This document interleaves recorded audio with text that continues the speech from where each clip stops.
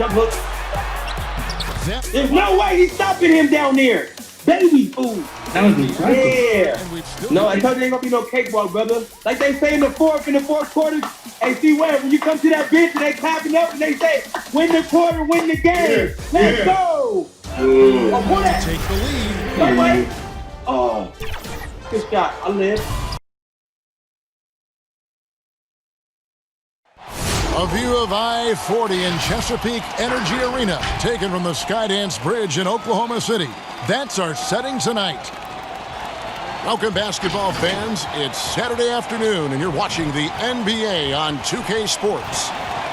And tonight, it's the New Orleans Pelicans going up against the Oklahoma City Thunder at Chesapeake Energy Arena. Joined by Greg Anthony, Steve Smith, and David Aldridge. This is Kevin Harlan. Hey, Dave. Well, Ben Simmons was the top-rated player in high school and in college. The fractured bone in his foot cost him his first NBA season.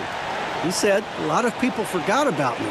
You have to build yourself up again. And for me, I wanted to prove myself again. Kevin, we all agree he's done just that.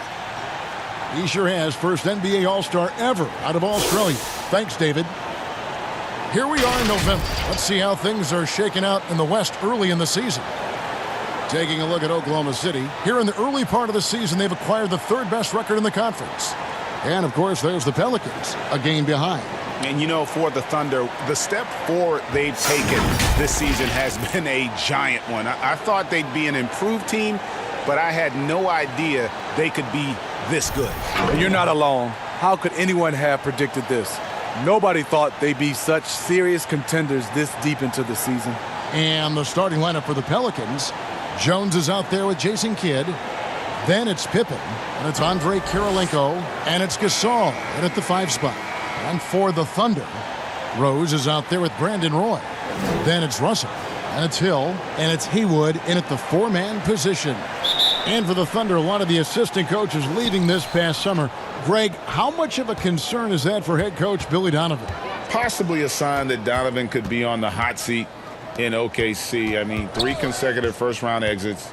Donovan on the final year of his deal. The clock is definitely ticking. Marc Gasol does so many things. One of my favorite attributes, toughness and grit he brings to this team. Now here is Hill. Rose surveying the D. 6 on the shot clock. Good defense by Kidd. Here are the Pelicans with the ball. Kirilenko dishes to Gasol. The shot will not fall. And so Hill will bring it up for Oklahoma City. Rose can't hit. Outside Pippen. Poked away. It's stolen by Hill. And now the fast break. Hill with the ball. Pull-up jumper. Trying to get open as Haywood. Hill, no good. I mean, look, no one guarding you. It's better to not pull up and try the leaner. Pippen kicks to Kidd.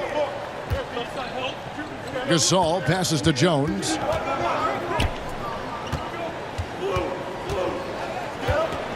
Just 5 to shoot. The jump hook, and there's Marc Gasol on the assist by Jones. Gasol's got his second bucket of the night. Terrific play call, and that's where you want to see Marc Gasol. He can use his combination of skill and size. Hill against Pippen. Hill passes to Haywood. Outside Roy. Russell dishes to Roy. Over Jones. And good, and it takes a nice bounce off the right iron and down. You know, not necessarily what you're looking for, but still able to convert.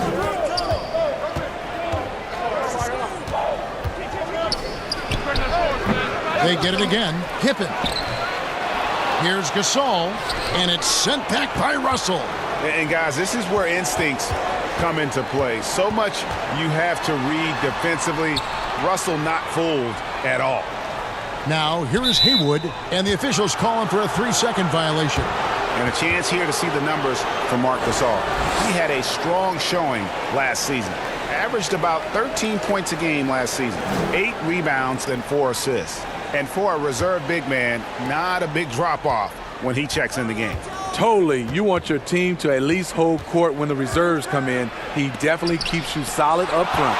Roy with the block. Stolen by Pippen. Outside Kirilenko. Outside Jones. Here's Gasol. Misses off the left iron. And so it's Russell with it. He brings it up for the Thunder, fresh from a win against Portland. And a lot of that was game plan, putting guys in a position to succeed, particularly on the offensive end. They understood what the defense was trying to take away and game planned a great strategy to take advantage of it. Yeah, going hard to the rack, making a statement here early on. Well, this is his game. Be proactive offensively, put the defense back on his heels. Now here's Roy. A 14-point game for him in the win against Portland. And his shot blocking helped as well. Those 2 blocks he had were big for them. Jones against Roy. And it's sent back by Russell. And for his offense, this has just been a brutal period. That ties it up. And once he got to the 10, I think he was surprised to find himself that wide open. Wow, that's a defensive breakdown. Can't do that against good scores. And first time out of the game called for New Orleans. Steve, we still have players settling into the new season. When you were playing, did you typically start fast, or did it take a while for you to kind of find your rhythm? Kevin, I think you're like this. I played 14 years. Those first 8, I got off to great starts. Those last 6, oh, Lord, it was like my feet was in the sand. But usually you get going. The best time to really get going is at the end.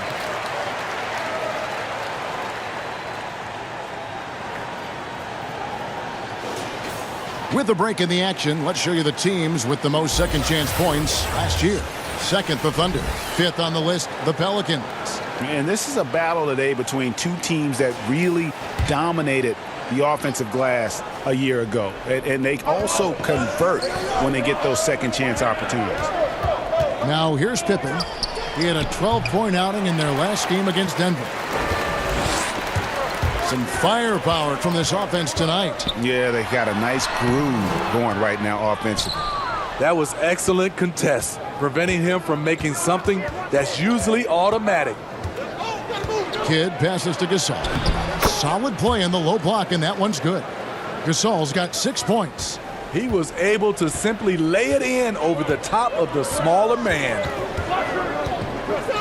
Here's Hill, and oh boy, a lot of contact there, but he gets the call and will shoot 2. That one on Pippen. And the word you got to use is explosive out there when talking about Grant Hill. He's one of those guys who doesn't wait for the game to come to him. He goes out and just makes things happen. It's his first trip to the line.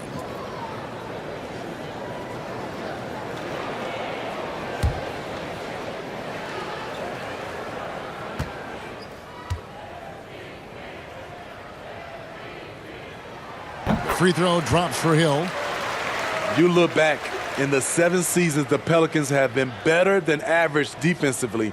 They've made the playoffs 6 times. The other 10 seasons, only 1 playoff appearance. Defense has been the difference.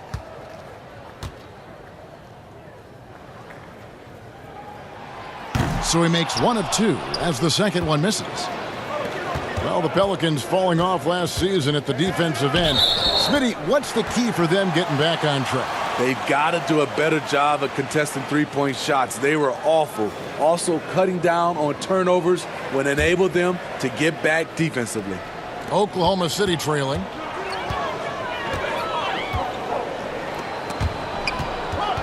It's stolen by Jones. To the inside. And Scottie Pippen the bucket on the assist by Jones. Yeah, Pippen using those long arms inside to get shots off. Feels like no one can guard him down low. Rose with the ball. He's picked up by Kidd, and Jason Kidd picks up the foul. That is his first foul of the game.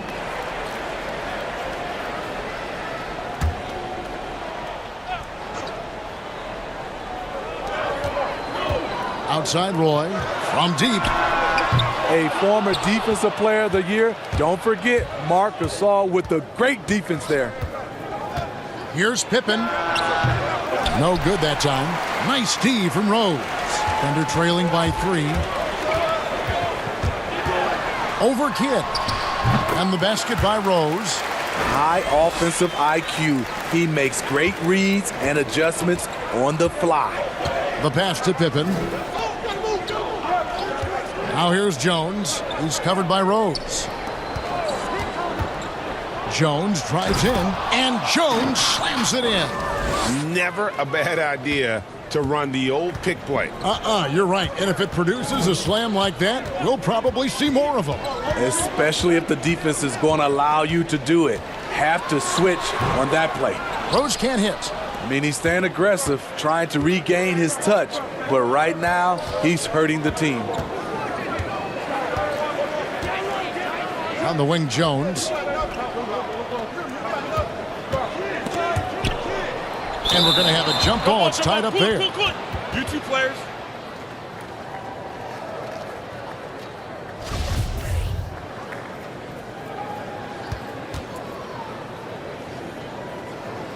And it's the Thunder with the ball. Thunder trailing by 3. Outside Rose. The shot, no good. And New Orleans will go the other way with it. And going against Oklahoma City, their first meeting of the year. In this game, just the first of 4 meetings between these two. They'll get quite familiar with each other by season's end. It's the kind of season series that can really make a difference in the standings if one team ends up dominating the other. The 3 from Hill. A rebound by Kidd. And right from the start, Kevin, they've been pounding the glass. Most of those 50-50 balls also going their way. Here's Hill. Here's Haywood. And oh, he blocked it and deflects off the backboard. It's Kirilenko on the wing. Still looking for his first bucket in this one.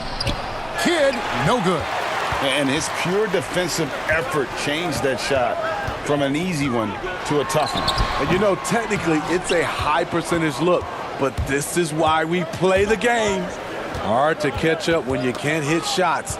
This is a quarter he liked to forget. Jones, the pass to Kidd.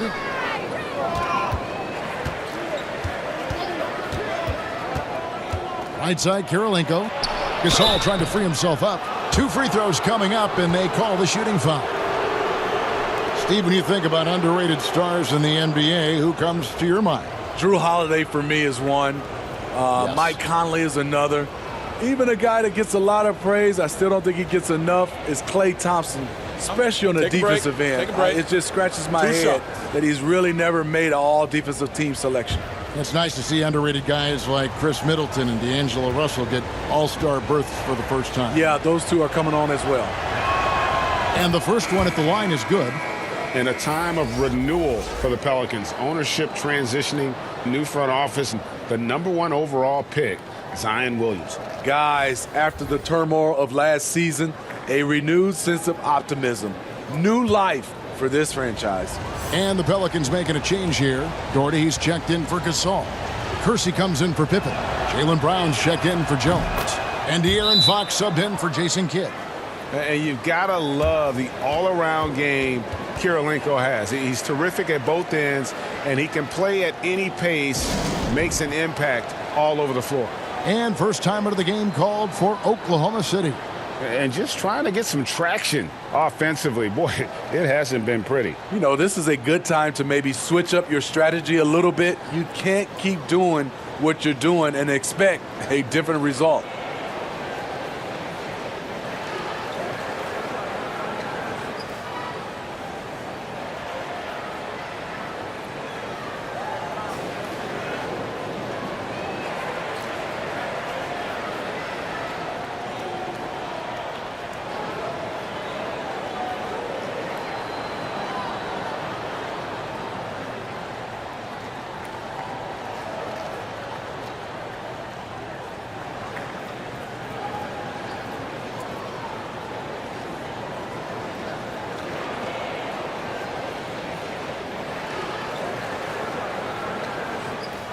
The Pelicans making a switch here. Williamson's checked in.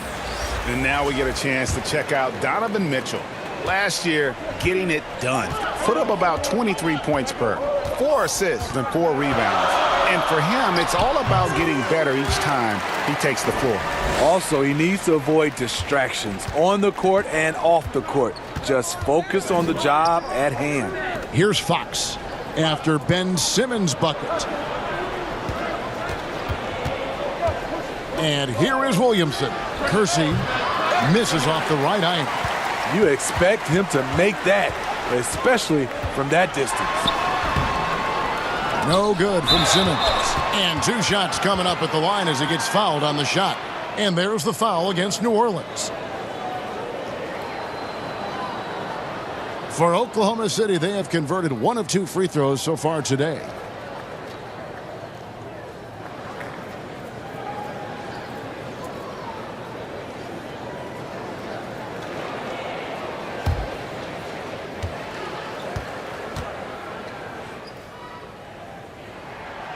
Free throw good, Russell.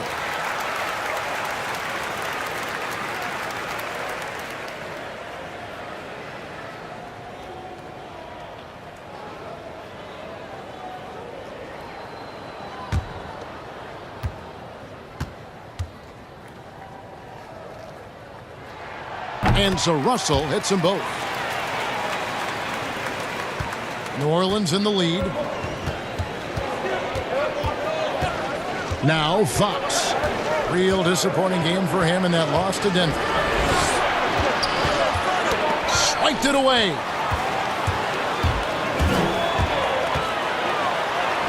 Mitchell's shot is good. And the Thunder lead by 1. Push, push, push the basketball and get out of his way. Donovan Mitchell, fantastic on the break. Stolen by Mitchell. And Jefferson wide open. He shoots, and it's off from three-point range. Williamson dishes to Fox. Brown outside. That's tipped. Here's Mitchell. 12 points his last outing, and stolen by Williamson. Brown with it. Passes to Williamson.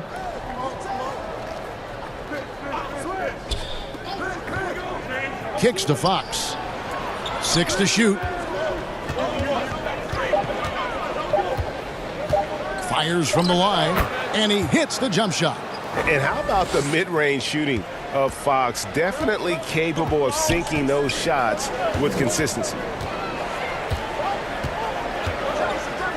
Mitchell looking it over.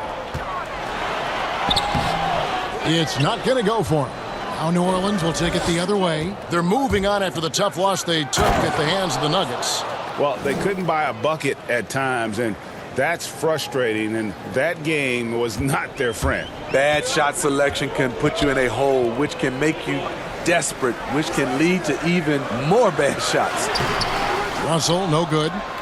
And the pressure he put on that shot forced the miscue. The rim protection at its finest. The result is the same whether you block the shot or simply change it.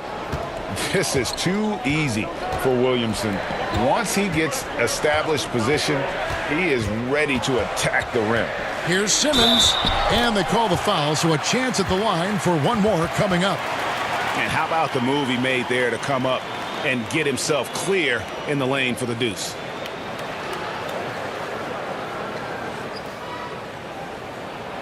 And when he gets ahead of steam, you almost feel sorry for defenders. Ben Simmons, a combination of size, speed, and ball handling that can at times be unstoppable.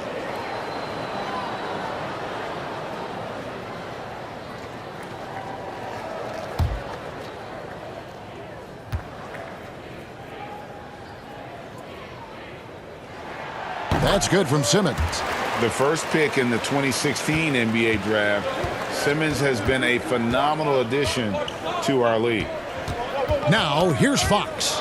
And it goes out of bounds. Last touch by Fox. And now it's a look at the 2K leaderboard with the list of the NBA's best fast break teams from a season ago. Fifth on the list, the Thunder. I mean, this is such a tough team to deal with. You see the numbers. They would just push the ball at every opportunity. Here's Mitchell. Right side, Simmons. The shot is good, and so is his shooting tonight, 3 for 4. And here's Brown. He'll bring it up for the New Orleans Pelicans.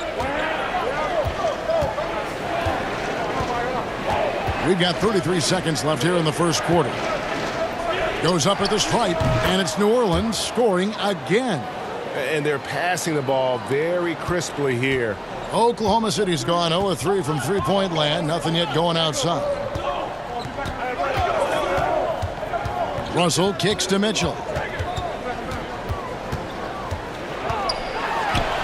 Russell trying to free himself up. Outside Fox. 3 seconds left. 1 quarter in the books, and it's been a close one so far. New Orleans on top, up 2. We've got more in store for you right after this.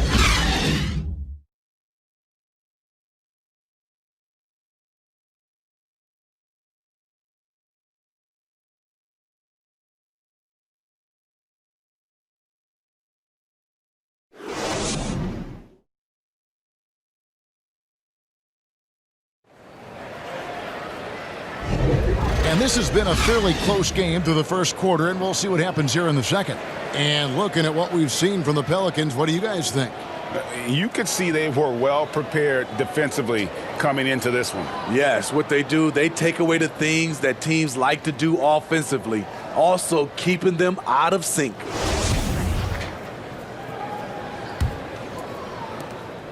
Oklahoma City trailing. And now brought to you by Gatorade, all fueled up and ready to go. Let's reset our lineups. So for Oklahoma City right now, we've got Russell. Simmons is out there with Donovan Mitchell. Then it's Jefferson, and it's Manning in at the 4. Shot clock at 6. Russell passes to Mitchell. Over Brown. And it's Mitchell missing. The game has been very close in a lot of areas, but rebounding has been the one differentiator thus far. And he gets the whistle. 2 free throws coming up. It's going to be on Bill Russell. When you look at the luxury tax structure, Smitty, it's now more expensive than ever to maintain a championship contending roster. Yeah, it is, and I think it's the choice of a lot of these organizations. Some owners want to do it, some don't. But I think if you want to win a championship, you're going to have to open up your checkbook.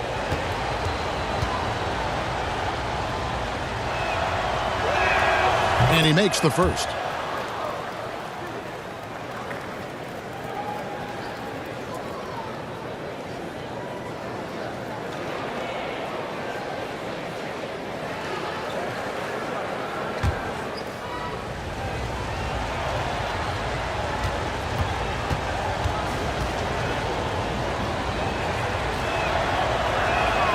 He hits both from the stripe. When your bigs can make free throws, it's a huge advantage. Love his approach to getting to the line. And Simmons kicks to Russell. Oh, Russell in position. Throws down the alley-oop slam. That time, a lot of young guys would have jacked up a shot. Patience. Man flashes open. Mitchell delivers the basketball on time. Now here's Doherty. Now here's Brown. Count that one. Brown's got his second basket of the night. Just taking what the defense allows, and that's a shot he'll make all night. Puts it up from 12. No good from Simmons. Pelicans leading by 4. Here's Williamson. Good, and a nice assist from Fox. Williamson's got his second bucket. The confidence evident. Zion, no problem rising and firing away. That's a sign of a true leader. Mitchell passes to Russell. Outside, Simmons. And that one clearly a foul. Gets the whistle, and 2 shots coming up. And here's some numbers on Fox. Last year, getting it done. 8th in assists, And, of course, he's got a nose for the ball. He ranked in the top 10 in steals last season. And his floor awareness was impeccable last season. As you mentioned, top 10 in assists. Just does a great job of getting everyone involved.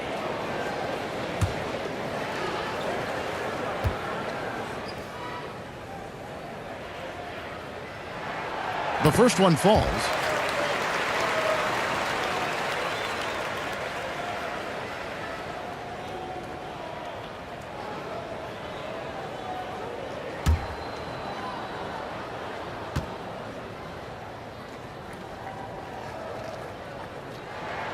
And Simmons drops them both. And this is Alvin Gentry's fourth stop as an NBA head coach. He's been working as an NBA assistant, get this, since 1988. Over 3 decades in this league. A decade coaching in college. Worked for and with so many legendary coaches. He's seen it all. Perhaps the biggest breakout star last year from the 2017 draft class, De'Aaron Fox. Greg, he was sensational. Kevin, the difference between a year 1 and a year 2 player was never displayed better than the improvement that Fox showed. His shot, vision, and decision-making all started to catch up to that incredible athleticism.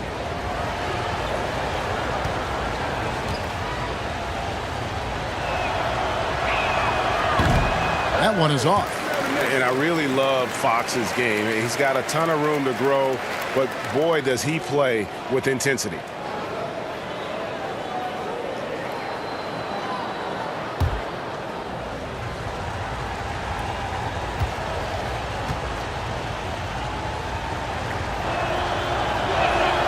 And the second free throw, good. Yeah, nice job of drawing the contact and creating opportunities at the line. Mitchell outside. Fires from 14. Pelicans pull it in. Great focus on the defensive end there to contest that shot. And this is where you would prefer to work the ball to someone else for just a better look. Now here's Doherty. 9 points last game out. Jefferson against Kersey. And here's Brown outside. And the Pelicans miss again. Thunder trailing by 5. Pass to Russell.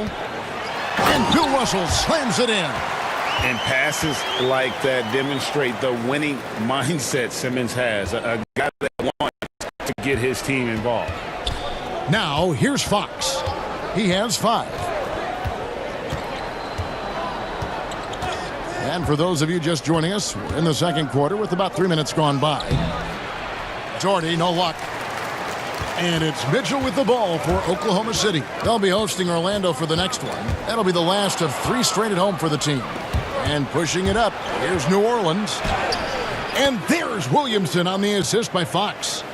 Williamson's got 4 points this quarter. And what confidence from the big fella. Williamson runs the floor like a deer, and that assertiveness to attack. Love it. Now here's Simmons. He's got 9.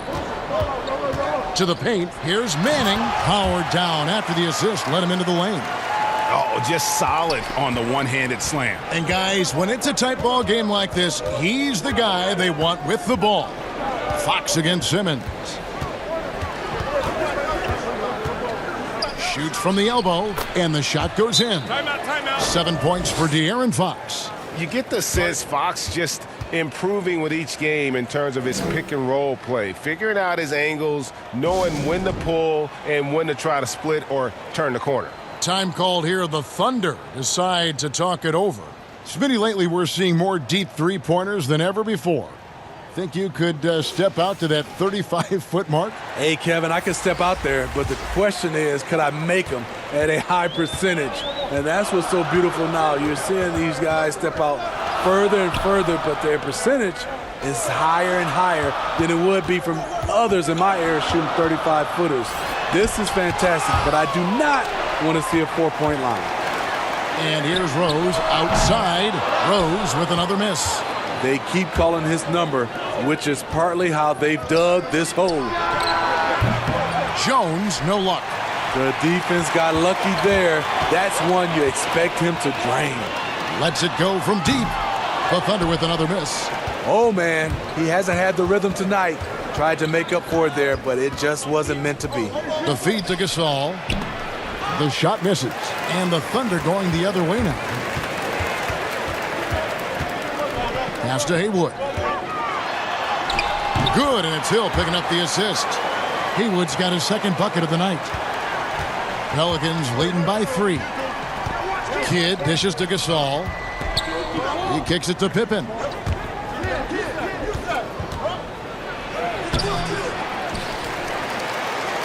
Here's Kirilenko. They shoot again. Haywood with the rebound. Haywood's got his 4th rebound with that last one here tonight. Rose against Kidd, looking to get it going. Here's Haywood. It's rebounded by New Orleans. Gasol's got 6 rebounds in the game. Here's Kirilenko. They get the rebound. Pippen with the bucket. And the Pelicans lead by 5. And the D getting outworked there on the putback. Can't let that happen. For some reason, blocking out has become a lost art, and that's the result you'll get. Rose. It's rebounded by New Orleans. Outside Kidd. It's Pippen on the wing. Poked loose. And so it looks like the Pelicans will retain possession here. And while we've got this moment here now, let's take a look at last season's leaders in converting turnovers into points. Second, the Thunder. And they turned all those mistakes into points at the other end. That aggressive style really yielding big dividends. Now here's Jones. He had a 12-point outing in their last game against Denver. Tipped away. Guys, they're looking for a spark here. Yeah, a cold stretch offensively for sure. He lobs it up. And the rebound goes to the Pelicans. Gasol's got his 8th rebound here tonight. Jones against Roy. Fires from 18. Jones, no luck. His struggles from the field continue, yet they still hold the lead. And Roy, here we go. And here's Rose outside. Roy passes to Mann. Hill dishes to Rose. Shot clock at 5. Nice jump shot. Good. And not his quarter, scoring-wise. Just 1 of 7 from the field. Kidd dishes to Gasol. Outside Pippen.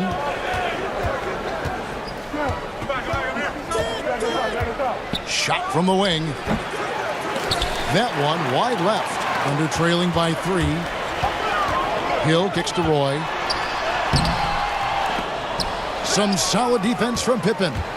I'll tell you what, I think he thought that was going in. I sure did. Here's Jones. Here's Gasol.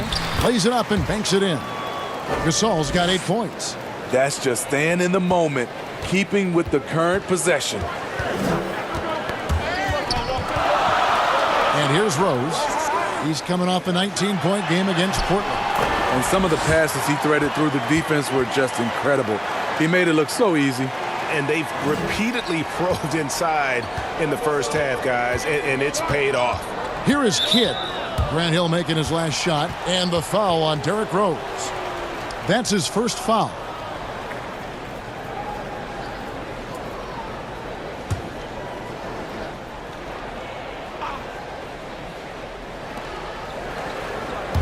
Kirilenko the pass to Kidd. Tries from 10. And contact on the shot, so he'll be shooting free throws here. It's on Brandon Roy. And Kidd, really just a nightly triple-double threat. Big point guard who can score, pass, and also rebounds the ball. For New Orleans, they have hit most of their free throws tonight, 5 of 6. Take a break. Take a break. 2 shots.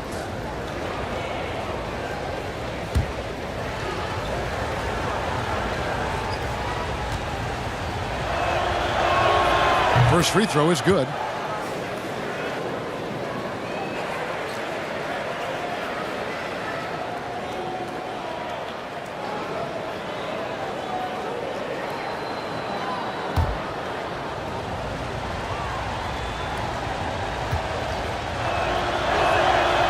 Both free throws good from Kidd. And here's Hill, who will bring it up for the Thunder. It's a 5-point game. Outside Rose.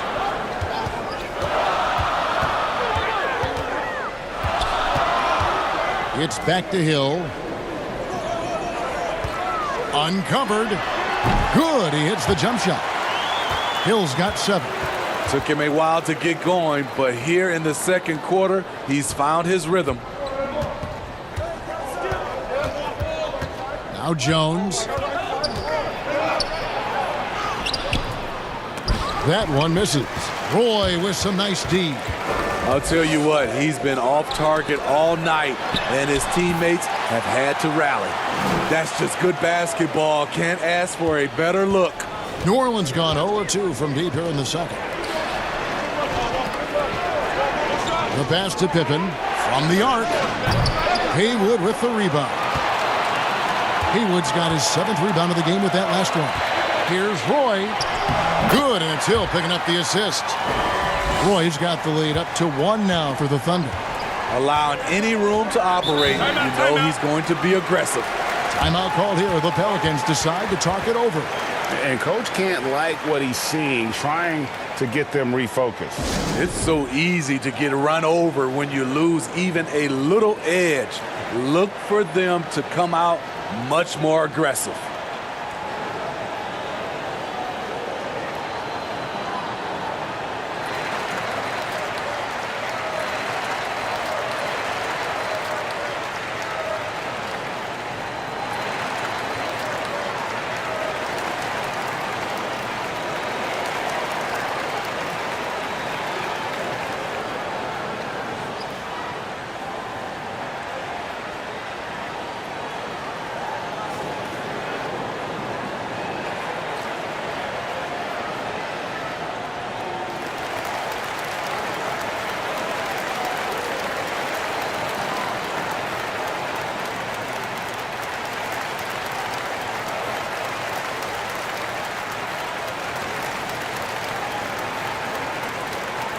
Doherty's checked in for Jones.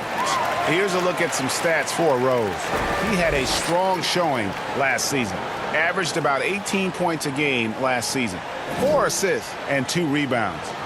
To have a scorer like him consistently deliver you points makes such a big difference for a team. Because he gives you someone to build your offense around. You can count on his nightly production. Now here's Pippen. Clock at 6.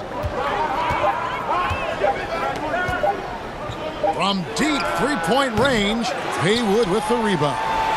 At some point, when you recognize someone's this out of rhythm, you have to shift to something else.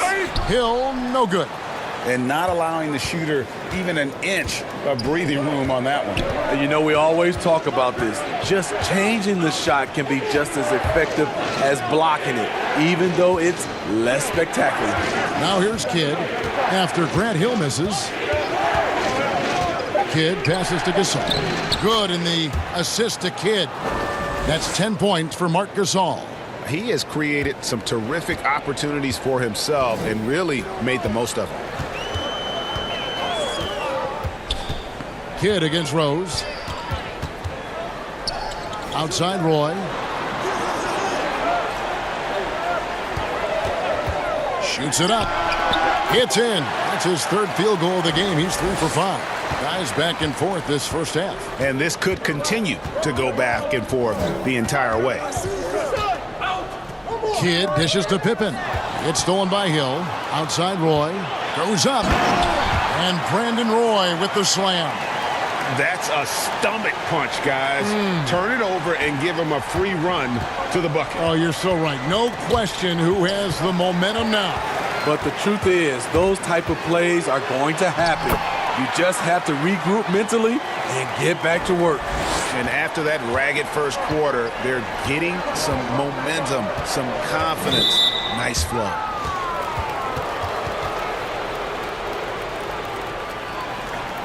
For New Orleans, they have been coming through at the charity stripe. They've made 7 of their 8 attempts.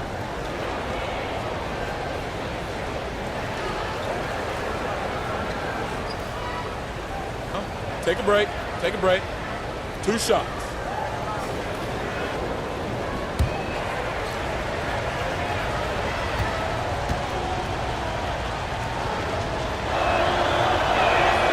Free throw good from Pippen.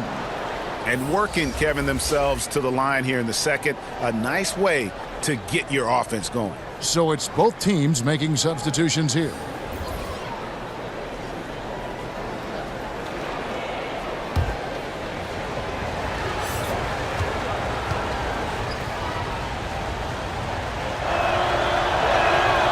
That one misses. Pippen, simply put, one of the best small forwards of all time. A defensive powerhouse and a fearless scorer.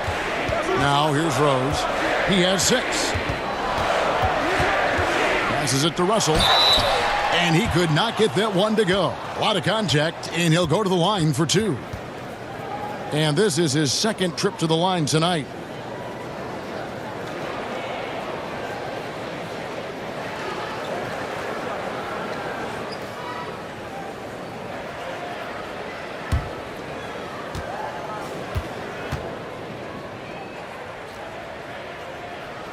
First one falls for him. And they have yet to miss a shot from the line here this quarter. Brown is checked in for the Pelicans.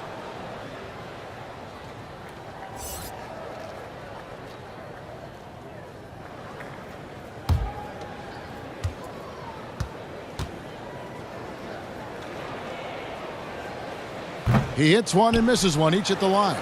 Pelicans trail by 5. Percy passes to Fox. 17 seconds left to play here in the half. 4 on the clock. Here's the teardrop. It's hauled in by Bill Russell. Russell's got his 7th rebound here tonight. And he was able to put it up in time, but doesn't fall. Impacting the game now at both ends. Zion moves his feet well and can change directions and close out on shooters. And a close game so far through the first 2 quarters as we reach halftime. Thunder lead by 5. We'll see you after halftime for the beginning of the 3rd quarter. And now, the 2K Sports Halftime Show. We welcome you back. Ernie Johnson with Shaquille O'Neal, Kenny the Jet Smith. Quite the tussle there in the first half, huh? A competitive matchup for Oklahoma City in the first quarter. They never dug too deep a hole for themselves in the first period. The most they trailed by was 5. The second quarter largely belonged to them as they took charge of the game and jumped out to a 5-point lead at the break. Kenny, let's get your take on Oklahoma City. Well, so far, they've taken care of their business here at home. It's something you might expect, but it's not a given. We'll see if they can keep that up in the second half. Shaq, how do you think New Orleans played? Well, I thought the one bright spot was the effort on the glass. Several times when momentum was sliding, getting a timely rebound really lifted. Strong work on the glass is key because that's how you string together a series of big stops. And that'll do it for our halftime report. Stay tuned for the second half, about to get underway.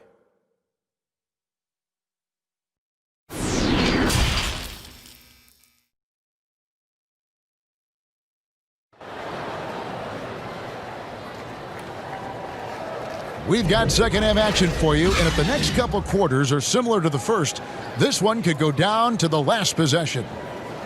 It's been a clinic out there by Marc Gasol.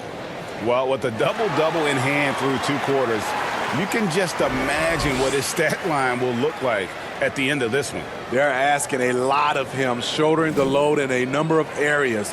You just hope he has enough left at the end. And in that first half, we saw a pretty tight battle. We'll soon find out what sort of adjustments were discussed during the half. On the floor for Alvin Gentry as we get into the second half. Pippen is out there with Andre Kirilenko. Then it's Jason Kidd. Then it's Jones.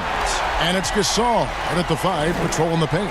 Nice pass by Derrick Rose, spotting a wide open guy from the corner of his eye. Pippen against Hill. High, arcing shot. Pippen can't hit. Oklahoma City leading by 8. Right side, Roy.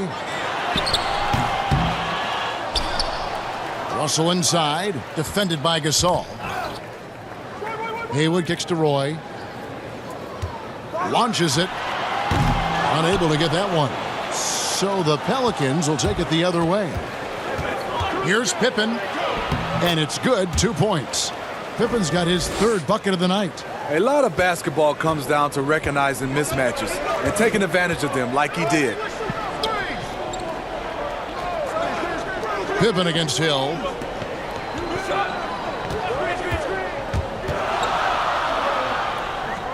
Over in the corner, Rose. Fires from deep. Good on the triple. Rose has got 9. Yeah, that's 2 straight three-pointers they've allowed. They've been struggling here on offense. Yeah, a bit of a dry spell for sure. Jones dishes to Pippen. Outside Kirilenko. Kidd against Rose. Kidd passes to Gasol. And the foul on Rose. That'll be his second foul of the game.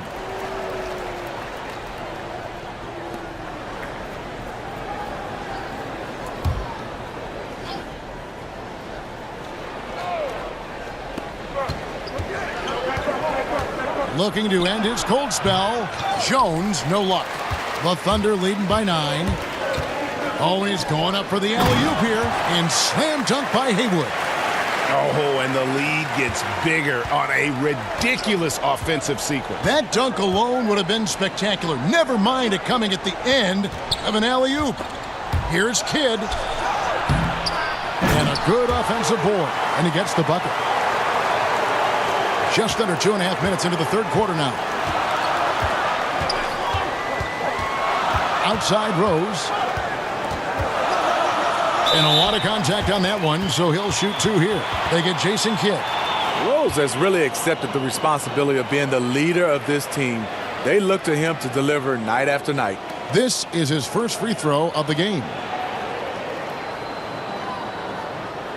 Take a break. Take a break. 2 shots.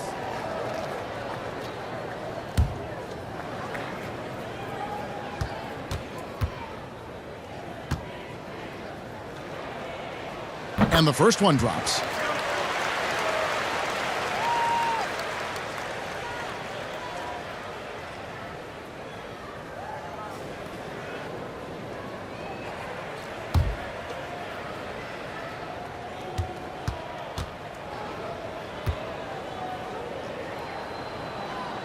And both free throws good for Rose.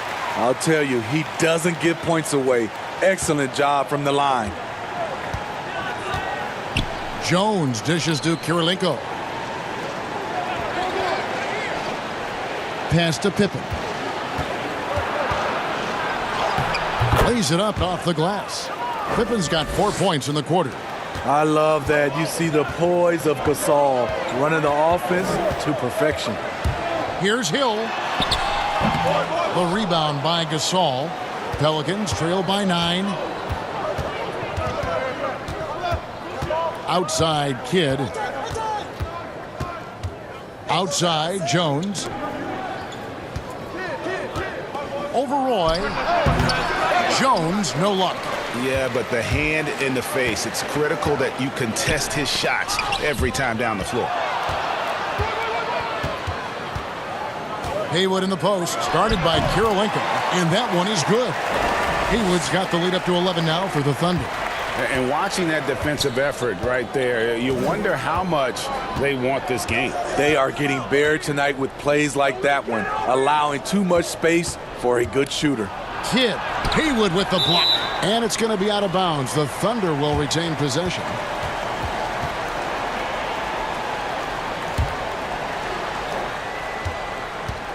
And it's Rose with the ball for the Oklahoma City Thunder.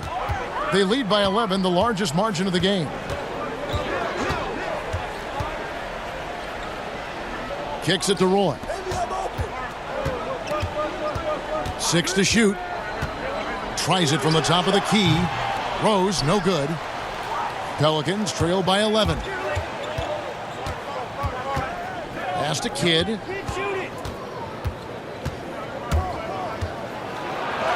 Haywood with the block.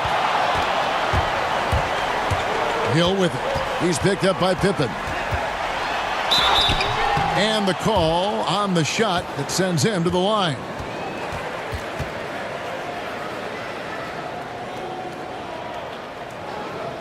The Thunder have shot 9 of 11 at the free throw line.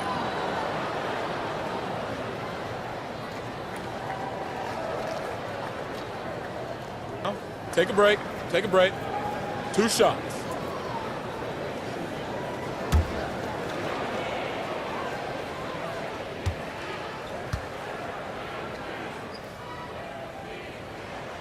Free throw drops for Hill. Richard Jefferson. He's checked in for Brandon Roy.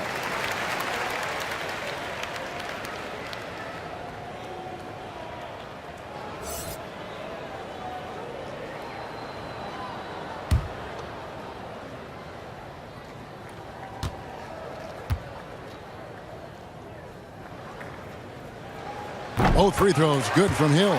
And if they continue, Kevin, their outstanding free throw shooting, that'll help them seal the deal. Kidd against Rose.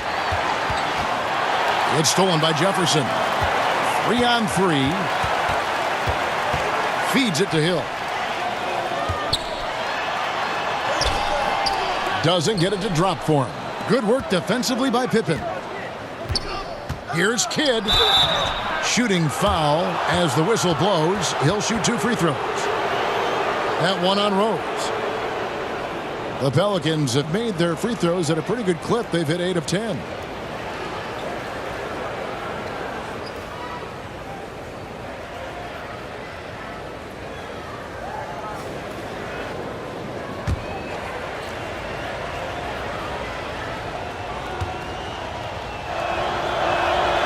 And he knocks down the first one.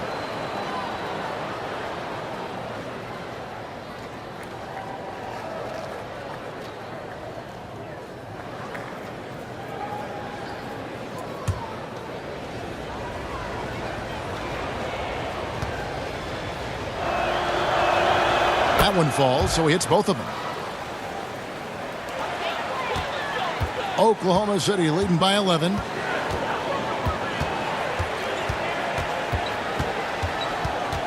From about 16, and it goes down 2 points. Rose has got 7 points for the quarter. Just a gorgeous looking jump shot from Derrick Rose.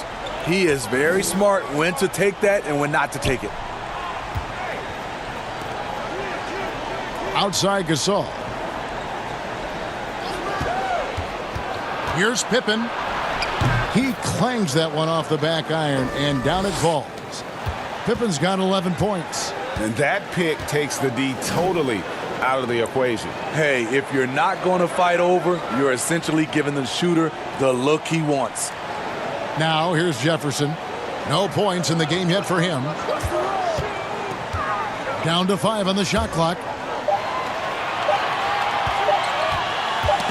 They get a hand on it, and they'll turn it over. Could not get off a shot. 24-second violation. Both teams deciding to change it up.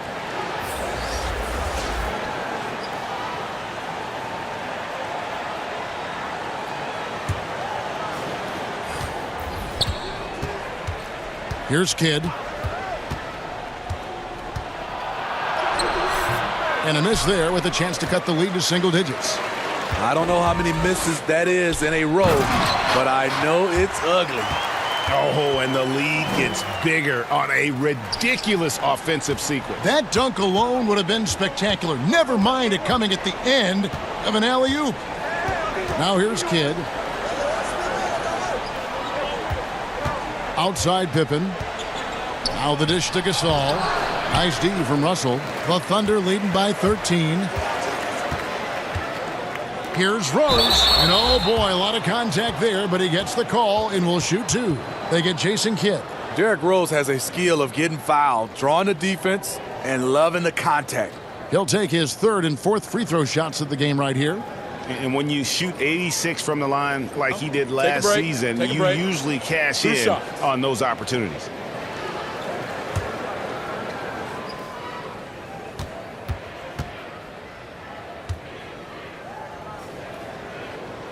The free throw drops for Rose. A big group substitution here for New Orleans. Williamson is checked in for Gasol. Kersey comes in for Andre Kirilenko. Brown is checked in for Pippen. And De'Aaron Fox subbed in for Jason Kidd.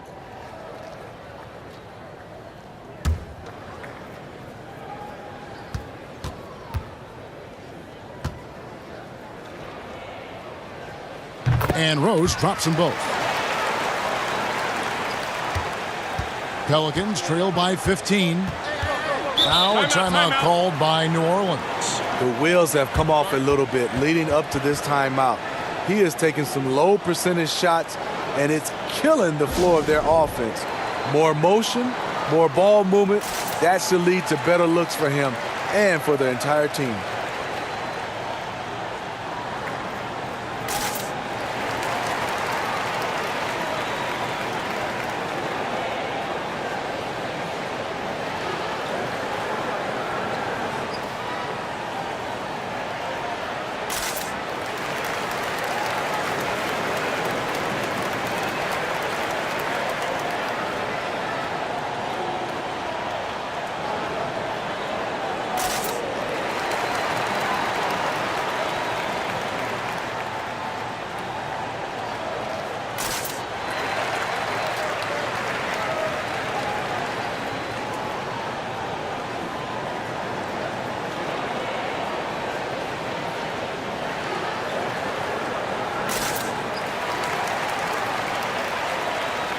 Mitchell, he's checked in for the Thunder.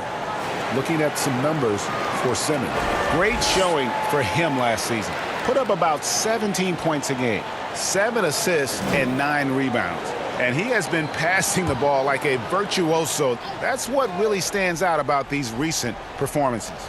You know, mentally, he's a pass-first type of player. It gets everyone involved and engaged, and that really sparks this offense. Now, here's Brown. There's the pass to Kersey. Shot clock at 6. Here's Fox. And the shot no good, a bit short. And really, that is why he is feared as a defender. Right in your face on that shot. Moved his feet, timed it perfectly. That's how you get stops. Love it. Here's Mitchell. They lead by the biggest margin. And he makes that one. And they're getting points, they're getting stops, and this is how they'd like to play all the time. Yes, when it's going good, it feels easy. These are the nights you relish, but they're tough to replicate. Here's Fox, following the basket by Donovan Mitchell. They grab their own miss. Goes up again, and it's sent back by Russell. Over to the wing. Here's Jefferson. Plenty of space. And the rebound goes to the Pelicans. Doherty's got 6 rebounds now in the game. Here's Brown. It's deflected. And now a fast break for the Thunder. It's Jefferson outside. And the rebound goes to Kersey. Pelicans trail by 17. To the middle. Here's Williamson. Takes the assist and lays it in. Picked out the pass nicely. Williamson's got 8. And Williamson, such a unique prospect from a physical standpoint, can get anything he wants in that paint. Here's Jefferson. No good. Shot missing. Some solid defense from Doherty. And so Fox will bring it up for the Pelicans. So it's off to Brooklyn after this game as they have the Nets to look forward to. That'll be the second of this 2-game road trip. Oklahoma City leading by 13. And for Jaylen Brown, part of the challenge last season, especially with the return of Gordon Hayward, was meeting the high expectations, Greg, in a reduced role. Competition for minutes, and then early on, he struggled. We all see the potential, but it's really about seizing the moment every time you're on the court. I love that they're continuing to attack despite being up big. I'm impressed with their intensity tonight. They've came in focused, and they've executed. Now here's Doherty. Fox with it. Just 5 on the clock. Gets it to go from beyond the arc. 7 points for Jaylen Brown. Great to see Brown drop that perimeter jumper, showing off his terrific stroke from beyond the arc. Simmons against Kersey. And he's going up for the alley-oop. Oh, just a picture-perfect alley-oop. You gotta love that one, A Kevin. little surprise, Greg. He didn't go for the big slam, but it works just the same. Timeout called here. The Pelicans decide to talk it over. As the teams head into this timeout, a chance for the coaches now to map out some plays for the next few minutes and a chance for the players to rehydrate with some Gatorade. That's important if they want to make sure they don't wear down later in the game. Absolutely. Over the course of a game, you have to stay hydrated.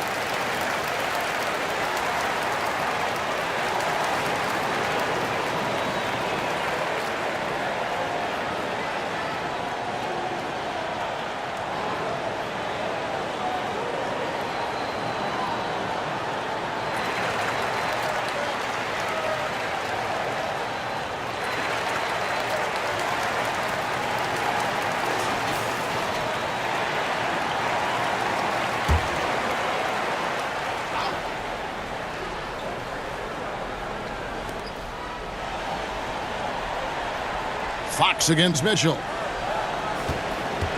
Kersey kicks to Fox. Jefferson against Brown. Down to 5 on the shot clock. Kersey, basket is good. He'll get a chance for one more at the line. And the skills of Brown, not just a super athlete, but a tremendous floor general as well. The Pelicans have been getting it done at the line, 10 for 12.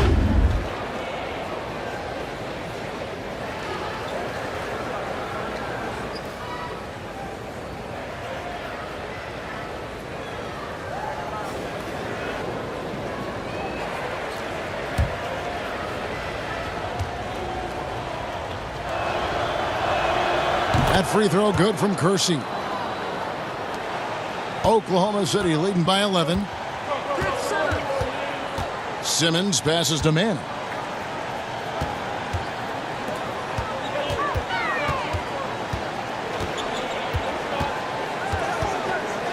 Russell trying to free himself up. Russell, and it's Russell with that extra effort. Russell's got 9 points.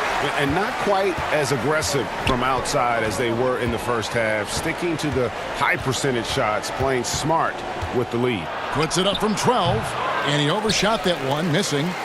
Oklahoma City's gone into the three-point range 4 times since halftime and buried 2 of them.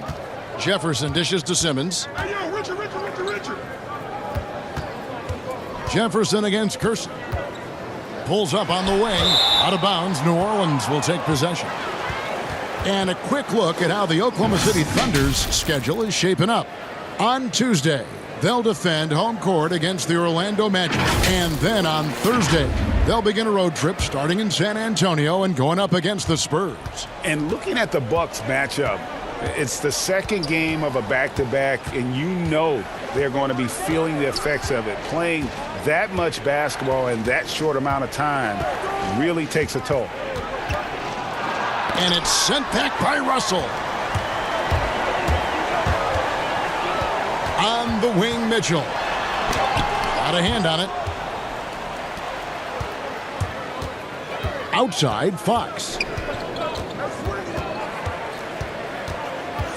43 seconds left to play in the third.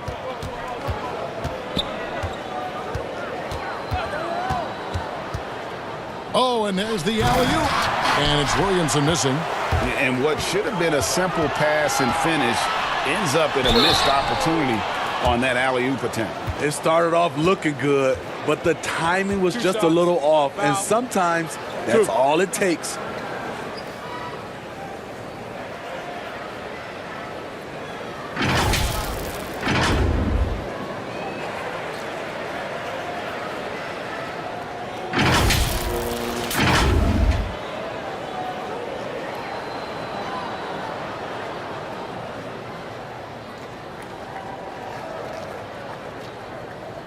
Shooting 2.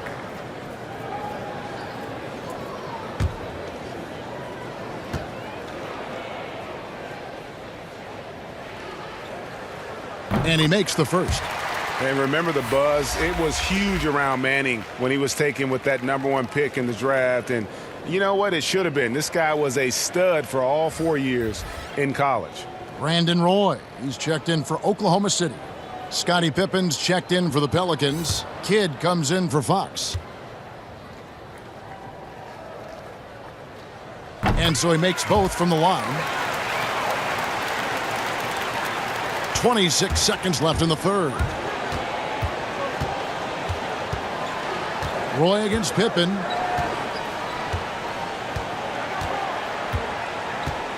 Inside and stolen by Russell. Oh, and here we go with Simmons. Nobody back. And Simmons slams it in. Yeah, guys, you really can't say enough about Simmons. Bouncing off defenders like it's nothing on his way to the basket. Outside Kidd. And as we end the third quarter, a double-digit deficit will make it tough to come back. It's the Thunder leading by 17. 2K Sports back in a moment here in Oklahoma City.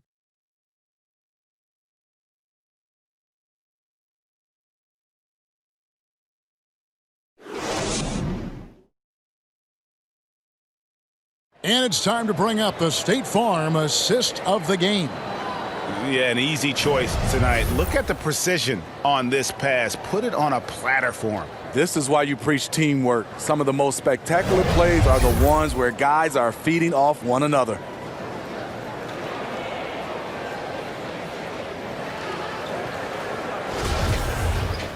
And there may not be a lot of drama down the stretch as we head into the fourth quarter, but stranger things have happened.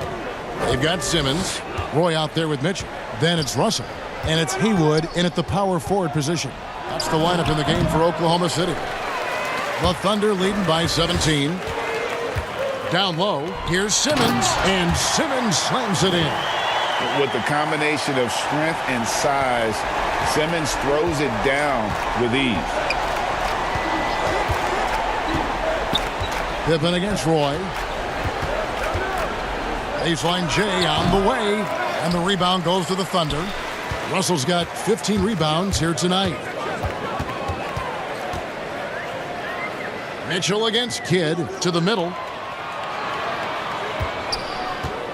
Here's Russell. Passes to Simmons. 5 on the clock. Over Williamson. No good from Simmons. Pelicans trail by 19. Williamson kicks to Kidd. Lets it go from the wing. It's good. Now here's Roy.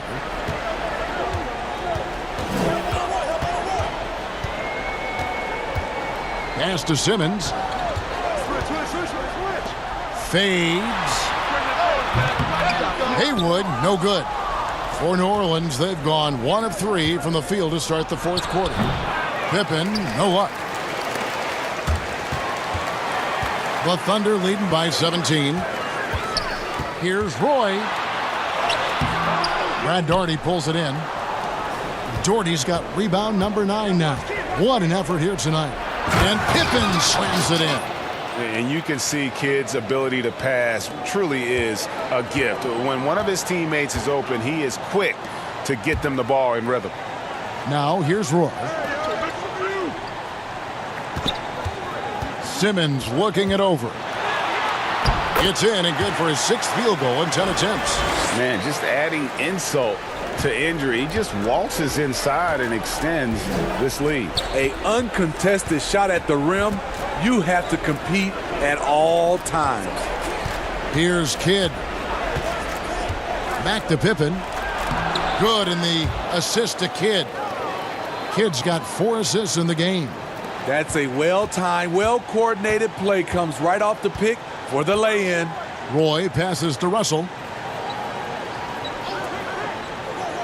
Kidd against Mitchell.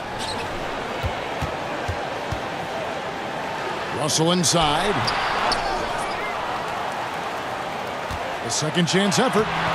Doesn't go for him. Some solid defense from Daugherty. Throws it up high. And the dunk by Williamson. And yeah, he's 280 pounds. We've never seen anyone hang in the air like this young man. Williamson is special. Now a timeout called by Oklahoma City.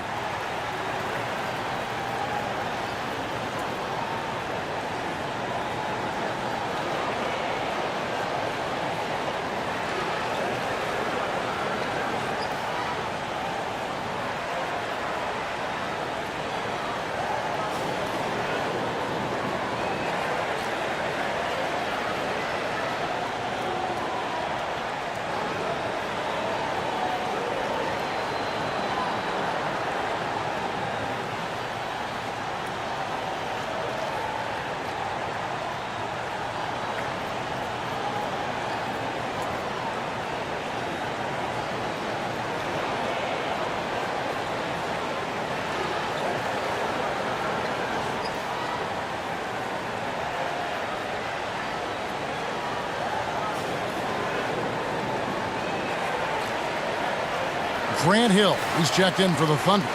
Rose comes in for Donovan Mitchell. Andre Kirilenko's checked in for the Pelicans. Jones comes in for Kersey. Okay, well, let's go down to David Aldridge for a report from the sideline. Hey, Kevin, during that last break, I heard Billy Donovan talking to his team. His demeanor was not one of a coach whose team was well ahead. He said this is the time to turn up the heat, make one final push, and try to close out strong. We'll see if they were listening, guys. Here's Rose. Jason Kidd making his last shot. Unloads. Rose. Good. And that pick takes the D totally out of the equation. Hey, if you're not going to fight over, you're essentially giving the shooter the look he wants. Now here's Kidd with some arc. Roy with the rebound. Roy's got his 5th rebound in this one. And he banks in the layup. And here is Kidd.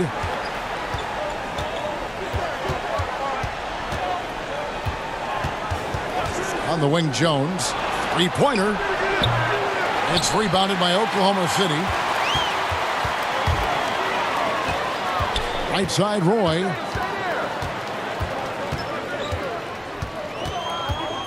He dishes it to Russell. Roy kicks to Rose. Russell passes to Roy. Just 5 to shoot. Stolen by Kirilenko. Kidd against Roy. Outside Kidd over Rose. That one a tad offline to the right, but drops in for him. Kidd's got 6 here in this quarter.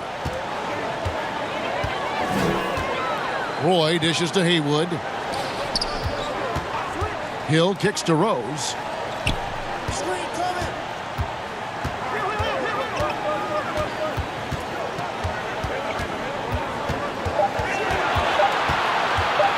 Shoots from the high post. Jason Kidd grabs the miss. Pelicans trail by 13. Here's Pippen. Banked in off the glass. A much different player here in the second half. He's taken advantage of what the defense allows.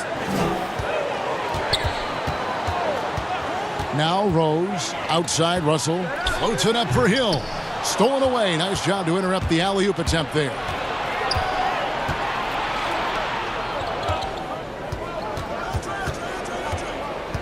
Outside Kidd.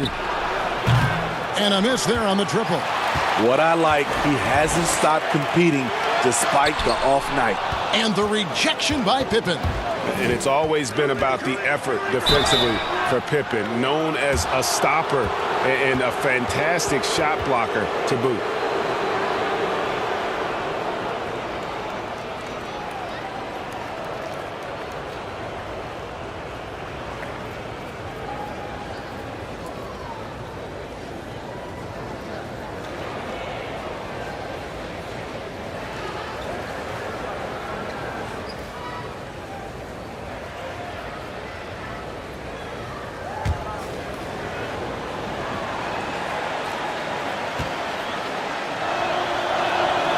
And that one misses.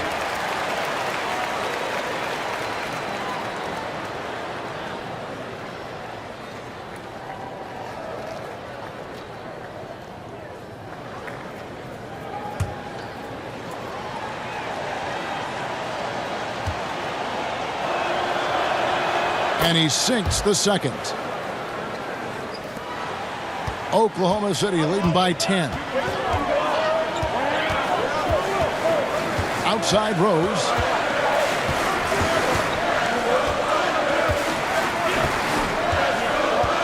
Looking to get back on track here. And that's going to be a treble.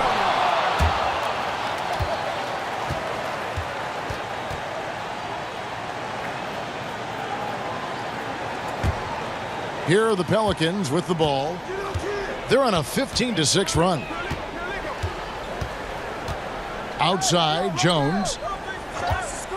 Fires the three. He's off on that one. And the Thunder going the other way now.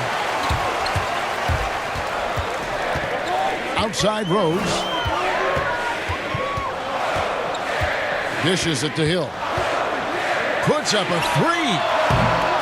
And it's Kirilenko with the rebound. Kirilenko's got his 7th rebound here tonight. To the paint. Here's Doherty.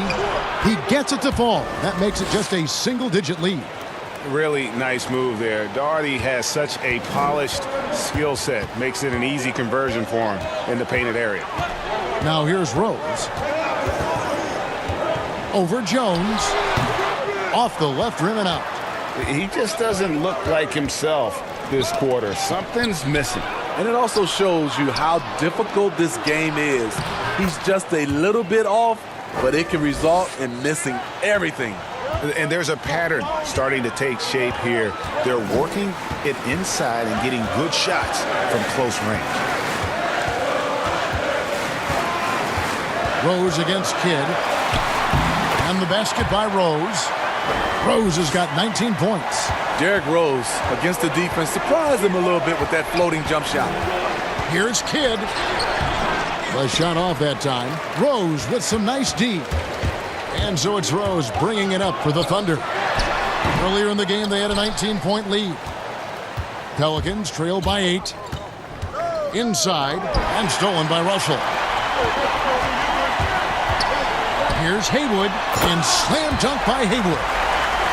Wow, and that sort of showmanship is just deflating right now to a team trying to get back into a game like this. Ouch, Greg, that is definitely an emphasis jam. A big apostrophe or exclamation point, maybe even a question mark. Here's Jones, following the score by Oklahoma City. 6 on the shot clock. Nice D from Russell.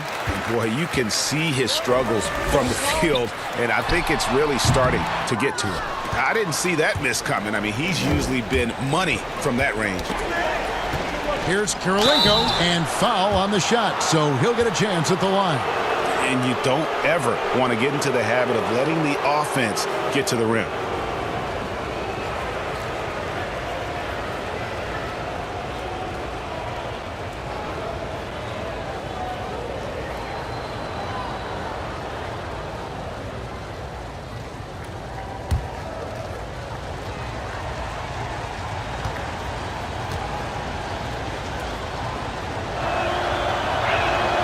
The first one falls.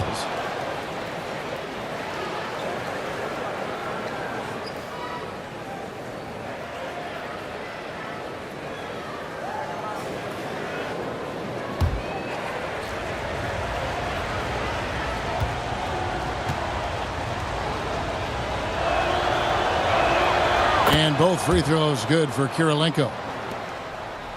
The Thunder leading by 8. Outside Roy. Outside Hill.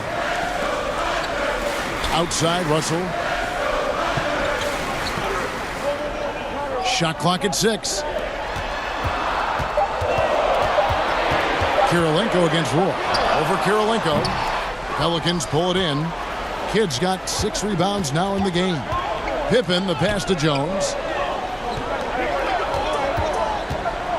Kidd against Rose.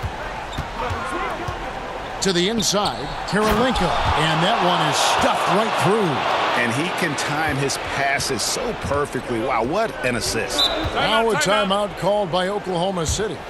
And the lack of rim protection, top of the list. And it boils down to the question, toughness. One team showing it, the other allowing itself to be bullied.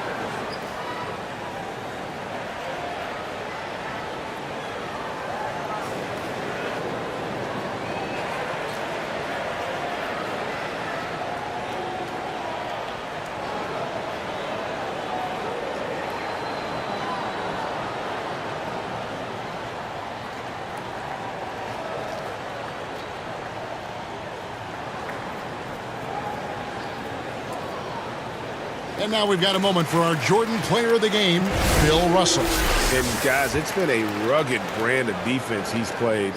I don't know why they keep taking the ball at him. It seems like every time they have, he's come up with the rejection. And with every block, he's only gotten more and more fired up. Pass to Haywood. He kicks to Rose. Oh, Russell in position. And it's Rose missing. Pelicans trail by 6. Jones, no luck. Great defensive effort, just saved a basket. You know what? This is why you never give up on a play. You don't know what's going to happen. Oh, I love that dish down low. Now a timeout called by New Orleans. They're down by 8. 1:58 left in the fourth quarter of this one.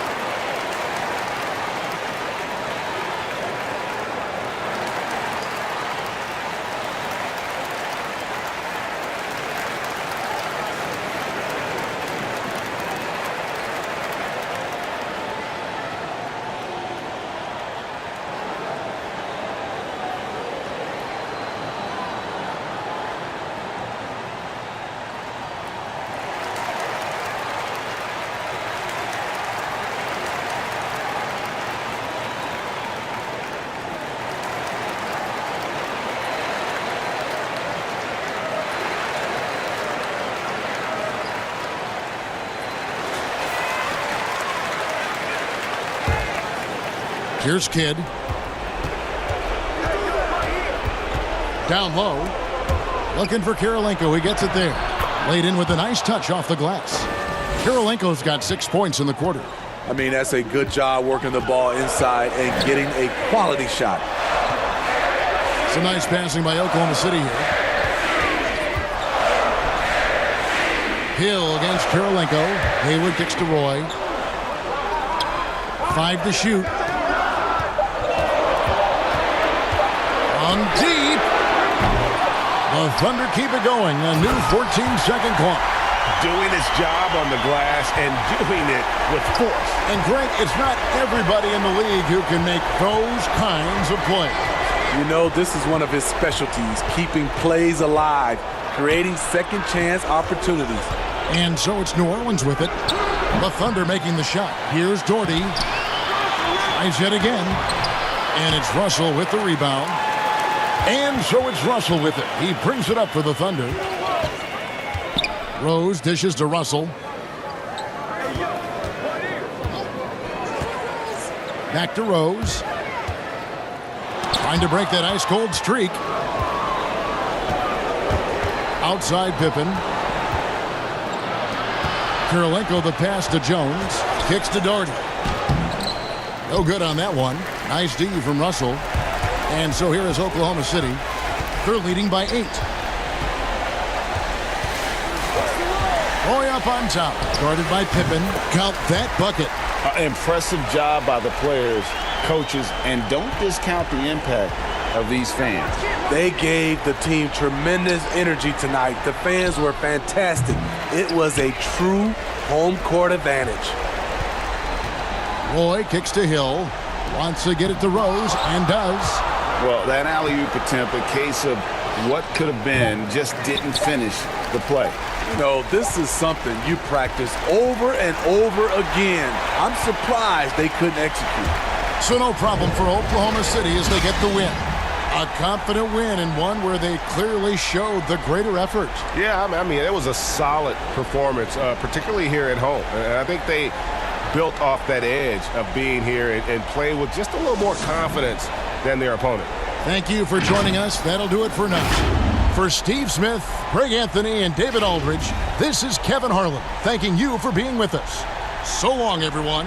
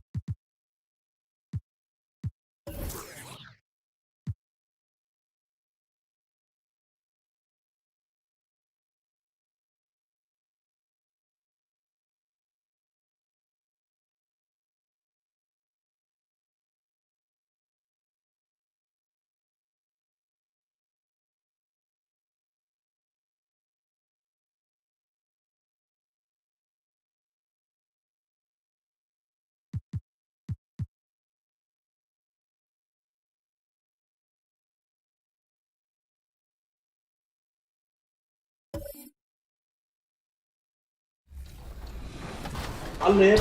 I like that as a coach. I need that shot right there. Aggressive. Oh my God. He's gonna make that.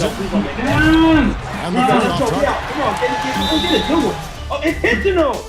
Get him out the game, Brett. Oh, come on, Brian. He ain't did nothing all game. Security. He's not blown. Yes, go. Let him just guard you. Dunk that. And one. Let's go. He thought it was gonna be a cakewalk to you, Rev. Game 2 minutes here. He thought it was gonna be a cakewalk, 2-minute drill. At the free throw line. Let's go. Take it all the way, LeBron. All the way. I'm scared. He's the baby. He's the baby.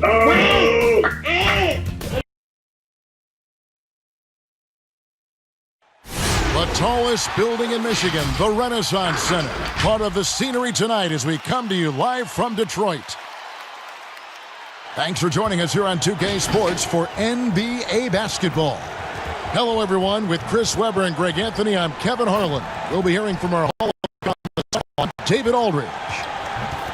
Here we are in November, and let's see how things are going out east in the early season. Taking a look at Detroit, they reside in the 7th slot right now in the early part of the season. And, of course, there's the Nets, a half game back. And checking out Detroit, they're one of those teams that hasn't quite figured it out this year. A lot of talent, a lot of heart, but nothing to put them up on that next level. Yeah, they're kind of in that caught in the middle type group. You know what I mean? You wonder if they need a personnel change to get over the hump. Here are the starters for Brooklyn. They've got Pau Gasol driven out there with Chris Paul, and it's Westphal in at the 2. And for Detroit, we've got Hardaway. Lucas is out there with Mullen. Then it's Kareem, and it's Petrovic in at the 2 spot. There's a lot of expectations, high expectations when you're the #1 overall pick in the draft. You know it well. Yeah, I'll tell you what, it's something that I wanted.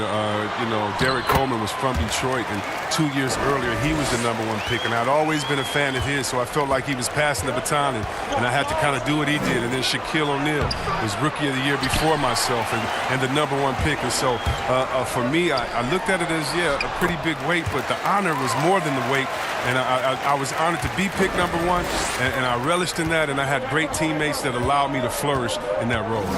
Here's Westphal after Chris Mullen scored. Abdul-Jabbar with the block. Here's Petrovic. He had a 15-point outing in their last game against Chicago. Gasol with the rebound. About 1 minute into the first quarter. Here's Gervin. It's not going to go for him. Good D by Hardaway. Outside Mullen. And he takes that one up and powers it through. Yeah, I mean, maybe could have tried for a more memorable dunk than that one. And we know he's capable of those memorable ones. Now here's Gervin. 29 points for him last game against Houston. But we got to talk about his D2. 4 steals in the game. I mean, a complete all-around effort for him. For Detroit, they've gone 3 of 4 from the field to start out the game. Hardaway passes to Petrovic. Mullen for 3. That one goes in for him, too, making it look easy. He's now 4 for 4. A really smart opening quarter for them at the offensive end. Moving, finding good shots. They're 4 for 5 from the field. Paul dishes to Gasol. Abdul-Jabbar with the block. And beyond the obvious physical skills, Kareem just has a great understanding for the game. Times his move perfectly to get that shot. Outside Gasol. Back to Paul. Shot on the wing. The shot's good. Even a blind squirrel finds an acorn once in a while, right? I did not think that was going on. Let's go now to the sideline and catch up with David Aldridge. Dwayne Casey gave me a few minutes to catch up with him. This will be the first game this season against this team. He knows they're great rim protectors, but he doesn't want his guys to back down. He told them, push the action, stay confident.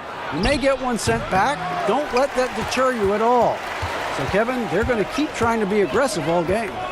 We appreciate that, David. Thanks. Yeah, that defense, something to be reckoned with. Greg, we'll see how it plays out. Well, it's important to be patient. The other team's going to take certain things away. Just keep probing, trying to find that weakness.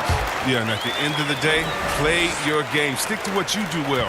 You don't try to force things. You try to force them to adjust to what you're doing. Here is Paul after Kareem Abdul-Jabbar scored. They get it back. Issel. It's blocked. They push it up 4-on-3. Here's Lucas. Makes it off the glass. Yeah, they have gone full throttle from the opening tip, showing no signs of letting up. Oh, man, they built a monster lead here early on, and a lot of this is due to the game plan. And the first timeout called of the game for Brooklyn. Trying to find some answers offensively. Some bad shot selection as well as some bad luck. I mean, that's not going to help you score points.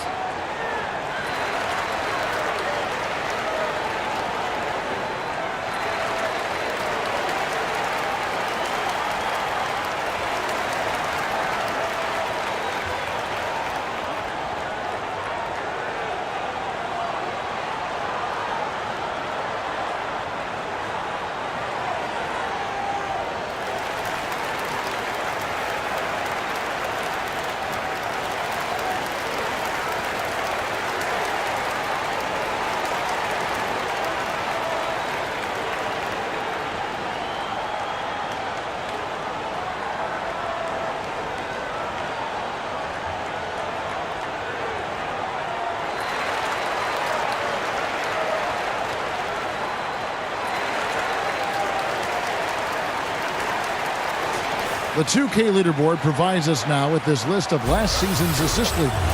Third is Chris Paul. Very few guys pass the ball better than he did. I mean, he didn't just have eyes in the back of his head. It's almost as if he had them on both sides, too. First quarter of play and just over 3.5 minutes in. Offensive rebound. Here's Issel. Paul outside. Shot clock at 5. Passes it to Issel. Here's Gervin.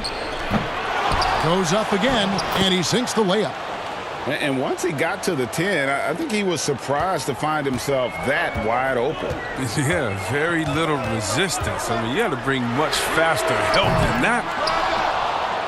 Nets trail by 9. To the wing right side. Paul. He goes up again. Picked him clean. And here we go. The Pistons fast break. And he gets it to go as they call the foul. He's on his way to the line for one more. And it just seems that every pass they make is leading to a score. Just great ball movement. The Pistons shooting their first foul shot of the night. And a season ago, they hit about 75% of their free throws.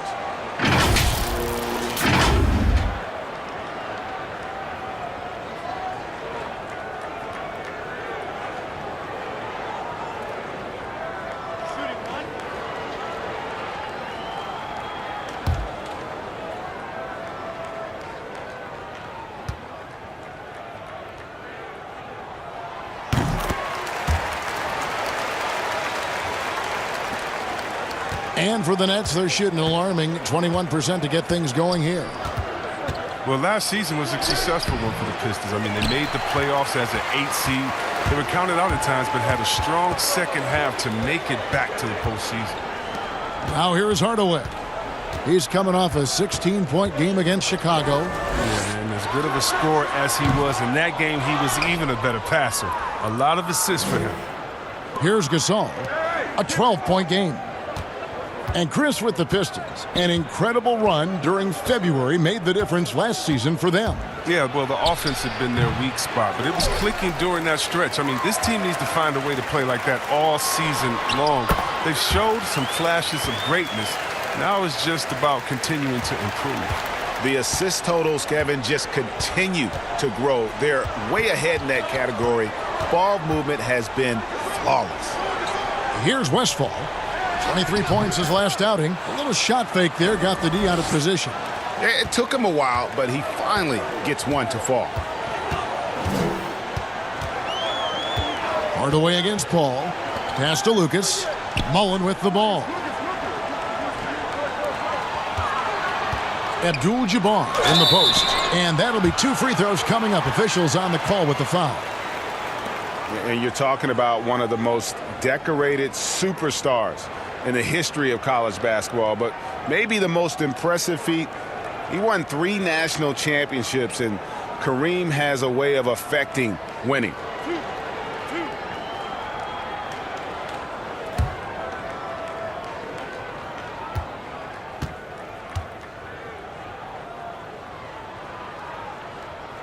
And the first one at the line is good.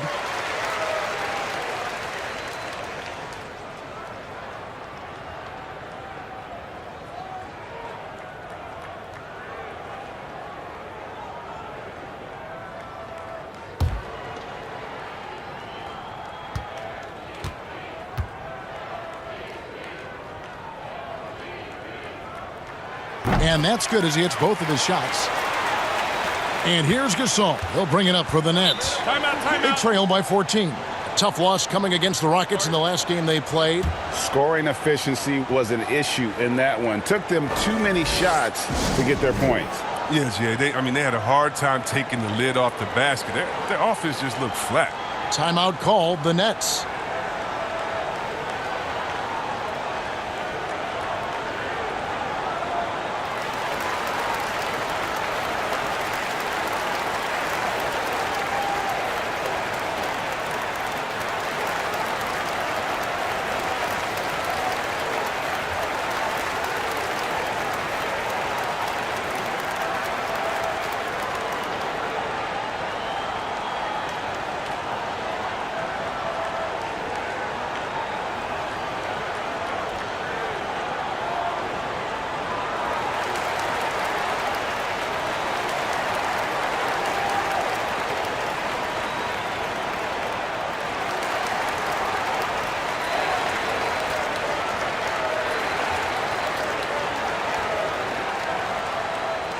A chance to see stats for Paul. Coming off a terrific season. He put up about 15 points a game last season, 8 assists and 4 rebounds. And the phrase stats don't lie absolutely applies here. He's been a monster on the court for this team. He's oozing with confidence. I mean, and it shows. Every time he steps on the floor, he expects to dominate. Yeah, such a smooth stroke for a big man. Issel's no slouch at that low post either, but his outside game raises him to a whole nother level. Now here's Lucas. He's coming off a 16-point game against the Bulls in Chicago. He gets it in there. Mullins got 11 points. How about 5 of 6 to start? Looks like he brought his A game. And it's Westfall missing. Those are chances almost always you can rely on him to get you 2 points, but the D just enough to keep him out of rhythm. Here's Abdul-Jabbar. He's coming off a 19-point game against the Bulls in Chicago. Yeah, but I thought the shot blocking was the real story. I mean, he was just everywhere. It got hard to keep track of all his rejections. Here is Paul after Kareem Abdul-Jabbar scored. And it's Westfall missing. It's been a really tough quarter for him. I mean, he cannot get his shots to drop. Hardaway against Paul. Top of the key. And Detroit again with the bucket. And a coach that players love is Dwayne Casey. Very vet-friendly, sticks up for his guys in every post-game interview. Yeah, Casey is very measured in his approach. He can be a bit slow to change at times, but his players appreciate the consistency. We often talk about problems between the players and fans. I'm sure there are some things that fans do, Chris, that players do appreciate. Oh, yeah, Kev. And you know what we really appreciate? The good trash-talking fans. Oh, really? The clean trash-talking fans. Oh, Webber, you suck. You can't shoot. So what? You just dunked on the whole team. Like, don't stop in the first quarter, good fans. You know, keep going when I'm giving it to you all game Take a break. long. So Take a you break. love that. You love the crowds, 2 too, shots. that don't need to be hyped up by a PA guy. You love the ones that are just so sincere. When they see that kissing camera come on, they go crazy, or they're just cheering for both teams in great play, though they want their teams to win. And you love, again, the creative heckler, the one that had to think about it the day before, like the ones that comes in with the sign and it's a picture of you crying or look like you're crying with words under like, hey, you didn't get asked to prom today, or the face on Chris after he missed the shot. You love that because it is a great relationship. Don't be fooled, and you know this, Kevin. It's a great relationship between players and the fans, and we need those fans to heckle us because when you heckle the best players, you usually get their best game. Wow. just solid. Really one of the very best there is at the free throw line. No good from Lucas. Very dangerous to leave a guy like that open. Lucky break there for the D. Ball's knocked loose. Harper against Gervin. The pass to Westphal. Over Hardaway. And it's Westphal missing. And there have been some terrible shot choices here, Kev. That's not a good look at all. I like their focus coming in. Terrific execution so far. Going for the juggler right off the bat. I mean, jumping out to an impressive early lead. Now here's Brown. Pass to Westphal. Looking to end his cold spell. And no good. Great D that time from Hardaway.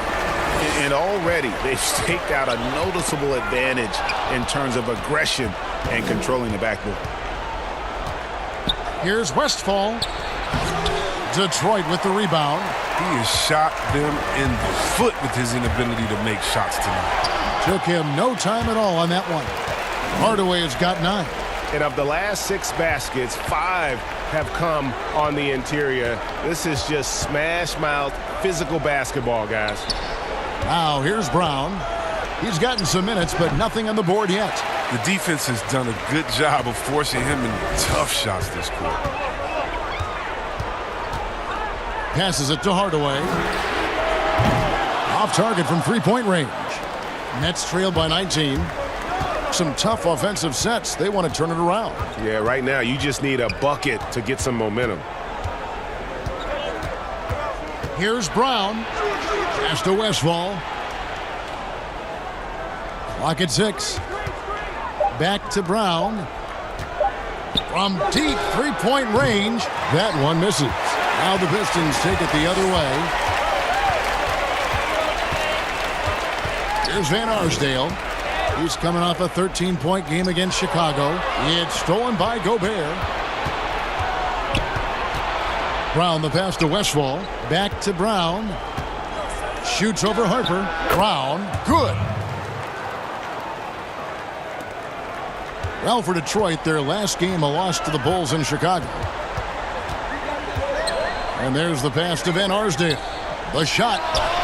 Lucas, that's good. Lucas has got his second basket of the game. Their play on both ends has been superb. We'll see if they can maintain the momentum. Yeah, you got to be careful. It's still early. They've expended a lot of energy, but they've also built a nice cushion here. Randolph. Rebounded by Hardaway. Hardaway has got 5 rebounds tonight. They've been sensational on the backboard to start this game. Harper's shot's good. They've wasted no time settling into their offense. Brown the pass to Westphal. Back to Brown. Rebound by the Pistons. Hardaway has got 6 rebounds now in the game. Pass to Harper. Jacks up a 3. Gervin pulls it in. Oh, man, as good of a shooter as he is, it drives him crazy to miss a wide-open 3 like that. 1:05 left to play in the first quarter. And that one comes up a bit short. Nothing seems to be going his way this quarter. Oh, man, awful display from him so far. But you know he's going to keep working to try to turn it around. Really seizing the momentum of this game, but doing it with a methodical approach. Yeah, you're right, Greg. They've decided to pound the ball inside, using their physicality to set the tone. Now here's Brown. Gervin outside. 5 to shoot. No good off the back of the rim. He is single-handedly dropping the temperature in here with that cold streak. This isn't like him, and he knows it. The best thing they can do is try to get him more easy looks. Nice pass here to set that basket up. And so Brown will bring it up for Brooklyn.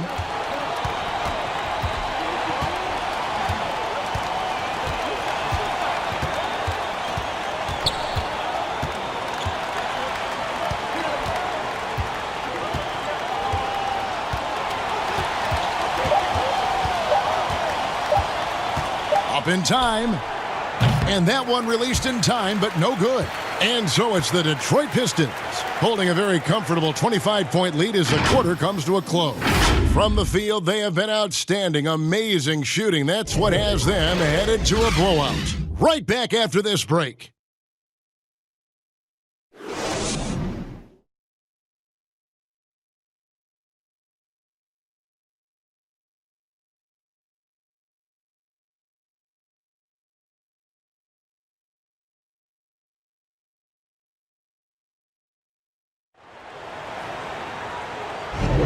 And if you're just tuning in, we've got a wide margin on the scoreboard, but plenty of time left for a comeback.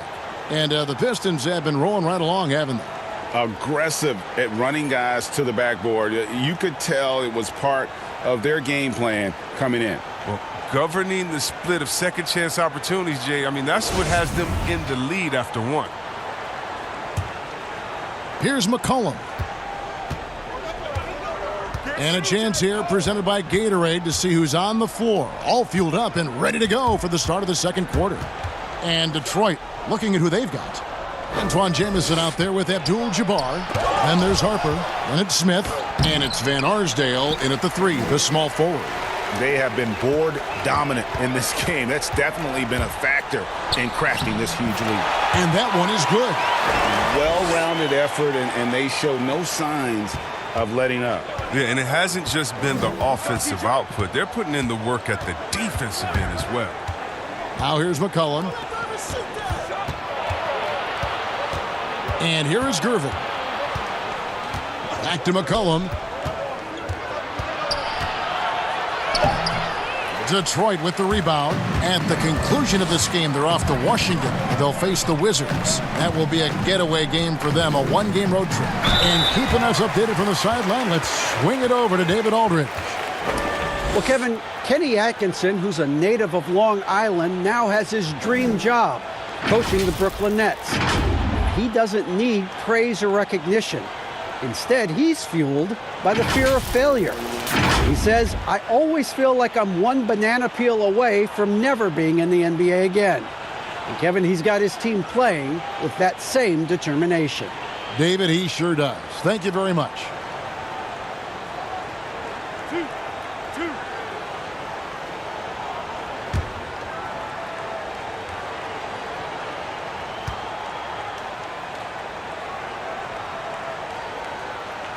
That free throw, no good. Chris, you have been passionate about honoring those who blazed the trail for today's NBA, like the Globetrotters and the Wrens, in the days before integration. Yeah. I mean, you think about what they've gone through off the court and on the court, and anyone, regardless of color, nationality, of just paving the way for me as a basketball player, I want to say thank you. Let's just think about what Red Auerbach did. Drafting the first African-American player, making the first African-American player coach in Bill Russell, who won the championship that year, and leaving him a good team. And if you look at organizations like the Black Fives, who bring an awareness to the games, and you just want to understand your legacy culturally, and that's why I have to, every time I see Mr. Bill Russell, Big O, or Kareem Abdul-Jabbar, I give them a big hug and a wet kiss on the cheek, because I just thank them for not only advancing the movement in sports, but culturally. Sports has always sent a message to the culture and society about how cool teammates work together and how you can overcome a problem by working together. And so I really thank them for enduring all the hardships that they did so that we can reap the benefits. So it's been awesome to be part of the league and be able to shake hands with those that have blazed trails for us. That is so admirable on your part. Now here's Brown. Pass to Randolph.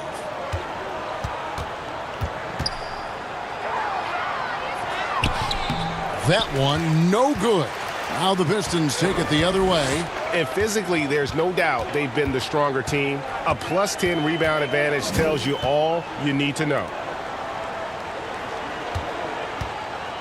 Smith outside. Here's Abdul-Jabbar, and the dunk by Abdul-Jabbar. Unstoppable tonight, as he is most nights. Jabbar has all the offensive tools, but it also keeps to a strict fitness regimen that allows him to wear people down. Now here's Gervin. Can they get it? Oh, that's blocked. Smith against Brown. The shot's good from Smith. They're finding lanes to the hoop now with consistency. 5 buckets in a row from the paint. Guys, they're looking for a way to score here. Yeah, they've had a tough time taking the lid off and close to making the defense pay for the lax coverage that time. Good on the shot. Harper's got his second basket. And they keep hammering away at him inside, forcing the ball into the paint. Pass to Brown. Over Smith. And that one goes long. The Pistons have gone 4 of 7 from the field in this second quarter so far. Here's Van Arsdale. He's covered by Brown. They get it back. Throws it down as the official calls the foul. It may be a three-point play. It's going to be on Zach Randolph. And not much you can do defensively once Kareem gets the ball in that close. Too much height, too much talent. This is his second trip to the free throw line. Mullins checked in for Detroit. Petrovic is checked in for Ron Harper.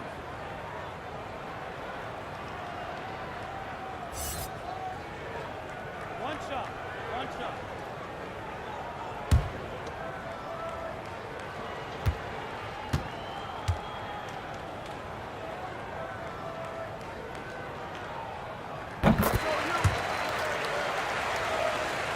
Closing in on 4 minutes played here in the second quarter. Hey, DFR CJ. Mullen against McCollum. Looking to end the run. No good. Mullen with the defensive effort.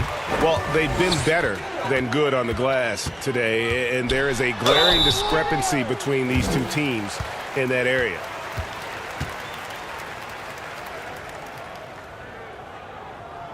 Detroit shooting their 7th and 8th attempts at the foul line tonight.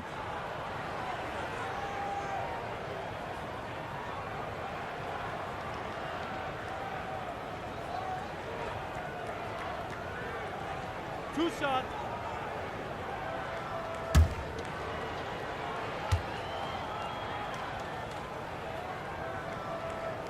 The first free throw is good.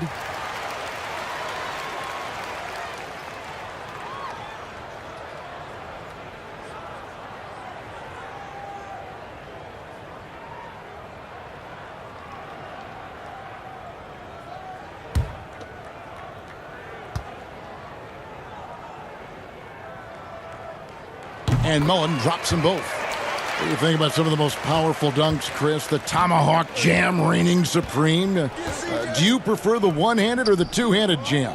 Oh, man. That's You so did tough. both so well. You know what? I prefer a body-to-body dunk on you. Like, remember what Derrick Rose did over Dragic back in the day? Oh, my goodness. Off the two. Or how about Jordan playing against Atlanta when he pump fakes it with one hand like he's going to shoot it, goes down the lane and dunks on Tree Rollins. Just incredible. Or Blake Griffin dunking on anyone. Or Giannis dunking on anyone. Or Embiid dunking on anyone. Or how about LeBron dunking on anyone? So, me, I just want the showmanship. Doesn't matter if it's one hand, two hands, two legs, one leg, 360, or straight body to body. Just give me something. Yeah, give me something. I like that. Here's Smith following the basket by C.J. McCollum. And the pass to Mullen. Lets a floater go, and Gasol sends it back. And really, Gasol does an incredible job getting his hands up in the air, which results in a ton of rejection. One of the few guys in the league who make a lead pass like that. Oh, just a fantastic look. Smith against Paul. Outside, Jamison.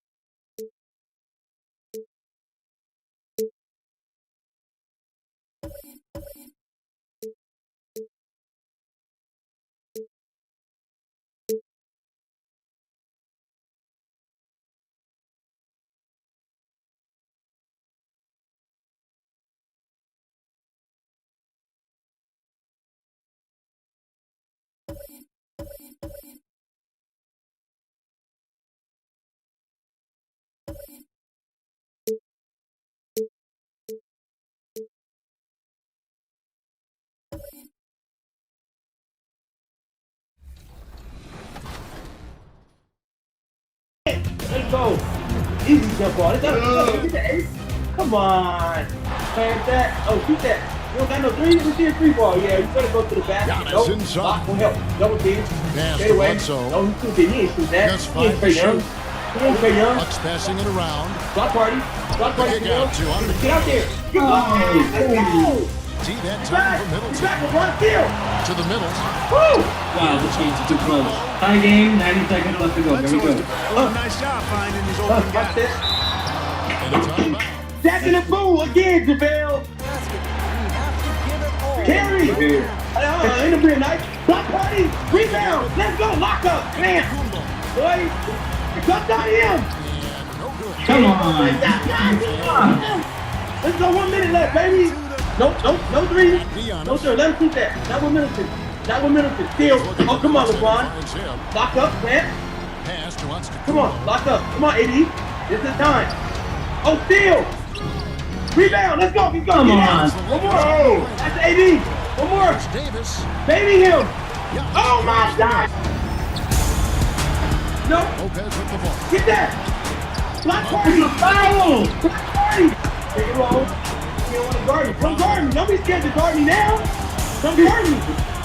Come guard me. Don't let the computer do it. Okay. Matthews.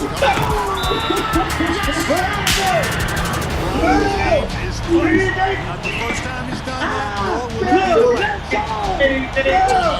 Bucks. They're trailing here. Let's go! Let's go! You know what? Smart Wow, I got no timeouts left. I'll call timeout for you, don't worry. It's expected that you're going to slow. And taking a technical. I got a text for calling timeout. I know somebody who knows about calling text when they don't got no timeout.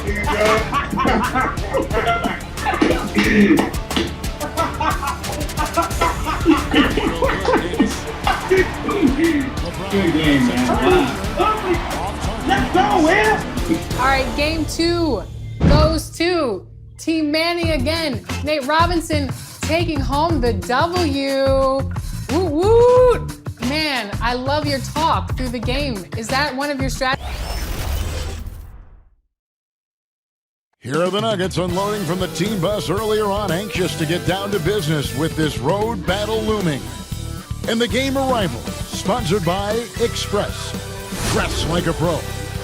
A spectacular sight as we approach our broadcast location in downtown Orlando through the air. Welcome to 2K Sports live Saturday night coverage of the NBA. Thanks for tuning in. Kevin Harlan with you, joined by Doris Burke, Greg Anthony, and David Aldridge reporting courtside. Here we are in November, and let's see how things are going out east in the early season. Look at Orlando, right there in 5th position, middle of the pack in the conference. And right now for the Magic, they've stayed right there, just in sniffing distance of the conference leaders. That's a solid accomplishment at this stage of the season. Yeah, even so, though, I'm sure they're not satisfied just being near the top of the standings. They're going to be looking to make a major push as the season winds down. And David Aldridge is standing by for our pregame report. David, good evening. Well, guys, since Devin Booker's been in the pros, he's been able to show his ability to create. He said at Kentucky, all I shot was catch and shoot threes. I was fitting in with my team, playing off of others. But my dad always taught me the fundamentals. I don't want to rely on one thing. Being good at everything is how you earn your spot on the floor. Evan? He's doing it all, D.A. Thanks. Well, Doris, early on, every team trying to establish a winning attitude. And now you find out if that can carry through the rigors of an entire regular season. No doubt, Kevin. I think if you can establish some winning early, that can go a long way toward building momentum, building confidence, especially if you have a young team or if you're a veteran team who has aspirations to be champions. So much at stake early. Good point. Here we go. Now let's take a look at Denver's opening lineup. They've got Kemp. Richmond is out there with Robertson. And it's Cowens in at the pivot spot, manning the middle. And for Orlando, we've got Richardson. He's out there with Howard. Then it's Thomas. And it's Hudson in at the 3 spot. Thomas kicks to Hudson. 6 to shoot. And it's Cowens with the rebound. Here's Rice. Richardson covering. Outside for Richmond. Gets the three-pointer to fall. Richmond's got the first bucket of the game with the 3 for Denver. Thomas against Kemp. Thomas, it's a wide open look. He can't hit that time. Now the Nuggets take it the other way. This, of course, their first opportunity to play Orlando this season. Yeah, and taking on an interconference foe, certainly not a rival.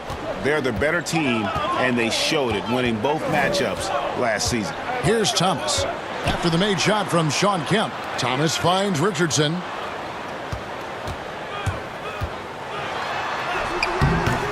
It's hauled in by the Nuggets. They defeated the Pelicans in their last game. Yeah, proficiency from range, away from home, much easier said than done. They played a terrific ball game. And I think it was clear, Greg, that their plan was to attack from the three-point line, and it worked to perfection. Now here's Thomas after the miss by Oscar Robertson. Now here's Thomas. He's coming off a 16-point game against Milwaukee. And don't forget the sensational plays he made out there. He saw the court so well, firing perfect passes to teammates for wide-open shots. They are 0 for the game thus far. 0 of 4 here, still looking for their first make. Poor design there defensively. They know he's a knockdown shooter from that spot. That's not coming with the right mentality. The defender neither closes the space nor challenges the shot. That's frustrating as a coach, boy. Offensive rebound, Howard. And there's the bucket. Stay with it on the offensive glass, getting it done. If you had a question as to how Dwight Howard is up there amongst the all-time leaders in offensive rebounds, that's an example why. Now here's Richmond. In the game against New Orleans, very impressive. Here's Rice. Floats one, and good that time. Talk about hitting the ground running. 4 for 5 to start. The Magic trail by 7. Pass to Howard.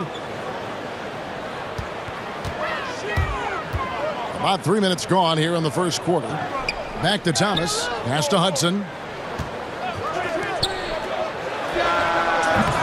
That shot off the mark. And it's Denver the other way. Here's Rice. His second shot goes in, off to a good start, 2 for 2. And it just seems that every pass they make is leading to a score. Just great ball movement. Richmond against Richardson. And there's the pass to Howard. Passes it to Hudson.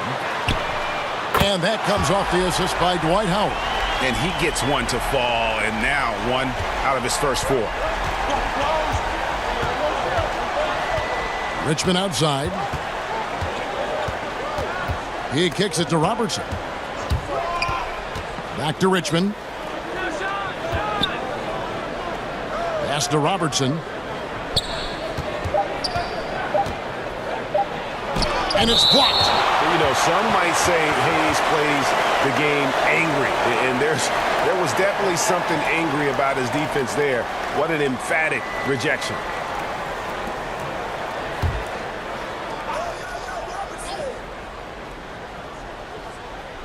Here's Rice. And despite that miss, a strong start for them offensively. Richardson with it, picked up by Robertson. Well, you think about the solid first year Steve Clifford had coaching the Orlando Magic. This team had a solid season with a great leap on the defensive end of the floor. Clifford once again showing he is a great defensive mind in the NBA coaching ranks. On the wing, Jason Richardson. He's covered by Richmond. And you know what? Call it great defense or poor offense. Either way, they're limiting their scoring. This is a comfort zone for Dwight Howard. The closer he is to the hoop, the more effective he becomes. And with Clifford and the defense, he's excelled in that area his whole career. Well, think back at both stops in Charlotte and Orlando. His teams have been really solid on the defensive end of the floor. They limit turnovers and second chance points, get back in transition, build the wall, It's becoming his calling card as a coach, guys. And credit the screen for giving him the space he needed to get to the rim. For sure, GA allows him to come in with the sledgehammer. Boy, that's a play you just practice time and time again, and that's the result of the work put in. Now here's Robertson. Isaiah Thomas missing his last shot. Pass to Richmond. Three-pointer. Jason Richardson pulls it in. The Magic trail by 6. From past the arc. Kept alive Orlando. Nuggets have gone 6 of 10 from the field in this ballgame. And he lobs it up toward the rim, and Kemp slams it in. Oh, beautiful setup there. One thing you can say about Kemp, no pass is too high for him to go get. Richardson the pass to Howard. And contact on the shot, so he'll be shooting free throws here.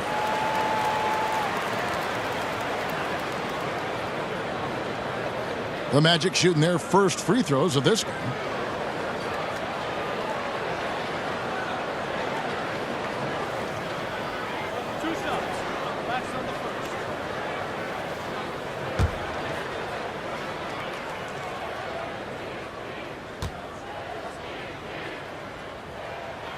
Free throw good, Howard. And the coaching carousel in Orlando for a few years has now become a point of stability. Greg, there is no doubt Steve Clifford has done an amazing job in such a very short window of time. And that's after overcoming his own individual health concerns that forced him to take a 21-game leave of absence. What an incredible turnaround for the team and for Cliff himself. Listen, we know Dwight Howard is on the back nine of his career, but he can still be valuable. This guy is capable of a double-double every night. And the call will be against Jason Richardson. That's his first foul. And Orlando making a change here. Sloan's checked in.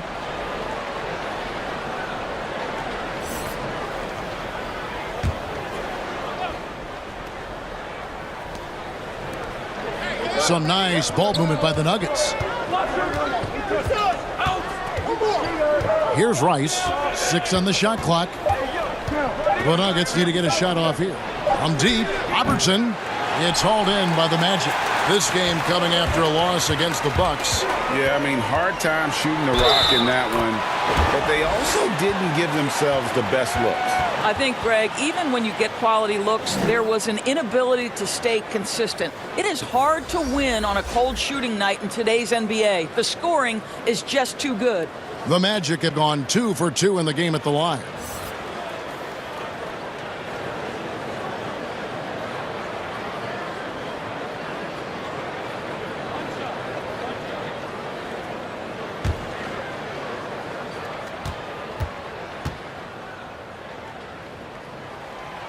And the free throw, no good.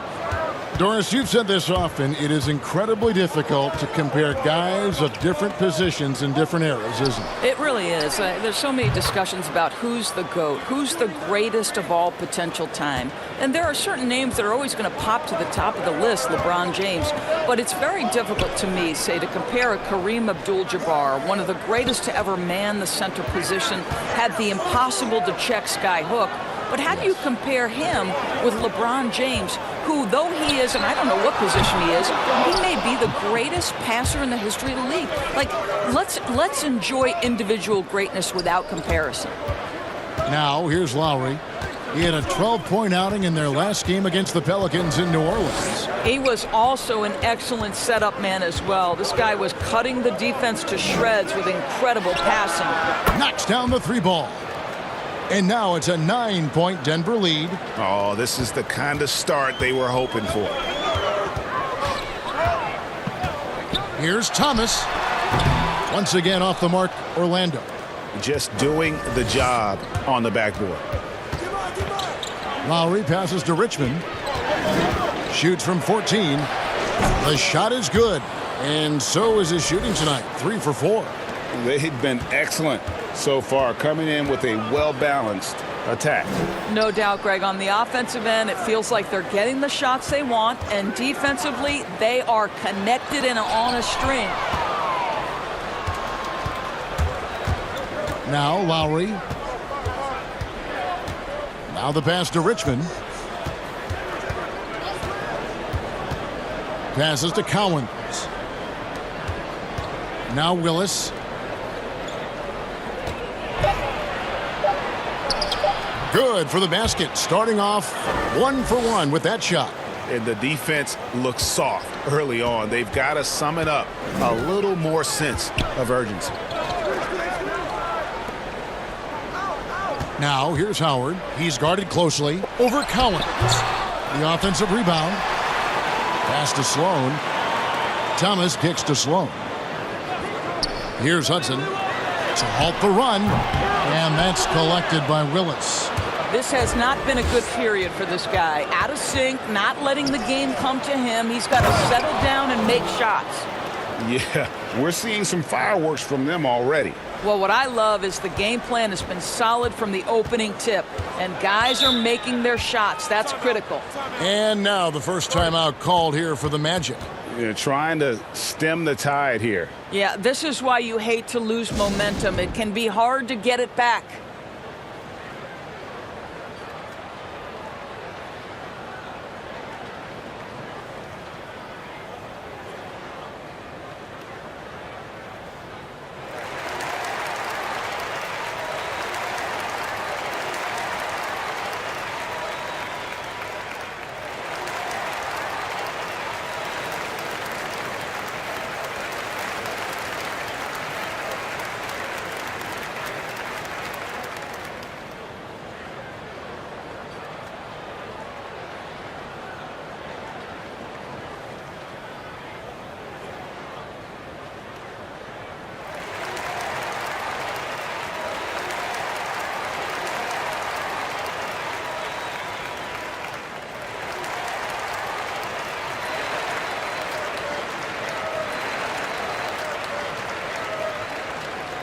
Booker, he's checked in for the Nuggets.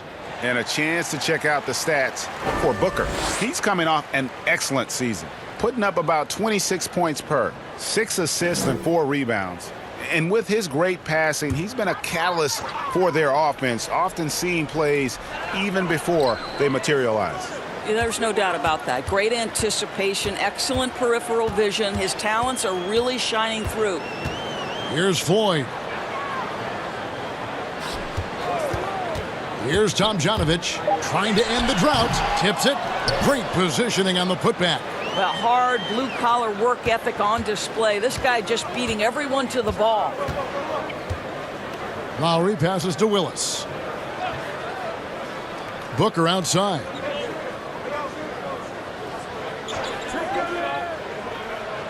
Pass to Cowens. Back to Booker. It's blocked.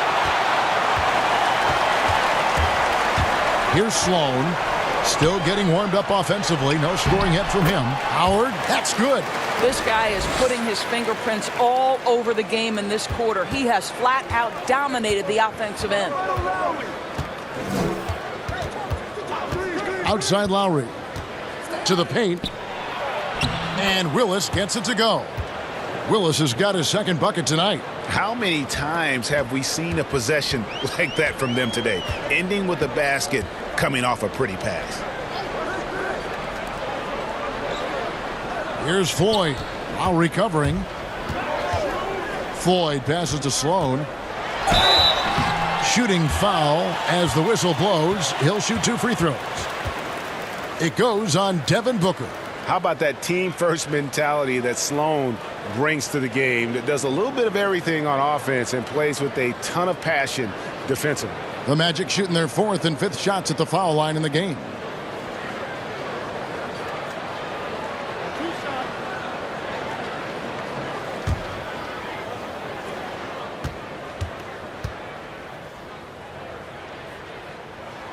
That free throw good from Sloan.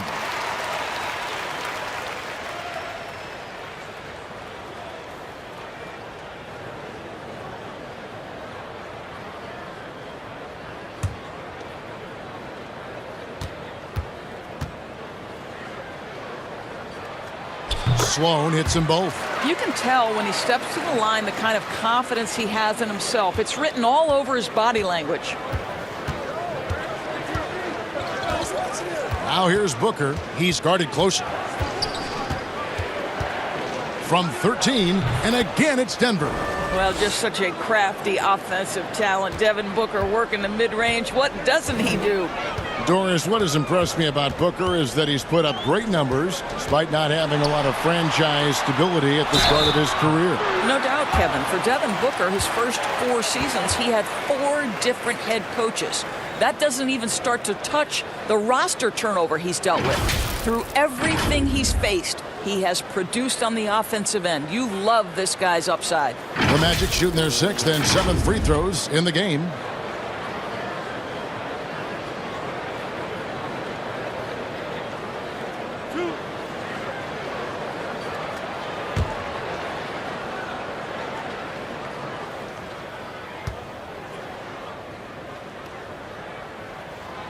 That one is off. And the Nuggets making a change here. Cooper's checked in.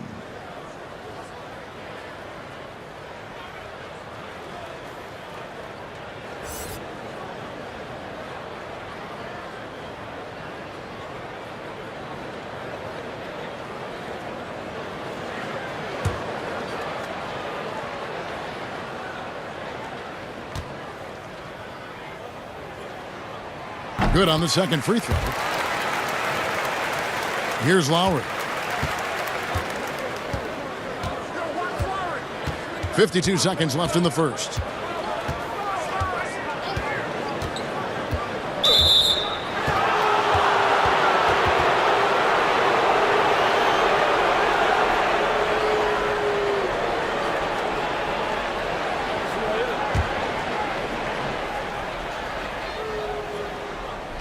So it's Denver now, leading by 12. Booker looking around. Just 5 to shoot. The turnaround. It's hauled in by the Magic. Howard's got 4 rebounds in this game. Here's Sloan, defended by Booker. Tomjanovich passes to Howard. It's tipped. And so it looks like the Magic will retain possession here.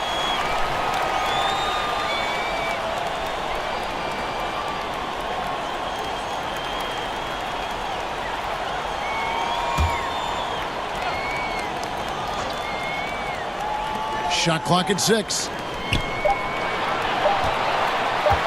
On deep. It's hauled in by the Nuggets. Now the feed to Lowry. The pass to Cooper. Pulls from the top of the key. Here's Willis.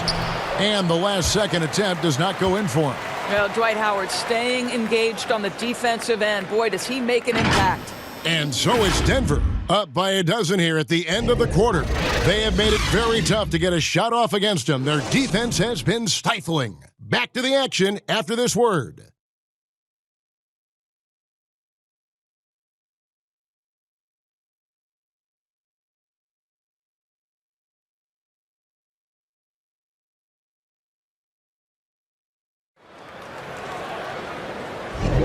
And glad to have you with us, folks. Second quarter of basketball.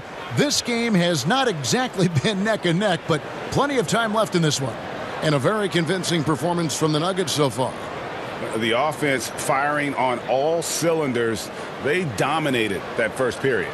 That's exactly the start you want. You take complete command. Now you've got to maintain that focus. The Nuggets leading by 12. So on the floor for Denver. They've got Lowry. He's out there with Cooper. Kevin Willis out there with Devin Booker. And it's McDaniel at the 4-man position. Here's Willis. And 2 free throws coming up. Unable to get that one to go with all the contact. Doris, if I were to ask you right now in the league, who has the most unstoppable shot, who would you tell me? You know what's interesting, Kevin, is I wonder if in the long view of history, James Harden's step-back 3 will become sort of an identifiable shot with him, the way the sky hook was with Kareem Abdul-Jabbar. Wow, yes. Right? Yes. Like, you wonder, does that become a signature play for James? It certainly is something that's darn near impossible to stop right now. And that one falls for Willis. Yeah, I just love the leadership that Willis brings to this team. He's a guy players look up to, a powerful center who just continues to impress.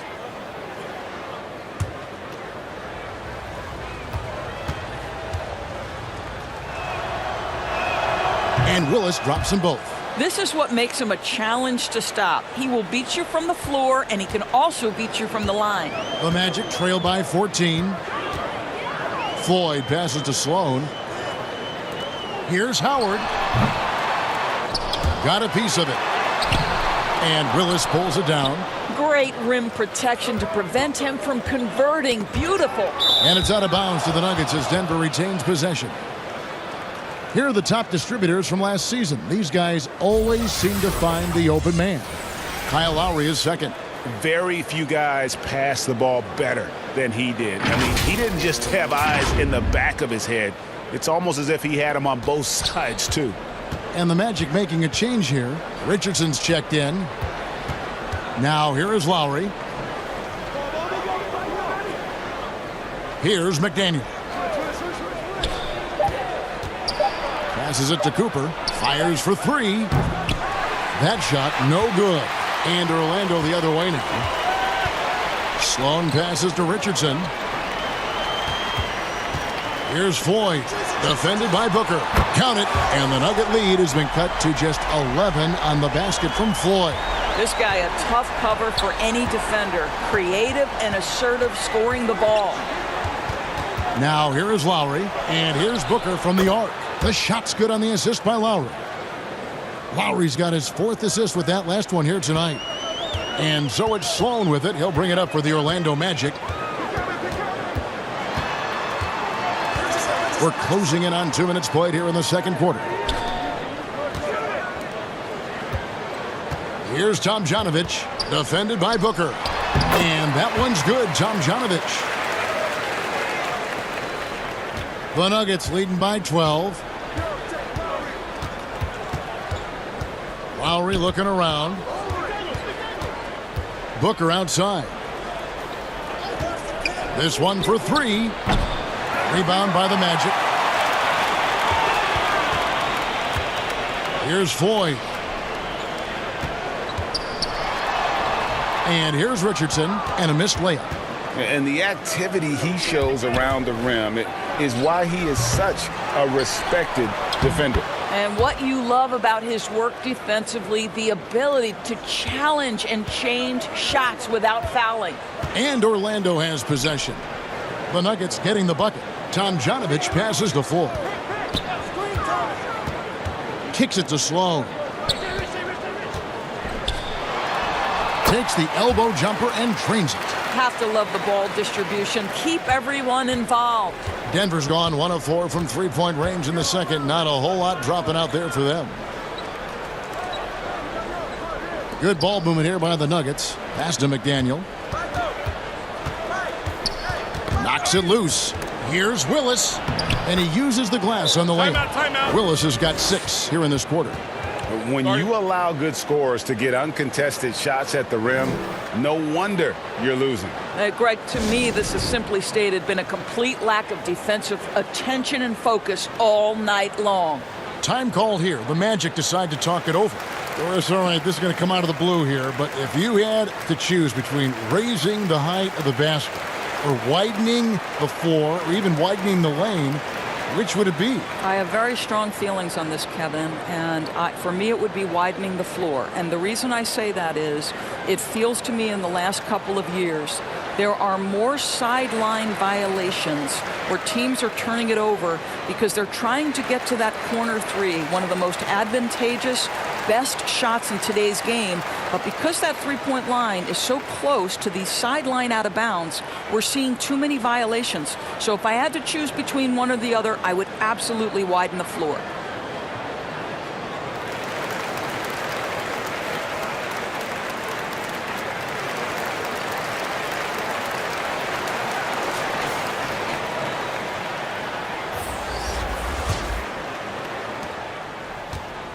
The Magic. Sloan deciding where to go with it. Hayes, he's checked in for Orlando.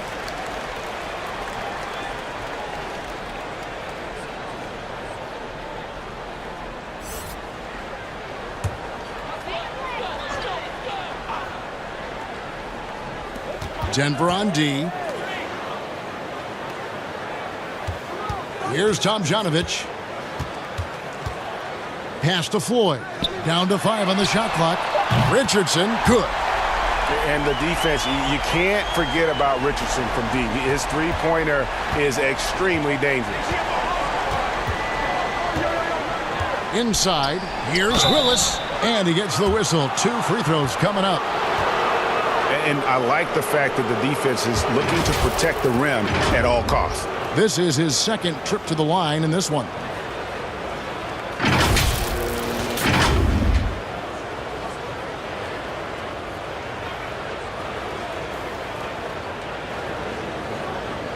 Take a break. Take a break.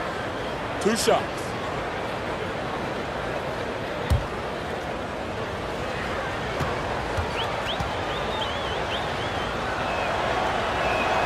And the first one at the line is good. He does a great job of drawing contact and getting himself to the line, something he didn't do in the first period.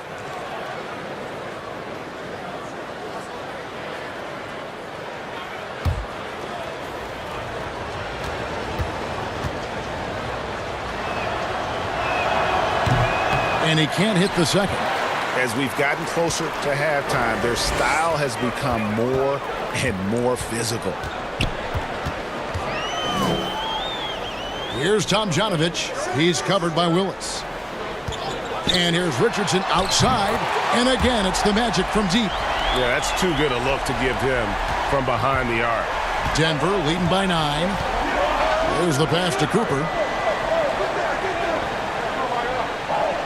Robertson with it. He's coming off a 22-point game against New Orleans. And he's going up for the alley-oop. And it's Kemp with the jam. And how about the vision there from the Big O, guys? Beautiful. The Magic have gone 5 of 8 from the floor here in the second quarter. Over 60% shooting. Passes it to Floyd. It's Richardson on the wing. Knocked loose. Cooper against Richardson. Kemp lays it up and in on the nice reverse. Kemp's got 4 this quarter. And the combination of his quickness and soft touch around the rim really allows him to pull off shots like that. A lot of players don't have the reverse in their arsenal. Here's Floyd. The shot that time, not on target. A good board there, Kevin, but overall they're getting slightly out-rebounded. Here's Rice. Feeds it to Kemp. Good for the 5th time in 5 shots. He remains perfect. They're finding lanes to the hoop now with consistency. 5 buckets in a row from the paint. Here's Floyd.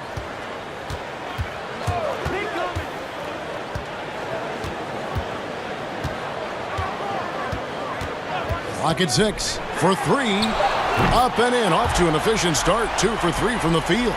Their 3rd three-pointer in a row. Now here's Robertson. He's tightly guarded. Pass to Cooper.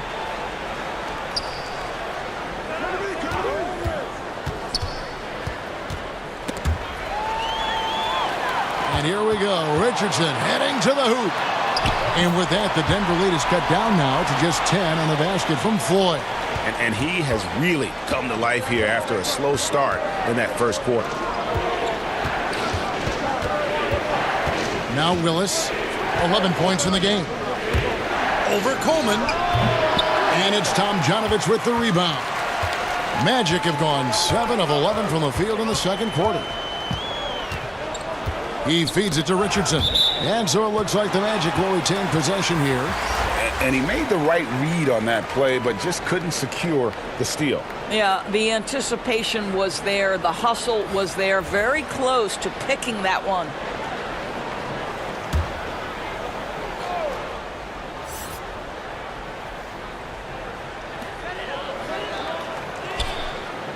Here's Hudson.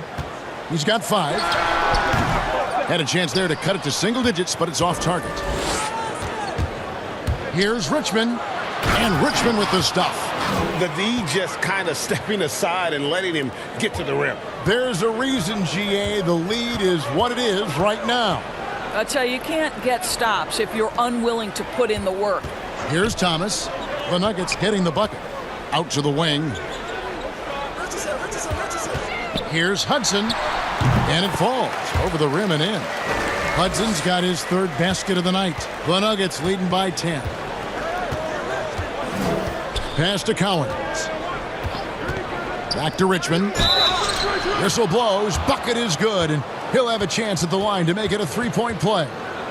Just impressed with the teamwork out there, setting the table for one another. Doris, you've accomplished so much in your award-winning career. What was your first experience in broadcasting? Kevin, my first experience was I left coaching and they put Providence College women's basketball on radio. That was the first ever game I got to call. It was so cool.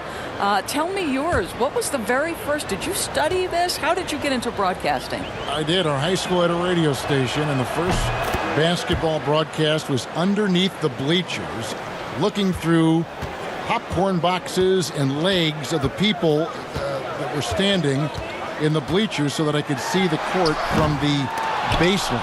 Amazing. Because that's where the telephone cables were to plug in our equipment. And I was 16 years old. Incredible. Remember it very well. Incredible. Very well. And just able to score in so many ways. Robertson puts the defense there in an impossible situation. Shooting 2.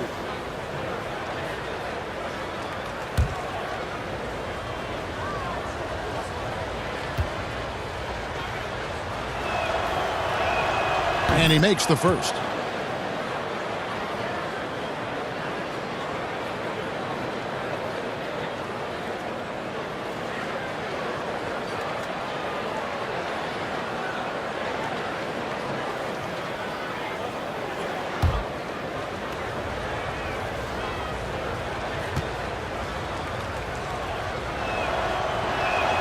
Both shots good from the stripe. The Magic trail by 15. Robertson with the steal. Lays it in off the breakaway. Robertson's got 4 points this quarter. And I think that play sort of sums up what we've seen tonight. Just simply being outplayed both sides of the ball. Smart basketball defensively, turning into easy points. Now here's Richardson. His last outing, 16 points for him. Now that's a bad shot until it goes through the net. The Nuggets leading by 15. The pass to Rice.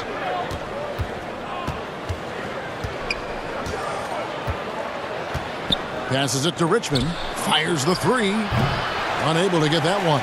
And Orlando will come the other way. He has that confidence rolling, hitting 2 threes in the first, but he hasn't had one since. Okay, well, let's check in with David Aldridge, who's reporting from the sidelines. Well, Kevin, last season the G League tested out an expansion of the clear path rule. And now that expansion is making its way to the NBA. It should discourage those intentional fouls that slow up teams on the fast break. Fans wanted it, and analysts clamored for it. That will allow the amazing athletes in this league more opportunities to show what they can do in the fast break. You're right, David. A welcome change. Thank you. Well, it's been an express lane to the rim. Coach can't be happy about that. Well, poor rotations, poor communication. There's a lot to figure out right now.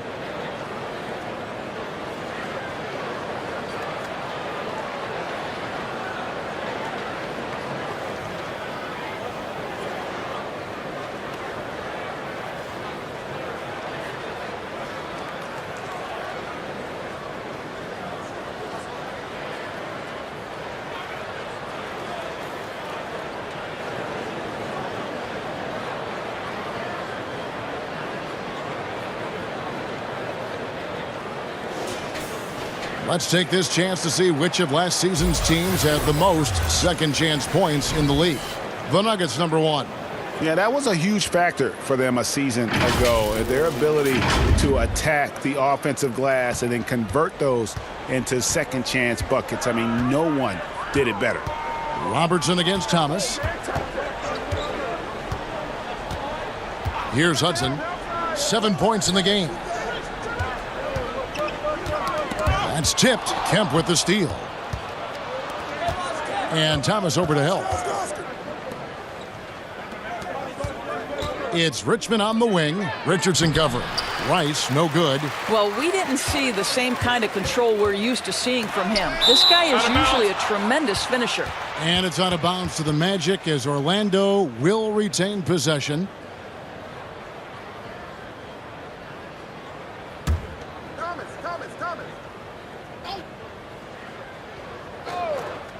Here's Hudson. And that comes off the assist by Dwight Howard. Hudson's got 9. That was big because they dug a big hole in the first quarter, but starting to show signs of life. That's how you share the rock. He does this time and time again. And it's Thomas with the ball. He brings it up for Orlando. 17-point game. Pass to Howard.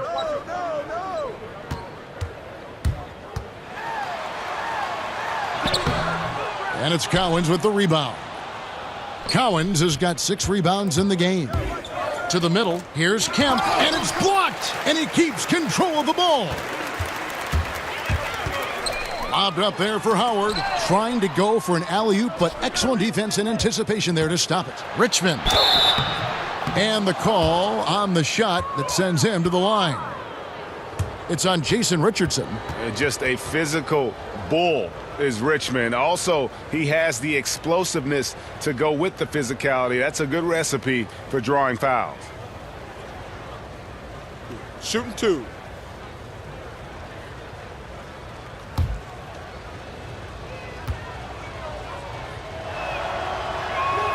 First one falls for him.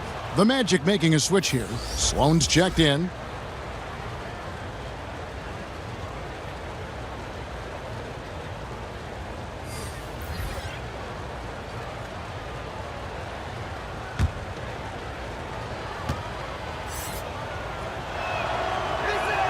And so he makes both from the line. The Magic trail by 19. Outside Thomas. Second chance shot. The shot's good from Hayes. Hard work on the offensive glass, paying off with the second chance points there for Hayes. If he's got a shot at the rebound, he's not going to let anybody else take it away. Now here's Lowry. McDaniel. And foul on the shot, so he'll get a chance at the line. And he's got his first free throw of the game.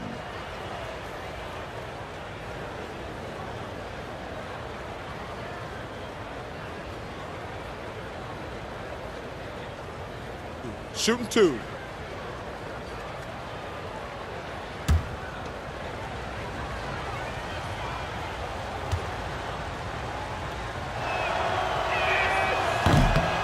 That free throw, no good.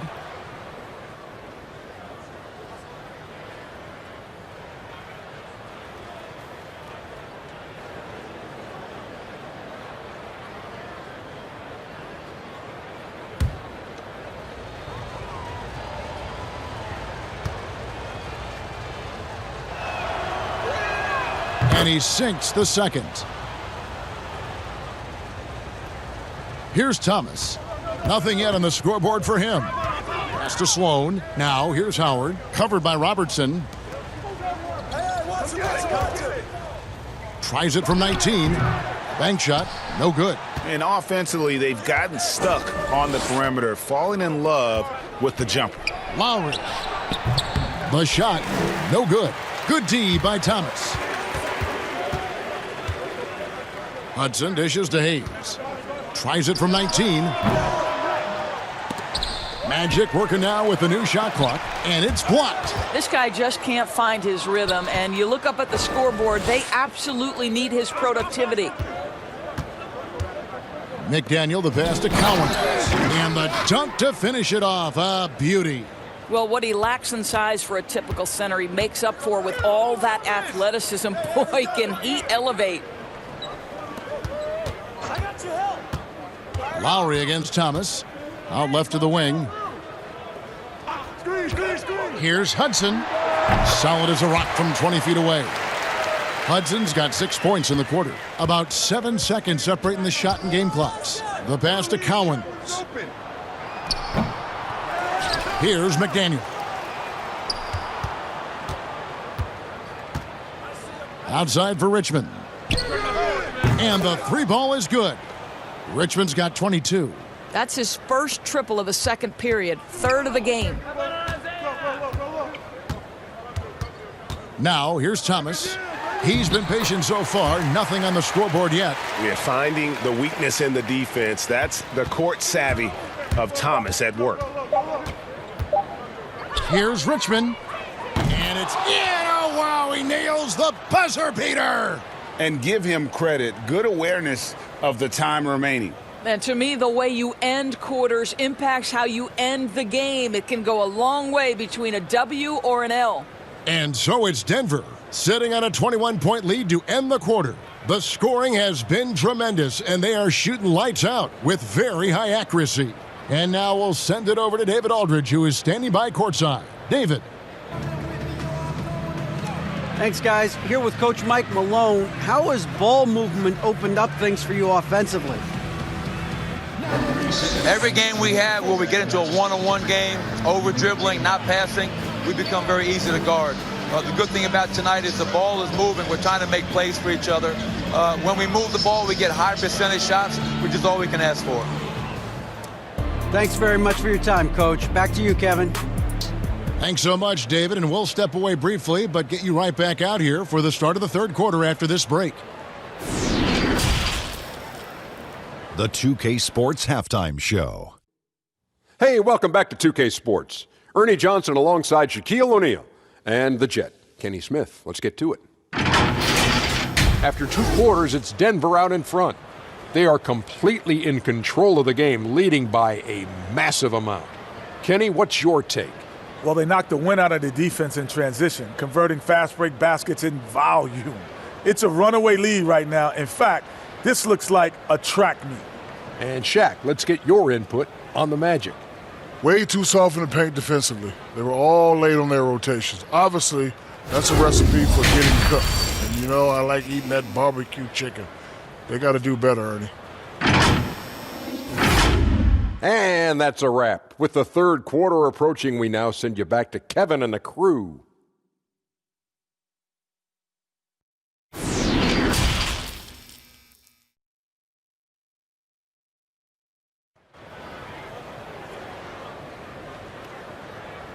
And with the second half upon us, we'll find out if this game becomes the route that it's threatening to be. You look at Mitch Richmond in this game, he has been everywhere. No problems fighting his way to the rim in this one. A lot of points in close. And part of that has to do with his mindset. He has been looking to push the action at every opportunity, and he has been in attack mode all night. And after a very lopsided first half, we'll see if things play out a little more evenly here in the second. Third quarter action getting rolling right now, brought to you by Gatorade, all fueled up and ready to go. Here's who's on the floor. And so in the game for the Magic, Hudson is out there with Hayes. Then there's Howard. Then there's Richardson. And it's Thomas in the point. The shot's good from Robertson. An inefficient defense there, guys. If there's one thing you want to try and take away from Robertson, it's the dribble drive. Now here's Hayes. Back to Thomas. And there's the call. It's going to be an illegal screen. When a pick like that is questionable and creates that much of an advantage for the offense, you have to blow the whistle. I don't think there's any question, Greg. There are so many rules that favor the offense these days. You've got to be able to equal things out when an illegal screen is set. Robertson with it, covered by Hayes. Here's Kemp. And it's Orlando with the rebound. Howard's got his 8th rebound here tonight. Poke loose. Robertson with the steal. And here they come. And he drops in the layup off the glass. Robertson's got 12 in the game. way ahead of the field. He can do pretty much whatever he wants. Big time play right there, showing the activity and ability to impact this game. Now here's Thomas. He's been quiet so far. Still no points in the game. Sinks the three-pointer. That's the kind of D that you're not going to find success with, guys. They've got to get a hand in the face. Watch Oscar! Robertson outside. And here's Richmond. He's got 24. A second chance effort. Cowens passes to Kemp to the right side. Here's Rice, and it's sent back by Howard. There's a reason Dwight Howard has so many all-defensive teams to his credit. Good night with the block. Denver leading by 22. Here's Rice.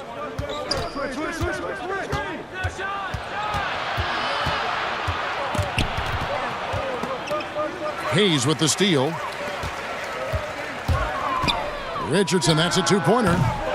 And it's Cowens with the rebound. Listen, that's a look he can hit, but right now he can't throw it in the ocean. Richardson with the double team. Richmond the pass to Cowens. The three. That's off, his fourth miss in 13 attempts. And Howard with the stuff. That's about communication between teammates. Dwight Howard high flying as ever.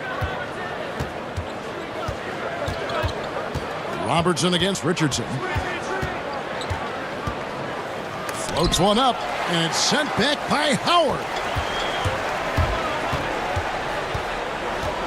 Second half of play, and we're 3 minutes into the third here. Richardson the pass to Howard. And the layup's good off the glass. Howard's got 4 points now in the quarter. Well, as usual, this guy cooking on the offensive end, but right now the other guys on his team have got to step forward. Richmond against Hudson. Inside. And it's Kemp with the jam. Yeah, once he gets to the rim, it's lights out. Kemp, just too much power and explosiveness. The 19-foot shot. Here's Howard. And foul on the shot. He'll shoot 2 at the free throw line. Yeah, the defender all over him. The Magic have had 7 opportunities at the free throw line and made good on 5 of them. And just to mention, a season ago, they were very comfortable at the line, hitting about 78% of their free throws.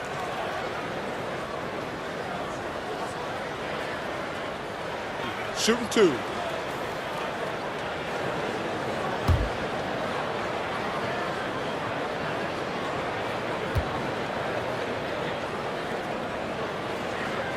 Free throw good, Howard. Devin Booker, he's checked in for Richmond.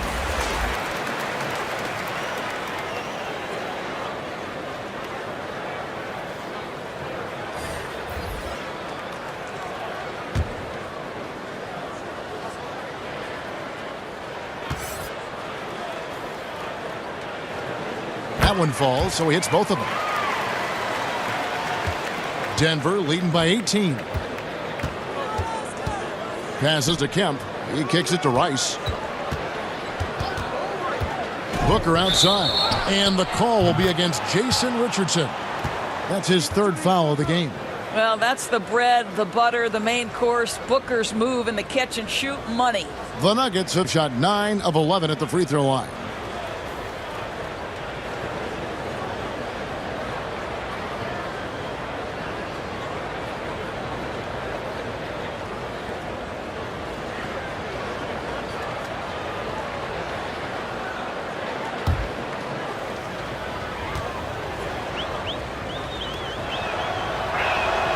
And that one falls for Kemp. And this is a guy, Shawn Kemp, all the talent in the world, could be a perennial double-double machine, just a matter of staying focused. Yeah, he needs to take a lot more shots. He's been efficient, trying to get his teammates involved, but it's time for him to step up.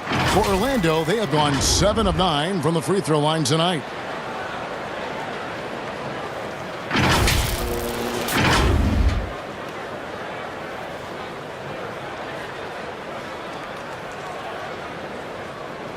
One shot.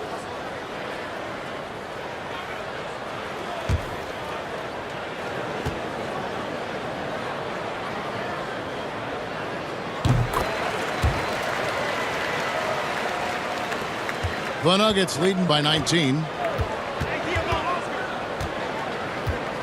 Robertson with it. He's got 12. Oh, Kevin, get a load of that one. Take that play and put it in the alley-oop textbook, boys. Perfectly done. You're right. He put it on a platter for him. Pass to Coleman. Beyond the arc. Hits it from three-point range. Coleman's got 5. You know, we talk all the time about how important it is to have bigs who can stretch the floor. An example there. Outside Kemp. And it's sent back by Howard. It's 3-on-3 on the fast break. Here's Tomjanovich. Fouled in the act of shooting. Gets the bucket anyway, so a three-point play chance for him.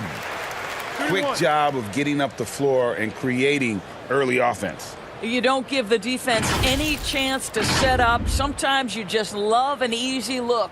The Magic have shot 8 of 10 from the line. That's an even 80% free throw shooting here. Cooper, he's checked in for Robertson.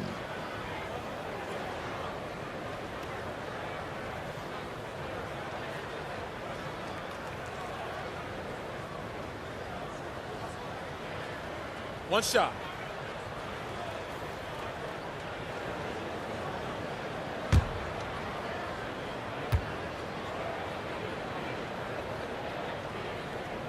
And even though they're down, they are putting on a show at the free throw line.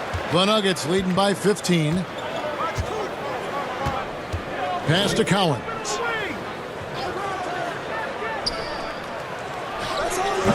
And misses it off the right side of the rim. Well, if the defense gives him that shot next time, they could get burned. I think he's just a little bit out of rhythm. And maybe that'll trigger them. Impossible not to get pumped up after that. Yeah, well, you could see the immediate reaction of the guys on the bench. They are pumped up. Booker with no one around.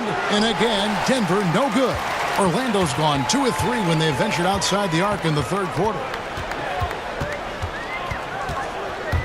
Here's Floyd. He's guarded by Cooper. Coleman, and it's blocked. Out of bounds. Magic ball as Orlando keeps possession. And the Nuggets making a change here.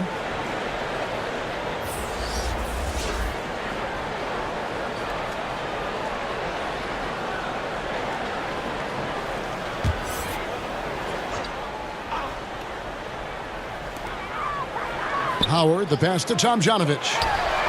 That's good. And so Howard with the assist. Howard's got 3 assists now in this one. They are still commanding a lot of defensive attention. Howard just keeps his head up and finds the open man. Now here's Booker. He's got 8. Can't connect from 14 feet out. Well, they have the advantage, but you still feel like this guy needs to find a way to get himself going. Tomjanovich passes to Floyd. And there's the pass to Tomjanovich. Just 5 on the clock. Over Booker. Off the mark, had a chance to trim it to single digits. Denver leading by 10. Teardrop shot. He lays it in. Oh, perfect timing there to knock down the teardrop. Here's Floyd. 8 points for him.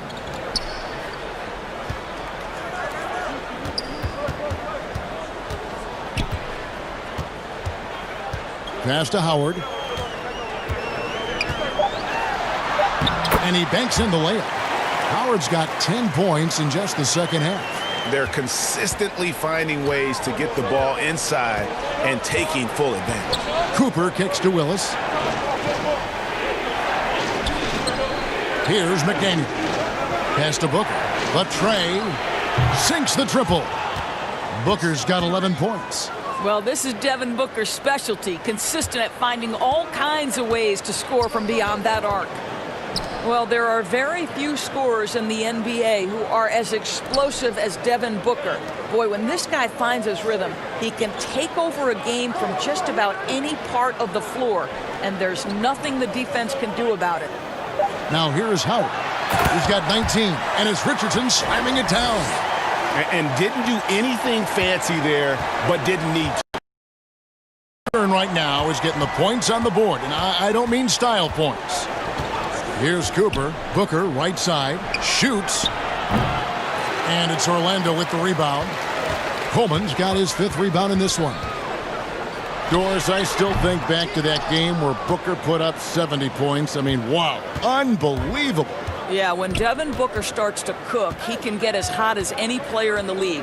The one thing you want from Devin is consistency on both ends of the floor from game to game. That's how you go from good to great. That's a shot he's got to hit. You don't get many looks better from that range. I'll tell you, it's been a struggle for him in this period, and they're struggling as a result. On the wing, Booker. Pass to Cooper. Willis with it.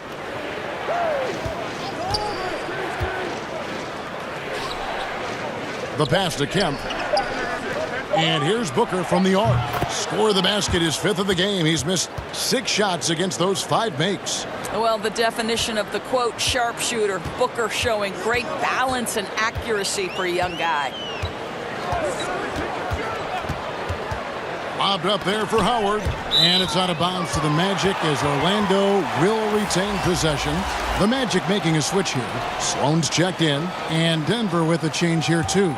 Lowry's checked in.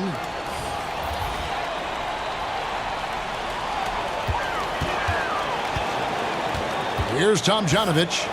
11 points in the game. 6 on the shot clock. Here's Floyd. Offensive rebound. Fouled on the shot and picks up 2 points. So 1 free throw coming up.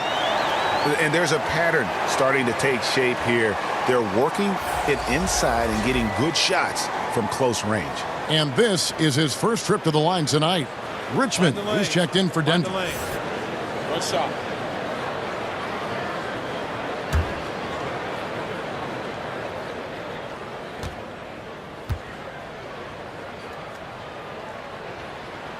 And he doesn't just have one of the best nicknames in the NBA.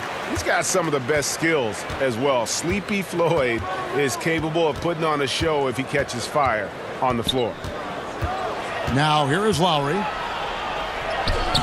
Excellent D from Howard. And that is a textbook example of how to defend your rim. That boy, to have someone back there who can erase your mistakes, what a big-time asset defensively. Here is Howard. 19 points in the game. Passes it to Sloan. From deep 3-point range. Tries again. And another shot.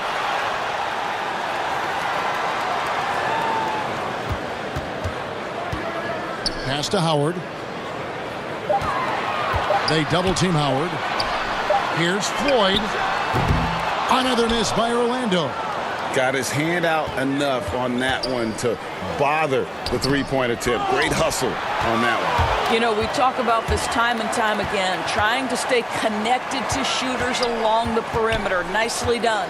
And there's the 3-second call, this one on the defense. He's gone 1 of 1 in the game so far from the line.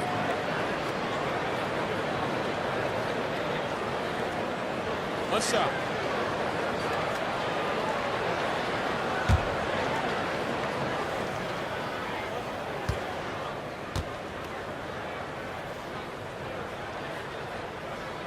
And he shows the focus there, nails the technical. And the Nuggets making a change here. Robertson's checked in.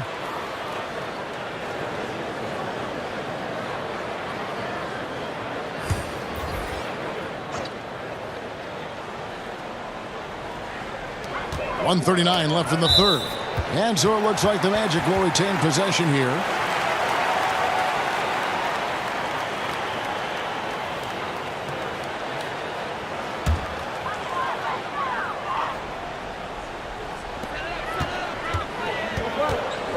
Here's Floyd. He's covered by Richmond. Hayes. It's good on the putback. Hayes has got it back down to a single-digit deficit for the Magic. Really surprising to see the huge edge they have in rebounds given what the scoreboard says. Pass to Richmond. Lets it go with a three.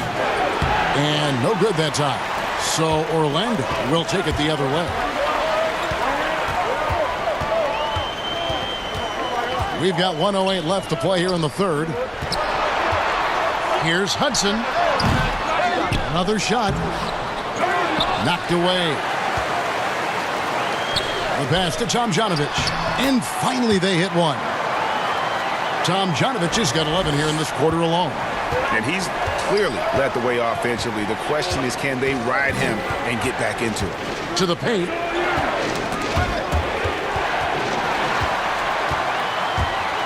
And now Orlando on the break.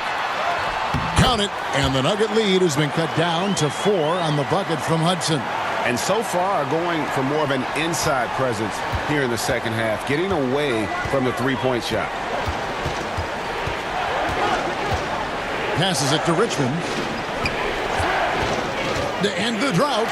That's in, coming off an assist from Lowry. Lowry's got assist number 5 here tonight. And not quite as aggressive from outside as they were in the first half. Sticking to the high percentage shots, playing smart with the lead. Richmond against Hudson.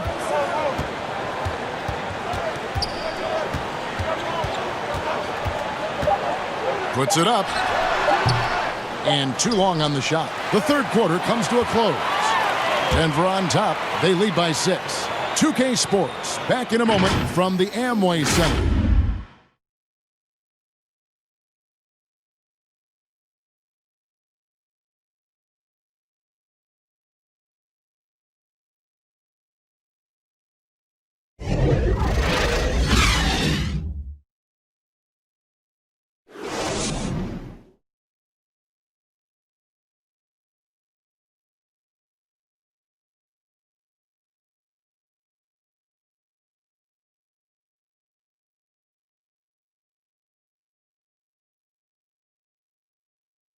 And while we can now, let's take a look at today's State Farm assist of the game. And he's always been the favorite to bag this honor. These kind of feeds are his bread and butter. Well, this is why, Greg, great point guard play is so critical in today's NBA, and you see it right there on display. And it's been a very competitive game so far as we get rolling here in quarter number 4. So on the floor for Denver. Lowry out there with Robertson. Then it's Richmond. And it's Cowens in at the 5. Stolen. Lowry against Thomas. Left side Lowry. And the shot goes down. Lowry's got the fourth quarter going with the first basket of the period here for Denver. And here's Thomas who brings it up for the Magic. Trailing here by 8. Softly drops in the floater. And though Thomas is great from the perimeter, he has a toughness and a willingness to go in amongst the trees and kind of mix it up. Now here's Robertson. McDaniel. And it's Tomjanovich with the rebound. And you know, you can't impact a shot that close any better than he did on that possession. Boy, whether he blocks it or simply alters it, the result is pretty much the same. Thomas gets the bucket. Yeah, that's the third bucket in a row from the paint. This defense needs to clog those lanes in the middle. Lowry passes to Richmond. That falls. Nice feed that time from Kyle Lowry. Lowry's got 6 assists here tonight. On a roll here tonight. Richmond with a lot of offensive tools, and he is happy to show them off. Here's Tomjanovich. Here's Sloan. Second shot opportunity, and that one's good. Tomjanovich. Huge play on the offensive glass there to get more second chance points. He's only getting more physical as this game wears on. This guy just feeds off that fourth quarter pressure in a tight game like this. That's when we can really see the kind of heart he plays with. Still looking for his first triple of the half. He had 3 at the break. Here's Sloan. It's hauled in by the Nuggets. Earlier in the game, they held a 25-point lead. Thomas against Robertson. And good, he nails it. Coming off a big game, his confidence couldn't be higher, and coach knows it. Well, the best players to me deliver night after night after night. So as long as he's hot, keep riding it. Here's Thomas after the made shot from Oscar Robertson. It's deflected out of bounds as Orlando keeps possession. Dwight Howard's checked in for Orlando. And a switcher also for Denver. Rice is checked in.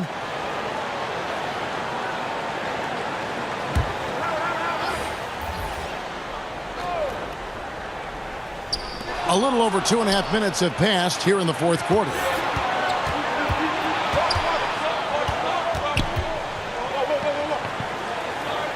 McDaniel, the pass to Rice.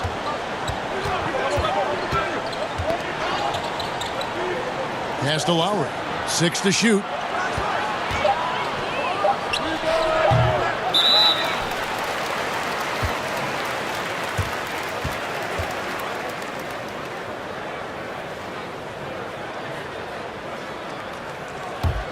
The Magic trail by 6. Outside Thomas. Dishes to Hudson. Back to Thomas. Over Lowry. Thomas, no good. I'll tell you, it feels all night like this guy's been forcing shots, rushing shots. He's really struggling on the offensive end. It's good. Well, there's an aggressive mentality in play. Work in close, find a way to score. Time called here. The Magic decide to talk it over.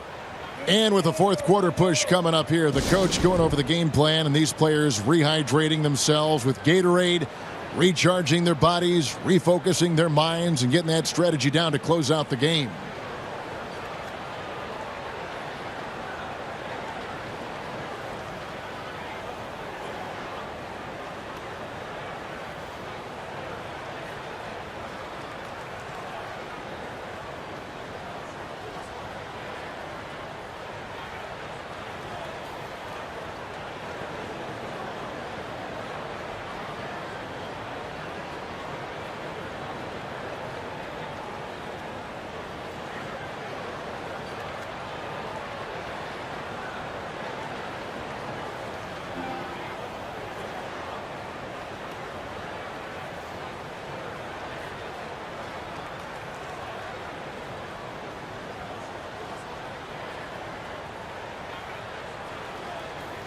And let's catch up with our sideline reporter, David Aldridge. Well, I was able to listen in on what Steve Clifford had to say to his team. He said, look, you guys are playing physical, and I like that, but it has to be under control. We've committed way too many fouls. We've allowed way too many foul shots. Kevin? It's blocked.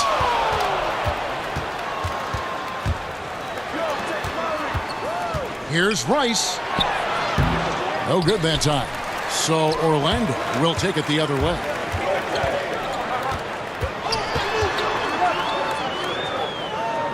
Outside Thomas. The feed to Howard. Denver grabs the miss. And his defense so valuable. Not many can bother that shot at the rim. Boy, you see the effort. You see the range. This guy prides himself in his ability to shut you down. And it's the Magic with the ball. The Nuggets getting the bucket. And it's still a rare sight to see rebound numbers like the ones he's had tonight. His production has been unbelievable, a testament to how much he cares about his craft. Now here's Richmond. But they get it back. Goes back up. Cowens passes to McDaniel. Denver passing it around. They shoot again, and he knocks down the jumper. And the Nuggets lead by 12. We call that floor vision, gentlemen. Kyle Lowry with the pretty pass. Throws it up high, and Hayes throws it down. And hard to decide which is better, the pass, the catch, or the slam. Oh, there's no wrong answer. Sensational alley-oop. Now here's Richmond. And Richmond with the stuff. I mean, already hot coming into the game. Is it fair to say he's hotter? They need a good offensive possession. Yeah, they've gone a long time without a bucket. Here's Hudson. Here's Sloan.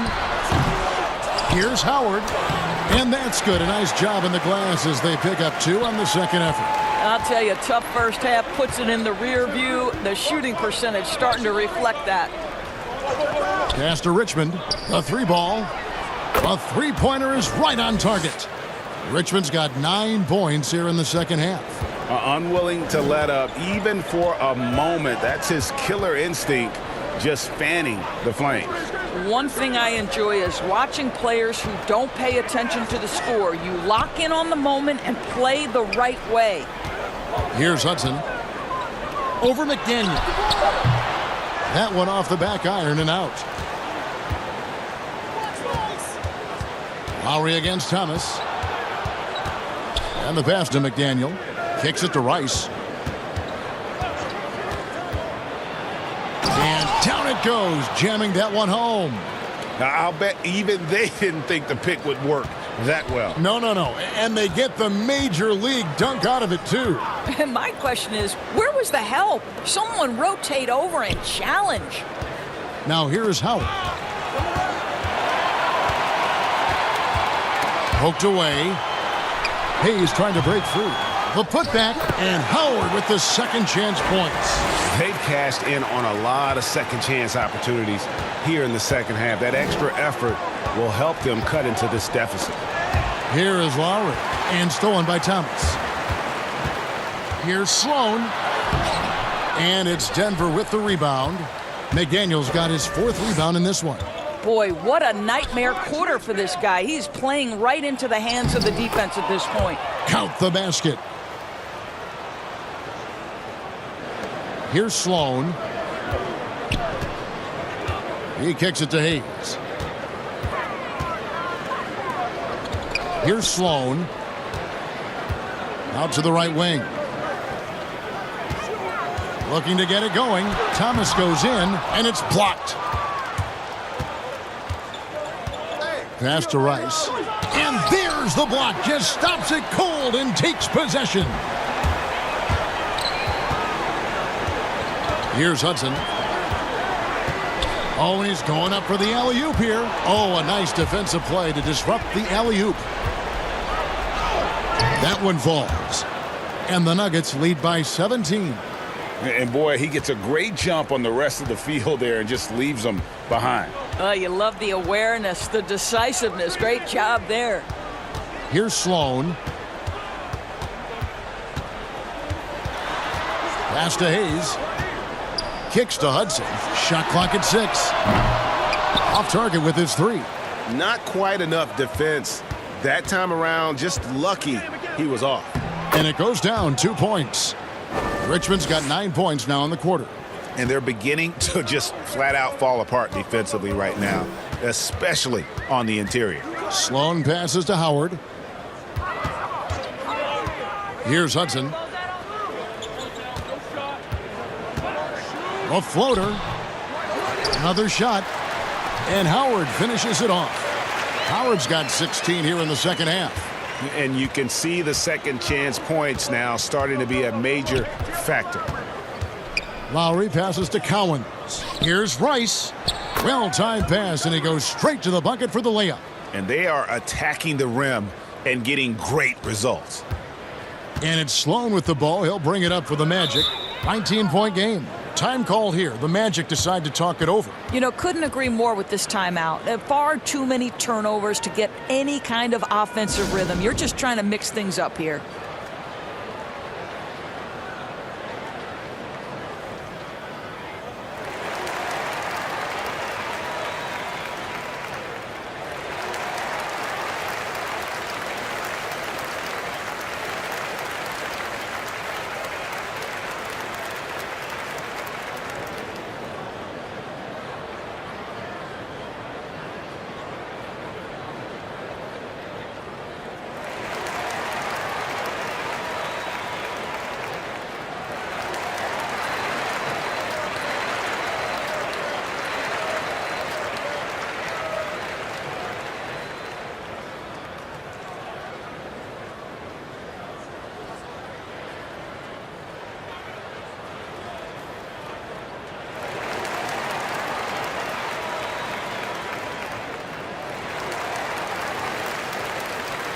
And now we get the chance to present our Jordan Player of the Game, Mitch Richmond. Yeah, and his performance has been a jaw-dropper. He must have been feeling great coming into the building tonight, because once he hit the court, it was all working for him. He was in a zone. He silenced this crowd with an unreal display. His ability to drown out the noise and the hostility of an opposing crowd is pretty special.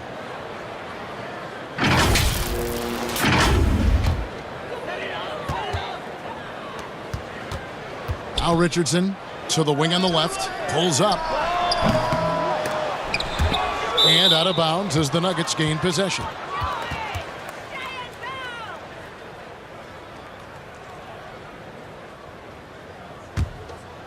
The Nuggets leading by 19. Now here's Robertson. On the wing, Richmond. Pass to Rice.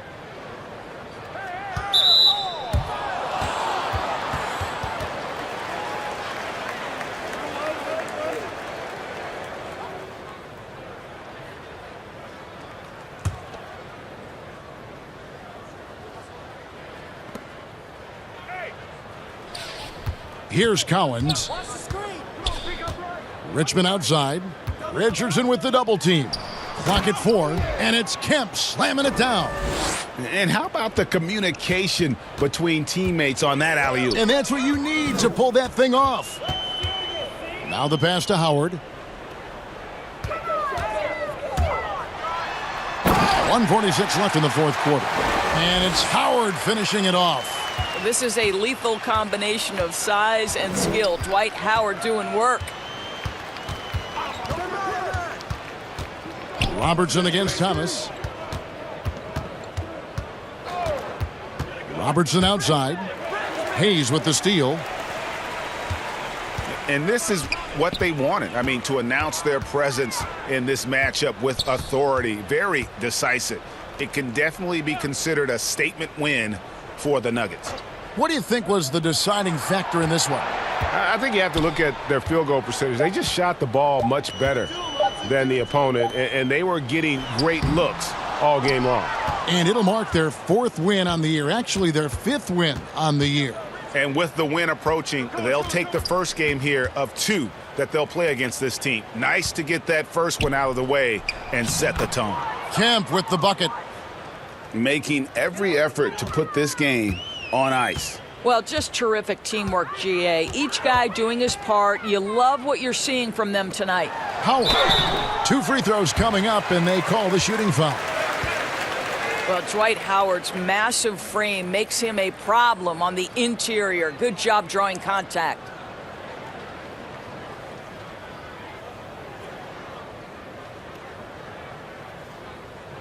Shooting 2.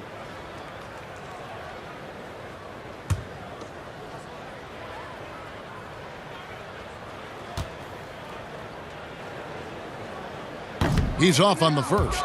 So Orlando going with an almost entirely new group here. Roy Hibbert's checked in for Hayes. Evans comes in for Hudson. Shea Gilgeous-Alexander's checked in for Jason Richardson. And Armstrong subbed in for Isaiah Thomas.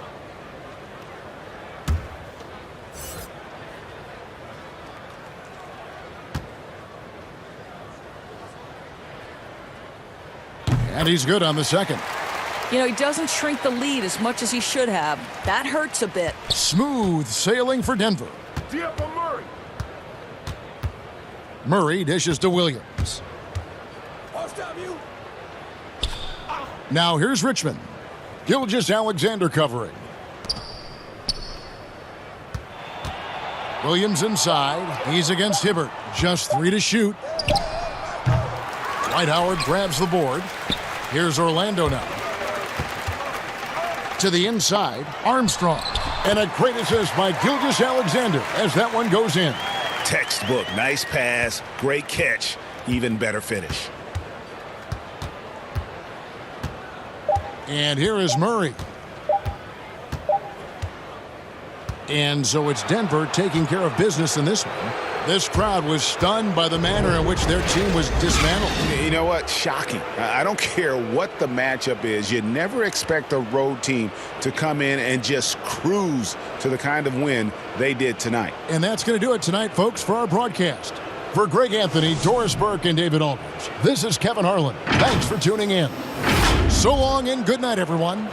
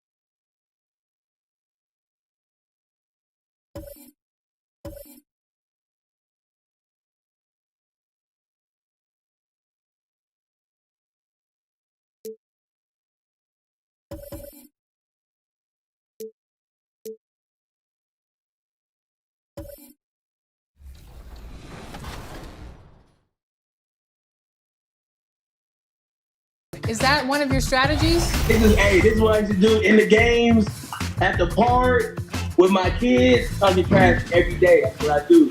Sub, did that rattle you a bit? Because C-Web told us early on, like, don't let Nate's talk mess you up in the game.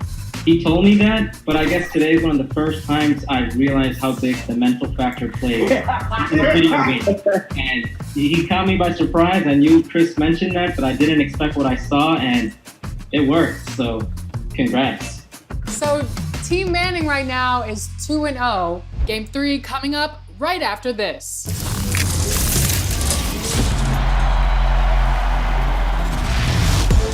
$2K20's My Player Nation has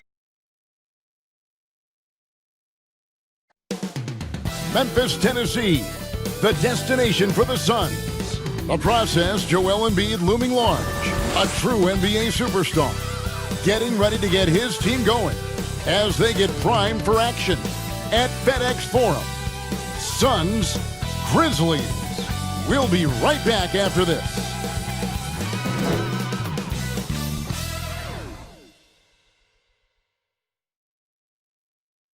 The 2K Sports pregame show. It's basketball out in Memphis, FedEx Forum to be exact. We'll see the Grizzlies go up against the Phoenix Suns. And guys, for the Suns, their first time playing these guys this season. A year ago, going 1-2. They'd like to improve on that this go-around. Kenny, every year it seems like the standings early on look very different by season's end. Overachieving teams often start fast, and they get some effort wins. And then it kind of evens out. But, talent catches up eventually. And overconfident teams sometimes start slow. They find out they're not as good as they thought. But once you get home, that sense of urgency. Great basketball philosophy from the Diesel and the Jet. I appreciate that. Just humbled to be in between you two guys. As long as you're not overachieving, because you'll be confident. Here's Kevin Harlan.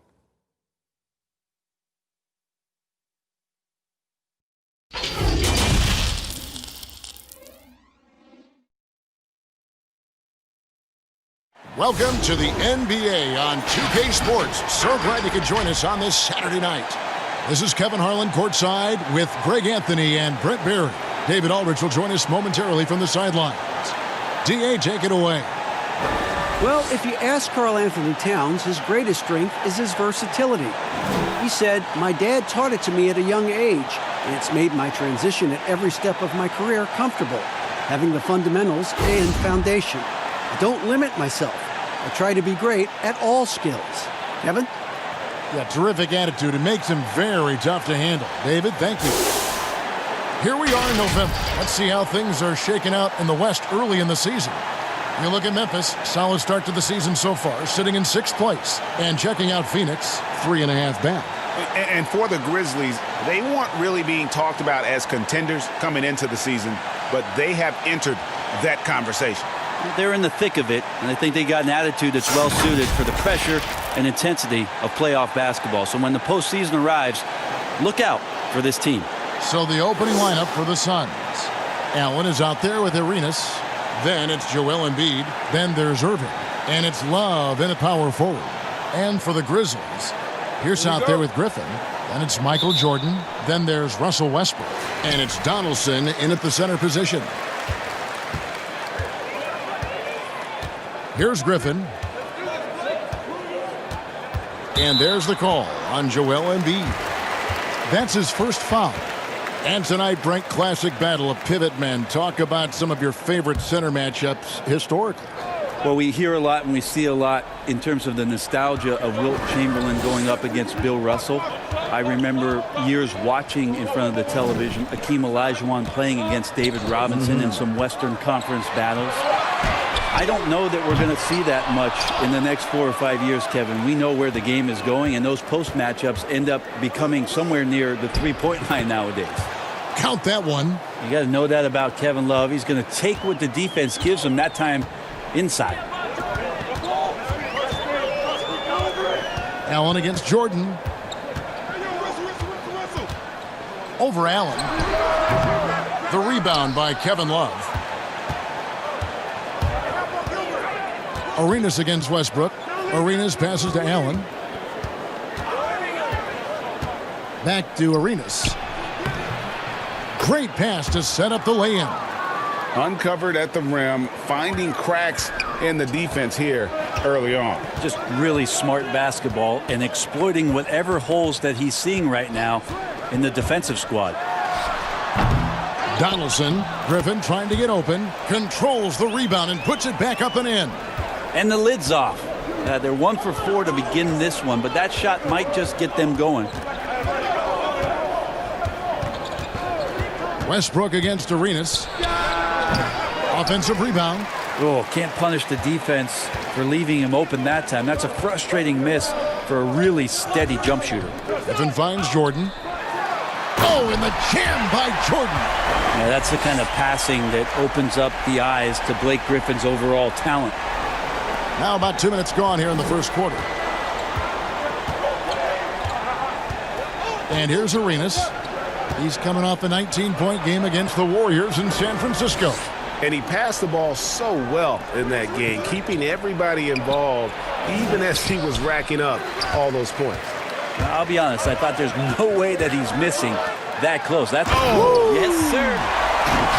Oh, my goodness. The creativity, the athleticism of Michael Jordan. On the wing, Arenas. He's covered by Westbrook. Arenas kicks to Allen. Irving against Pierce. 4 on the shot clock. Irving can't get it to go. And the effort never stops with him. No easy shots when he's on the floor. Well, it's about the defensive end, and that's what guys feed off. He gives the effort down there at all times. And it's Irving with the ball for the Suns. Trailing by 2. They're moving on after the tough loss they took at the hands of the Warriors. When they ran the offense right, they found some easy shots, but on that occasion, it was few and far between. Yeah, lots of ups and downs. One good possession, 2 bad ones, 1 good one. They could never get on a steady run and play some solid offense. That shot by Griffin, no good.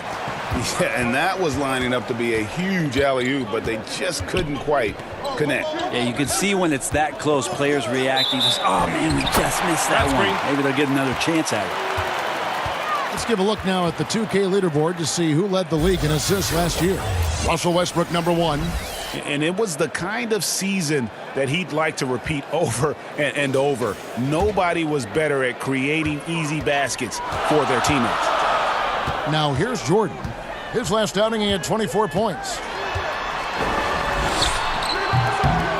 Phoenix grabs the miss. On the wing, Irving. Pierce covering. Irving kicks to Allen. Passes to Arenas. That doesn't go in. Had a chance, though, to take the lead. Westbrook passes to Donaldson.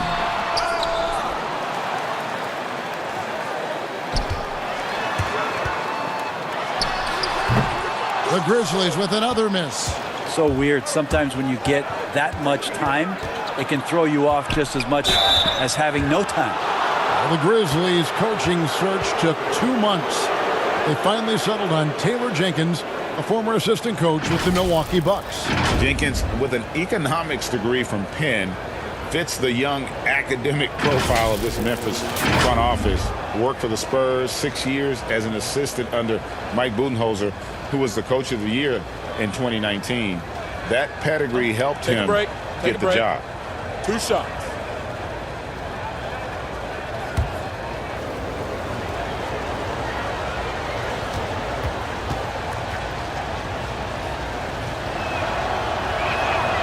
And that drops, so they now lead by 1.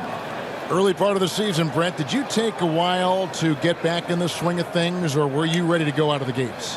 In order to stay in the NBA, Kevin, no, I could not do that. Right, yeah. I could not do that. You played 14 years. I love coming into training camp being in tip-top shape. It really was something I took a lot of pride in, is that I wanted to be going so that our practices for our coaching staff was something we could get through. Now, I understood the role of other guys on the team where it might take a little while for them to get going, but for my mindset and my confidence in the year, I wanted to make sure that the offseason and the work that I was putting in, because that's where players improved the most, I was going to come into camp ready to go. Now here's Allen, following the miss by Griffin. Arenas passes to Embiid. Tries again, and he gets the basket. Officials blowing the whistle, so a chance at the line for one more. And they've scored several times already here in the first quarter on the inside. And after he missed the first 2 seasons of his career, Greg, with a broken bone in his foot, would injuries be your main concern for Joel Embiid? Look, no doubt about it. As long as he's healthy, he's an all-league performer. Still, 7-footers carry a lot of weight in our league. He wants to prove he can play big minutes. They just got to make sure they protect it.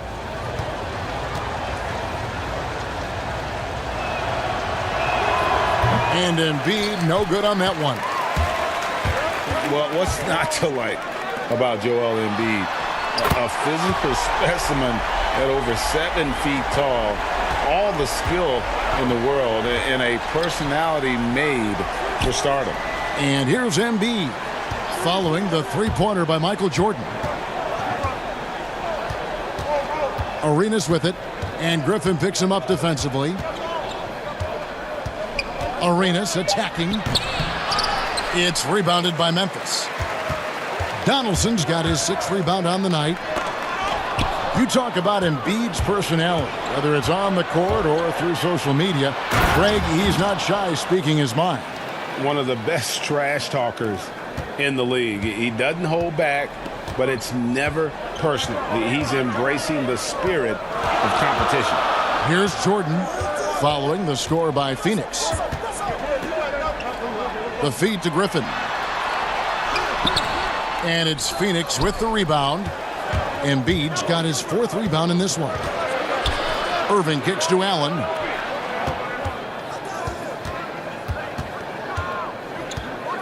Tipped away. 4-on-3 break. Free throw line jump shot. The putback. Great positioning on the putback. Well, a missed box out and an easy tip in, but it's because of the activity as the ball is going up, Kevin, finding yourself in the right spot, just using some effort. Arenas can't hit. Maybe a time to rest him right now, just give him a bit of a breather, try to help him get back on track. And what you see with Jordan, running full speed, but always in complete control. And here are the Suns now, following the score by Memphis. A nice shot by Irving. A defensive breakdown there, no doubt about it. I mean, he's a guy you have to be focused on defensively. Here's Griffin. And it's sent back by Irving. And not many guys Irving's size are this good at blocking shots. Takes incredible timing and athleticism. Timeout. They're getting on a roll inside. Their last 3 field goals have come from the paint. So timeout called here. The first for Memphis. Trying to snap them out of this little slump.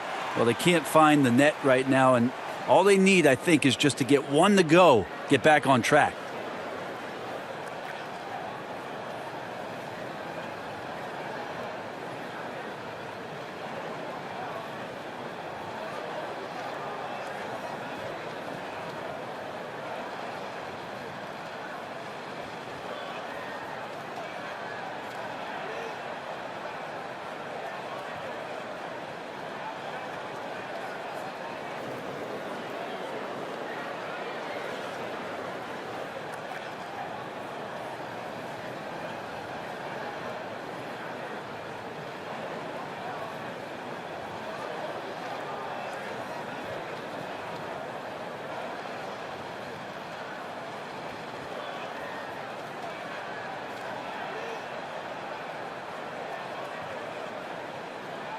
So Memphis ends up going with the new group. Phoenix making some changes. And let's take a look at Karl Anthony Towns' numbers. Last season, he played outstanding. 6th in rebounding, 9th in blocks, and he ranked in the top 15 in points per game, one of the league's premier offensive threats. He was a top 10 rebounder last season for good reason. He's an incredibly intense guy to compete with. And for a full game, too. I mean, just nonstop. Here's Cassell. Barnett, no good. Rare you'll see him miss such an open look. To the left side wing. Barnett against Malone.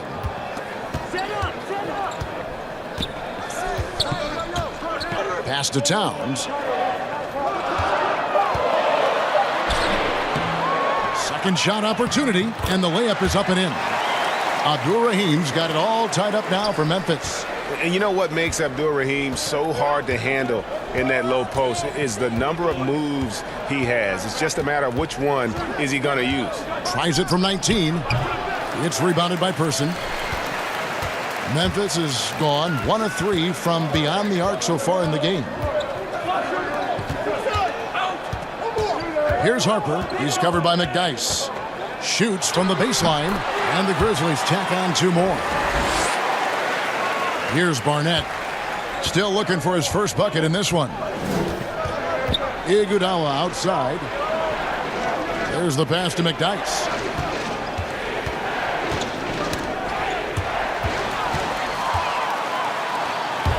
Here's Abdur-Rahim. He's covered by McDyess. And foul on the shot. He'll shoot 2 at the free throw line. He doesn't care at all if he has to take a little punishment to get his points. You can say that for sure about Abdur-Rahim. He's not going to shy away from the contact. First trip to the free throw line for him in this one.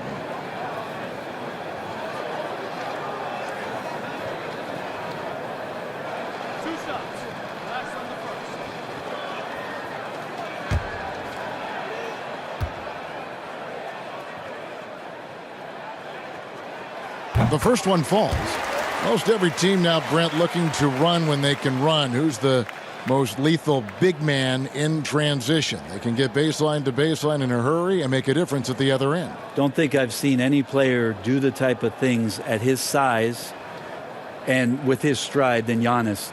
I just think there were eye-popping plays that people could not wrap their head around what it is he could do. Taking 2 steps from half court, lengthening out his right arm to finish at the rim, grabbing offensive rebounds from the block, not taking any steps and dunking it over the top and getting to the free throw line.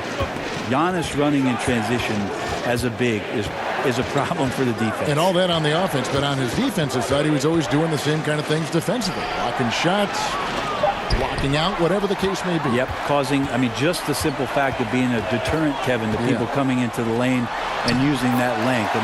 Giannis Antetokounmpo is something special in that regard as a big. Both ends of the floor, I totally agree. Oh, Kevin, get a load of that one. Take that play and put it in the alley-oop textbook, boys. Oh, perfectly done. You're right. He put it on a platter for him. Barnett against Malone. 6 to shoot. Now, here's Vucevic. Not a lot of room. Here's McDyess. Shooting foul as the whistle blows. He'll shoot 2 free throws. Really, the right play defensively. If you can't block, force him to the line. First trip to the line for him here.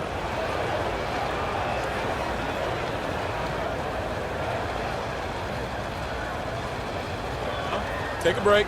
Take a break. 2 shots.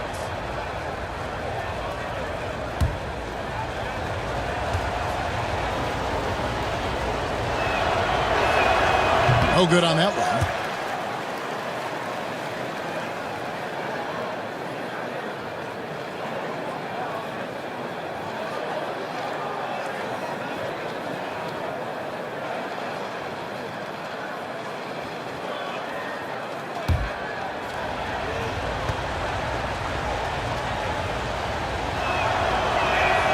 And the second free throw, good. Last year being the 9th straight year that the Phoenix Suns and the fans in the desert have missed playoff basketball. But you have to like the young, talented group they're starting to assemble here and maybe settling in on a coach who will remain here to see it through. And it's Towns missing. Well, you have to like their work on the boards, Kevin, particularly here to start the game. Iguodala, no good. Those are chances almost always you can rely on him to get you 2 points, but the D just enough to keep him out of rhythm. And, of course, Brent, they also need to get the chemistry right in Phoenix, too. Yeah, I wonder how much of these coaching changes just haven't allowed some of those combinations to really come together. Some of the lottery picks have outperformed others, and they've lacked a lot of glue guys to make up that difference.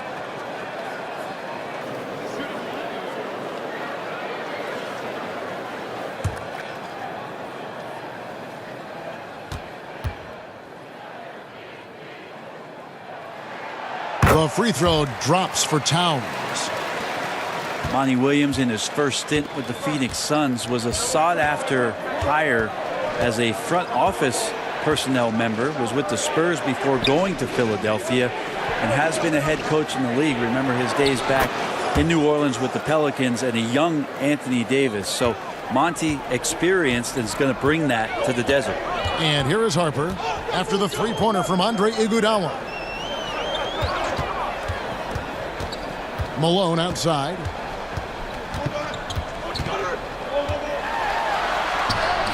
Makes it off the glass. Malone's got his second bucket of the game to go.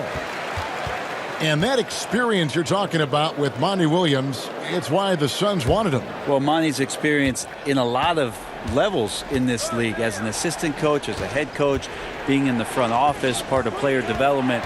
That's an amazing calming influence for this young Phoenix Suns team to grow with. Here's Vucevic. That one falls, coming off Iguodala's feed. And they've repeatedly probed inside in the first half, guys, and it's paid off. Feeds to Harper. Plays it up and banks it in. And the Grizzlies lead by 7. And this has been a great job of just getting into the middle of that defense and really scoring effectively from the paint. Here's McDyess. Pass to Iguodala. His three-pointers off the mark. Memphis with the ball.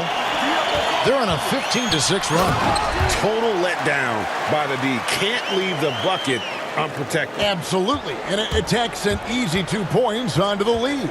Will not find a higher percentage opportunity than that. Gasol. The second chance effort. The shot, no good. Towns with the defensive effort. Here's Person. And again, it's the Grizzlies from deep. Excellent all-around performance so far, hence the big lead. Well, if I was baking up a lead, I'd add 2 ingredients. One would be playing smart, the other one playing selfless. They've done that tonight. Serve it up. So as we end the first quarter, already a double-digit ball game. Grizzlies out in front. They finish off the first quarter on a 20-6 run. Live from the FedEx Forum, you're watching 2K Sports.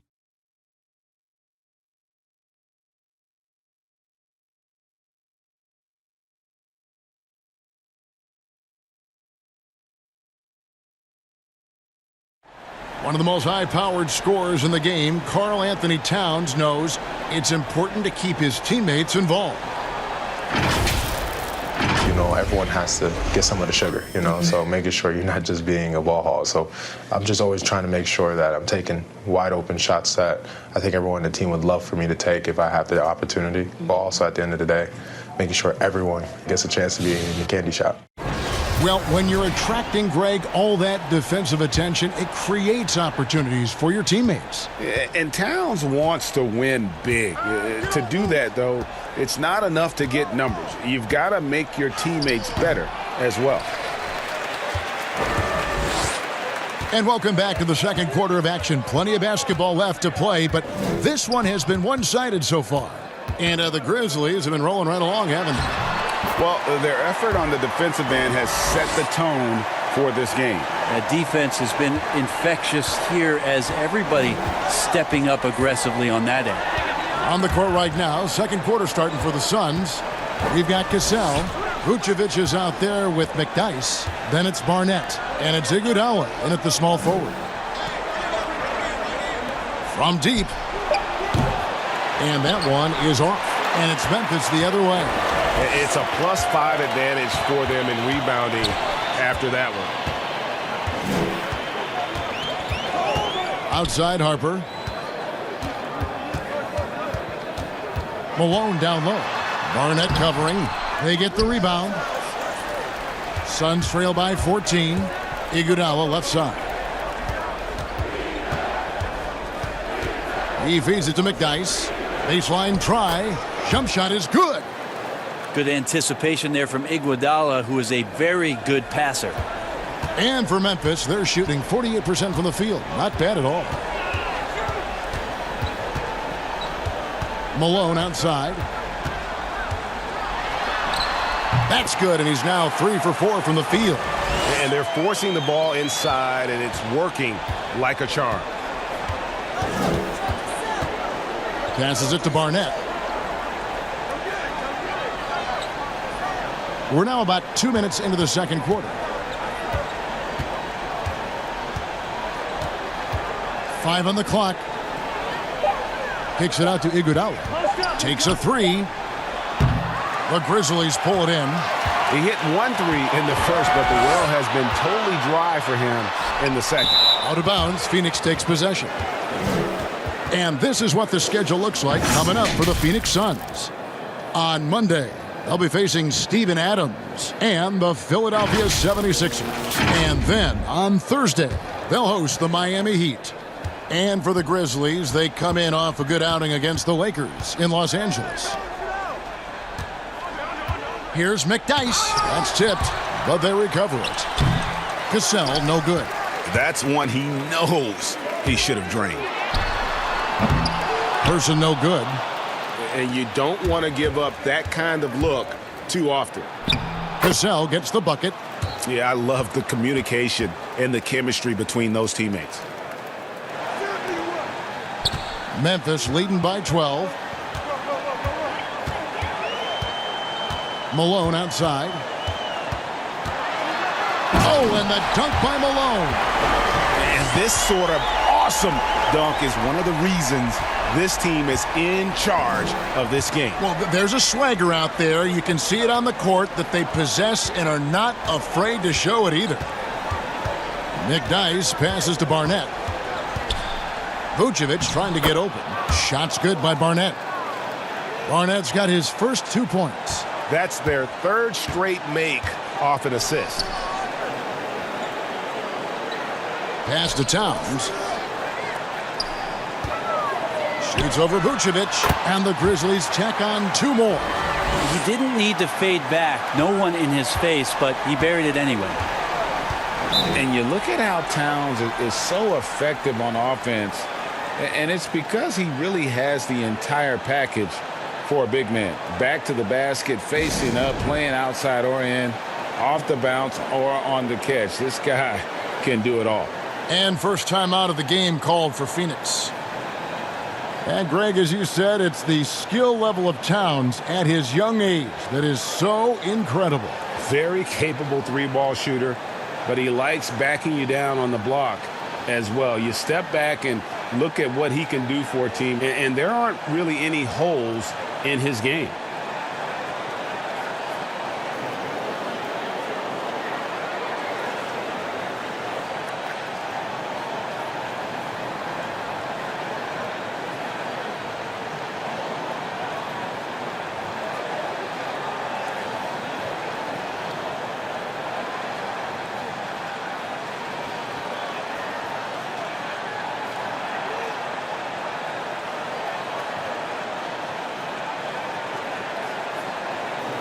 A platoon swap here for Phoenix. All right, a chance to look at numbers for Westbrook. Great showing for him last season. Put up about 23 points per, 10 assists and 11 rebounds. And a quality player. I love what he brings to the table at that backup point guard position. I think coaches appreciate a guy that comes in and knows how to run the offense with some intelligence. That's exactly what he does. Towns kicks to Pierce. Towns trying to get open, and Pierce gets it to go on the assist by Towns. And the Grizzlies lead by 16. Now, here is Irving. 11 points for him in that last game against Golden State. And again, it's the Suns missing. And here's the break. Here's Westbrook. And that'll be 2 free throws coming up. Officials on the call with the foul. Ray Allen picks one up. Each year, so many coaching changes. Brent, do you feel they generally get too much blame when things go wrong? I don't know if blame is the word, Kevin. That's just the easy out for a lot of organizations that want to make some changes. The main thing that's frustrating, I think, for the coaching fraternity is patience. You have to be realistic about the potential of your team and how much time it takes to grow what it is that coach's culture is all about. That's where teams sometimes lose out and give up on somebody a little bit early. But these guys go into it eyes wide open. Oh, there's no question about it. And really good coaches in the NBA know that it might not last all that long. So they're going to be who they are. That's who you want to hire. Hire a coach who knows exactly who he is, both coming in the door and walking away. And Russell Westbrook drops them both. And the Suns last year, second to last in defensive rating. Well, a lot of that was points off the turnovers. They just could not take care of the basketball. A lot of teams feasting on young players and inexperienced players getting a lot of minutes for the Phoenix Suns. Now Jordan, 9 points in the game so far. Over Allen, 11 feet out, and he hits it. 11 points for Michael Jordan. And as much as he's done to increase the range on his jump shot, this is where Jordan's bread is buttered, that mid-range game. Just a solid performance on the interior. The rebounding has been off the charts. A pass to Pierce.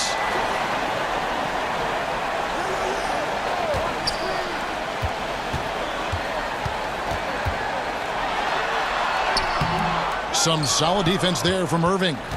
And the pressure he put on that shot forced the miscue. Those are all the little things about effort there. He just gets out there and contests, and that's just enough. And yes, it's good. Embiid's got 8. Yeah, the chemistry has been terrific. Really impressed with their offensive execution. And here's Westbrook from the arc. Hits the three-point bomb. And the Grizzlies lead by 19. Everything with tremendous confidence, even though the numbers aren't there. He pulls up from 3 and knocks it down. Outside Irving. No good on the shot. Excellent D there from Pierce. Oh, Griffin in position. Hammers the alley-oop through. And this is why Blake Griffin appears on your highlight reel on a nightly basis. Loves rising up for the alley-oop. Here's the lob to the hoop. Embiid, no good. Memphis leading by 21. Here's Jordan. Some solid defense here from Arenas. Phoenix has gone 0-2 from deep here in the second. Allen outside. Arenas against Jordan. Down to 5 on the shot clock. They get a hand on it. That shot missing. And Memphis the other way now. And going against Phoenix, their first meeting of the season. And they won the season series against this club last year, but, you know, then again, so did a lot of other teams. Here's Pierce. And Embiid with the block. And here's the fast break. Arenas leading the way. And it's Arenas with the jam. And that's how you do it. Impressive play, explosive finish. Yeah, sweet finishes like that. You see everybody get up. Look at the guys on the bench. They're fired up. Jordan dishes to Westbrook. And another miss by Memphis. Suns trail by 19. Here's the floater. Irving misses. Time for some consideration in the passing category, maybe, Kevin. The shot is just not on. Get somebody else going. The Suns shooting around 36%. They're just not able to finish consistently. Here's Arenas. And it's Memphis on the break. Here's Pierce. Rebound, Julius Irving. Irving's got his 4th rebound in this one.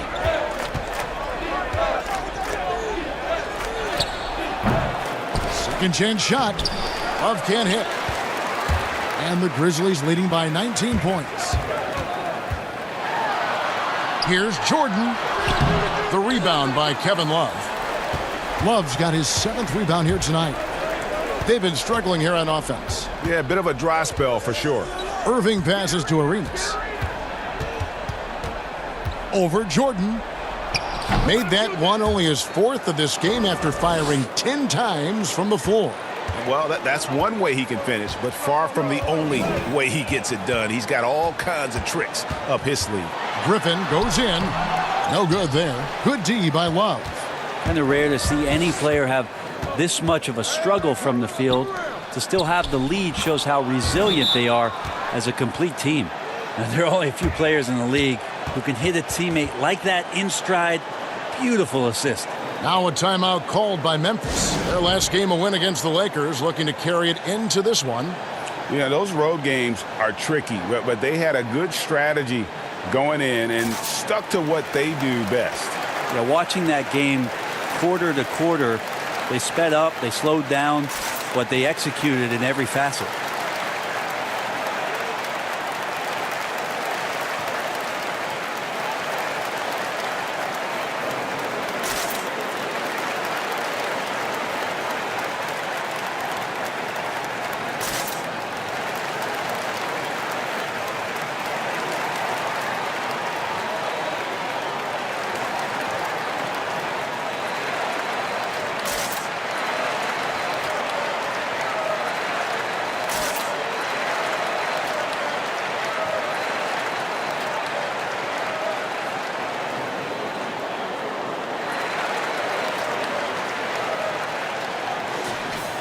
Now we'd like to take this moment to show you the teams that a year ago made a trademark of scoring points off turnovers.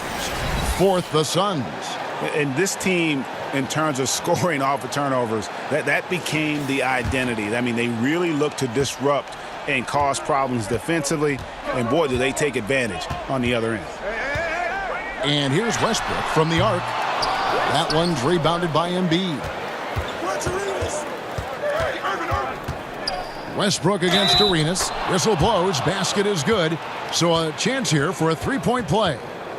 Now there's some easy offense there. Keep finding looks in that area, and their shooting percentages tonight are going to be off the charts. First trip to the free throw line for him tonight.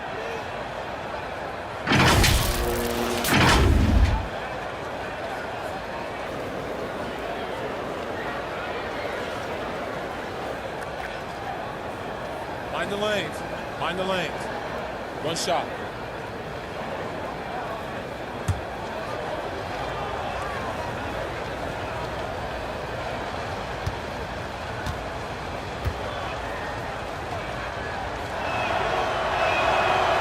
And that one misses. Memphis leading by 13. Down low, here's Pierce. The lead pass was put in just the right spot. Pierce has got his second bucket of the night.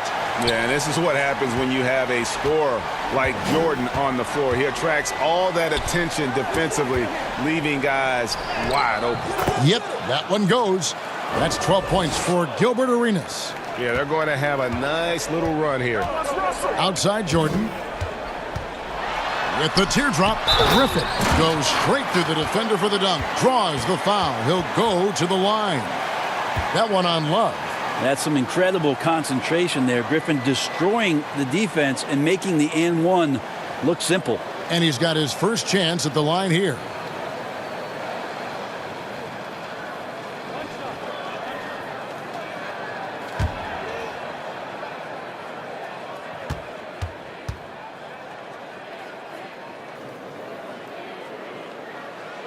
There's some unique qualities to the play of Blake Griffin, a big with incredible handles and passing skills who can still throw it down. Here's Arenas, and contact on the shot, so he'll be shooting free throws here. And this is his second trip to the line tonight.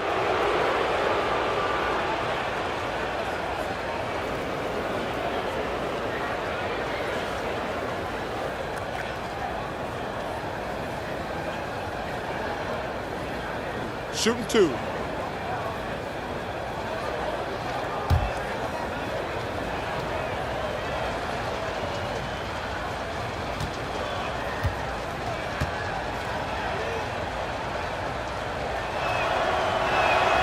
And the first one drops.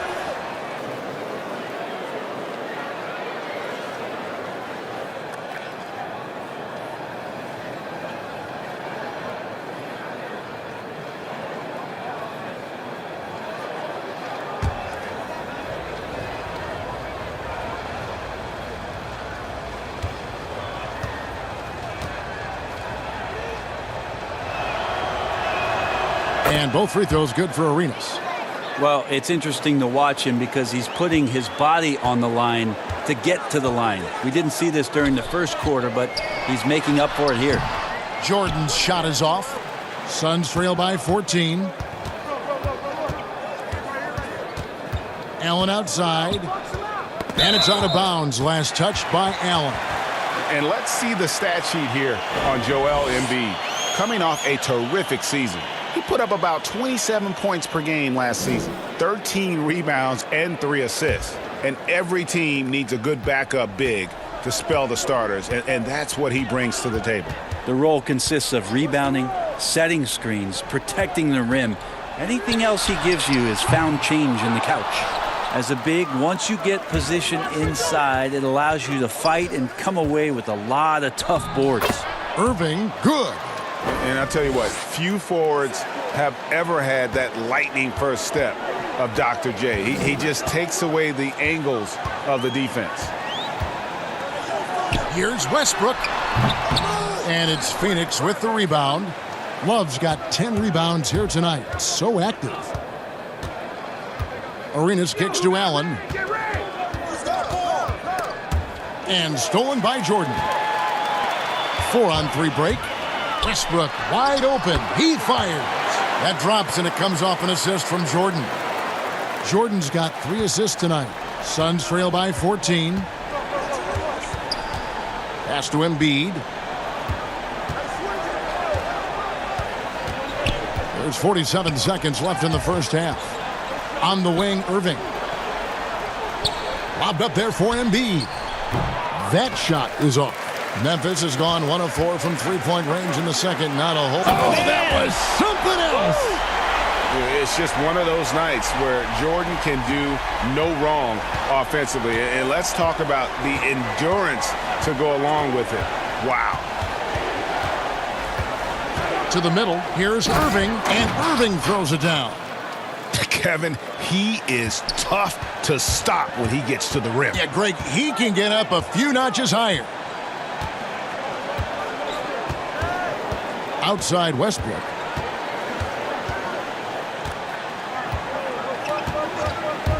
Lets it go. And the Grizzlies tack on 2 more. Unwilling to let up even for a moment. That's his killer instinct, just fanning the flame. Yeah, he's the guy that you want to go to right now, trying to put this one away. And so it's Memphis with a sizable lead as the quarter wraps up. They're ahead 16 points. Their transition game has been in full effect. And now let's catch up with David Aldridge, who's standing by from the sideline. All right, Dave. Thank you, Kevin. Here with Karl Anthony Towns.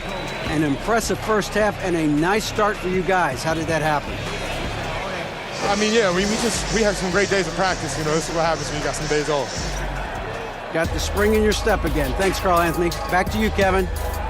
Thank you, David. We'll be back after halftime for the start of the second half momentarily. It's the 2K Sports Halftime Show. Hello again, folks. Ernie Johnson here with Kenny the Jet Smith and Shaquille O'Neal. It's the NBA on 2K Sports, and let's talk the first half. It's Memphis out in front at the half. They're leading by 16. Kenny? Well, we can't look past the huge contribution their bench has provided.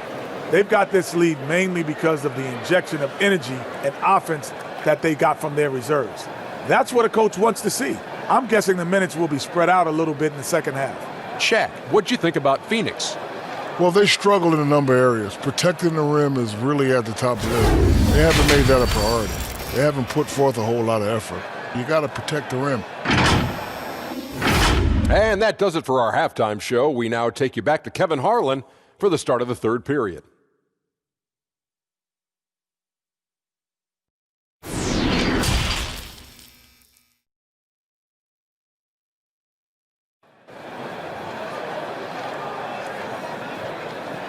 And with a big gap on the scoreboard, the second half begins with very different goals for these teams. One side trying to mount a comeback, one side trying to protect their lead. And look at Gilbert Arenas. What a contribution.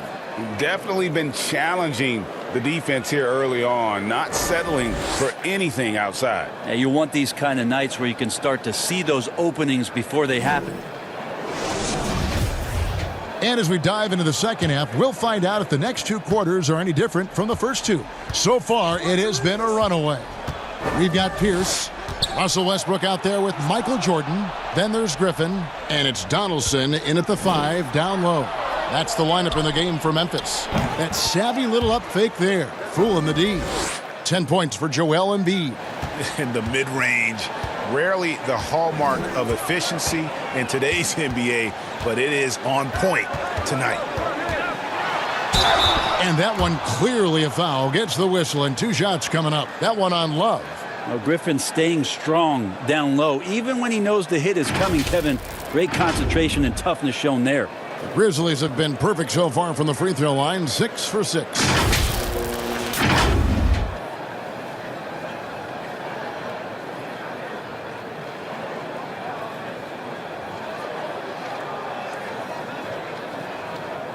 Shooting 2.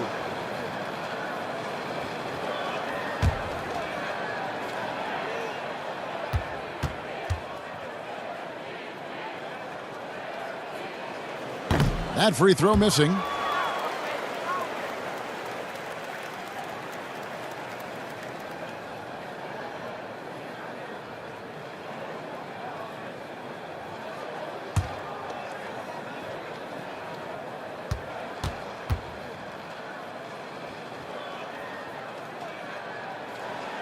He hits the second from the line.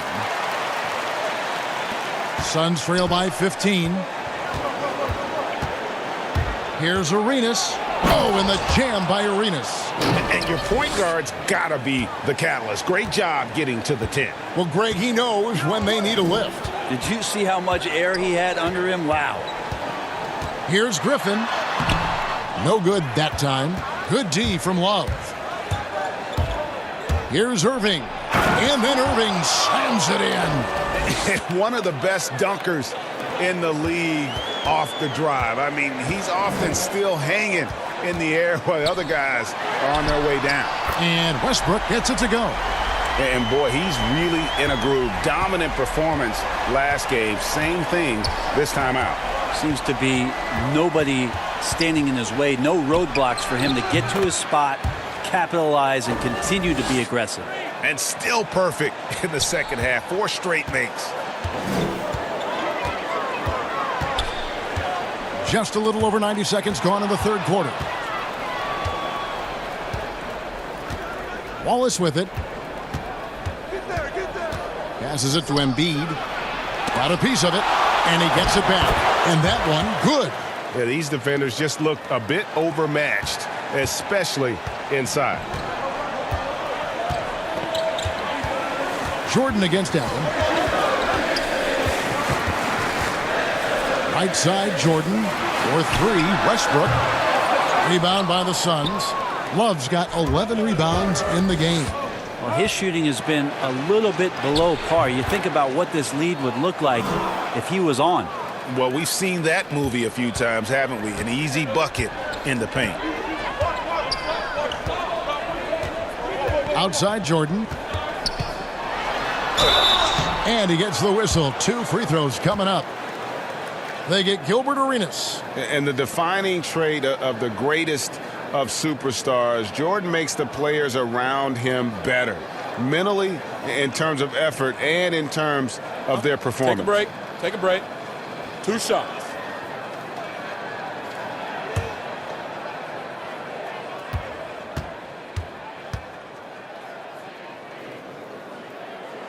First free throw is good.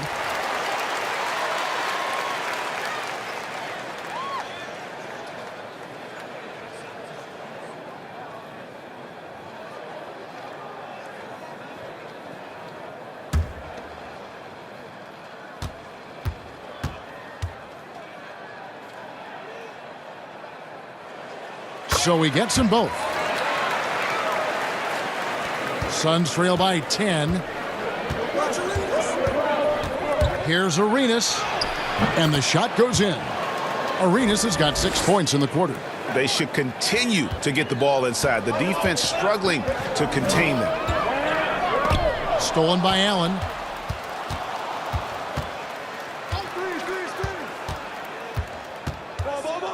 He dishes it to Love. Pass to Arenas.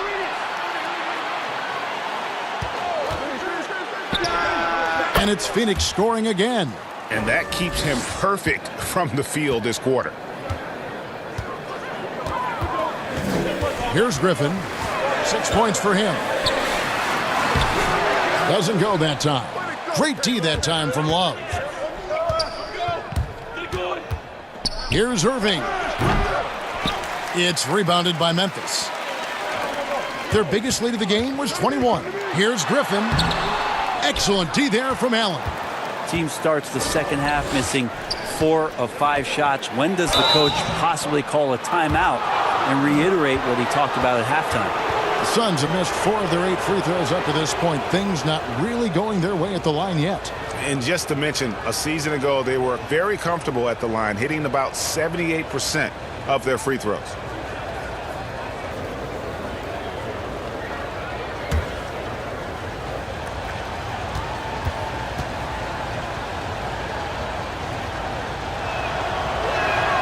That's good from Ray Allen. Vucevic checked in for Phoenix. Barnett comes in for Irving.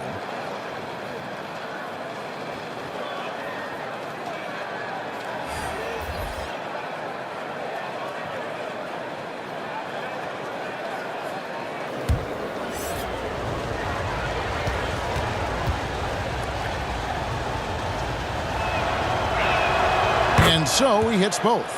Well, a great player on a great role at the charity stripe. The D has got to be careful about being too aggressive on him and sending him back for freebies. Now a timeout called by Memphis. And they're allowing too many points in the paint. Coach is going to let them hear about it. Yeah, coach knows that. They know that. In the timeout, they're going to hear about it, make the adjustment.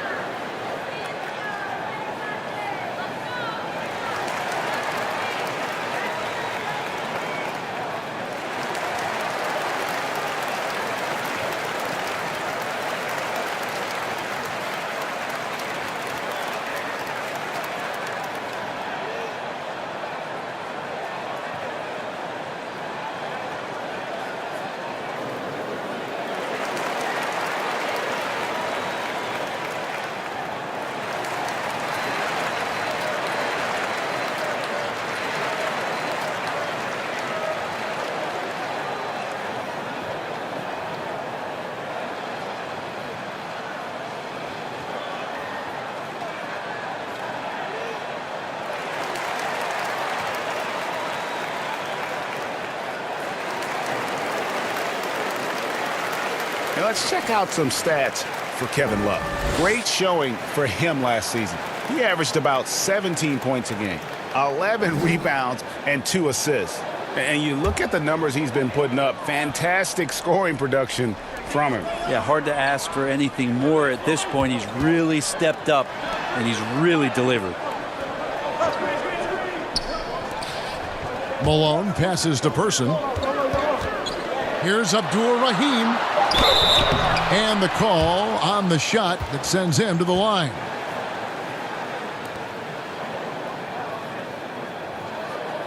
These are his third and fourth free throw attempts of the game.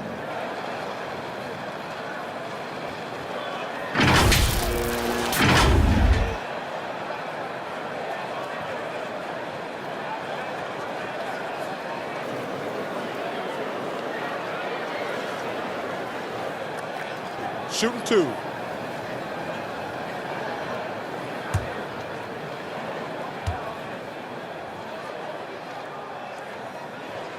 And he knocks down the first one.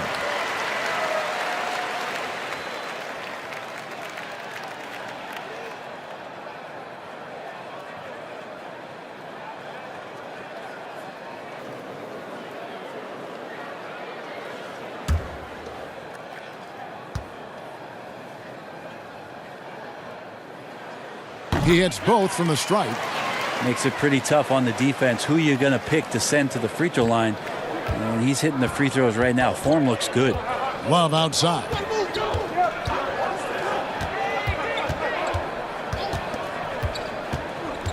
And there's the pass to Barnett.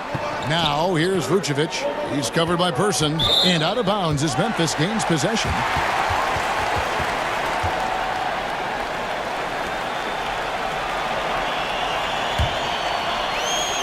And the Grizzlies leading by 6. Outside Harper.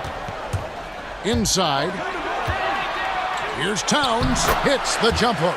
Towns has got 7 points. And from day one, Towns has been one of the NBA's top post players. A versatile, well-rounded game on the low block. It doesn't hurt that he can step outside and knock down the jumper either. Well, the D really getting away with one there. No one on him, and that's going to be good 9 out of 10 times. Back to Harper.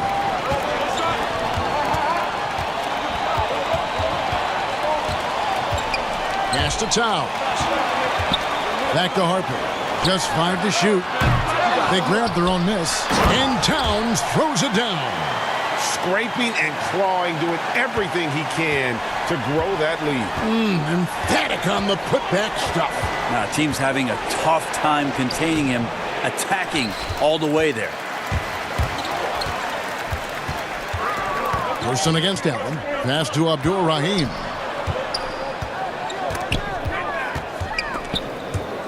Out to the right wing. Malone outside. The teardrop falls in. And now a 12-point Memphis lead. Always fun to look at. Not tremendously efficient, but the floater, boy, those sure are pretty. Arenas passes to Love. That's good, and Arenas with the assist. And it's 7 points for Love. Love is awesome at reading the defense. When they're not up on him, he's going to let it rip. Here's Malone, and he'll shoot free throws here. Clearly fouled on that shot that time, the whistle blowing. And there's the foul against Phoenix. It's his first trip to the line.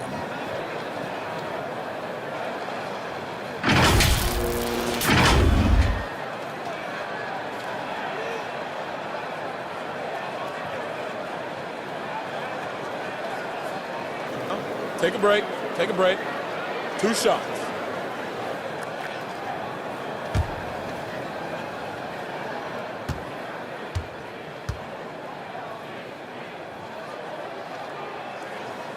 He misses the free throw. So for the Suns, Andre Iguodala. He's checked in for Allen. And it's Cassell in for Gilbert Arenas.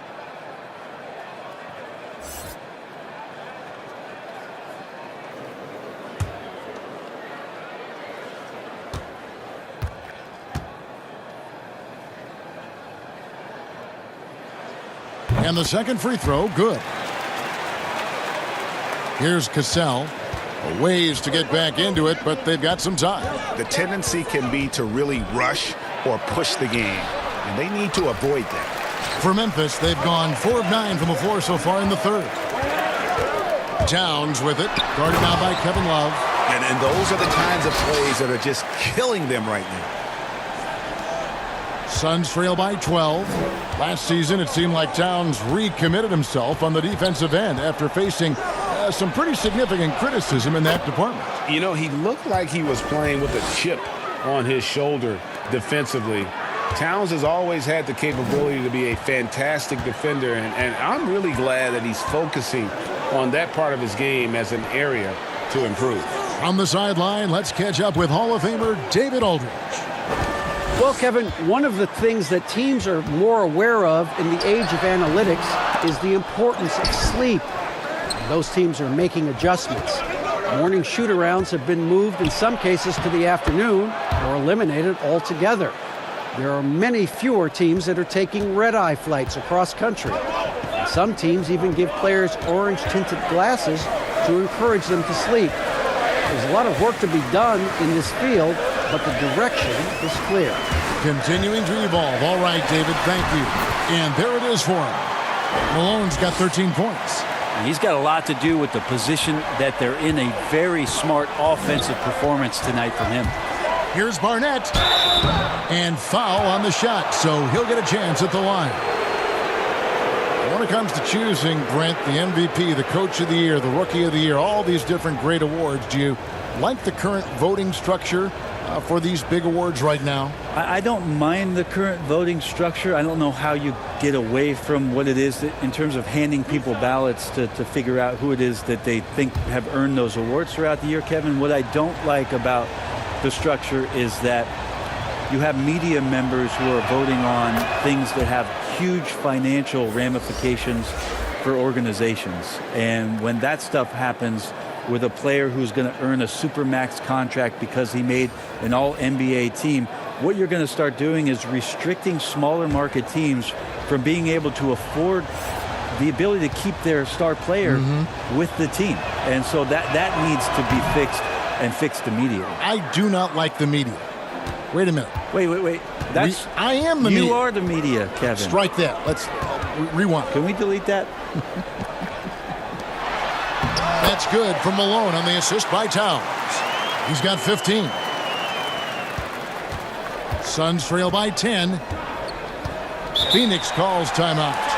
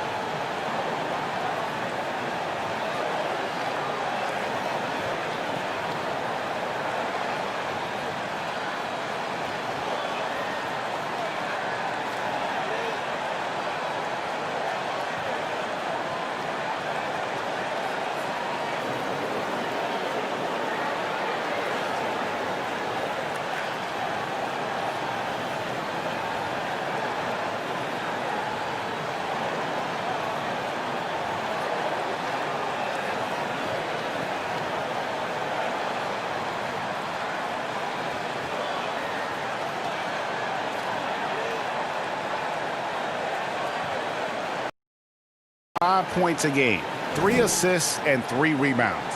And to be honest, not quite the numbers you've come to expect from a player of his caliber. It's been a bit of a roller coaster, an up and down stretch for him right now, but don't worry, team. He'll be back out there and feasting in no time. Clock at 6. Here's Barnett. And he tries off the glass, but it's no good. Maybe there are ways to contribute that don't involve shooting the basketball. That's the best way that maybe he can help them out in trying to win this game. And they're beginning to just flat out fall apart defensively right now, especially on the interior. He kicks to Iguodala. And here's McDyess. Suns moving the ball around. Here's Barnett. And again, it's the Suns missing. Right wing. Here's Person. Shooting foul as the whistle blows. He'll shoot 2 free throws. It's going to be on Antonio McDyess. In Person, physical, efficient scorer, especially from deep where you can't give him any room to shoot. Shooting 2.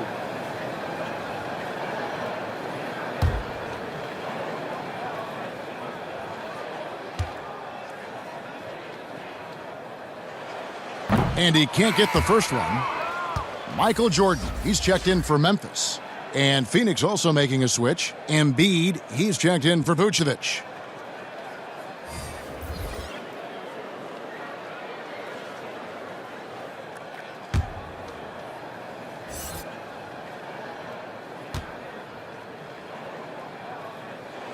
And he sinks the second.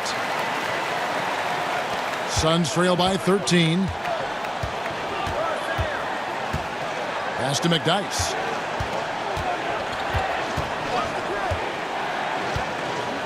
Iguodala outside.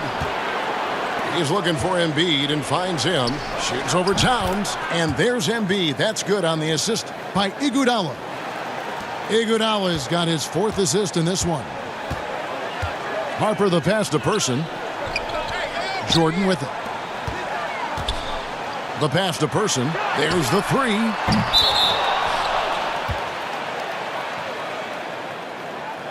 Irving's checked in for Phoenix.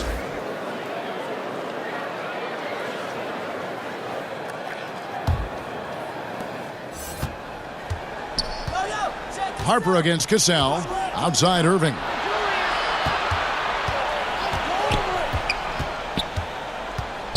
From 13, that shot off. And the Grizzlies going the other way now. Their biggest lead of the game was 21.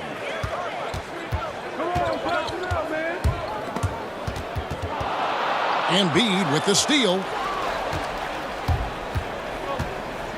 Cassell against Harper. Ball's knocked loose. And here's the fast break. The finish. Now that's how to finish the break. Throw down with force.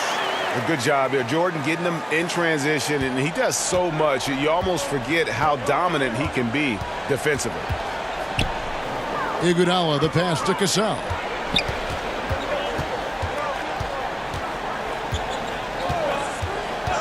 Back to Iguodala. And contact on the shot, so he'll be shooting free throws here. Wow, they've made every free throw here in the second half. For Phoenix, they have made 8 of their 12 free throws in this game.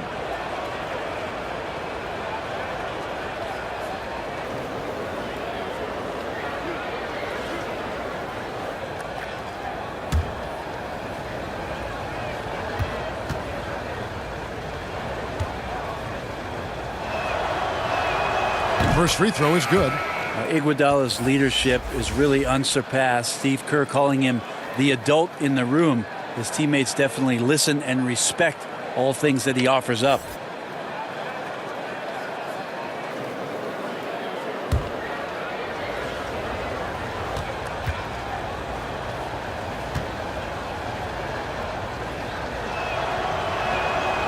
He's off on the second. And the Grizzlies leading by 12. Griffin finds Westbrook. Outside Jordan. Pass to Griffin. Outside Pierce. 6 on the shot clock. Over Iguodala. And it's Irving with the rebound. Irving's got 7 rebounds in the game.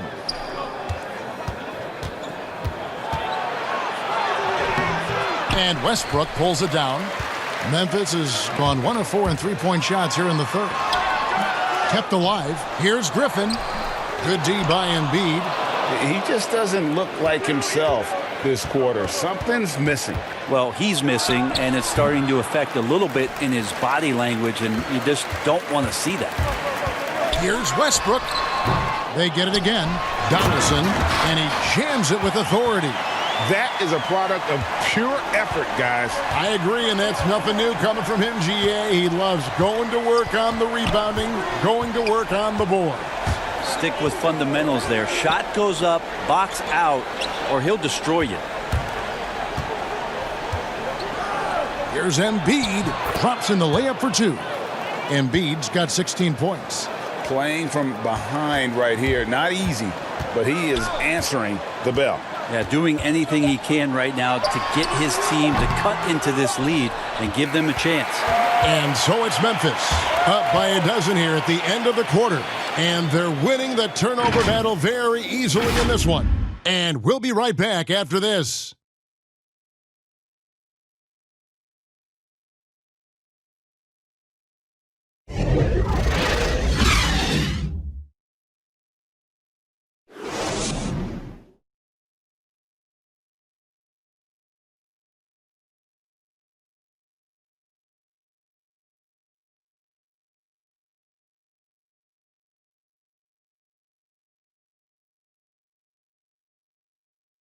And a chance right now to show you our State Farm assist of the game. And I'm glad this was the pick because I love this pass. Such a great dish. That's what I call court vision. Well, a great job with the eyes. And what separates great playmakers, as we know, Greg, is peripheral vision.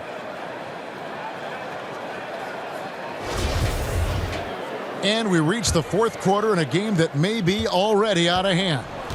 On the court now for the Suns, getting going here in the fourth. Cassell is out there with Irving. Then there's Iguodala. Then there's Embiid. And it's McDyess in at the 4. Back to Griffin. Oh, and they get in the way of the alley-oop. Not to be. Good play defensively. Cassell kicks to Iguodala. Outside Irving. And a miss there with a chance to cut the lead to single digits. A slight rebound advantage for them. One more column in their favor, and it's all adding up. They haven't relied on him as much as usual, but when his number has been called, he shot well enough to help them earn the lead. Westbrook with the steal. And it's Memphis on the break. Westbrook's got the ball. And Joel Embiid pulls it down. Embiid's got rebound number 10 tonight with that last one. And he gets contact and the whistle on the shot. 2 shots coming up. Aggressive Andre Iguodala play there. Love how he draws contact while shooting.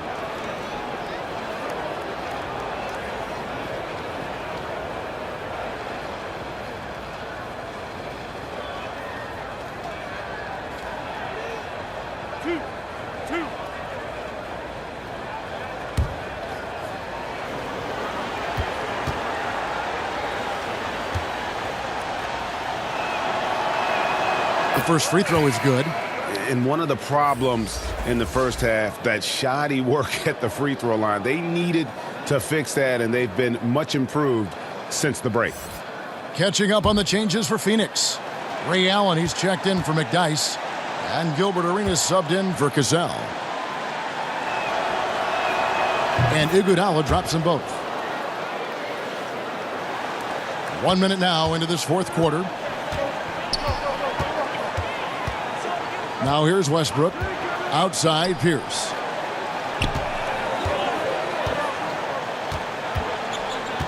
Passes to Griffin. Count that one. The inside game of Griffin, very polished and superb at getting into a position where he can cash in. Griffin against Allen. Fires top of the key. Arenas misses. And so Westbrook will bring it up for Memphis. Their biggest lead of the game was 21. Jordan the pass to Griffin. Outside Pierce. Wide open look. That one a little long. Suns trail by 14. Here's Irving. And you love the quick ups, but then how about that explosiveness on the finish? Irving, man, he just has incredible gifts. Stolen by Allen. Iguodala the pass to Arenas. The shot's good on the assist by Iguodala. Iguodala's got his 5th assist in this one. Near the three-point line, it's Westbrook, and it's Phoenix with the rebound. Embiid's got 11 rebounds in the game. Here's Arenas, and the call on the shot that sends him to the line. They get Russell Westbrook. Yeah, just nice strength there, and then just off with the shot.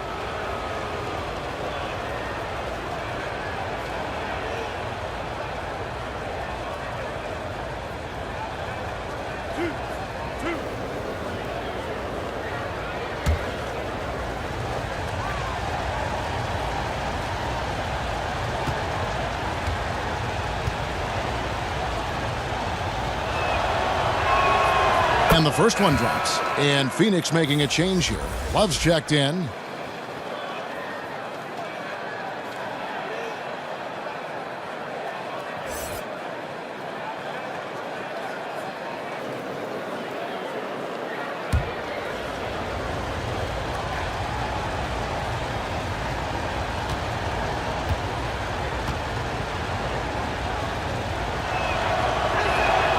That's also good, so he hits both free throws. We're in the fourth quarter here, just under 2.5 minutes gone. Bounce pass from Westbrook.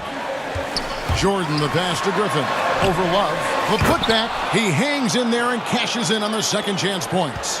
That is really good work there on the offensive glass. Pass to Arenas. The feed to Embiid, and Embiid throws it down. He's not the reason that they're trailing in this one. He's been on his game. It's a few of the other guys that need to pick it up. Here's against Irving. From 12 feet out. They get it back. Donaldson, the layup off target. How about the timing he shows there to challenge that shot? Yeah, not easy to do there, and that's a guy that you can tell takes every possession defensively very seriously.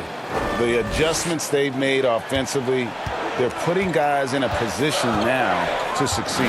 The possession's just way more efficient, I think, here tonight, taking smarter, better shots, moving the ball around. That's helped them to get back in the ballgame. Back to Westbrook. There's the triple. No good that time, so Phoenix will take it the other way. Allen surveying the D. Now the pass to Embiid. Over Westbrook. And with that shot, the Grizzly lead is cut down to just 4 points in the bucket from Embiid. They're scoring boatloads of buckets. It's raining buckets from inside. Now a timeout called by Memphis. And doesn't like how things are going right now. The timeout before the timeout here, maybe just to cut off the momentum and have a chit-chat with the team to settle down.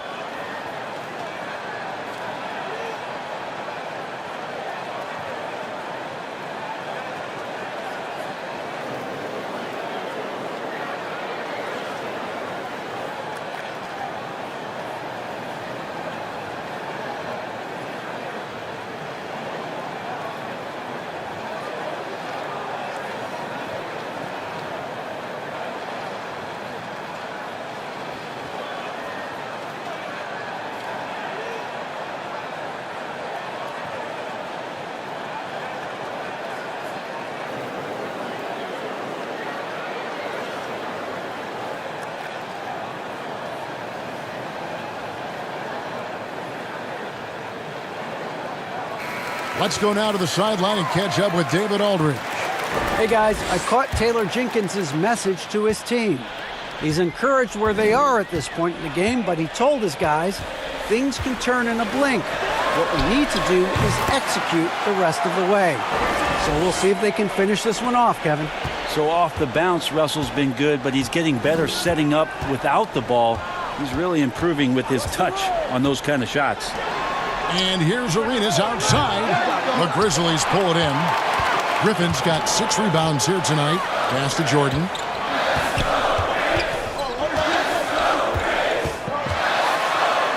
And slam dunk by Jordan. And the way Jordan attacks, the ferocity of his drives, does an exceptional job scoring after contact. Near the three-point line, it's Love. Top of the key jumper, no good. And the Grizzlies leading by 8. Griffin looking it over, kicks it to Jordan. And stolen by Love. To the paint. And Irving gets it to go on the assist by Arenas. Irving's got 4 points in the quarter. And you don't want to allow too many of those short ones with the game right now in the balance. Here's Jordan. That's a basket. His 8th from the field, 8 of 14. Yeah, high percentage look for Jordan. It has every move you could ask for in the painted area. Outside Irving.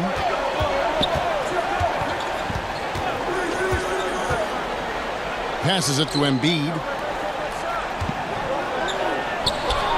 Pierce against Irving. 5 to shoot. Got a piece of it. Arenas, that's a 2-pointer. Shot clock reset for Phoenix. And Love with his second chance points. Yeah, how about the positioning there, Kevin? Just waiting on that side of the rim, knowing the ball was going to ricochet right to him. Oh, Griffin in position. Good. Nice assist from Westbrook. And that assist got him a little nod from his teammate after that one. Suns trail by 8.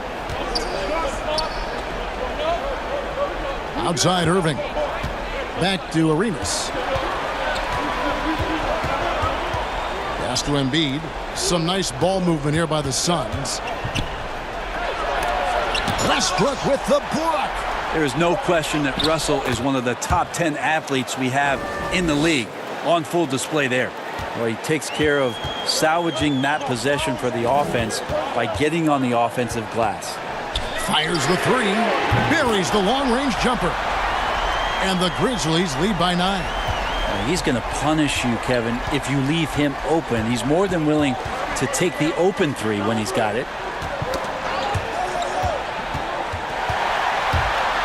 Here's Donaldson. And he throws it down hard with one hand. That gives him the double-double. 10 points and 15 rebounds. Well, if you don't take care of the ball, fellas, that's what can happen. Absolutely, Greg. That makes the turnover even more painful. And the gamble paying off. Now Westbrook outside Pierce.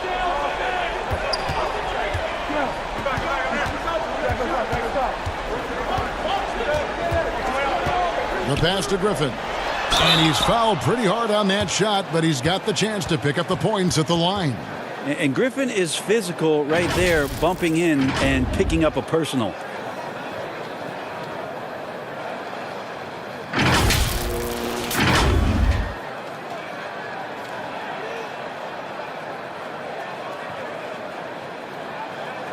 Take a break.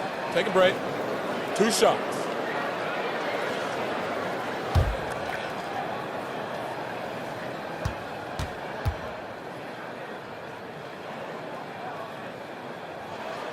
That's good from Blake Griffin. And Memphis making a change here. Towns is checked in.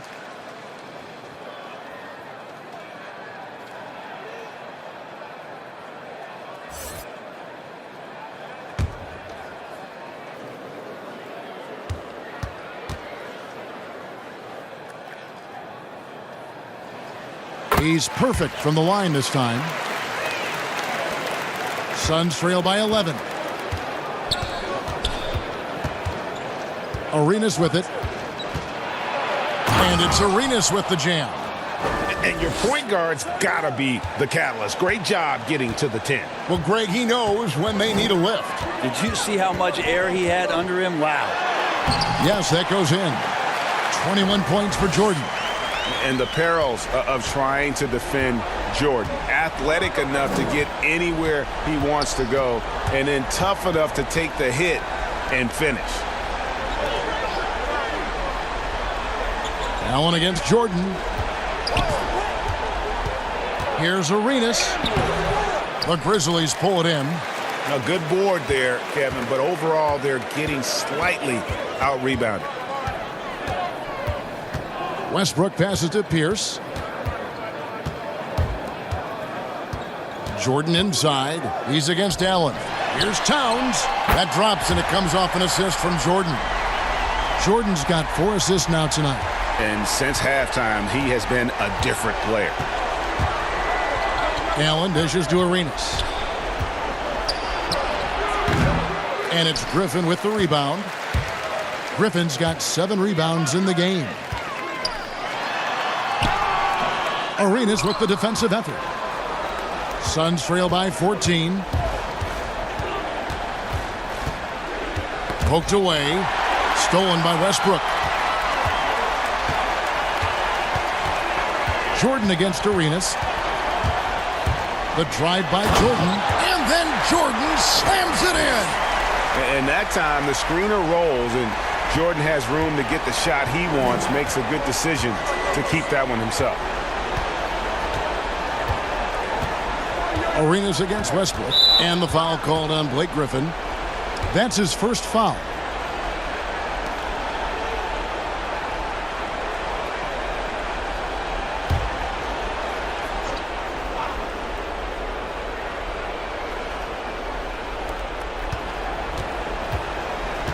Arenas up top, defended by Griffin. And here's Love from the arc. Pierce with the rebound. Pierce has got his 7th rebound here tonight. Jordan against Allen. Jordan the pass to Pierce. And Paul Pierce with the slam. And guys, he saw his chance to earn a little camera time there and took it. Rocking the rim with some major force. And typically he is not the major force in that regard, but good enough to punish a soft defense on that play. Outside Irving. Shot clock at 5. Here's Arenas. And that's good for 2. Arenas has got 10 points in the quarter. And the Grizzlies leading by 16. And here is Jordan. And how often do players argue calls knowing that they are in the wrong? They know they're going after something that was the correct call. Let's just say often, Kevin. I mean, you just never the whistle. Are they thinking ahead in terms of saying? I don't think so. It's emotional. It's just an emotional reaction. I mean, you're out there running around and doing what you do, and you get a whistle, you're going to react to it like, I did something wrong. Yeah. Why am I in the principal's office right now? I want to get my side out. I know you saw it. Everybody does it. It sounds like you may have done a lot of that. I tried to avoid that, Kevin. Quite frankly. Did you? Yeah. Oh yeah. I don't think that's healthy for you and your reputation.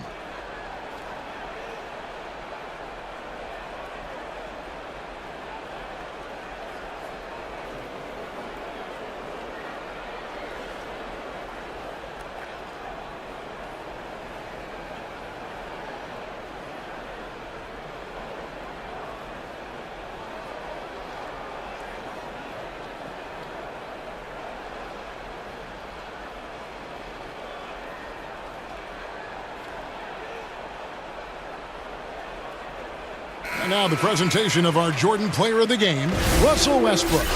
And I love that it's been a hard-charging performance. Jump shots have been kind of an afterthought. His main goal has been to attack the rim and put the D in some tough spots and also finishing strong. These fans love him, and tonight he's given them plenty to cheer about. And so just rolling to the finish line now in what has been a very confident-looking performance for the Grizzlies. starting five must have been happy to get so much help from the reserves in this game. And they not only lightened the load, the subs did nothing less than guarantee a win. And during the long NBA season, each contest important here tonight. Tonight's win will give them 4 on the season. They can chalk this one up, but these two teams will see plenty more of one another before the season's over. And a great team effort tonight, helped in large part with contributions, and the nice night it ended up being for Russell Westbrook. Well, the tone was set by him defensively tonight. Recorded a number of blocks, and that was a big difference maker, intimidating the other team. Here's Fisher to the inside. Wallace, count the bucket, and he's got a free throw coming up as well. Well, that's how you draw it up right there. A screen to shed the defense, a quick move to the bucket, and you get the lay-in.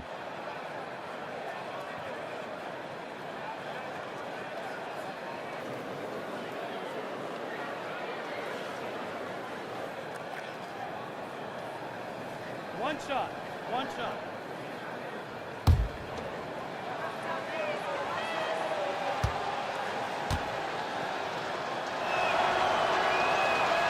Free throw, no good for Wallace.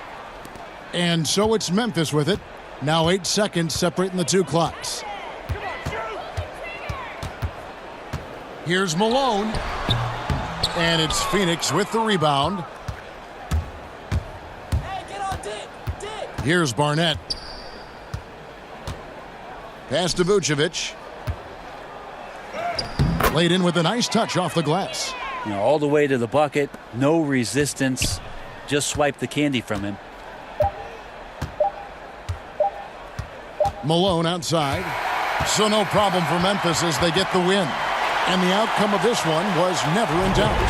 And boy, they really put in a supreme effort. It just felt like once they had that lead and it was comfortable, they were not going to relinquish it. And a chance now to send it over to David Aldridge, standing by courtside. David. Thank you, Kevin. With Karl Anthony Towns, you look so calm on the block. What has that focus been like for you? Just being patient, waiting for my shot to come, not really forcing anything, but also being aggressive. And you do both very well. Thanks, Kat. Back to you, Kevin. Thank you, David. Great interview once again. Well, folks, that's going to do it for now. For Brett Barry, Greg Anthony, and David Aldridge, this is Kevin Harlan along with our 2K Sports crew. We'll see you next time.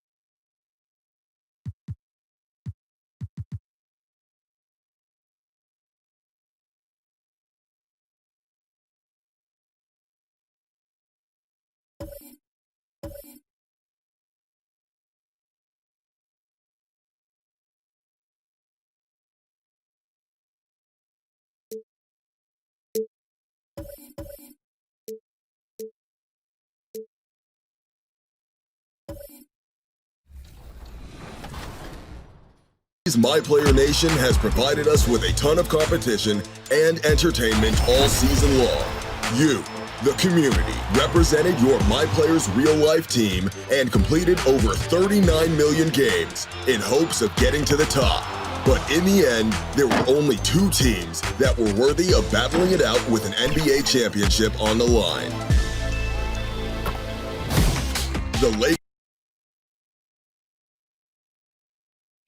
Downtown Milwaukee is seen from the shore of Lake Michigan on a cloudless day. Welcome, everyone, and what a game we have for you tonight as we get set to bring you NBA action on 2K Sports.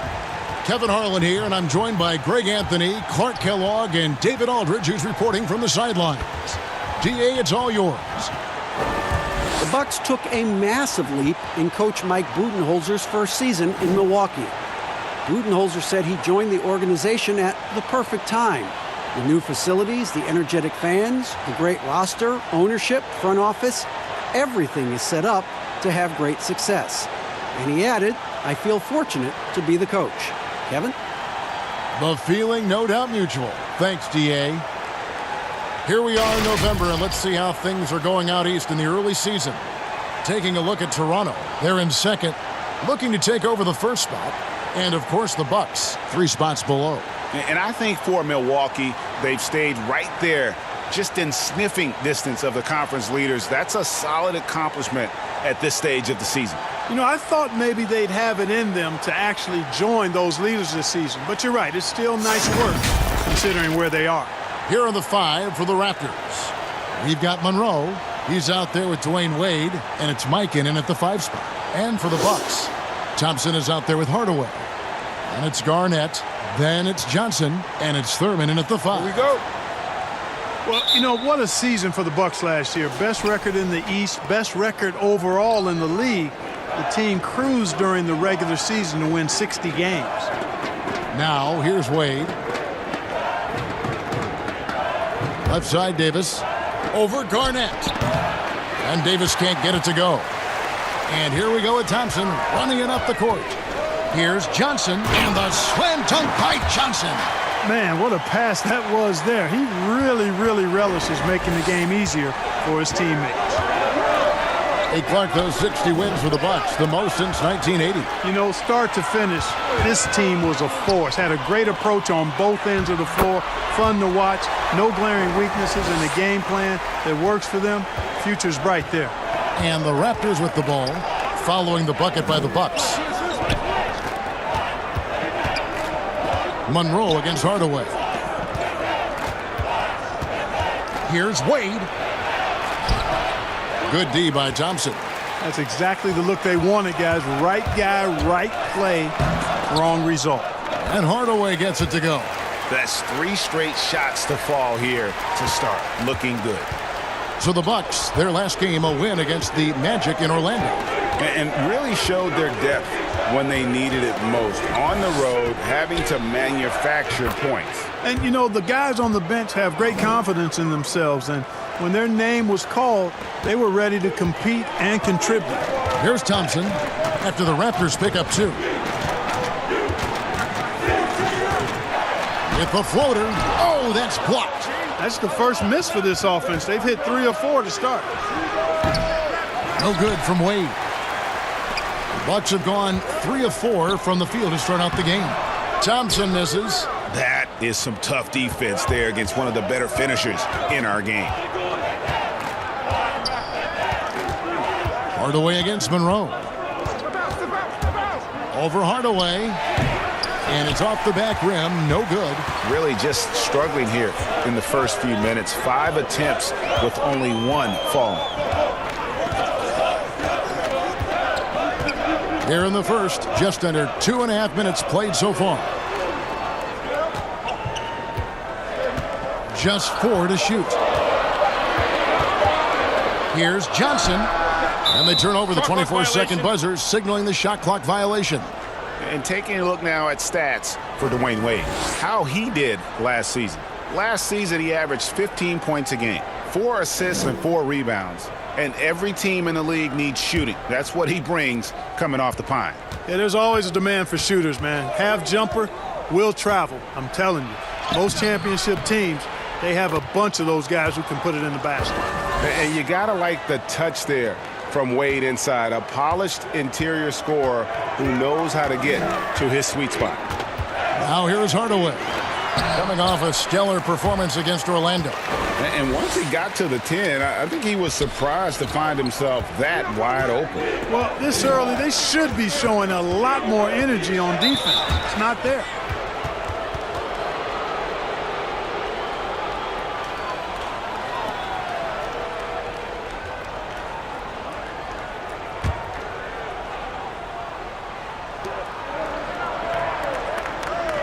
Wade outside.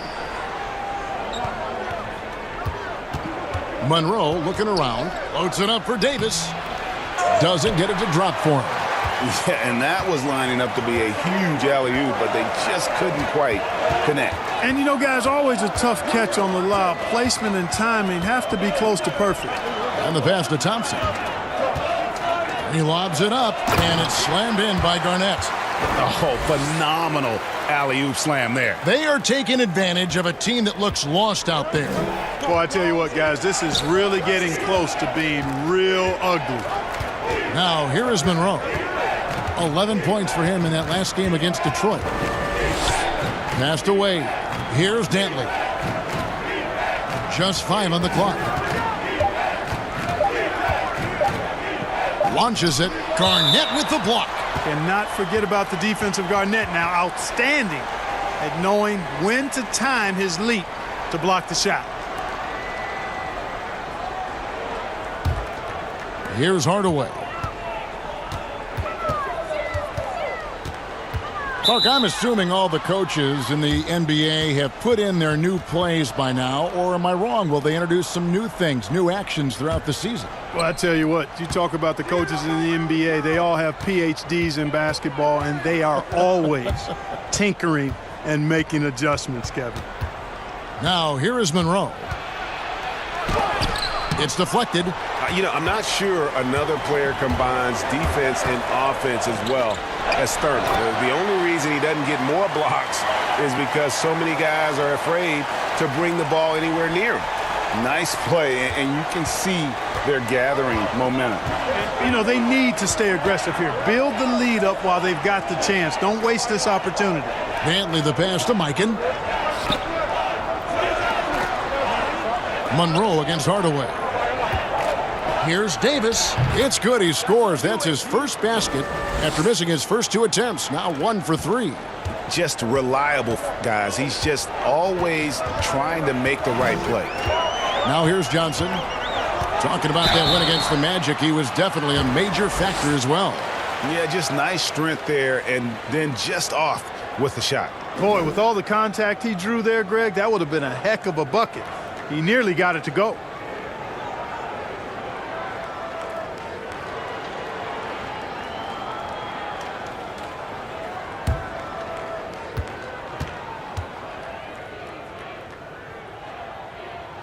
First one falls for him. Well, the Raptors' Nick Nurse winning an NBA title in his first season. Greg is an NBA head coach. The first time a head coach who'd also helmed a team in a foreign league has won it. Nurse often reminisces fondly on those days coaching in Europe. And this summer he was entrusted with coaching the Canadian national team at the FIBA World Cup. Well, the Bucks on offense look to swing things around and pick up the tempo as much as they can. Well, you know, this team was second in the league in pace. Want to get the ball down the floor and get an easy 3 or a transition chance. That was their game plan. This approach had them as the 4th best offense in the league last year. Toronto shooting their first free throws of the game. And as a team, excellent a season ago, about 80% when they got to the line. Shooting 2.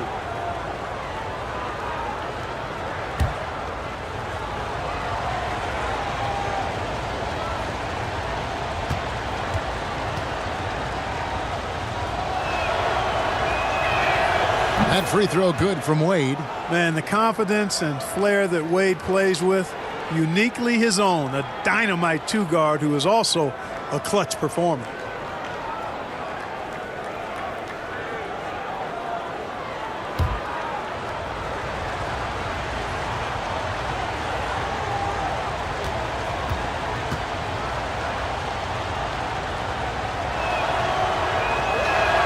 And both free throws good for Wade. Here's Hardaway.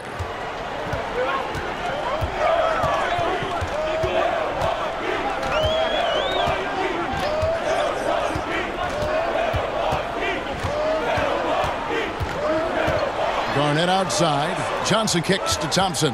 The Bucks working the ball around. And Hardaway gets it to go. This is as good as it gets for a first quarter in terms of shooting the basketball. Greg, you're exactly right. I mean, everything seems to be dropping. Impressive scoring here. Now, here's Wade. He picked up 33 points in their last win against Detroit. Boy, I thought his passing was absolutely fantastic. I mean, really picked apart the defense all game long. The shake and bake moves of Earl the Pearl. I mean, a phenomenal ball handler who just kills you with that change of pace. Monroe against Hardaway. Down low. Here's Johnson. Nice pass. Led him to the rack perfectly for the layup. Johnson's got 8. And of the last 6 baskets, 5 have come on the interior. This is just smash mouth physical basketball, guys. Pass to Dantley.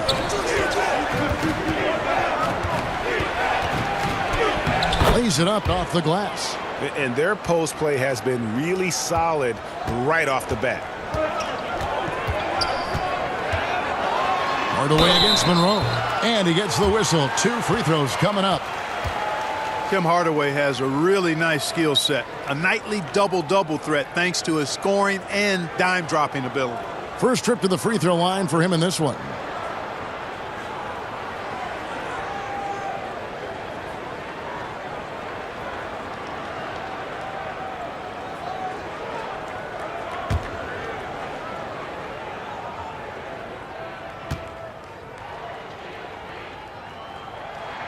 That free throw good from Hardaway. Mark, a big part of your game was rebounding. You controlled the glass so well. What's one thing you would tell young viewers if they wanted to improve their rebounding? You know, I'm a little bit out of the norm here, but the biggest thing to me for rebounding is pursuing the ball. Boxing out is important, but pursuing the ball and good timing are the most important elements of rebounding. And that's what I would have players focus on. Pursue the ball. Raptors trail by 9. Here's Free.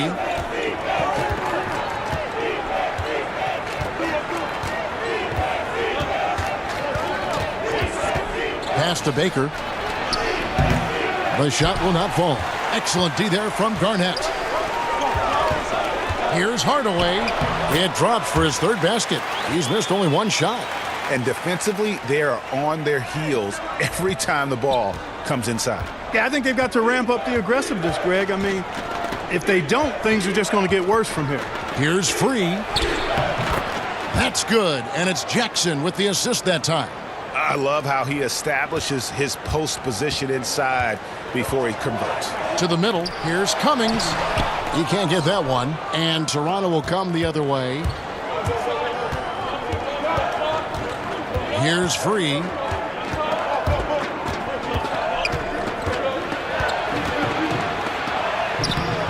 Wall with some nice defense. Bucks leading by 9. And Hardaway gets it to go. Hardaway has got 11. Wow, unconscious has he been this quarter. They're riding that hot hand. So timeout called here, the first for Toronto. They put up a nice win against Detroit the last time out. Yeah, and in that one, they caused a lot of misfires with their intensity on the defensive end. And the hustle they showed on that end was infectious, contagious. I mean, their squad really got after it. And the Bucks making a change here. Oladipo's checked in. Let's use this break for a quick look at the squads that really made it happen on the fast break last season. In 4th, the Raptors. I mean, this is such a tough team to deal with. You see the numbers. They would just push the ball at every opportunity. Jackson, that's a 2-pointer. The offensive rebound. The putback, great positioning on the putback. Yeah, he just has such great command of that area of the floor. Mikan puts just as much effort into his offensive rebounding as he does at the other end. Now here's Wall. An 11-point game for him in the win against Orlando. And it's Toronto with the rebound. Mikan's got rebound number 5 here tonight. Inside. Oh! Oh, man. Oh, forget about going for the long-range bomb to cut into that lead. Just take it to the hoop, my friend. And how? Brilliant throwdown. Exercising his authority. Now, here's Oladipo. Clock at 6. Over Baker. Oladipo misses. And so it's Jackson who brings it up for the Toronto Raptors. 7-point differential. Here's Dantley. And he uses the glass on the layup. Dantley's got his second basket of the night. I mean, the number of points they've scored in the paint already here is eye-opening. Here's Wall. And he drops in the layup off the glass. And the Bucks lead by 7. And just the overall aggressiveness. Wall enjoys taking on a challenge and succeeding, especially when the D is all over. Here's Free.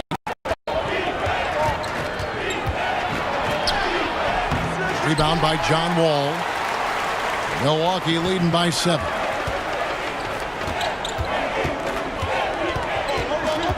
There's the pass to Oladipo.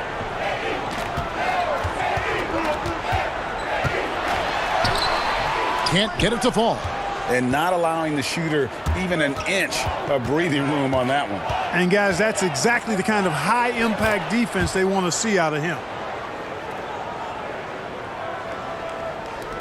And there's a minute 45 left here in the opening quarter. Maggette outside.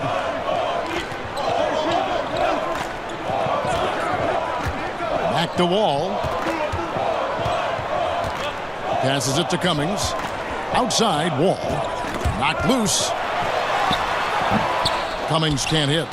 And the activity he shows around the rim is why he is such a respected defender. And you know what? He's not going to give up an easy finish at the rim. I mean, that's just against his constitution.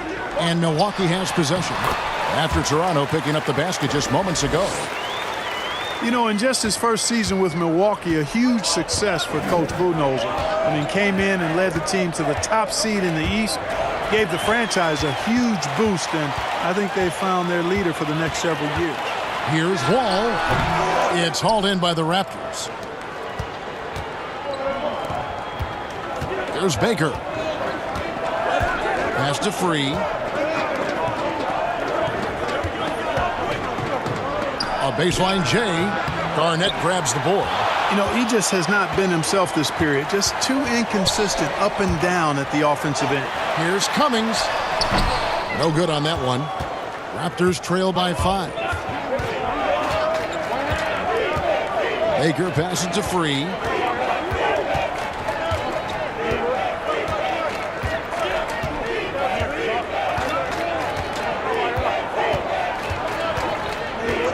Outside Jackson, fires from deep, cans it from downtown.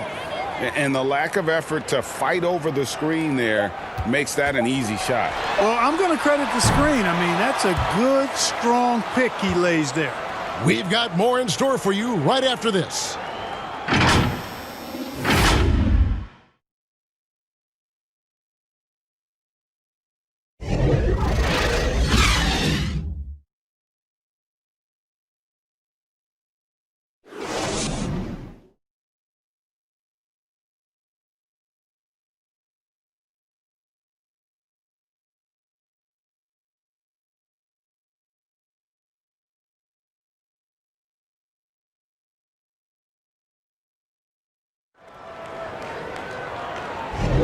And if you're just tuning in, it's been a pretty even game through the first quarter.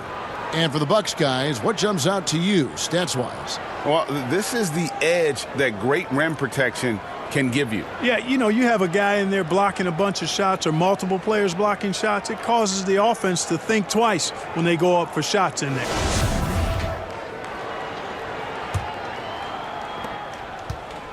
Milwaukee in the lead. So on the floor for Toronto to start this second quarter. Bogues out there with Free. And there's Jackson. And it's Baker in at the 4. Jackson against Maggette. It's tipped. And on our sideline, our reporter, David Aldridge. Well, Kevin, after 5 years as an assistant in Toronto, last season Nick Nurse moved to head coach of the Raptors, and the team responded, winning the franchise's first NBA championship. Nurse has been at this for 3 decades. He got his first head coaching position at the age of 23. And he has moved all throughout basketball, both domestically and abroad, guiding 15 teams in 5 different countries. And after winning it all last year, Kevin, he's finally made it to the top. David, he sure has a long and winding journey. Thank you. Bogues against Maggette. Bogues the pass to Mikan. Here's Free. 5 on the clock. Uses the glass to finish the layup. Free's got the lead up to 2 now for the Raptors. If you give him an inch of space, he's going to make you pay. Garnett outside. Pass to Wall for the 3. That one's good. Maybe that'll get him going after a 2 for 6 start. You know, Garnett is a willing passer, especially when one of his guys has a clean look. Maggette against Bogues. Oh, and here we go. Wall's got it. The fast break chance. And that one's good by Maggette. And guys, let's get your take on the hustle stats for the Bucks. Boy, they've really amped up the pressure at the defensive end, guys, and have piled up the steals in the early going. And the other thing that's been equally as effective is the fact that they've gotten out on the fast break. A lot of points coming in transition. Oladipo taking his time here. And there's the pass to Maggette. Outside, Wall. 6 to shoot. Off target from outside. You know, guys, you can tell he wants to contribute more, but his teammates have picked up the slack for him. That's what being on the team is all about. Jackson against Oladipo. Passes to Bogues. The 3. That's good, and it's Jackson with the assist that time. Jackson's got 3 assists now in this one. And so it's Wall. He brings it up for Milwaukee. They've led by as many as 11 points. Garnett outside. Pass to Maggette.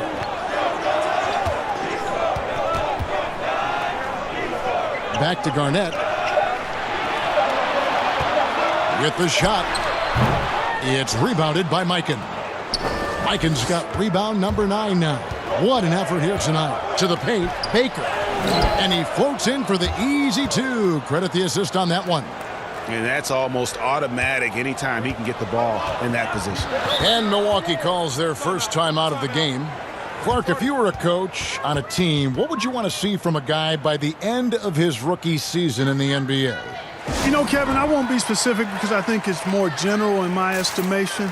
Owning his development, whatever that means, embracing how he's going to get better. If it's a particular area of the game, yes, but understanding the professionalism of work ethic and developing good habits and really owning that. That's what I would want to see.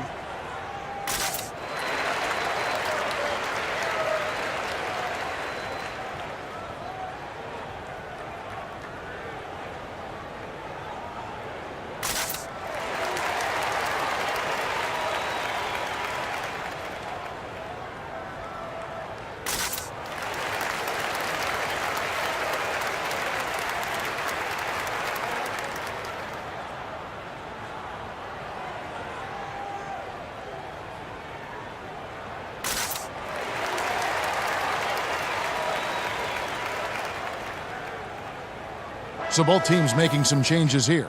And let's take a look now. Anthony Davis's numbers. He's coming off an excellent season, putting in about 26 points per, 12 rebounds, and almost 2.5 blocks. And you talk about guys who just have a nose for putting up points. He is one of them. Yeah, he sure is, and he rarely has back-to-back bad games. If he has an off night, he usually follows that up with a big night. Pass to Thurman. And that comes off the assist by Jeff Teague. Thurman's got his second basket of the night. Teague's ability to find the open man makes him one of the better passing point guards in the league. Wade surveying the D. Here's Johnson, and slam dunk by Johnson. And guys, I don't know that this is the time for that kind of flair. In a close game, the important thing is to get the 2 points, not necessarily the dramatics. Oh, come on. He had to go for that, didn't he? My goodness. Yeah, I'm with you, Kevin, there. I mean, I can't fault the guy for adding a little flavor to things. I'm fine. Even if he'd have missed it, I don't mind him taking a chance to spruce it up a little bit. For Toronto, they've gone 4 of 7 from the field in this second quarter so far. Here's Baker. The shot comes out, and Milwaukee the other way now. At the conclusion of this game, they're off to Minnesota, where they'll take on the Timberwolves. Sets in motion a 4-game road trip for him. And he did everything he could to make that shot as difficult as possible. And you know what, guys? That will pump him up because he takes a ton of pride in what he does on defense. He lobs up the alley-oop pass, and it's Johnson with the jam. Well, nobody can deny that Teague has a great sense of how to set teammates up for scores. That's one of his greatest strengths, his passing. The pass to Baker. Good ball movement here by the Raptors. Here's Davis. Hits it from about 6 feet away. Davis has got his second basket. And, you know, got to admire the patience inside from Davis. Outstanding at staying under control, taking his time, and burying the quality shot. Here's Johnson. Excellent D from Wade. For Toronto, they've gotten exactly half their shots to go down here in the second, 5 of 10. And foul on the shot. He'll shoot 2 at the free throw line.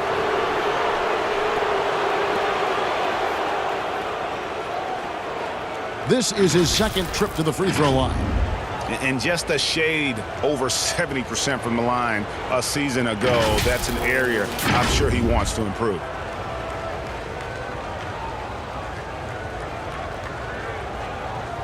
Take a break. Take a break. 2 shots.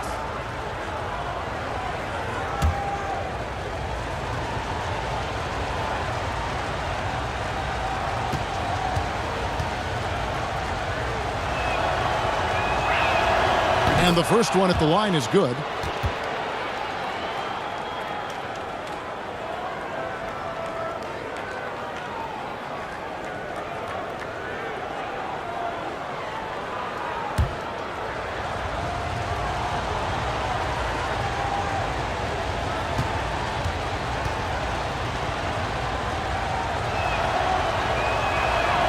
And both free throws good for Wade. And so it's Teague with it. He'll bring it up for the Bucks. Johnson outside. Here's Cummings. Tried to bank it in, but he misses. And they haven't been able to turn it into a big lead, but their rebounding advantage is starting to add up. Yeah, still close, but with their tough play on the boards, we're certainly seeing the effort. And guys, at this point in his career, Anthony Davis just entering his prime. Crazy to think when you look at what he's already accomplished thus far. Back to Cummings. Shot clock at 6. Stolen by Wade. Inside. Baker with the bucket. Baker's got the lead up to 4 now for the Raptors. And, you know, guys, Wade is a terrific teammate, always willing to give up the ball and share the sugar, if you will, especially when his teammate is wide open. Teague feeling it out a bit. 5 to shoot. Back to Johnson. Will it go? And that comes off the assist by Jeff Teague. Teague's got 3 assists tonight. And we are talking about Anthony Davis. How do you even put into words, Greg, what he's able to do on the basketball floor? I mean, he's entering the conversation among the best big men of all time. On a nightly basis, dominating in so many facets of the game. Really, it's remarkable. Milwaukee's gone 2 or 3 when they've stepped beyond the arc in the second quarter. Outside Teague.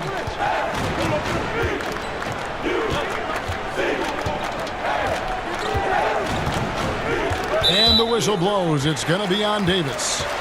That'll be his second foul of the game. Hardaway's checked in for Jeff Teague.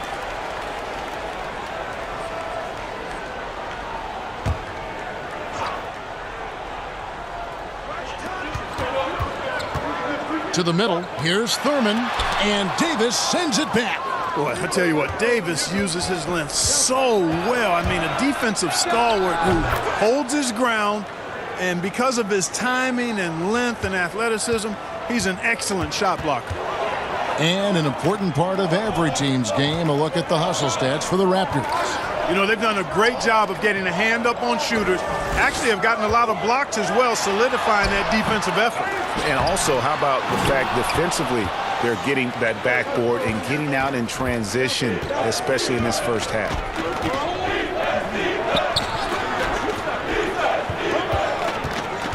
Passes it to Wade.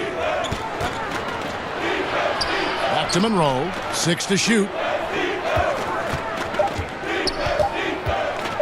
From outside the arc. Rebounded by the Bucks. Thurman's got his 5th rebound in this one. That one's good, and the Raptor lead is cut down to just 1 on the bucket from Thompson.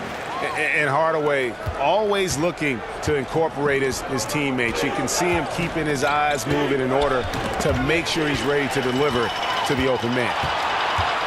Oh, and there's the alley-oop. And then Johnson with the dunk. A lot of give and take between these sides early. Yeah, and both teams look like they came to play. We should have a good one. Wade passes to Baker. Back to Wade. Count that as his 4th basket of the night. Just 7 shots to get there. Boy, he's been a rock of offensive support so far, and when they've needed a basket, they've turned to him. Here's Johnson. Rebound by the Raptors. Davis has got rebound number 5 here tonight. Ball's knocked loose. Stolen by Thompson. Now the feed to Hardaway. He gets that one. Hardaway has got 13 points. And they're passing the ball very crisply here. Monroe outside. It's tipped. Hardaway with the steal. Here's Johnson. And Johnson with the stuff. Gotta take care of the ball. They'll punish you if you're that careless. That's right. And that's severe punishment right there. Exactly. I mean, when you're running neck to neck, those kinds of mistakes tip the scales. Wade against Johnson. Goes up on the wing. A rebound by Thurman. Thurman's got 6 rebounds in the game. Here's Thompson. And it's Toronto with the rebound. And the activity he shows around the rim is why he is such a respected defender. And you know what? He's not going to give up an easy finish at the rim. I mean, that's just against his constitution. Oh, great ball movement there. Monroe outside. Passed away.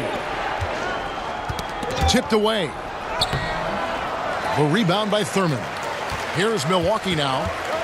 They're on a 13-4 run. Hardaway. And the shot is long.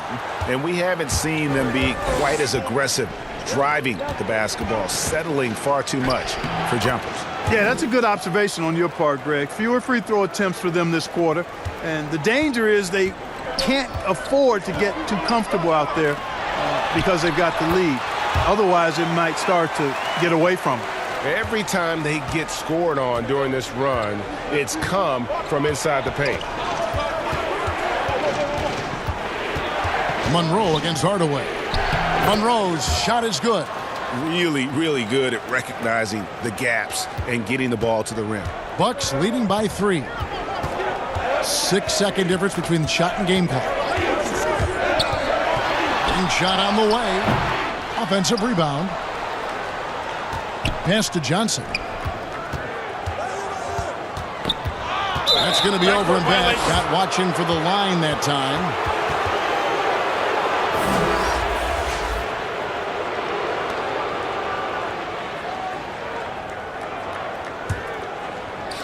And here are the Raptors now. And here's Wade. From deep. And that shot was up in time, but doesn't go in. And now we'll send it over to David Aldridge, who is standing by courtside. David. Kevin, thanks. Here with Mike Budenholzer. Your defense has been very good. Why has that happened? Well, I think our guys are committed on that end. Everybody's active. Everybody's covering for each other. And we know how important it is. Mike, we'll see if it continues in the next quarter. Thanks. Back to you, Kevin.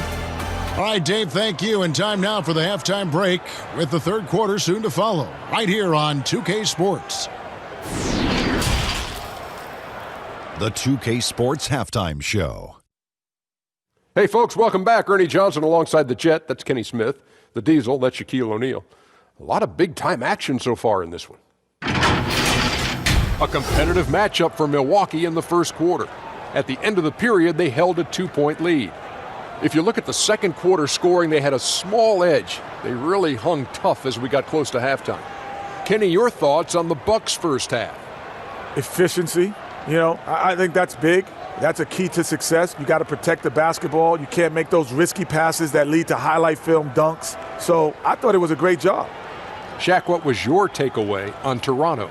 I like the way they rebounded. They devoted a lot of energy down low, fighting for each other on the boards.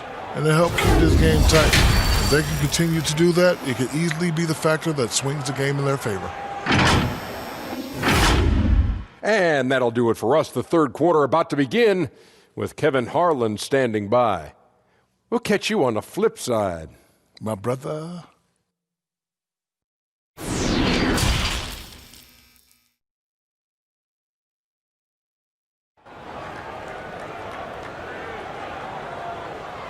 And we've got second half action for you. Thus far, a pretty evenly contested game.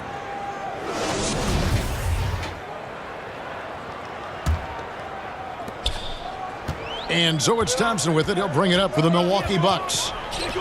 They've led by as many as 11 points. Our second half of basketball and presented by Gatorade. Let's see who's all fueled up and on the floor to start the third. And Milwaukee looking at who they've got. Garnett out there with Johnson. Then there's Hardaway. Then it's Thompson. And it's Thurman in at the 5. Down low. Knocks it loose. Hardaway with the steal.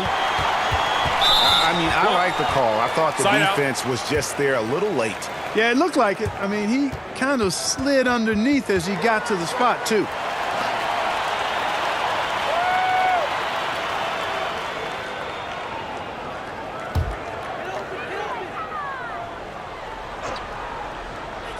On defense, the Raptors trailing by 5. Bucks passing it around. And it's blocked.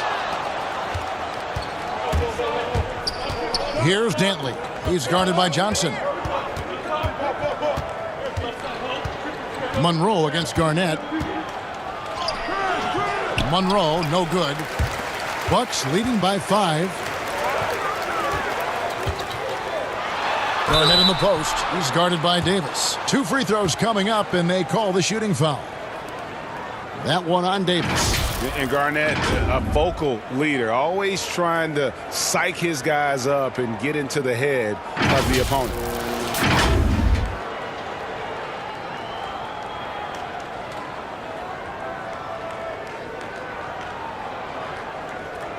Take a break. Take a break. 2 shots.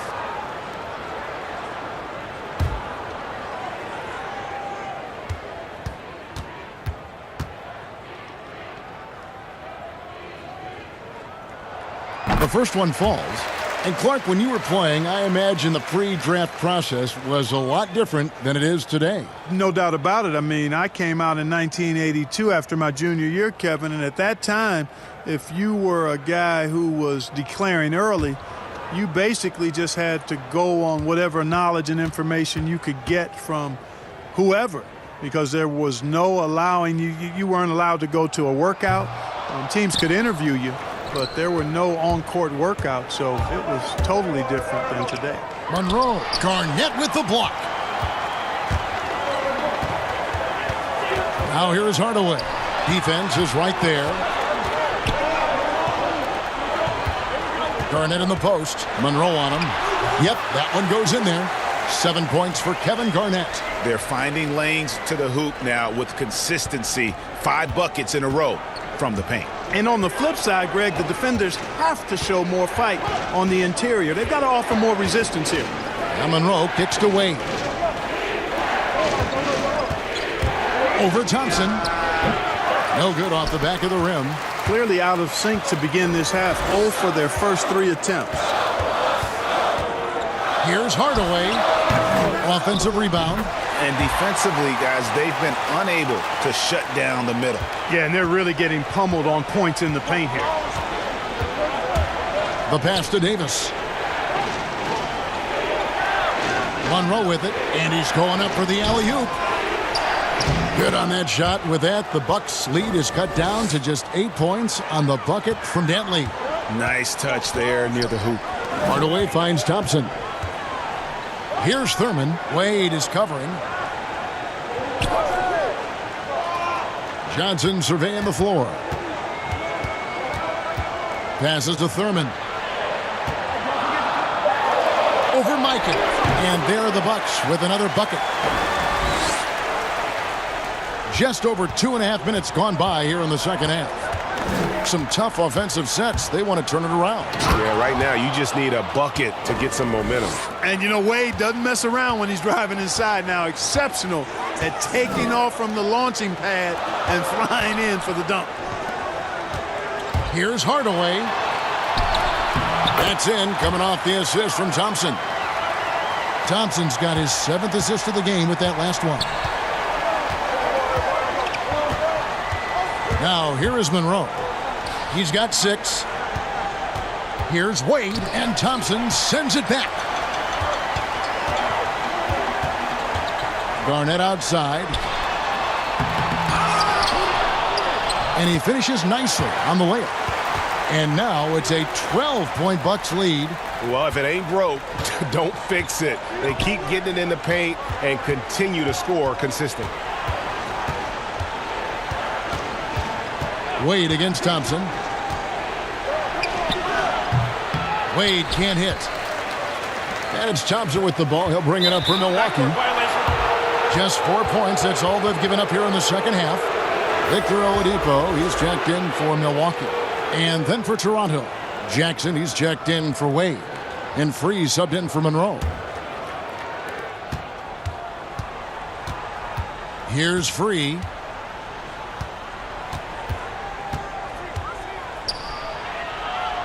He dishes it to Davis. Pass to Free. Here's Dantley. Now Davis. Down to 5 on the shot clock. From deep three-point range, he doesn't hit that one. So Milwaukee will take it the other way. Oladipo finds Hardaway. Here's Thurman. Free defending. Johnson outside. Pass to Thurman. Back to Johnson. Fires from the wing. It's rebounded by Mikan. Mikan's got 12 rebounds here tonight. Big time effort. Here's Davis, and that'll be 2 free throws coming up. Officials on the call with the foul. Davis is really the total package. A mobile, sharp-shooting big guy who can score from everywhere. And a breakdown here, guys. The hustle stats for the Bucks. Their high-energy defensive effort has paid off for them, guys, with more than a few steals over the course of the ball game. And also, how about the points they've gotten in transition or on the fast break tonight? That's been a huge factor as well.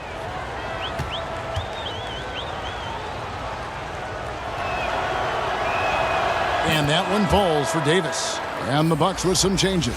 Maggette comes in for Johnson. And John Wall subbed in for Hardaway.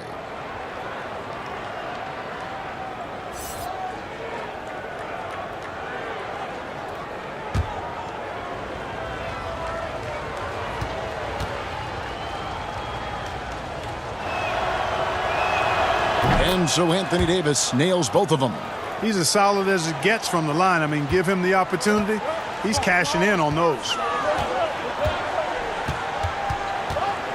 Wall against Free. Wall taking his time here. Over Davis. And again, the Bucks miss. Boy, he's got to be disappointed in the result there. I mean, the defender really didn't make any impact at all. Clark, here's kind of an interesting perspective question for you. How much of making it to the NBA is talent? How much of it is the work you put into it? Kevin, if I were to give this a ratio, I would probably say 65% talent, 35% work ethic, because you have to have a level of unique giftedness to be an NBA player. Many can work really hard and not be NBA caliber. So I think there's, I tilt that 65-35 talent to work ethic. Maggette outside. Knocked away and stolen by Bogues. Outside, Davis. Now the pass to Free.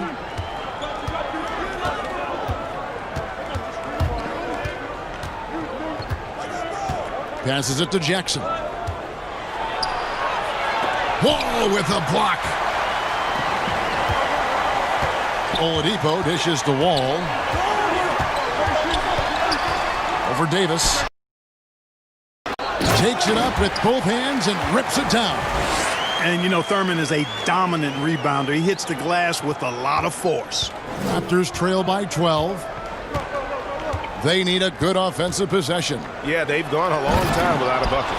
And it's Davis with the jam. And hard to decide which was better, the pass, the catch, or the slam. Oh, there's no wrong answer. Sensational alley-oop.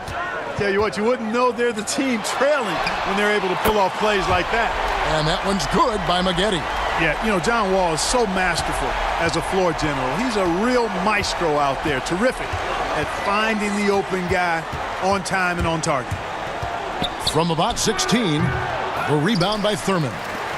Thurman's got double-digit rebounds now in the game. And it's slammed in by Garnett. And how fierce is Garnett down low? I mean, when he's close to the basket, he is aiming to make a statement. Raptors trail by 15.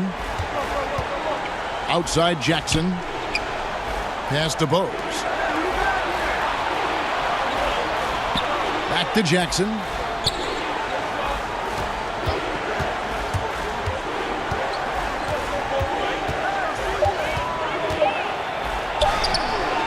Excellent D there from Garnett.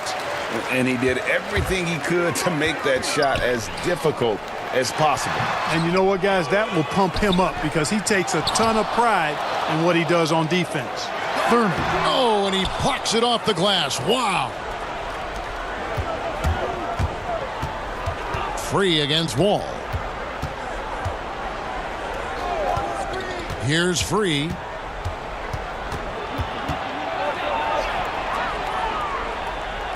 And that's going to be too many steps. Gets the whistle on the travel. All right, a chance to look at the stats for Wall. Great showing for him last season. Last season, he averaged 20 points a game, 8 assists, and 3 rebounds. And playing with the reserves, he might not get the minutes he'd like, but you sense that hunger to improve. Well, you know, he stated that he wants to improve, but until that actually happens, he'll continue to come off the bench.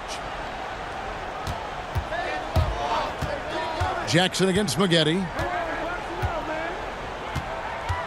Back to Wall. Fires the three. Milwaukee the rebound. Controls the rebound and puts it back up and in.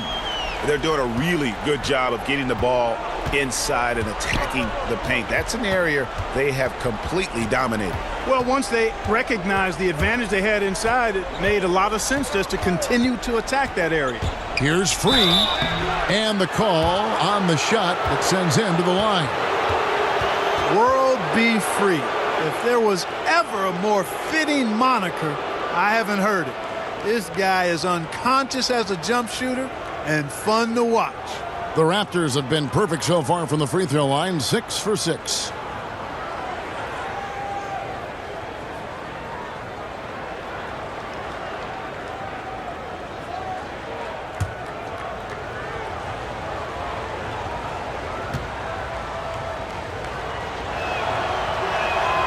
And he makes the first. The Bucks making a switch here. Teague's checked in.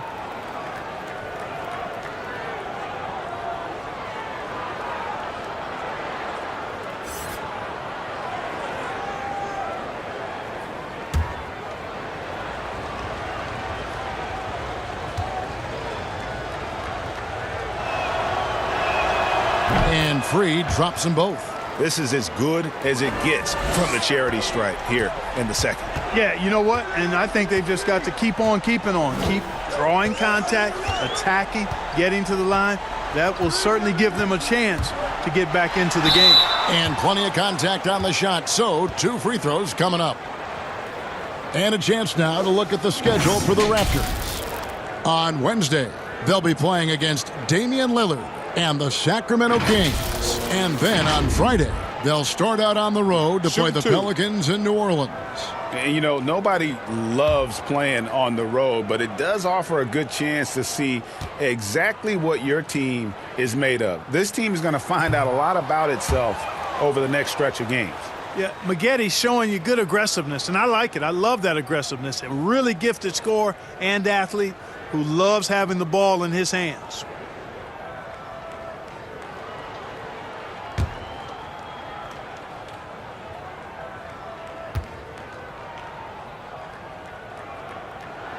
Good on the second free throw.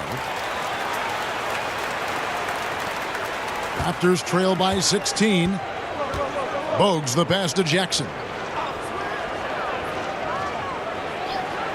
Back to Bogues. Pass to Free. Raptors moving the ball around. Here's Davis. Puts the fadeaway right on the money. Davis has got 6 in the quarter. As dangerous as he is inside, Davis gives opponents nightmares when he's able to get to the mid-range. He's very reliable when he steps back and takes the jump shot. For 3, and there's Maggette. That's good on the assist from Wall. Maggette's got 9. The assist totals, Kevin, just continue to grow. They're way ahead in that category. Ball movement has been flawless. Clearly just an example of a different mindset between these teams. It's good on the putback. Oh, what terrific hustle. He's got a nose for the rebound. Craig, he's ferocious when the ball goes up. That's what they've got him out there for, fella.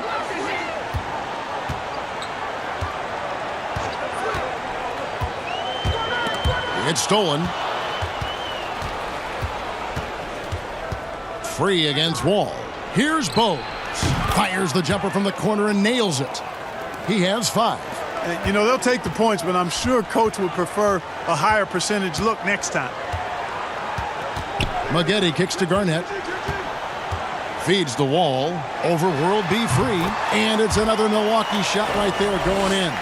You know, Wall's done a nice job, in my opinion, of improving his mechanics with his shot. It's not quite a pure release, but much, much better than it was a couple of seasons ago. And he's really become effective from the mid-range area. And the Raptors call time here.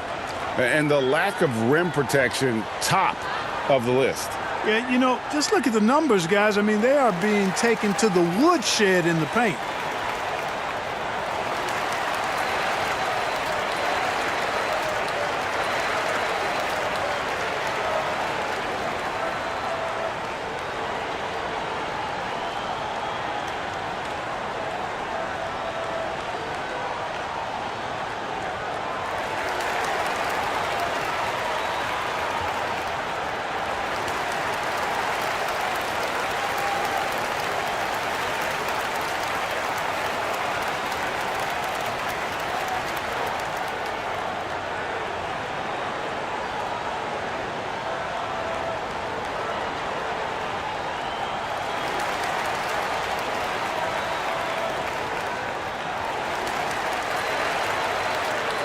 Cummings, he's checked in for Milwaukee.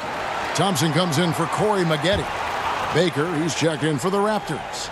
Dwayne Wade comes in for Bogues. Popped up there for Wade. Poked loose. And the foul on Dwayne Wade. That is his first foul of the game. And really, these are some of the toughest calls an official has to make. Yeah, but in this case, I think you got it right. I mean, the defender was still moving there and never really had good legal guarding position. He wasn't set. The pass to Wall. Three-pointer and another three for Milwaukee. It's been this way since halftime. Tremendous production from beyond the arc. Boy, it's been a three-point barrage. They came out gunning and have not stopped. It's a chance now to catch up with the fourth member of our crew, Hall of Famer David Aldridge. Well, Kevin, over the last few years, there's been a lot of talk about seeding playoff teams 1 through 16, regardless of conference. Now, taking the top 16 teams is a tough sell, especially for owners whose teams are in the relatively weaker Eastern Conference. But taking 8 teams from each conference and then cross-seeding earlier than the finals is something that does seem possible down the road. The reward for fans might be a finals matchup with the 2 best teams in the league. Kevin? Interesting ideas. David, thank you.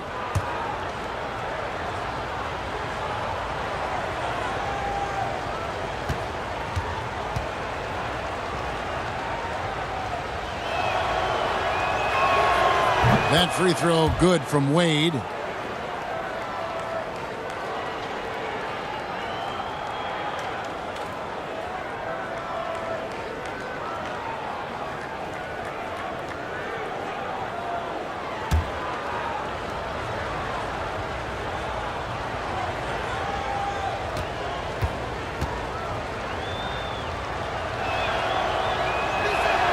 Both free throws good from Wade.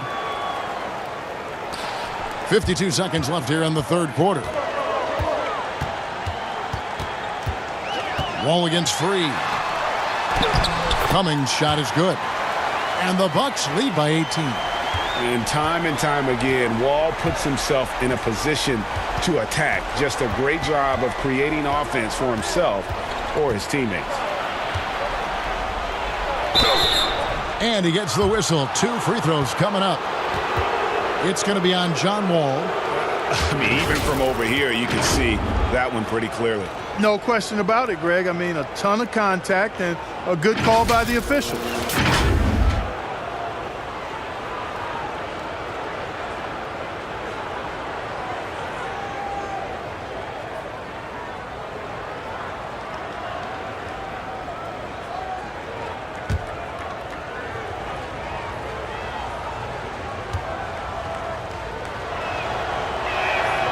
First free throw is good. Johnson, he's checked in for Cummings.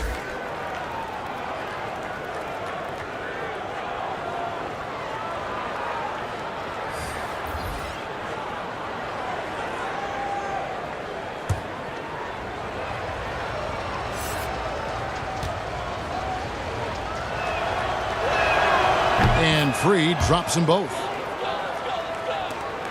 30 seconds left in the third. Bucks leading by 16. Wall passes to Johnson. Garnett outside. Passes it to Wall. The kick out to T. Shot clock at 5. Puts up a 3, and Davis sends it back. Here's Dantley. And the last second attempt doesn't fall. And so it's Milwaukee in command with a 16-point lead as the buzzer sounds. And they've created a bunch of turnovers with that terrific D. We come back right after this.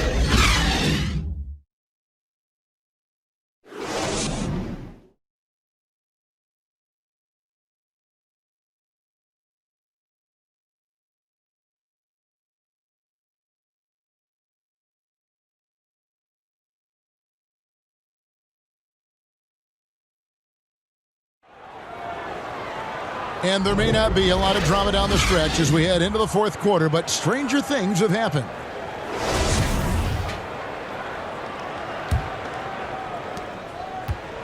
Raptors trail by 16, setting the floor for the Raptors. They've got Dwayne Wade. He's out there with World B. Free. Jackson is out there with Anthony Davis. And it's Dantley in at the 4 slot.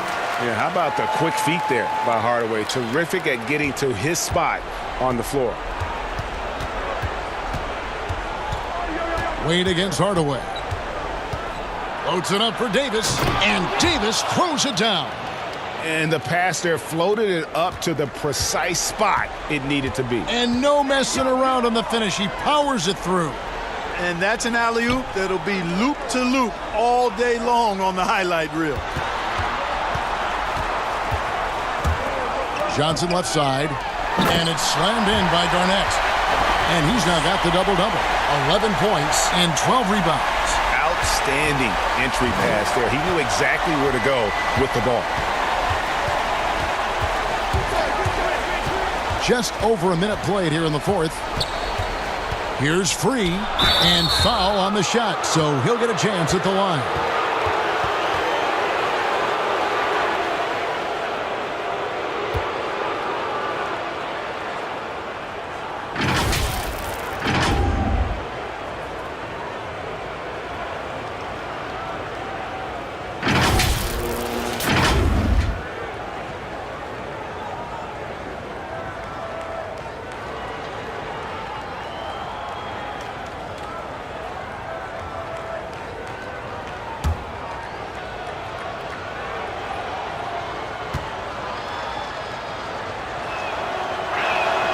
First free throw is good.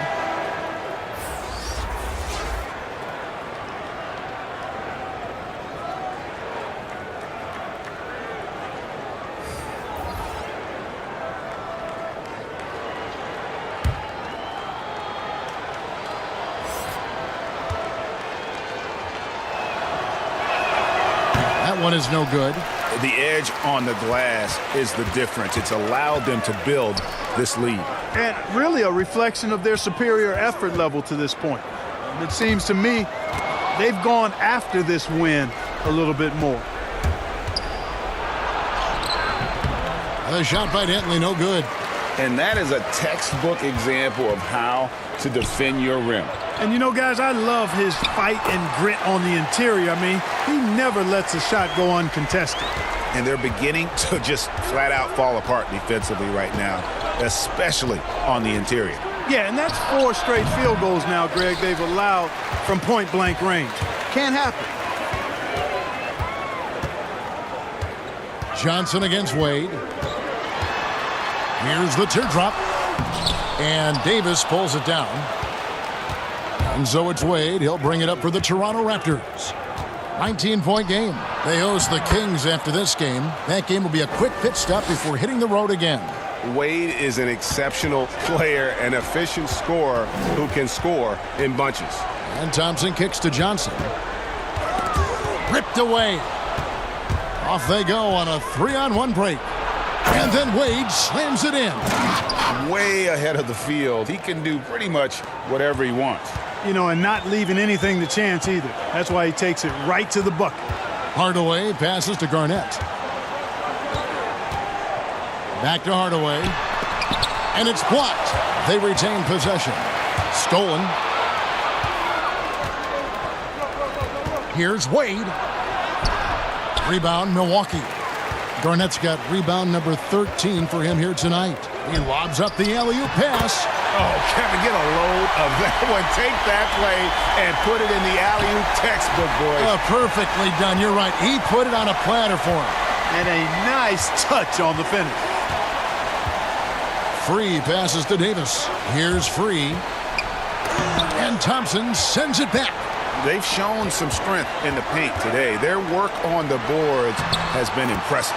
Guys, that's putting it mildly. I mean, they've been absolutely dominant. Moving it around, 8 of their last 10 coming off assists. And Greg, you know nothing makes a coach happier than selflessness on the basketball court. Free, and the Raptors miss again.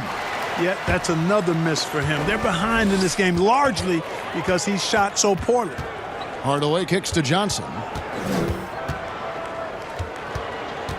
Pass to Thurman. And it's denied. Here's Dantley. He's guarded by Johnson. And again, no good by Toronto. Milwaukee leading by 19. Down low, here's Thurman. And it's good. He's made 2 for every one he's missed. 10 of 15 in the contest. Fantastic ball movement. They're picking them apart with their passing. Purposeful passing it is, partner. Their last 10 points have all come off assists. Toronto calls timeout. Hey, Clark, the NBA moved the presentation of the MVP award to after the conclusion of the final. You like that? Yes and no. I think you have two separate awards. You could have a playoff MVP or a finals MVP, which we have. And then you have a regular season MVP. The MVP is for the body of work done during the regular season. So I think there should be a clear separation between the two, quite honestly. So, no, I don't like it. At least you're honest, Clark.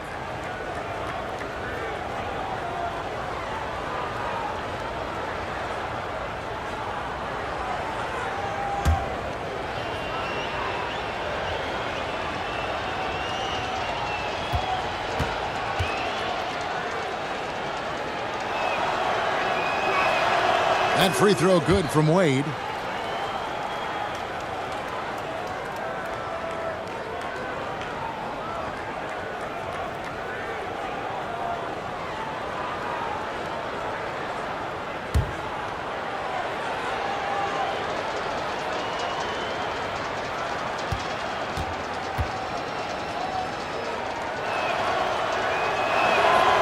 And he makes the first but misses the second.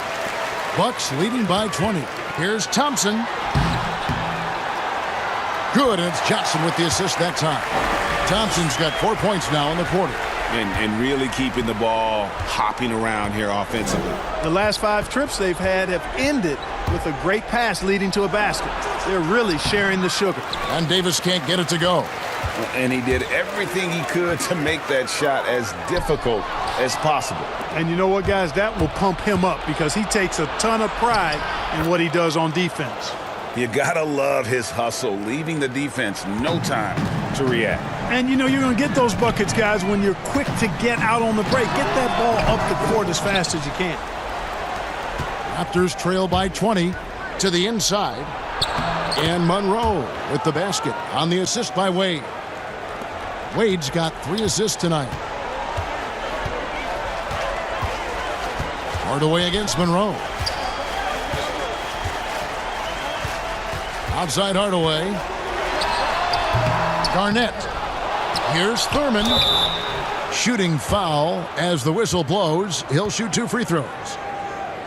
And Nate Thurman is the charter member of one of the NBA's most exclusive clubs. First player in league history to ever record a quadruple-double. Very few guys have pulled that one off. Shooting 2.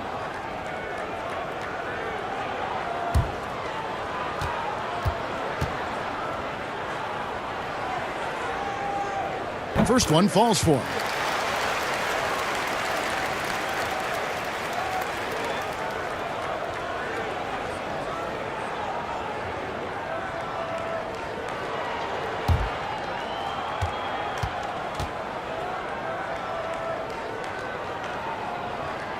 And he makes both free throws. Well, Clark, at the college level, a coach was recently offered a lifetime contract. Think we'll ever see that in the NBA? Well, you can't quite say never. Right. I said in college basketball, I never thought in my lifetime I'd see a 16 beat a 1 seed. Right. So never say never, but it's not going to happen. Well, but you've got a lifetime contract doing this, so I guess it does happen in some quadrants. Well, you got information that I don't have. It's good. Seems like he can't miss right now, guys. I mean, completely in the zone this quarter.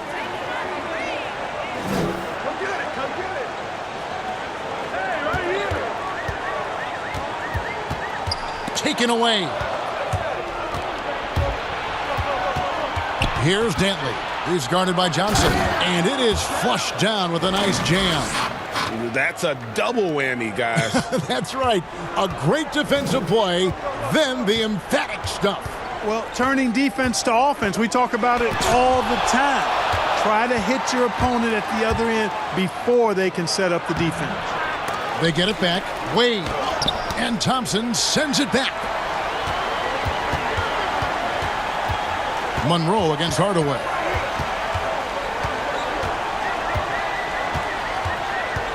Shoots over Monroe. Good work defensively by Monroe. Boy, this is bad. Tough to watch. I mean, this is really bad. He's stone cold this quarter. Man, terrific accuracy on that pass. That's how you lead your teammate. Bucks leading by 14. Timeout called the Bucks.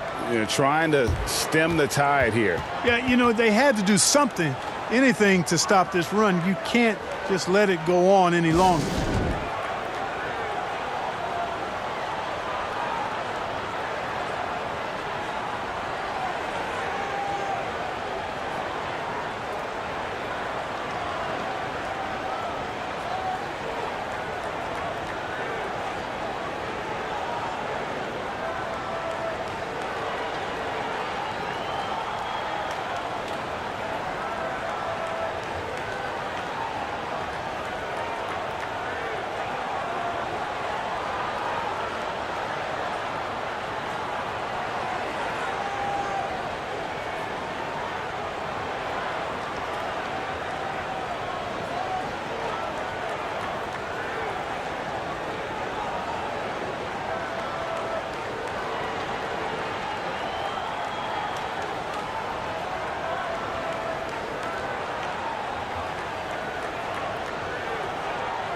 And now a moment to take a look at our Jordan Player of the Game.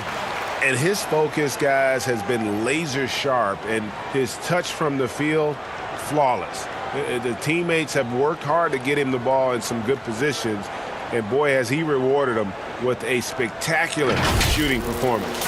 Great call to keep running all those sets for him. Taking on the defending champs always adds a little extra meaning to the game. And with the way he's gotten after it tonight, it was clear this one meant a lot to him. And we've got an update here, so let's check in with David Aldridge reporting from the sideline. Thanks, Kevin. Mike Budenholzer had some words for his team during the break. He talked about the mindset they need to have and what he wants to see the rest of the way. Engagement at both ends and making good decisions with the ball. Guys? Here's Hardaway. They grab their own miss. Garnett. Great D that time from Davis. And it's Davis with the ball for the Toronto Raptors. They trail by 16. Monroe with it. Hardaway picks him up. Right side Davis. Back to Monroe. Just 5 to shoot. And they force the shot clock violation. Great team. John Wall's checked in for Milwaukee.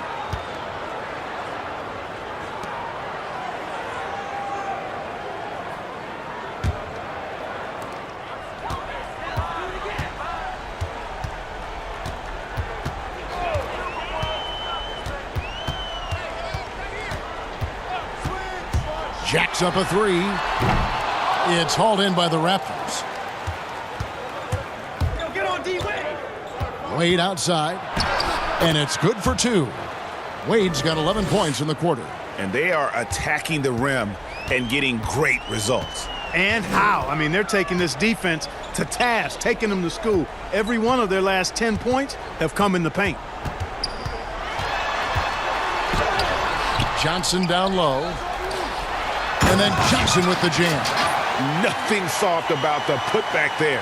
And why chance it, right? Take the dunk if you've got it. Well, you know, if nobody's going to put a body on him, then that's going to be the result. Here's Dantley. He's guarded by Johnson. The shot by Dantley, no good. Milwaukee leading by 16. Pass to Johnson.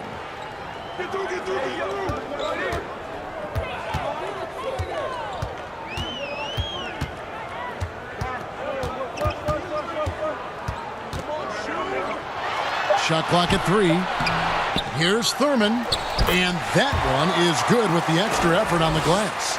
Thurman's got 24 points. How frustrating for the defense. You get the stop, but then fail to block out. Well, you know, that's the way it's going to be for them today, fellas. Can't sustain any momentum. Here's Wade. Goes to the reverse layup and drops it in. Wade's got 17 now, just in the second half. Now here's Johnson. D right on him. Garnett trying to break loose. He hangs in there and cashes in on the second chance points. And the Bucks lead by 18. There you go. Relentless pursuit of the ball. I love it. He never stopped working.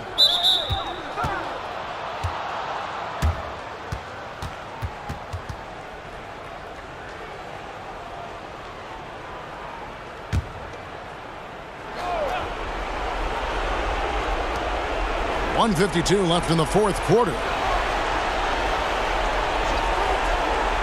Monroe against Wall. Down low, Wade, and denied. He sends it right off the glass.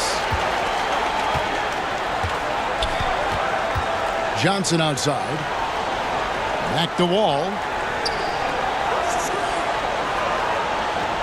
Mark, we've had sponsors on the uniforms for a couple of seasons now. Do you think everyone's grown used to seeing them? Yeah, I think it's a normal part of the landscape, and it will take a little more time. I've noticed them myself as I've watched games. We're certainly a far cry from looking like NASCAR drivers, which I think is a good thing. You want them to be done visibly, but not overdone. Well, guys, this was never really a contest, just a total obliteration, if you will, and you can safely say mission accomplished now for the Bucks.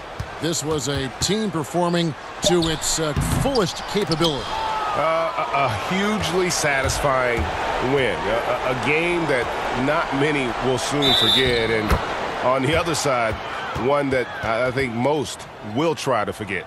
And during the long NBA season, each contest important. Here tonight. Tonight's win will give them 4 on the season. And they'll take the win tonight, setting the tone in the first matchup of this 4-game season series. And it will be a fight, Greg. When you see an opponent that many times, it's inevitable that those games take on a little extra added meaning for the players.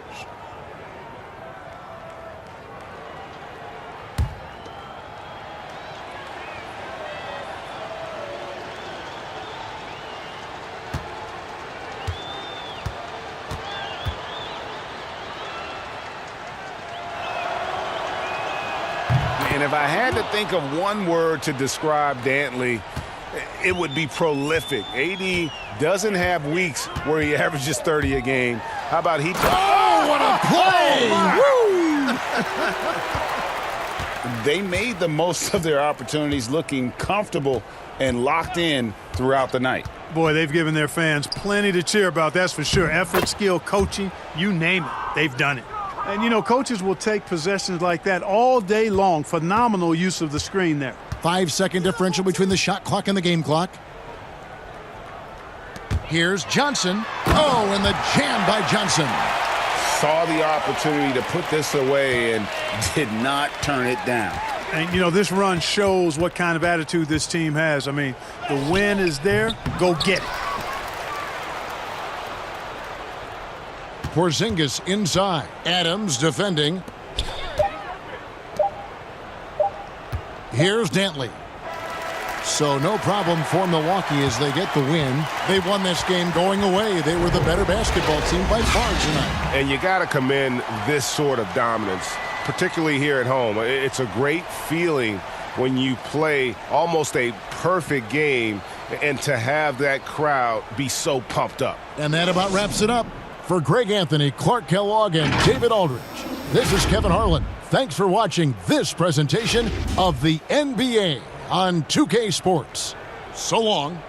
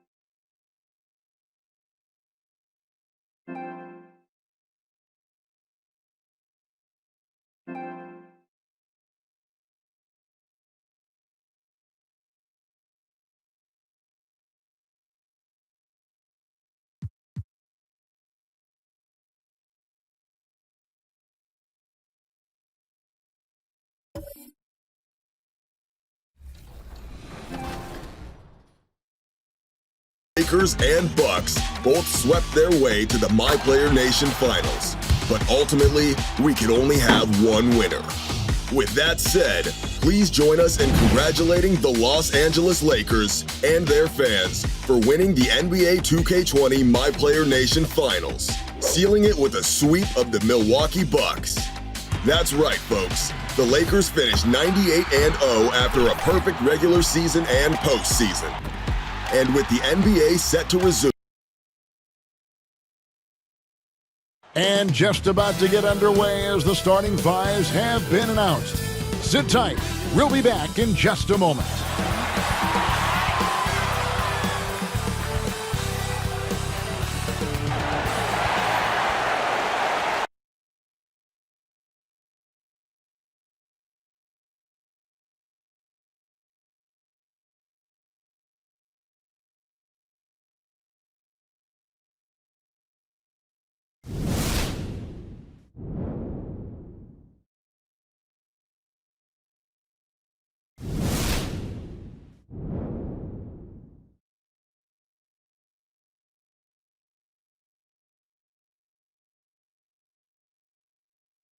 Welcome, folks. Thanks for tuning in to 2K Sports for the latest presentation of our NBA basketball.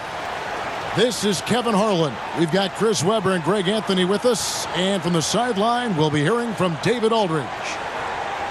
Here we are in November. Let's see how things are shaking out in the West early in the season.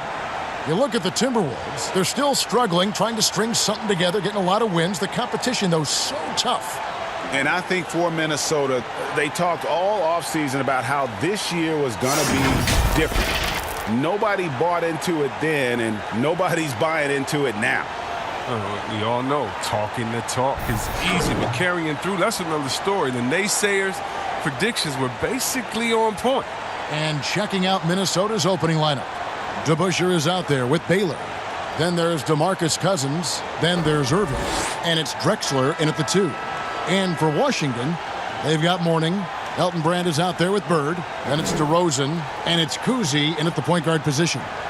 In the new season, Chris, every team wants that fast start. But when you really think about it, how important is that in the grand scheme of things?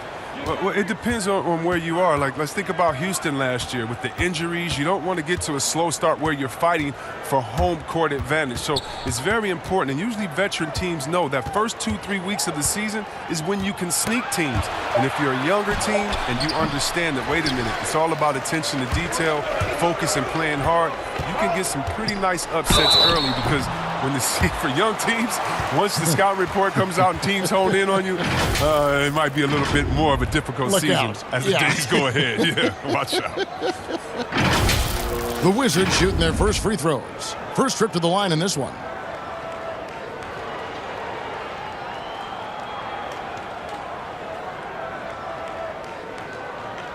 Shooting 2.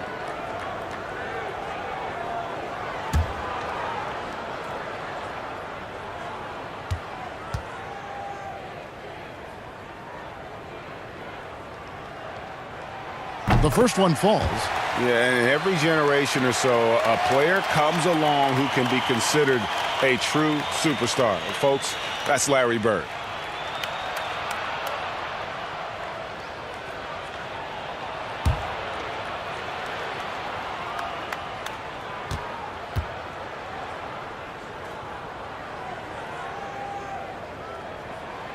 Bird hits them both. Oh, he's never rattled at the stripe.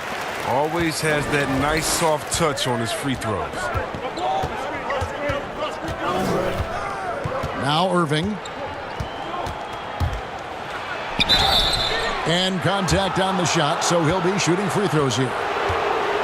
Irving isn't afraid of getting physical inside, showing big-time strength to pick up the foul.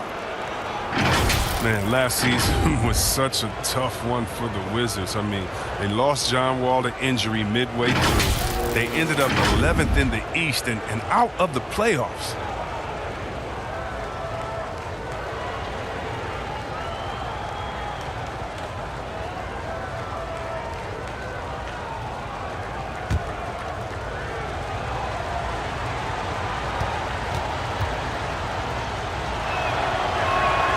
And he knocks down the first one. For so long, C-Webb, the Wizards were looking to get past that second round in the Eastern Conference. Yeah, Kevin, now they might have to recalibrate their team for that. I mean, their team has some glaring holes that a quick fix just can't help. They will need to build from the ground up to get back on track. So he picks up just one from the line that time. The determination of Irving. He's a type A personality who just wants to win. Here's Kuzi. That one doesn't drop. Good work defensively by Drexler. And Mourning sends it back. Bird against Baylor. Shot's good from Bird. Nice job getting inside for the layup. Got the D thinking. Jump shot. Gave a little pump fake. And then off to the races. Now, here is Irving. Tight defense on him. That's blocked by Bird. Yeah, scoreless here early after their first 4 shots. They, right now, are searching for a bucket. DeRozan's shot is off. The Timberwolves have gone 0 of 4, missing their first 4 field goals here. Irving for 3. Bird pulls it in. Yeah, slow start right now. 5 straight misses to get this one going. Kuzi can't hit. He doesn't get the finish, but the D's got to be quicker to rotate and stop him from getting to the rim. And Cousins kicks to Irving.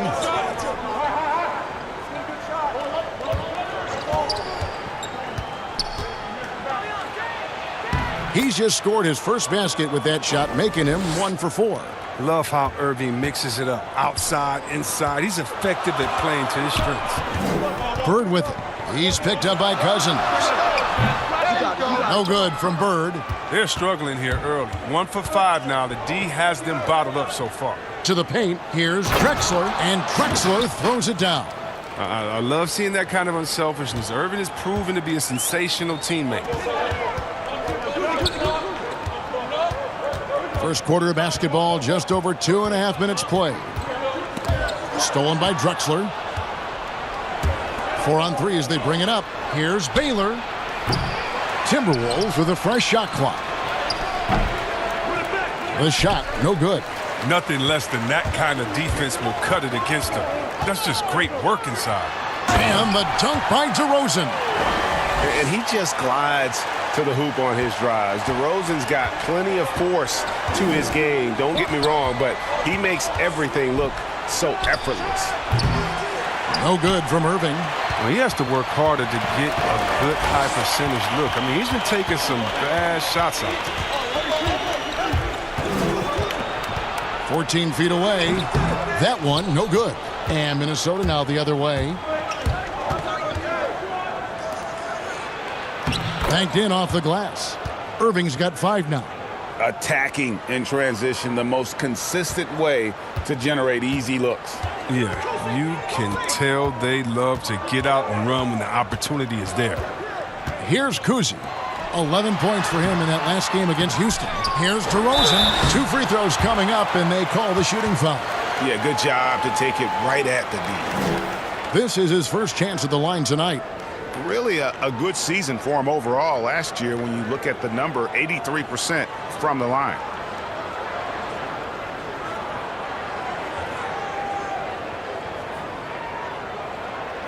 Take a break. Take a break. 2 shots.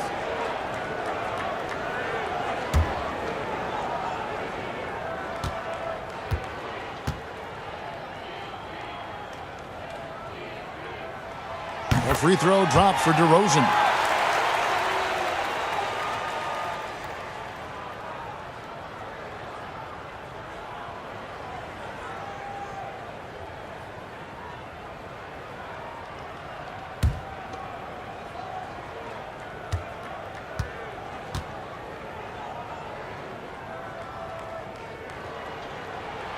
Both free throws good from DeRozan. And so it's Irving. He brings it up for the Minnesota Timberwolves. They trail by 1.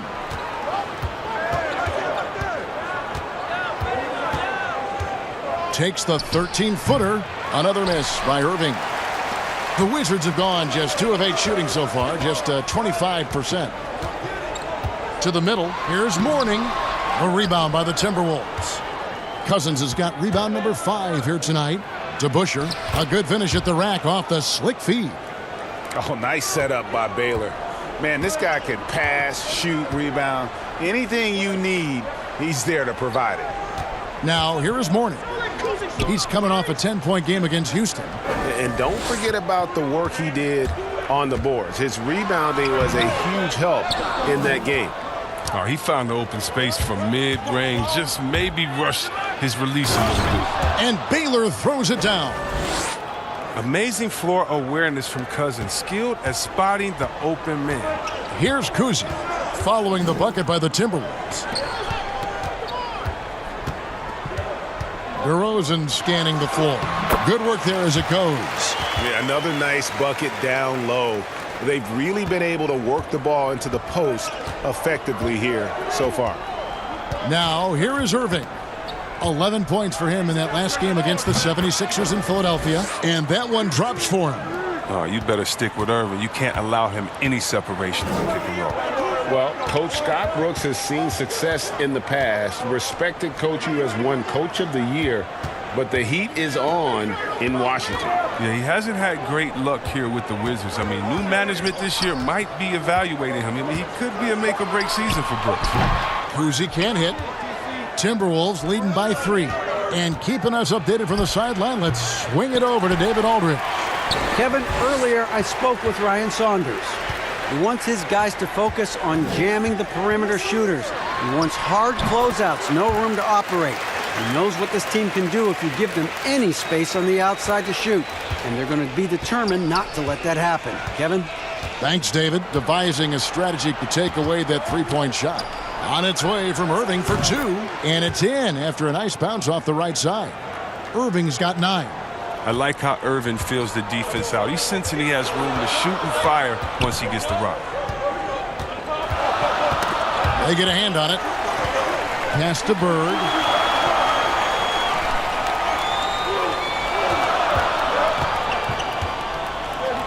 Clock at 4. And Mourning throws it down. And Mourning's just a beast on the glass, using that muscular frame to get into prime position there on the boards. Now here's Irving.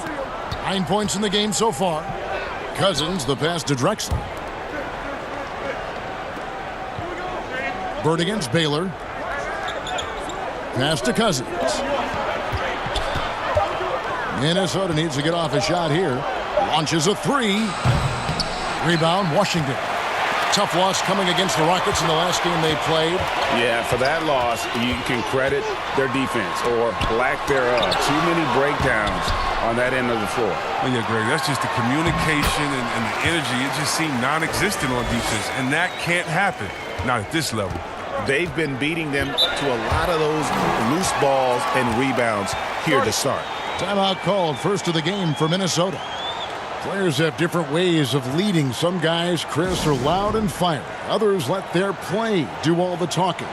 What was your approach? Well, Kevin, it depended on what situation I was in. When I was in Sacramento, I could be the quiet, fiery guy that led through my actions because Vlade was more of a vocal guy, and we had a really good spirited team, so I didn't need to do much besides what we did in practice. In my younger days, when you want to win, you want to get out there, and maybe everyone doesn't have the sense of urgency that you do. You're a little bit more vocal, but I've always believed that the best leaders, no matter how well they communicate or anything else, the best leaders lead by example. And if you're telling everyone what to do and you're not doing it, usually it falls on deaf ears. So go out there and do it by example first, and everybody will follow. Good advice.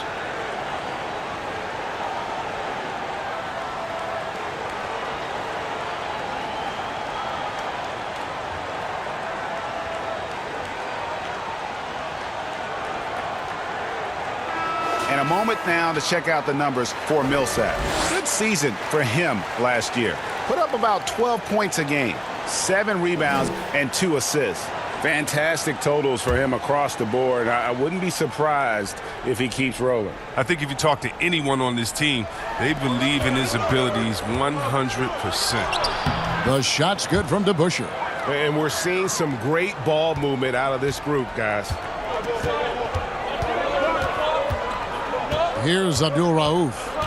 He's coming off a 10-point game against Houston. It was never all about himself. He came away with a lot of assists in that game and just kind of kept everybody in the mix. Now here is Conley. Pass to Drexler. Mourning with some nice D. Minnesota comes into this one following a loss to the 76ers in Philadelphia. Abdul Rauf, the pass to Tripucka. And having Eden protecting the rim, that's about the same as building a brick wall around the basket. Just nothing gets over him. What an intimidator down low. The shot by Abdul Rauf is no good. And here is Conley. He just could not put it together in that loss to Philadelphia. There's the pass to Drexler.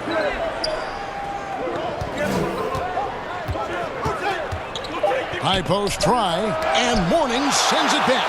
And that's his signature. Mourning, a fantastic defender, phenomenal at using those long arms to reject shots. And now, here's the 2K leaderboard with the teams that last season scored the most second-chance points in the NBA. In the third spot, the Timberwolves. This was a team that was really savvy when it came to getting position under the boards and then getting those offensive putbacks. Shooting two.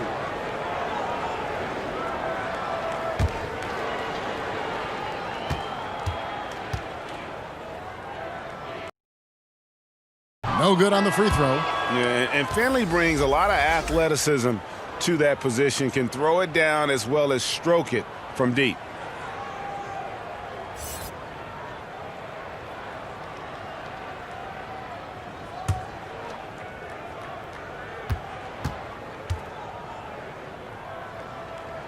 And he's good on the second. And so Conley will bring the ball up for the Timberwolves. Pass to Griffith. Here's Eaton. He's gotten some minutes, but nothing on the board yet. Hayward with the ball. A second chance effort. Out to Conley.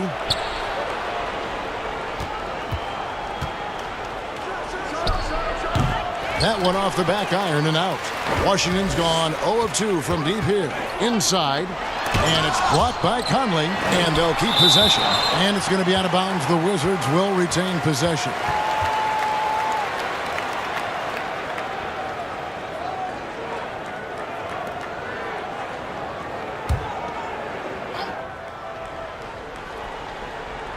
Goes back up. He takes it up and lays it in. And the Wizards lead by 2. They are just killing them on the interior. Drexler outside. Passes it to Griffith.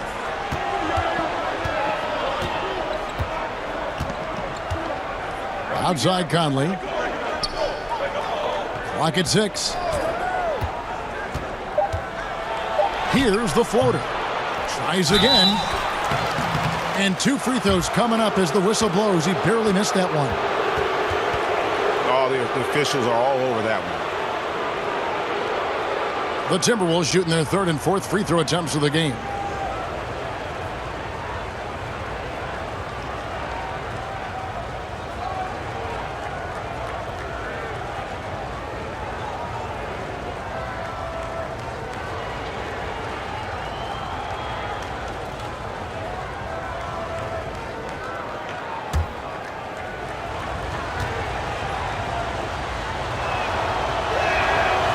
Free throw missing.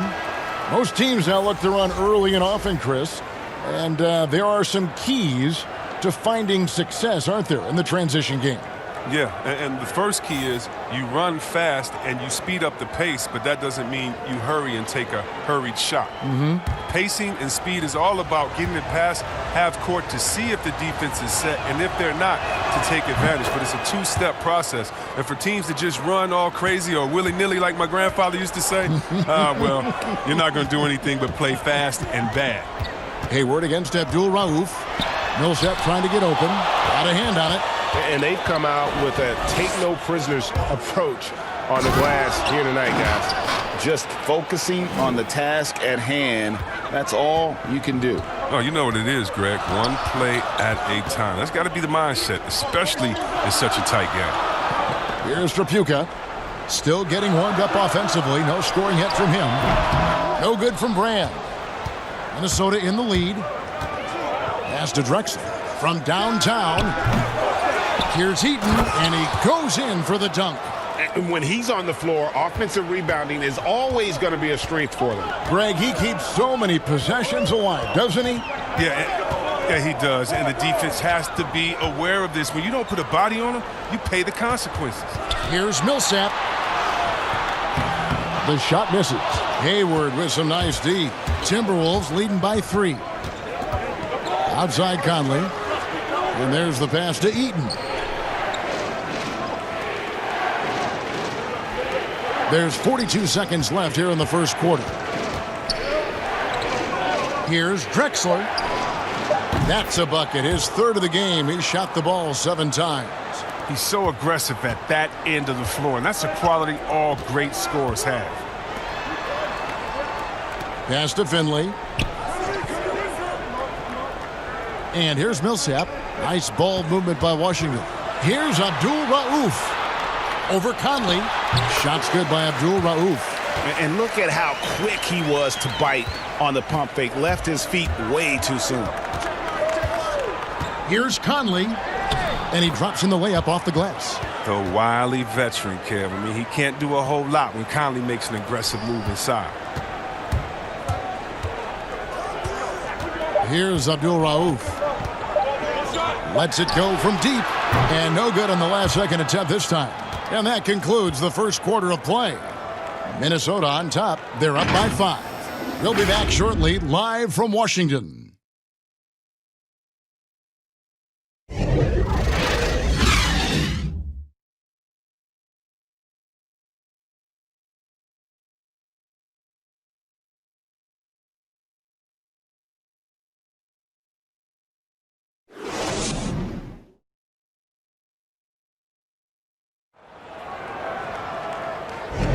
And if you're just joining us, we've played through 1 quarter in this one. And before we move on, what do you guys think about what we've seen so far from the Timberwolves? What we saw in that first quarter, they won their matchups defensively. Yeah, they really got after it. I mean, they made life extremely difficult for the shooters, which is why they hold this lead.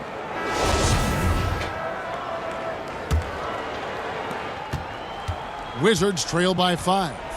Smith is out there with Abdul Rauf. Then there's Paul Millsap. Then it's Elton Brand. And it's Finley in at the 3 slot. That's the group starting the second quarter for the Wizards. Conley against Abdul Rauf. Millsap at the elbow. Shot clock at 5. And there's the call on Gordon Hayward. That is his first foul of the game.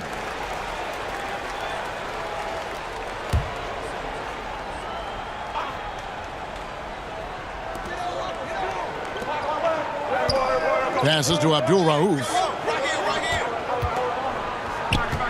6 on the shot clock.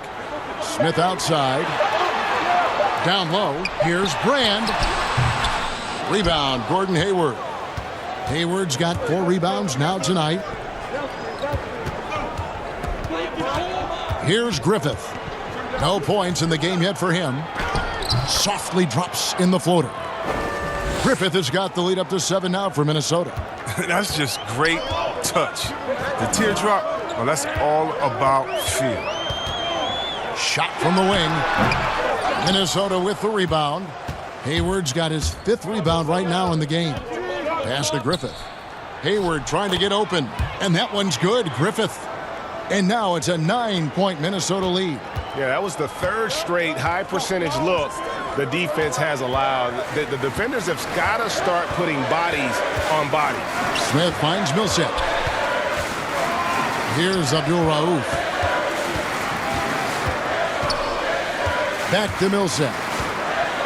Over Conley. Millsap misses. Timberwolves leading by 9. Griffith passes to Eaton. Here's Griffith. Abdul Rauf covering. Griffith can't get it to go. For Washington, they've gone 0-3 and are still looking for that first bucket here in the second quarter. From the wing, shot's good by Abdul Rauf. You know what? Sometimes something good can come out of a bad possession. The Timberwolves have gone 2 of 3 from the field here to open the second quarter.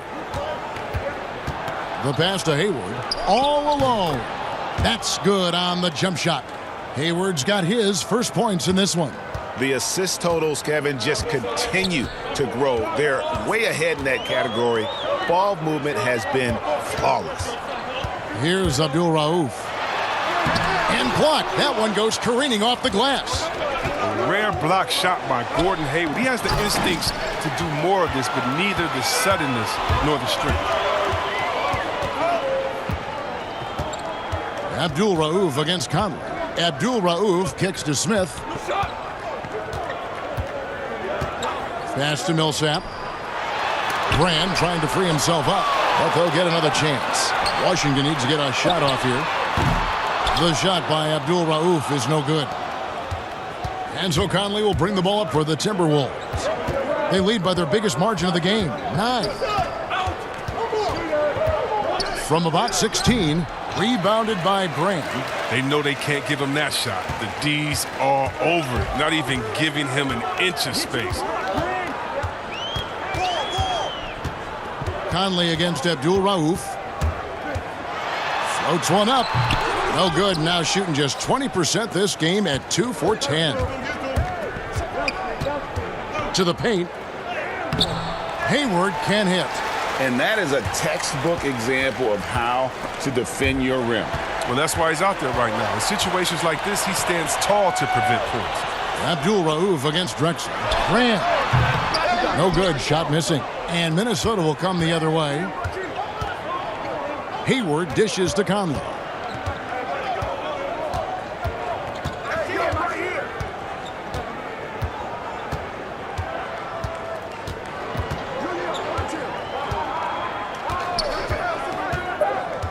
Passes it to Drexler. Three-pointer. Rebounded by the Wizards. Here's Finley. Boom, he jams it straight down. That is ferocious. You said it. That was ferocious. And the Timberwolves call time here. A lot of player ejections in the playoffs last year. In fact, the highest in 3 decades. Seems like tensions, Chris, with the officials are still escalating. Well, yeah, the relationship between the players and the referees, it's always an ongoing process, and it's definitely getting better. But last year we had the highest number of new referees in the history of the NBA. And so you're going to have growing pains when you have younger guys and understanding the culture of the league. But I like the way that we're going, and some of those rejections were warranted. Some of them weren't. I just look at that year as, that just happened. Let's see what happens. I'm not going to hold players and referees accountable to last season. I think we need a little bit more context before we make a decision on player ejections and flagrants and things like that. Just a little more research.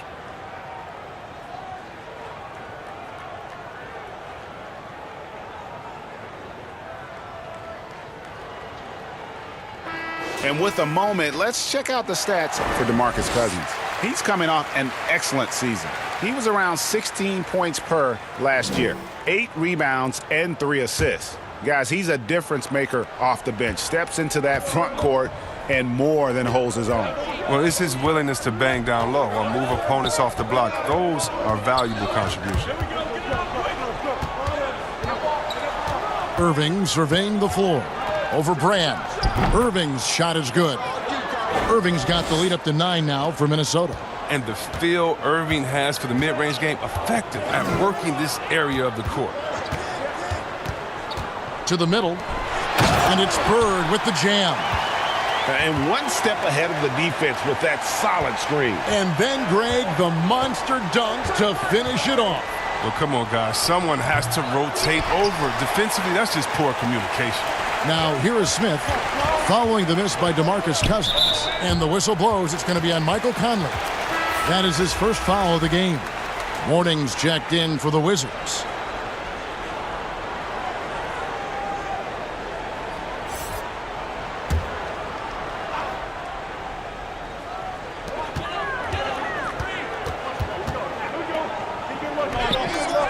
On the wing, DeRozan.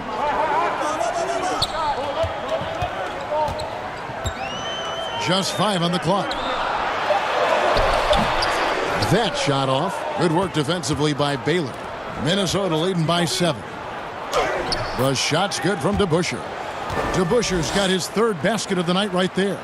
And for a bigger guy, Cousins distributes it well. I mean, an active player who really looks for his teammates. Here's DeRozan. Offensive rebound. Mourning. Nice D from Cousins. Timberwolves have gotten exactly half their shots to go down here in the second. 5 of 10. And it's Irving missing. From the Wizards, they're shooting at ghastly 26% from the field. Their offensive game looking completely out of whack. And one of the things Cousins has continued to develop is defense. Really makes an effort to swat that shot away. Here's Baylor. Off target there. That would have pushed the lead to double digits. Wizards trail by 9. Here's DeRozan. Rebounded by the Timberwolves. Cousins has got rebound number 9 now. What an effort here tonight. All right, let's catch up with our sideline reporter, David Aldridge. Well, Kevin, for the last 5 years, the Golden State Warriors have been the colossus that stood over the NBA. And there were thoughts that most teams were not willing to do things to be competitive, knowing that they could not beat the Splash Brothers, Draymond Green, and then Kevin Durant. But the Warriors lost to the Raptors in the finals last year, combined with the injuries to Durant and Klay Thompson, have opened things up. And for the first time in a long time, there are any number of teams in this league that believe it's their time. Probably so. The West is strengthened, there's no doubt, DA. Interesting matchups coming up for sure. Thank you.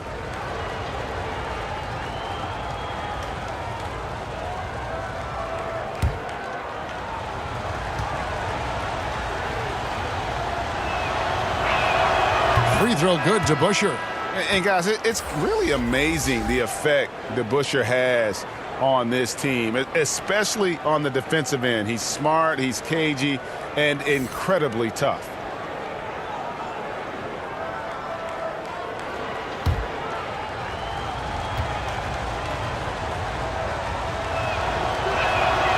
He doesn't get the second one. It's hauled in by Alonzo Mourning.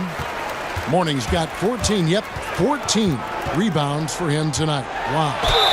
And foul on the shot. He'll shoot 2 at the free throw line. That one on Baylor. The Wizards have shot 5 of 6 at the foul line tonight. And last season, 77% from the line. They could usually get the job done there.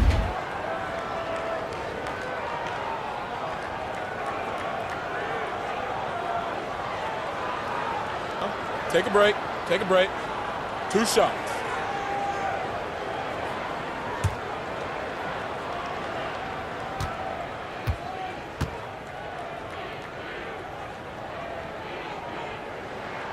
And the first one at the line is good.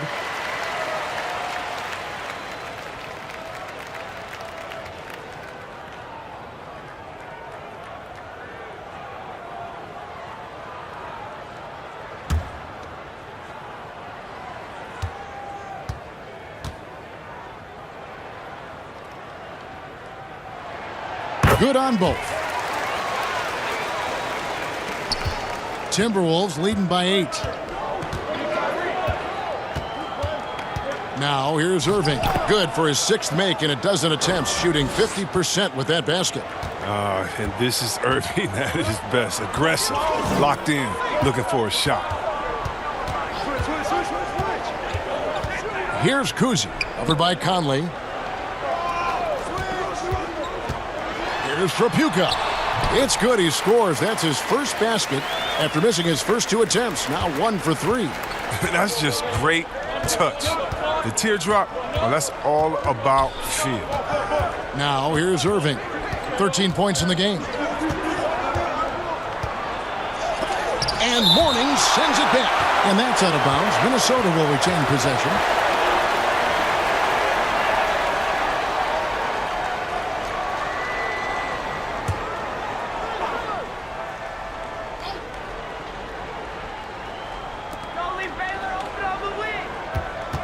Shot clock at 6.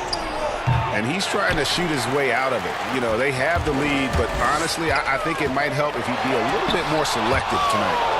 And the ball goes out of bounds. Last touch by Cousins.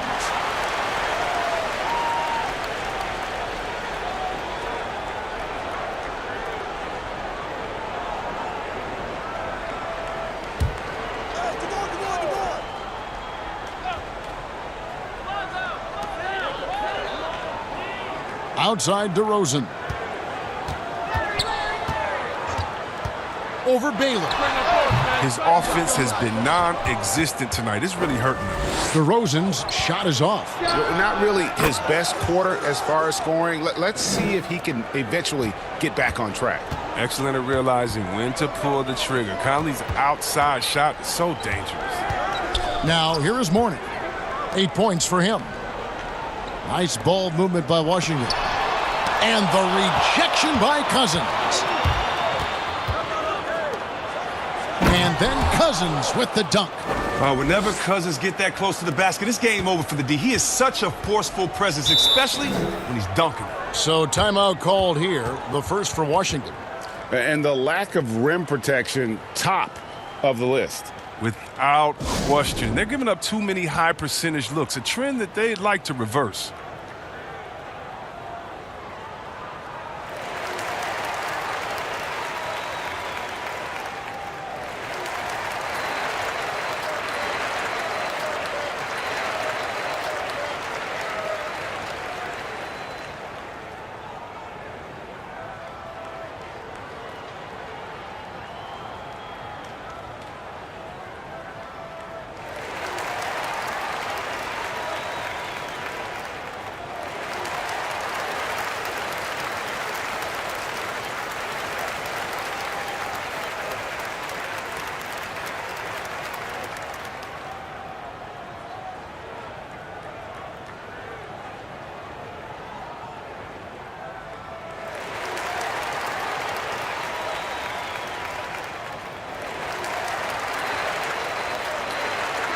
And while we have a moment, let's check the stats for DeRozan.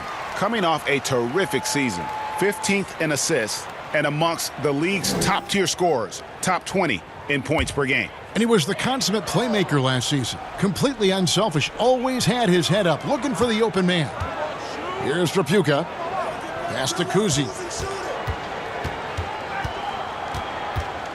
He dishes it to DeRozan. He tries for three. It's rebounded by DeBusschere. He's having a tough quarter scoring the basketball, unable to help them close this gap.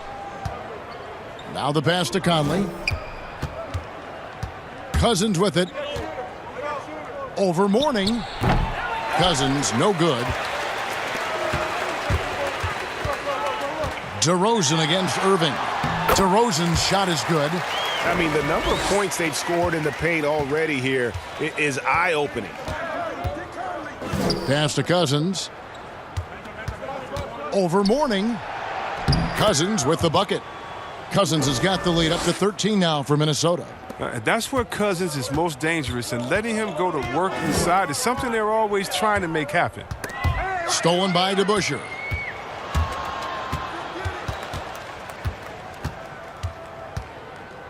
Kicks to Irving.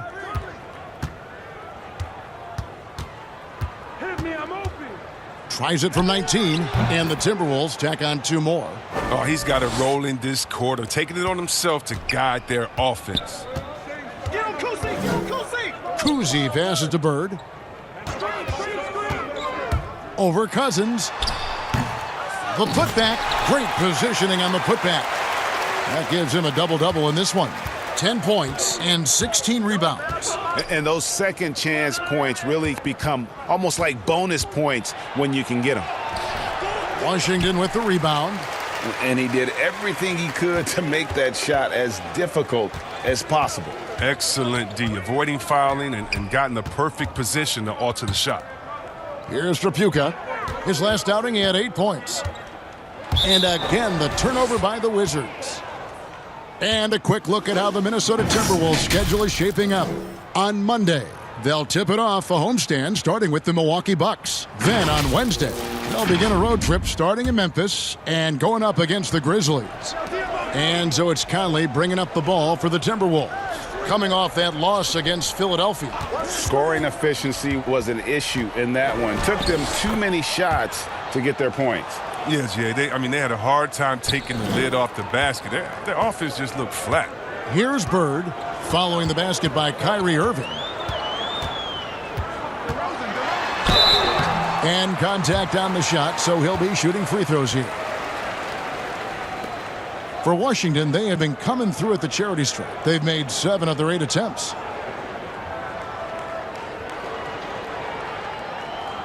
Take a break. Take a break. 2 shots.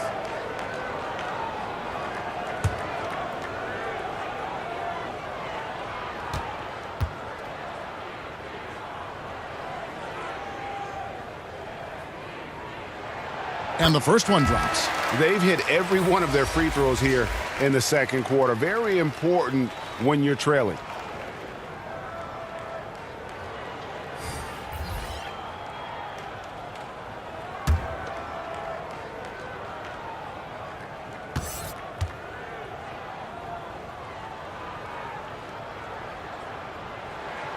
Bird hits them both.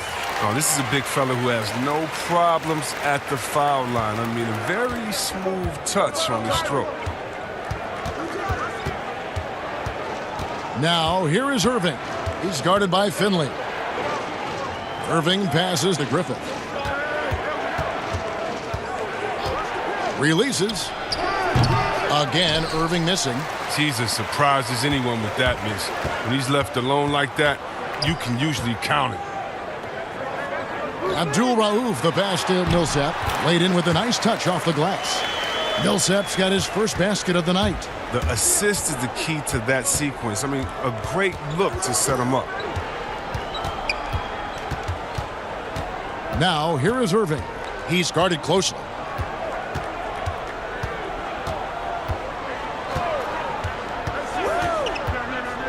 Fires for 3.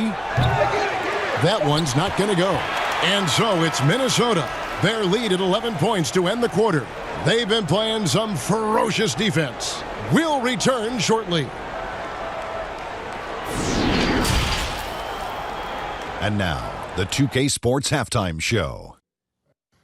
Hey, everybody. Welcome to the 2K Sports Halftime Program. I'm Ernie Johnson alongside Shaquille O'Neal and Kenny the Jet Smith. It was a closely contested first quarter for Minnesota. They never trailed by more than 3 points, and it was neck and neck the entire period. They played a determined brand of basketball in the second quarter and began to pull away as we reached the half. That 11-point lead must be looking good to them right now. And Shaq, what do you think about what we saw from Minnesota? Well, it was an unselfish, team-oriented half of basketball. The ball never stopped moving. Their offense had a great flow to it. It prevented anyone from getting lazy out there. They're always moving, cutting, knowing where they need to pass the ball, Ernie. Kenny, what's your take on Washington so far? Well, obviously, they were outshot. I thought they mailed it in too many times in terms of their effort. People weren't moving, they weren't screening, and they definitely weren't hustling. They need to hit the ground running to be competitive in the second half, or they could get blown out. And that'll do it for our halftime report. Stay tuned for the second half, about to get underway.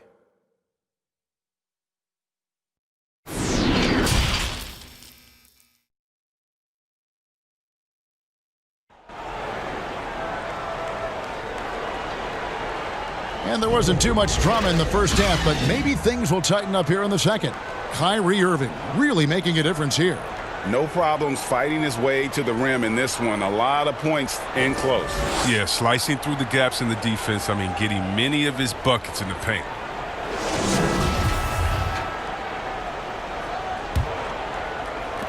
Wizards trail by 11. Checking out the group now for Ryan Saunders to start the second half.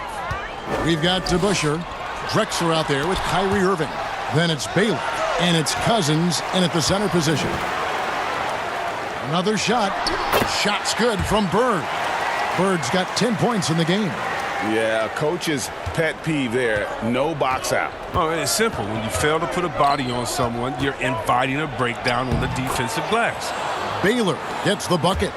And what's unique about Baylor, he can score from a variety of angles, and really good off of either shoulder. Just great extension and body control.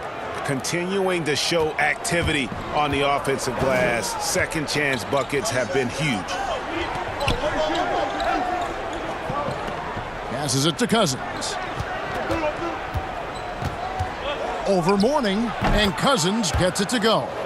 He's got 6. What an incredible scorer. Cousins, even in the face of great defense. Cousy passes to DeRozan.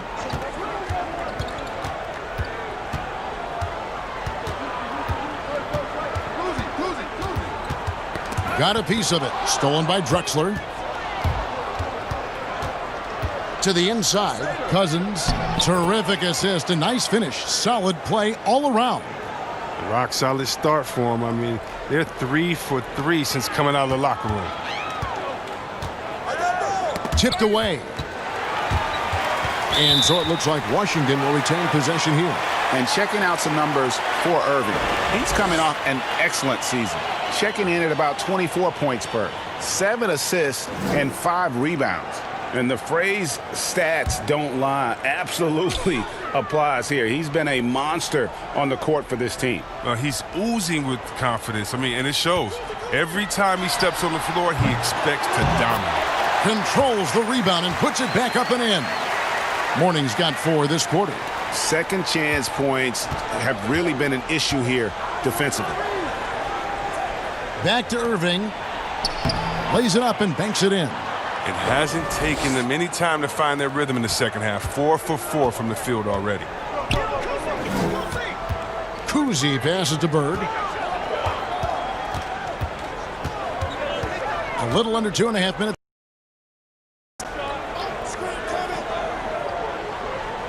Here's Cousy. 5 to shoot. Here's DeRozan. Here's Brand, and the basket is good, and he's got a chance here for one more at the line. Yeah, second chance points again, a huge problem for this team. And this is his first trip to the line tonight.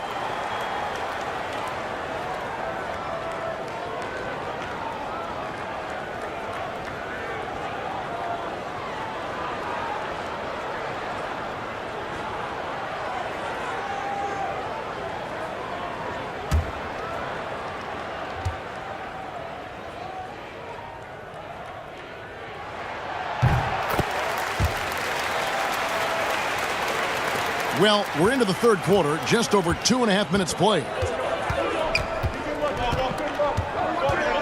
Now, here's Irving. Not a lot of room. Out of bounds, Timberwolves ball as Minnesota keeps possession.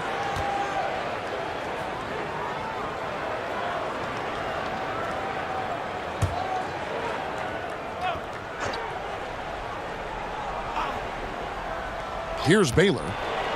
Shot from the inbound, and Mourning sends it back. And here we go. Washington fast break. DeRozan leading the charge. Basket good. DeRozan's got it back down to single digits for the Wizards. That's just great touch. The teardrop, well, that's all about feel. And the Timberwolves call time here. Every time out, a chance to review the lineups, matchups, or call a play. You know, that's what coaches are paid to do, right? I mean, curious to see what they go with here.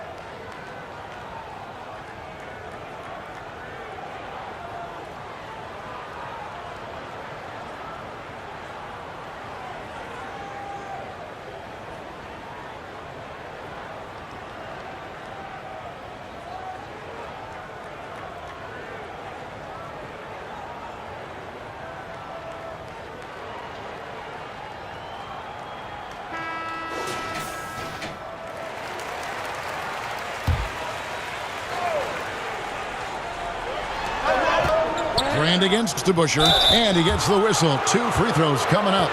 It's very difficult for the D to cleanly contest Cousins. Just a hulking presence who bullies his way into shooting fouls. Minnesota shooting their 7th and 8th free throw attempts for the game right here.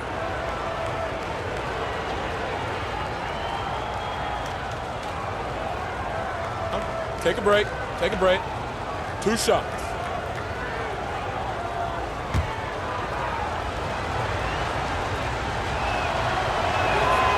And that one misses.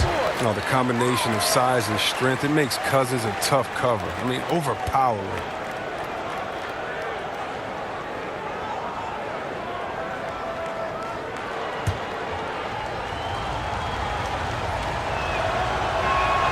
And he sinks the second. Chris, the other day, Adam Silver has been talking about how the All-Star game, that system, is not working. He's been proactive in considering alternatives. What do you think? Well, I love what he's done already. Let's think about the All-Star game in 2019. Letting guys pick their players like old school on the park. I mean, that adds a little bit of ego, and that's what you want because we want competition. We want guys that like each other, don't like each other, that are playing against each other, that we're in the finals against each other. We want all that competition, all that mental game that goes into it. And so I love the fact that he's outspoken, that he's definitely ahead of the problem. But I think he did a great job by letting players pick their teammates because that already causes a little in-team drama that we'll see play out on the floor with how hard guys are playing. Stolen by DeBusschere.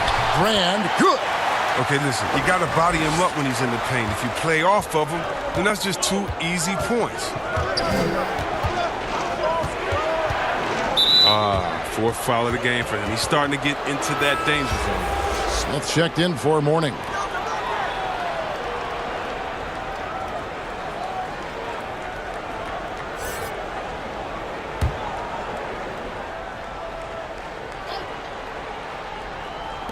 Wizards on D. 7-point differential. Shots good by Drexler. Pick works well there. Not much resistance from the D. It's a lazy effort. Let's just be honest. Hoping the shooter misses, that doesn't constitute defense.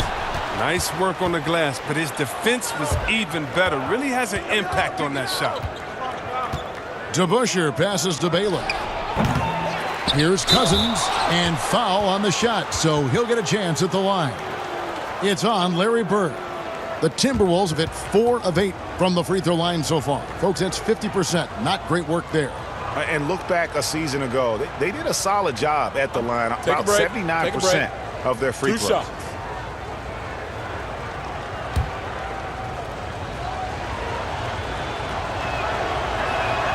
And that one falls for DeMarcus Cousins.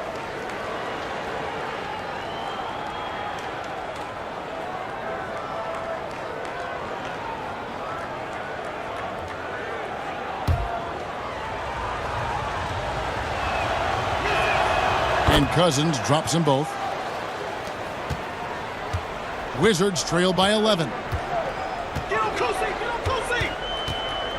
Here's Kuzi. Bird outside. Smith for 3. Rebounded by Elgin Baylor. Baylor's got his 5th rebound right now in the game. And DeBusschere with the slam. And he can do a lot more damage to the rim than that when he wants to. Oh, you're right. And with the lead they're enjoying, I'm surprised he didn't put a little something extra on that one. Here's Kuzi. Left side, DeRozan. Clock at 6. Here's Kuzi. And it's good with time running down on the shot clock. Timberwolves leading by 11. Floats it up for Cousins. Well, with the role he's on this quarter, they're going to keep going to him and get that lead even bigger. So it's the Wizards now. Time called here. The Wizards decide to talk it over. Kyrie Irving really making a difference here. Yeah, he's just torching them right now. A good decision to huddle up, kind of hit the reset button, and figure out how to slow his roll.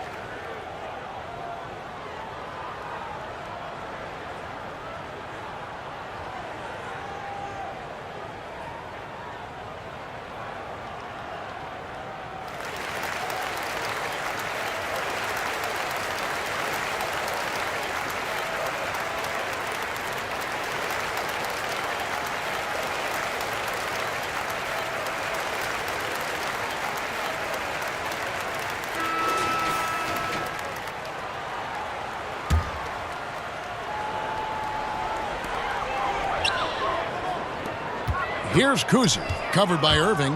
Smith outside. From outside, off the mark. When the D forgets about him on the perimeter, they're playing with fire. Lucky they don't get burned here. Here's Cousins. The shot missing. Great D that time from Brand. Goes up from the top of the key. No good from Bird. Timberwolves leading by 13. Here's Baylor. And Baylor throws it down. Oh, inflicting some punishment with the two-hand flush. They're going for the throat. Here's Kuzi. Bird left side. Over to Busher. 2 free throws coming up, and they call the shooting foul. That's on Dave DeBuscher. For Washington, they have shot 10 of 11 at the line. Nice work so far for them.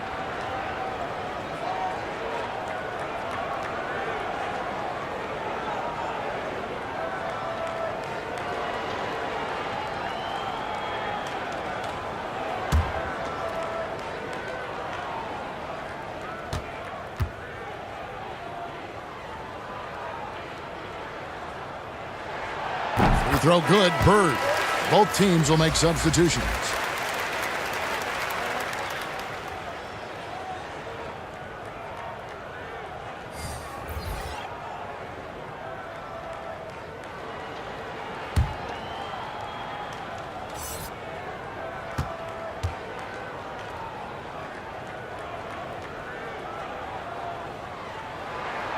Bird hits them both. And so it's Conley bringing up the ball for Minnesota. Pass to Eaton. Down low. Shot number 12 goes in. He's made 7 of 12 now. And not hard to see why they are giving up points on this run. Just too many good looks from in close. Abdul Rauf against Conley. Poked loose. And here's Bird from the arc. That shot misses. The Timberwolves go the other way with it. Conley dishes to Cousins. Basket counts. Cousins has got 15 points in just the second half. And the crisp passing has opened things up for them offensively. Fires, high post. Shots good by Abdul Rauf. He's just a standout scorer with tremendous skill working off the dribble. Nice pull up there by Rauf. Conley, the pass to Baylor.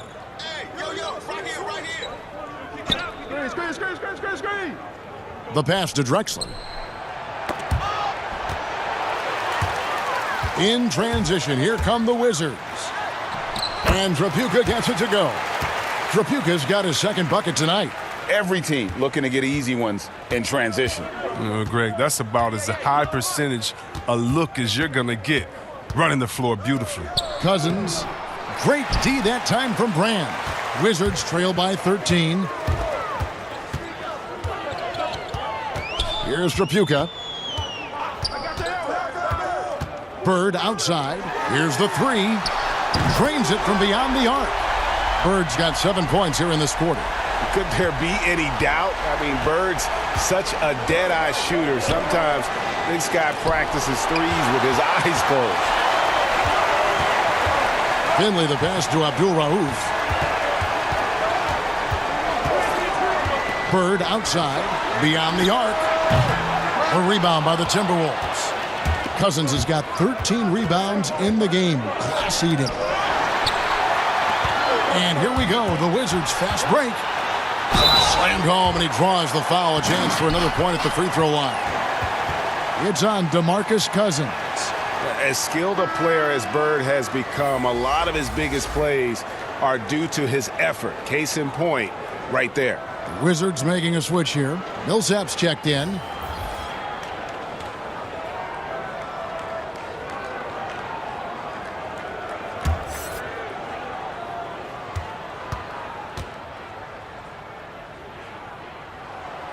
Wow, they've made every free throw here in the second half. Minnesota leading by 7. Now Conley. He's got 5.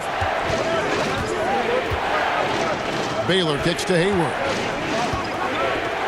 High, arcing shot, and he lays it up and in. That's the 10th straight point they've given up in the paint. Abdul Rauf against Conley. Pass to Bird.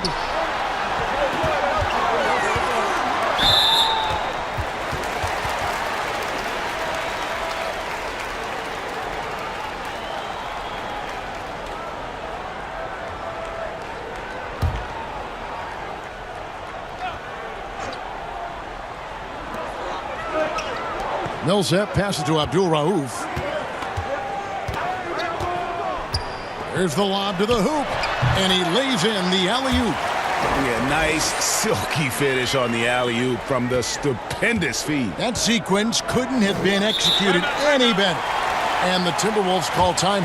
Yeah, he needs to tell his guys to just box out with some energy. That's basic basketball. They've been lazy on the backboard and have allowed way too many second chance points.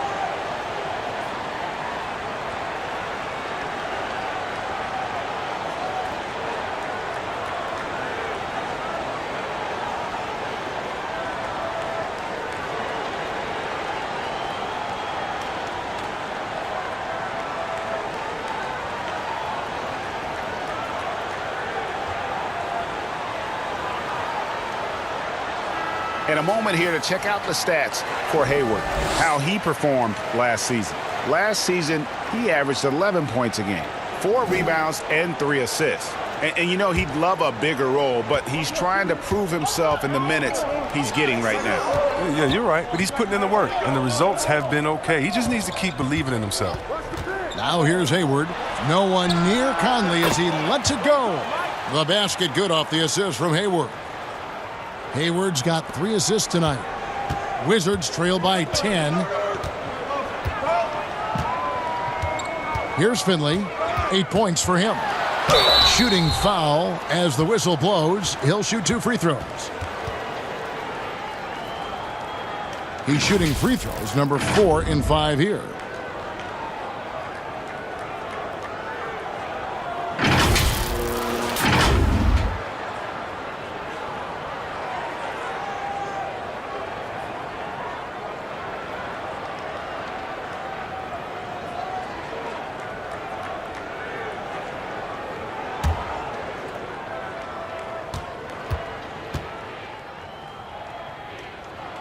And he knocks down the first one.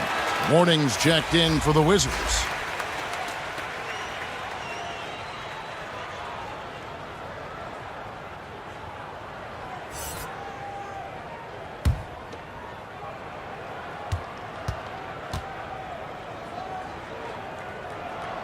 Off on that one, so he goes 1 for 2 at the line. Timberwolves leading by 9. Outside Conley. 1:39 left to play in the third. 5 on the clock. Passes it to Griffith.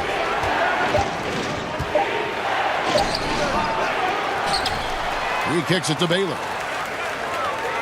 Second shot opportunity, and that one's good. Griffith has got 6. And with the lead, I like the strategy here. Continue to get the ball to guys who can do something with it. Oh, I do too, Greg. You have to go to your best scorers. I mean, it's a smart strategy, and so far, it's paying off in this game. Conley against Abdul Rauf. Millsap inside. And the call on the shot that sends him to the line. Underrated coming into the league and underestimated. Millsap doesn't have any doubters anymore. This is his first free throw of the game.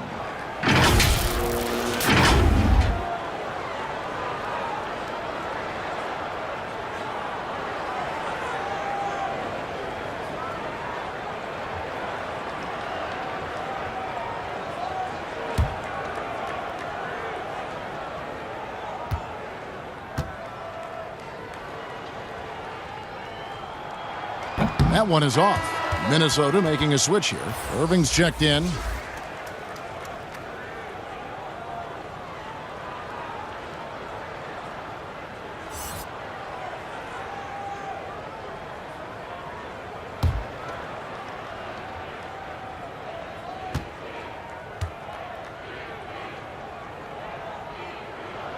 And the second free throw, good. 59 seconds left in the third quarter by Minnesota. Here's Eaton.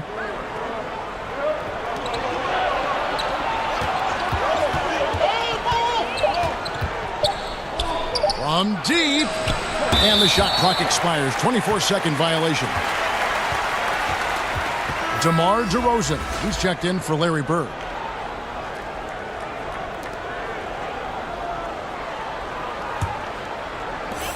34 seconds left in the third quarter of the game.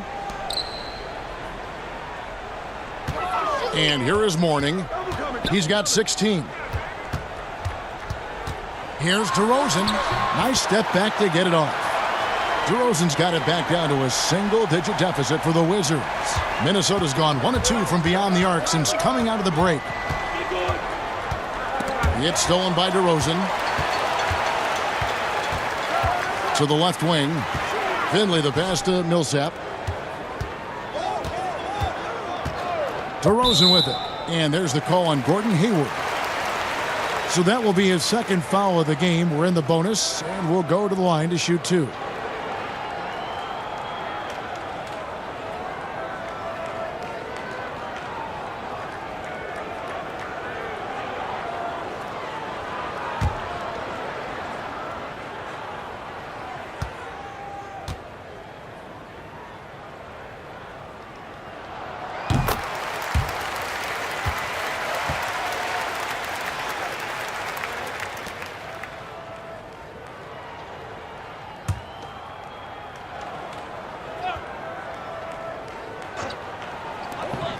Here's Abdul Rauf. No good on the quick three. And we've reached the end of the third. Timberwolves lead by 7. We'll be back shortly, live from Washington.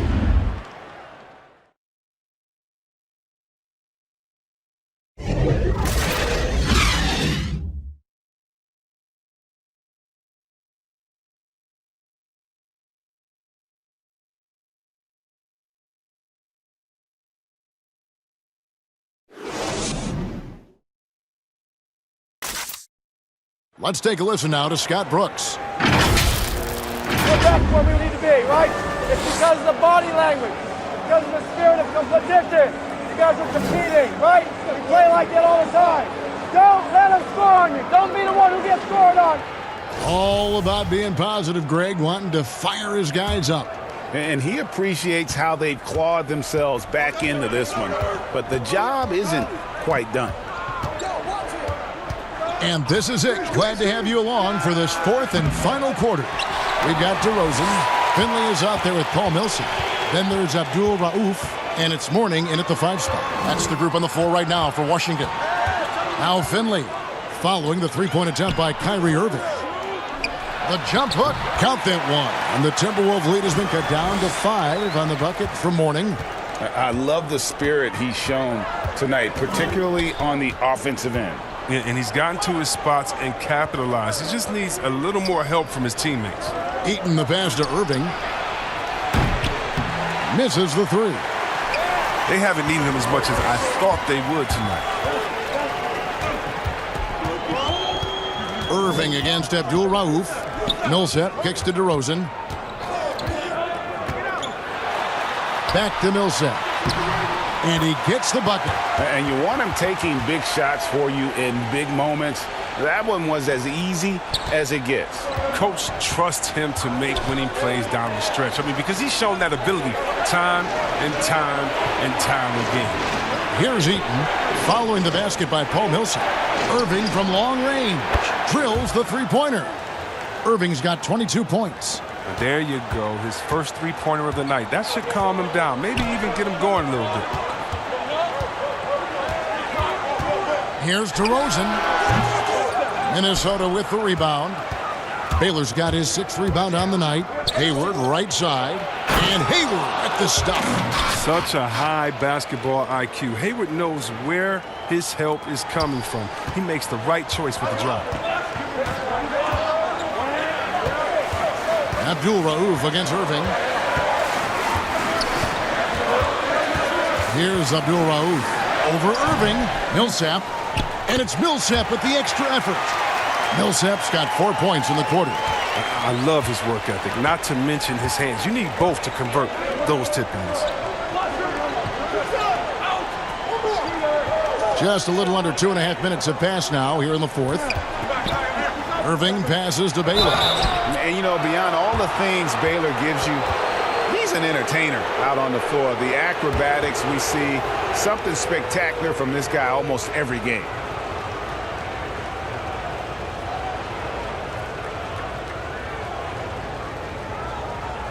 Shooting 2.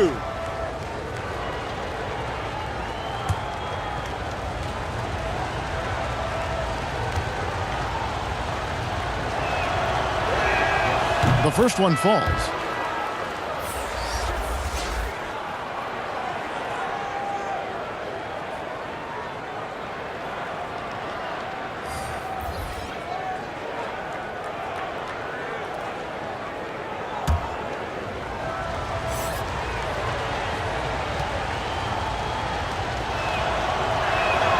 And so Baylor nails both of them.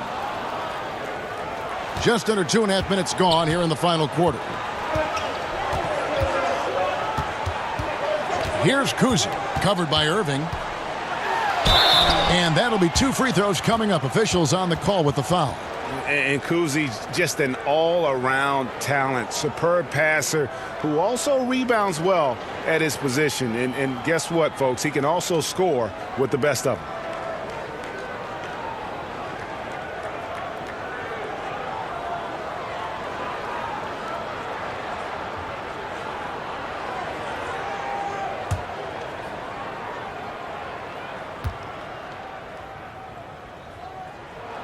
First free throw is good.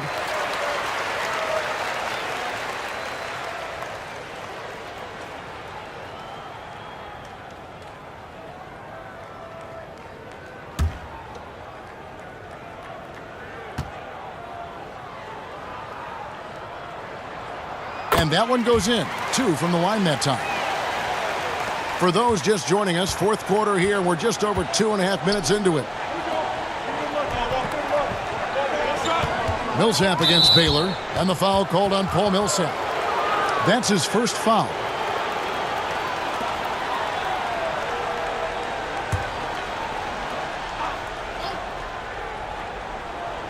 Inside, Millsap with the steal. The second half, they haven't taken care of the basketball. Simply put, more turnovers now that could hurt them later. Timberwolves leading by 6. Here's Baylor. Lays it up off the glass. And you like to see since the half now, he's finally starting to come around. The Wizards have gone 3 of 6 from the field so far in the 4th quarter. Now, here is Mourning. He's tightly guarded. Shoots a fader. The Wizards with another miss. Minnesota's gone 1 of 3 from outside the arc since we've reached the 4th quarter. Here's Drexler, and Drexler throws it down hard. How about the explosive vertical there? Not much you can do to stop Drexler once he gets to the rim. Time called here. The Wizards decide to talk it over. Trying to find some answers offensively. Some bad shot selection as well as some bad luck. I mean, that's not going to help you score points.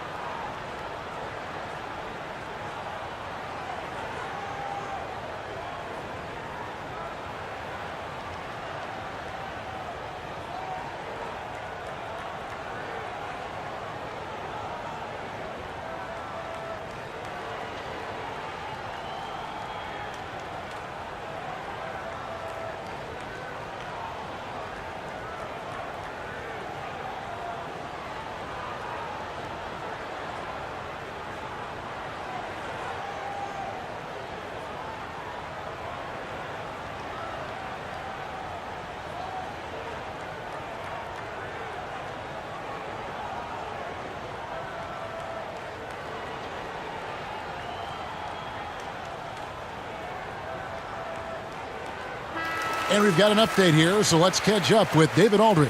I was able to listen in on what Scott Brooks had to say to his team. He was begging them to step it up. He said, we've got to make the move now, or we're going to be out of time and out of luck. Give it everything you've got out there. Kevin? Good. And 12 points for DeMar DeRozan. Oh, even from that range, the floater is one of the toughest shots in the game. Elgin Baylor on the wing. He's guarded by Finley. The shot's good from DeBusschere. Really in a good position thanks to the accuracy from beyond. Wizards trail by 11. Here's Kuzi. Outside DeRozan. Here's Mourning. Eaton grabs the miss. Eaton's got 11 rebounds. No good from Baylor. Wizards have gone 4 of 10 here in the final period. Not the time to go cold. It's DeRozan with the drive. And the layup's good off the glass. And giving up some inches inside, but makes up for it with an aggressive style. Yeah, it's the attack mindset. I mean, that helped him prevail right there. Sometimes you just got to go with your gut. Now, here is Irving. And they pick up 2. Irving's got 5 points in the quarter.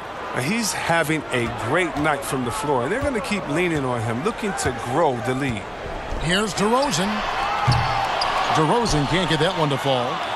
Well, until he starts knocking down some shots, I don't think the deficit's going to get any smaller. And a nice spark for their offense here in the second half. Now above 50% for the game.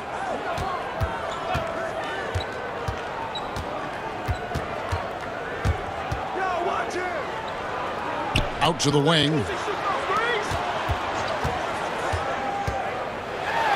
Oh, and he plucks it off the glass. Wow. Here's Baylor, and the shot is good. Baylor's got 10 points in just the second half. Big miscommunication on defense. He recognizes it and quickly takes advantage. Yeah, they're pouring it on right here, trying to give the opposition no light at the end of the time. The finish was nice, but the setup was better. Yeah, G.A., the pick working to full effect before the stuff. Yeah, coach is definitely pleased. That's the execution he loves to see. And the Timberwolves with possession here, following the bucket by the Wizards. Here's Irving. Uses the glass to finish the layup. Irving's got 26. And this speaks to Irving's focus. I mean, he's extraordinary at keeping his cool under heavy pressure. And the pass to Kuzi.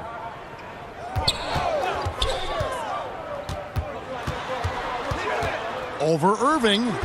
Eaton grabs the miss. Eaton's got 12 rebounds here tonight. Big time effort. And Drexler throws it down hard. Oh, great flow to that possession.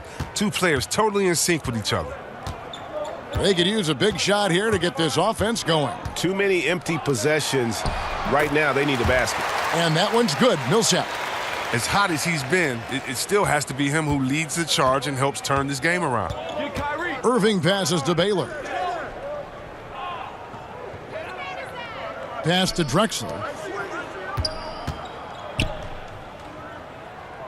Feeds it to DeBusschere. From down in the low post, it goes. DeBusschere's got 5 points in the quarter. This system is set up perfectly for him today. I mean, it's allowing him to find a lot of good shots. DeRozan dishes to Mourning. Shooting foul as the whistle blows. He'll shoot 2 free throws.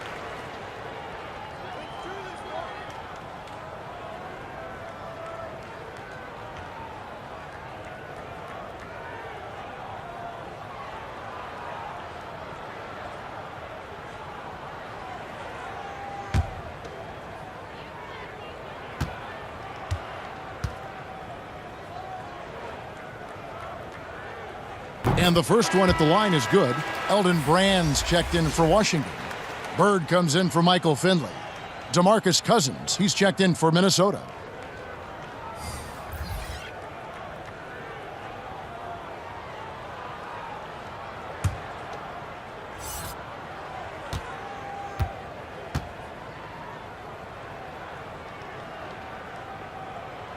And both free throws good for Mourning.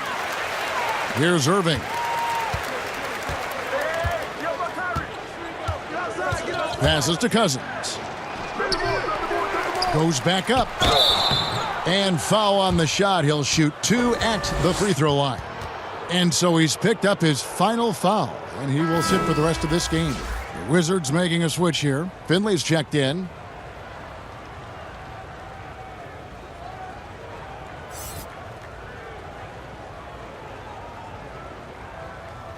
Take a break. Take a break. 2 shots.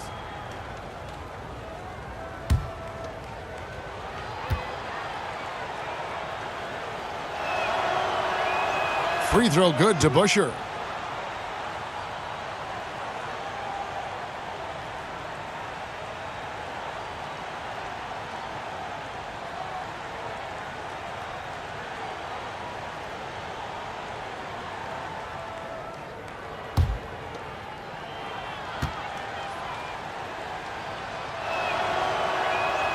Both good from the line that time. Wizards trail by 17. Pass to Brand. DeRozan against DeBusschere, and the basket is good. And that's 18 points for DeMar DeRozan. That's a perfect setup. Solid screen, defender can't avoid it. Opens up a clear path to the bucket. To the paint, here's Baylor. Up again. Great positioning on the putback. And the Timberwolves lead by 17. And they've only got a slight edge on the boards, but it just feels a lot bigger. The pass to Finley. Shoots the 3. Knocks down the 3 ball. And that's his strongest trait, the unselfishness from Kuzi. Fantastic at realizing when one of his guys has an opportunity for a clean look. Now here's Baylor. He feeds it to DeBusschere. Goes back up, and it's good on the way in. DeBusschere's got 9 points in the quarter. And they're beginning to just flat out fall apart defensively right now, especially on the interior. Kuzi passes to Finley. A 3-pointer off the mark. And you could tell he thought that triple was going to fall. Kept alive. Wizards trail by 16. Pass to Kuzi. Passes it to Finley. The dish to DeRozan. Excellent D there from DeBusschere. And that is a textbook example of how to defend your rim. Well, that's why he's out there right now. In situations like this, he stands tall to prevent points. Finley, the pass to Kuzi. Outside DeRozan. And he gets the whistle. 2 free throws coming up. It's going to be on Kyrie Irving.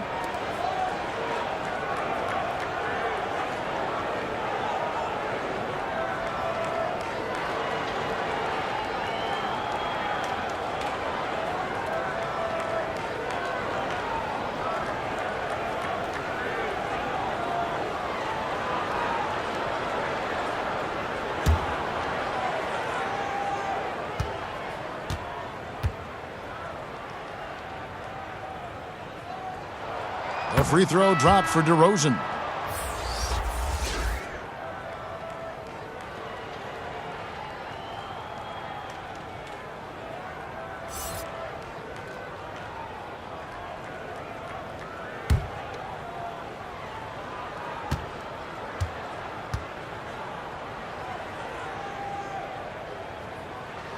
DeMar DeRozan hits them both.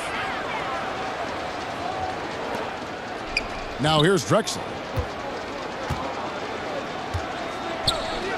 Pass to Eaton. To the middle. Here's Irving. Beautiful dish, and the layup goes down. Irving's got 11 in the second half. I mean, he's a strong finisher. He exhibits great body control. Irving, he's a special talent. Back to Brand, and then Brand with the dunk. Oh, you have to appreciate the ball movement and the commitment to getting a high percentage look. And so it's Irving with it, bringing it up for the Minnesota Timberwolves. 17 points was their biggest margin. And the whistle blows. It's going to be on DeMar DeRozan. That's his first foul.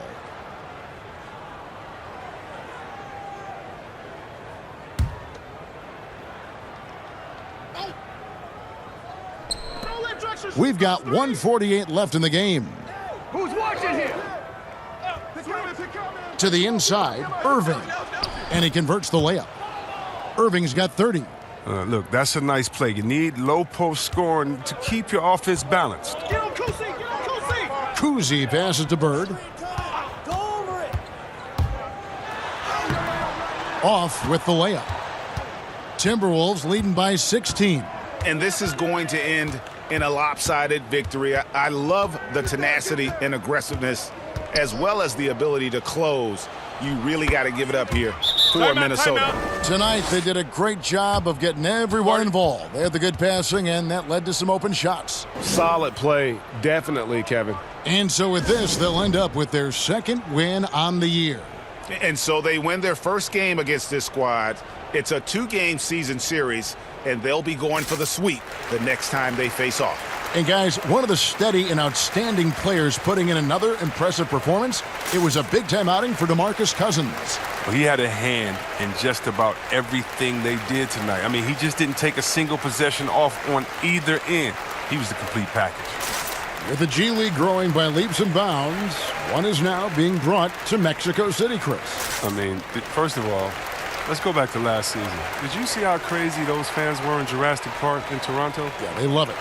Can you imagine Mexico? Oh, my They'll God. love it. This You would better be believe great. it. Mexico City, yeah. Let's bring everyone in, all the fans in. And what I really love is that it's for the home fan base. So when I think of the Toronto Raptors, I think about the city of Toronto. I think about Canada and how it's theirs. And even though we're one league, that team is theirs, and they take that pride on, and it just brings so much more excitement. Can you imagine all the people in Mexico City being excited for their team? Oh, I want to be at one of the first games when that happens because I know the crowd is going to be sick. It's going to be crazy. I want to be there. And Washington going with a whole new group here. Big group substitution now for Minnesota. Sabonis, he's checked in for DeBusschere. Jackson comes in for Baylor. Lance Stevenson's checked in for Drexler. And it's Morant in for Irving. Goes up off the inbound. Cycli, no good. Minnesota leading by 18.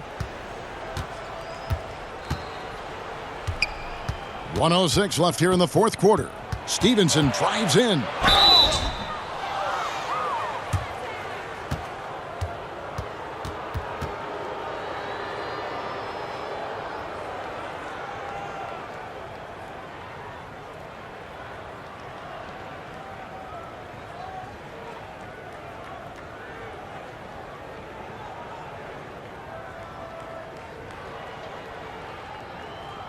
Shooting two.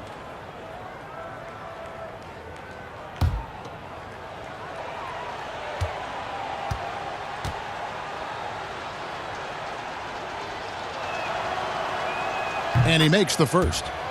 Two-time NBA champion Michael Thompson says the arm muscles, Chris, on today's players don't measure up with what they used to be. Is that even important? You know what? He's right, but I don't know how important that is unless, you just want to bring the gun show to the games and pull out the arms and the curls and say, check out these muscles. But now I think, it's a lot different. And make no mistake, even though that is a true comment, the players of today are much more athletic than his day and my day. And I think that's because of technology. They understand core strength. They understand dieting. They understand rest. And so many, they're privy to so much information that we didn't have. But, yeah, no more curls. It doesn't seem like there are any more Karl Malone 24-inch pythons, brother, out there in any of these games. Rubio misses. So it's Minnesota now. They lead by 20. That's the most we've seen. The pass to Sabonis. Outside Jackson. The Timberwolves working the ball around now.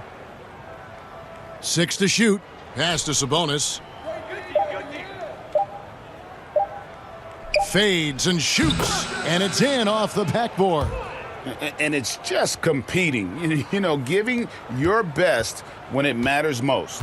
Well, this is what guys play for, and when it pans out like this, it's a great feeling. Pass to Tripucka. That's good. It's Rubio with the assist.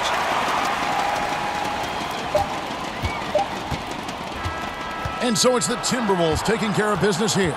This one was over well before the final buzzer. The fans were waiting for something to get excited about, Greg, but they never got it. They sure didn't. I mean, they just rolled to this win. They made it look really easy.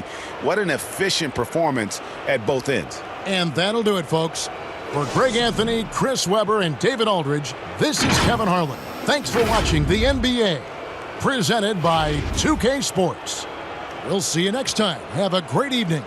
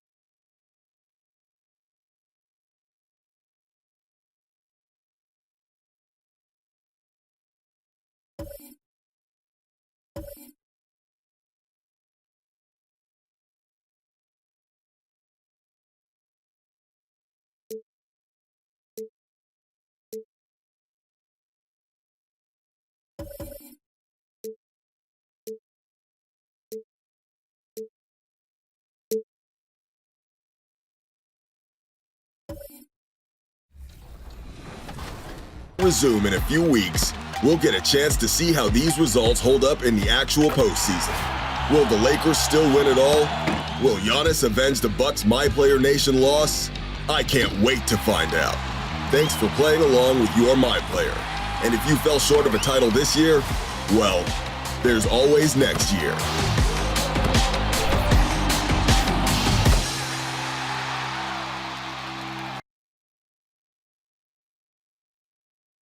The Golden State squad coming through the tunnel earlier, with the Warrior faithful anxiously awaiting their arrival on the floor. And the game arrival sponsored by Express. Dress like a pro. The commute in full swing as we get set for basketball here in the San Francisco Bay Area. It's Saturday night and live on 2K Sports. We've got the excitement of the NBA for you tonight. This is Kevin Harlan, and beside me, Greg Anthony and Steve Smith. David Aldridge joins us on the sidelines. D.A., take it away. Well, for a team that has the unbridled ambition of the Golden State Warriors, moving to San Francisco is fitting. A city whose fortunes have risen astronomically in this era of new technology. Now in Oakland, the Warriors were comfortable and successful in an arena that they had played in since the late 60s. But for a franchise that aspires to be light years ahead of the competition, moving to a billion-dollar stadium seemed obvious. Kevin?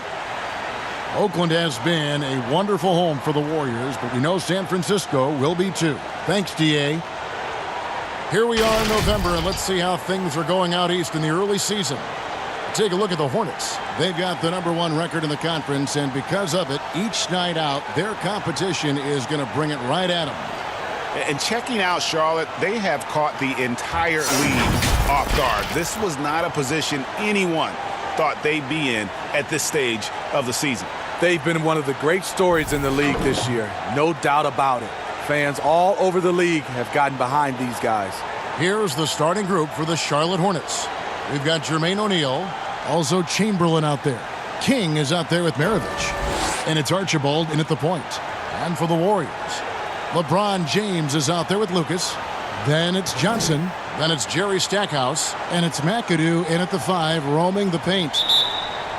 The Warriors, the league's best offense the last 4 seasons straight. Big reason?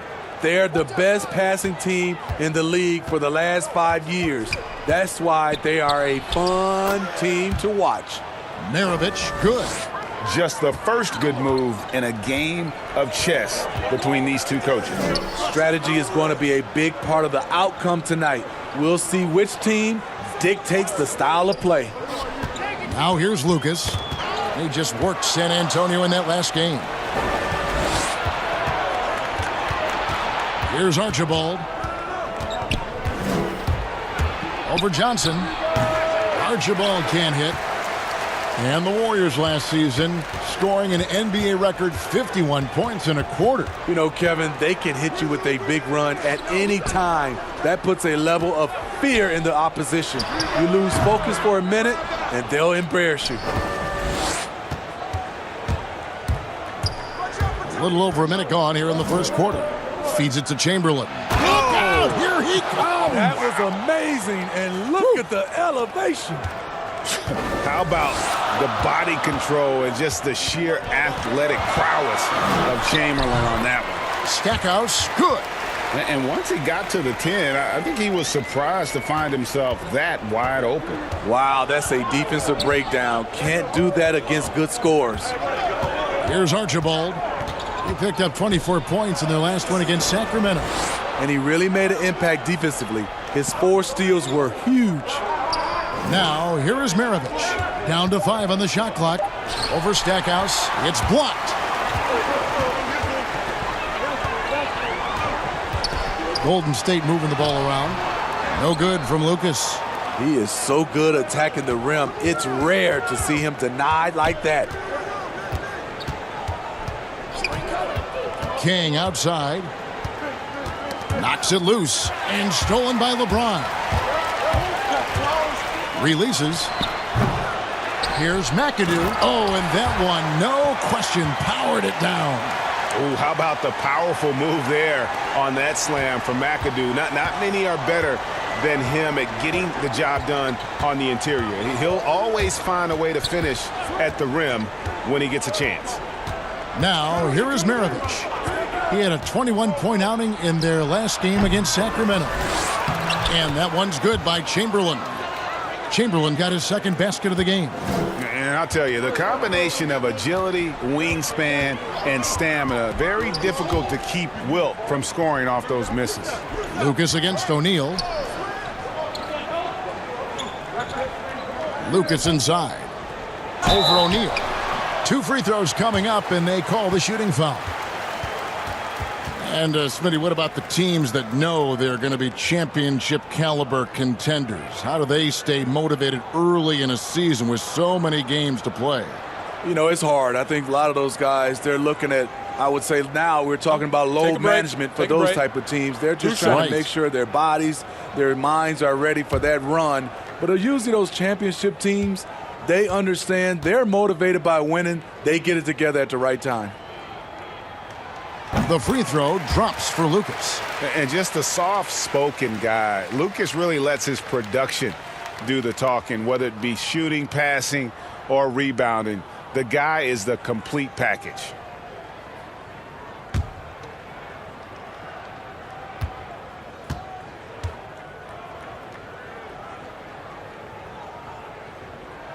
And good on the second, so he makes them both. We've seen him put a lot of pressure on the defense and then cash in at the line. Up top, Maravich. Good on the bucket. And that pick takes the D totally out of the equation. Hey, if you're not going to fight over, you're essentially giving the shooter the look he wants. Now here's Johnson. Trailing by 2. Passes it to McAdoo. Johnson right side. Shot clock at 6. And again, it's the Warriors missing. Lots of room. Again, the Hornets score. I tell you what, it's almost like stealing to watch how he plays the game from this seat. King against LeBron. Pass to McAdoo. On the wing, James. And the ball goes out of bounds. Last touch by James. While we have the time, let's take a look at last season's best transition team. In third, the Warriors. I mean, it's a crowd-pleasing style, right? I mean, this club just got out and ran at every possible chance. Hornets leading by 4. Guys, this offense very effective. And guys, the defense has been no match. They've just picked them apart. They get the rebound, and Chamberlain with the stuff. And that's just too easy. The size, strength, length, no way to stop Chamberlain once he gets the ball in that close.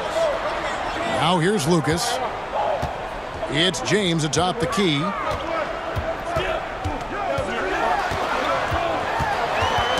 Ball's knocked loose. Kicks it out to Johnson. Golden State needs to get off a shot. James, no good. High percentage look for him. But bottom line, they're not all going to go down. And O'Neal gets it to go. And that's why you always want the offense running through Tiny. He's a dual threat with his passing and scoring, and he's always going to make the right decision, like on that assist. And the Warriors decide to take their first time out here. Trying to find some answers offensively. Yeah, these guys need to work together as a team, as a unit. Try and carve out some easy buckets.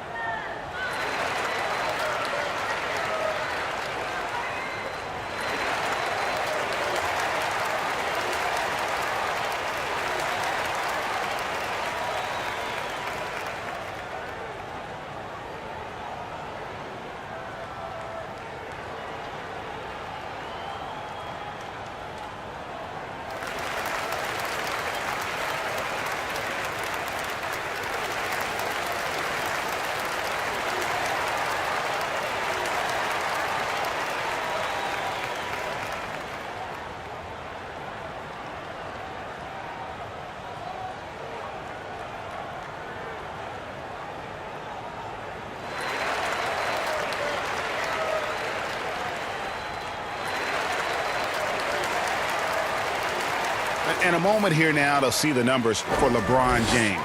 Last season, he played outstanding. He put up about 27 points a game, 8 assists, and 8 rebounds. And he is such a huge part of what this team does on offense. Yes, night in and night out, he's their go-to option. He accepts that responsibility and thrives at it. Now here's LeBron. A 17-point game for him in the win against San Antonio. And it was an unselfish night for him as well. He got plenty of assists to go along with all those points. Defensively, they've got to pick up the intensity. Hard to win surrendering this high a field goal percentage. Johnson, the pass to McAdoo. He kicks it to Stackhouse. Some nice passing by Golden State here. On the wing, Johnson. To end the run. Chamberlain with the rebound. Chamberlain got 6 rebounds in the game. Here's Archibald, covered by Stackhouse. And it's sent back by McAdoo. And Stackhouse kicks to Johnson. Now Stackhouse. He had a 15-point outing in their last game against San Antonio. Yeah, and I look at his total effect on the scoring, both as a passer and a shooter. Incredibly productive. And so here's Charlotte following the score by Golden State. And the basket is good. Got it to go through on the contact, so a free throw coming up. A great opportunity for a three-point play. The Hornets shooting their first free throw attempt on the night. And as a team, excellent. A season ago, about 80% when they got to the line.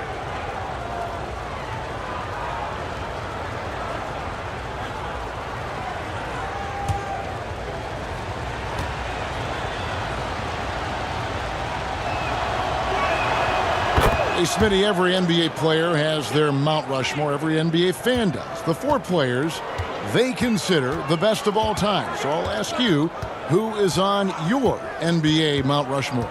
I would say Michael Jordan, Kevin, Magic Johnson, Kareem Abdul-Jabbar, and Kobe Bryant. Those are my 4. Hornets leading by 11. Maravich, the pass to King. Over LeBron. King's shot is off. And really, that is why he is feared as a defender. Right in your face on that shot. Moved his feet, timed it perfectly. That's how you get stops. Love it. And maybe that'll trigger them. Impossible not to get pumped up after that. Yeah, well, you could see the immediate reaction of the guys on the bench. They are pumped up. And you can see their strategy coming in. They want to control the paint. This is my type of approach. Get some high percentage looks. Then later, you can play inside out. And a deep three from James. O'Neal with the rebound. To me, there's a fine line between being aggressive and just flat out forcing it. His inability to make shots right now is sinking the ship. Archibald with the bucket. And the story here, Kevin, early on is how well they've shot the basketball. Now here's Johnson, guarded closer.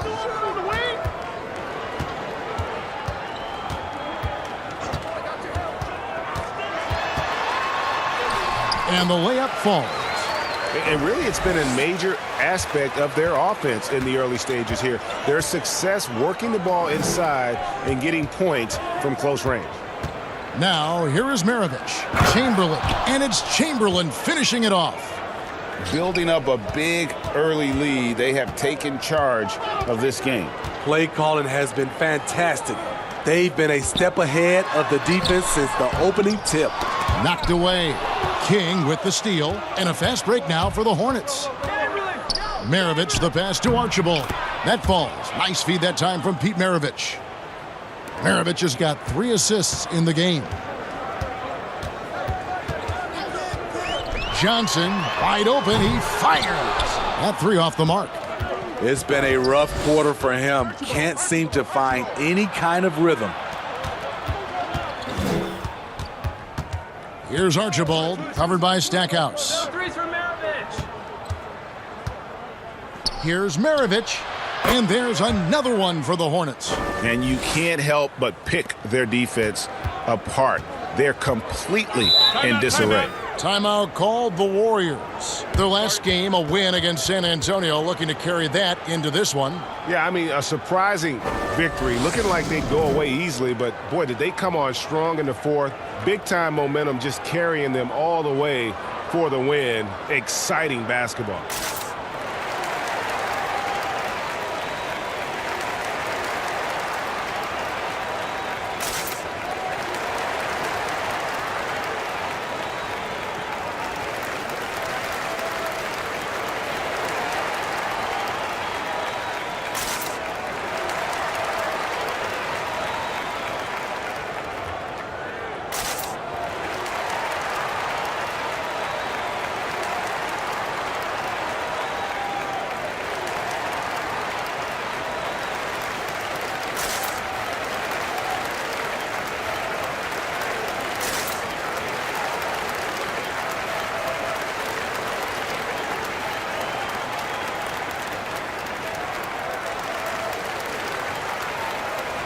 So both teams changing it up here.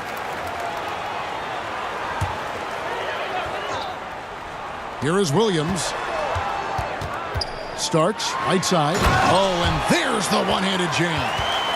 And no doubt they'd love to see him get a lot more of those opportunities. And that deficit will go away quickly if he does, Greg. Now, here's Siakam. The lead is 15. Smits. And they have their chances. 2 offensive rebounds, but they still come up empty. And on the glass so far, it hadn't even been close. And it's good, 2 points. Allowing any room to operate, you know he's going to be aggressive. Here's Porter, and the call on the shot that sends him to the line. And an excellent two-way threat. Porter doesn't generate a ton of excitement, but he produces across the board. He's getting his first free throw attempt of the night right now.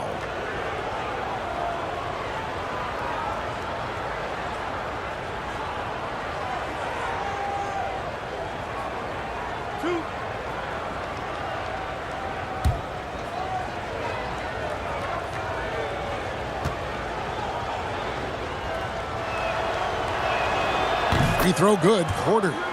Well, Smitty, the game is evolving. We know that. New moves and techniques developed. Talk about some that have grown in popularity since the time of your retirement to now. You know, the step back is one, and then also the step back is one. The Euro step, and I think also guys right now being able to launch their bodies into guys. I don't want to say it's a move, but that's how guys are playing. Because you can't hand check, guys are throwing their body into the defender on the move even more. Now, here is Starks.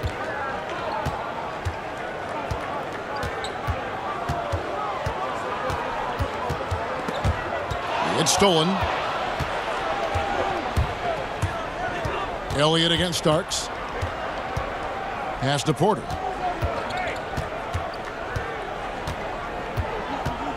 The high post shot. He can't get that one to fall. The Warriors go the other way with it. McAdoo inside, guarded by Porter. From 17 feet out. And it's wide right. Hits off the rim. And right from the start, Kevin, they've been pounding the glass. Most of those 50-50 balls also going their way. We've got 1:18 left in the first quarter. Shot clock at 5. Siakam misses. Warriors trail by 15. Always going up for the alley-oop here. Takes the alley-oop pass and dunks it down. A big athletic combo guard. Starks loves to score, but also more than willing to make the extra pass. Starks against Elliott. Outside Porter. From 13, he squares up and sinks it. And the Hornets lead by 15. They've been excellent so far, coming in with a well-balanced attack. And it's helped them build an early lead. They just need to stay aggressive. Now here's Williams. He's still scoreless so far in this one. Floats one. 2 points. That one goes. That's the 10th straight point they've given up in the paint. And so it's Porter bringing it up now for Charlotte. This game coming on the heels of their win against the Kings. And the focus was to get stops. All game, they were right up on shooters, and that led to some big-time rejections. This was their game plan going in. Make shooters uncomfortable by challenging every possible shot. He knew what he wanted to do all along. The teardrop. Williams looking around. Over Porter. Again, Golden State. Williams. And so it's the Charlotte Hornets looking at a 13-point lead heading into the next quarter. They've kept the tempo quick and the defense on its heels, and it's gotten them up big. Back to the action after this word.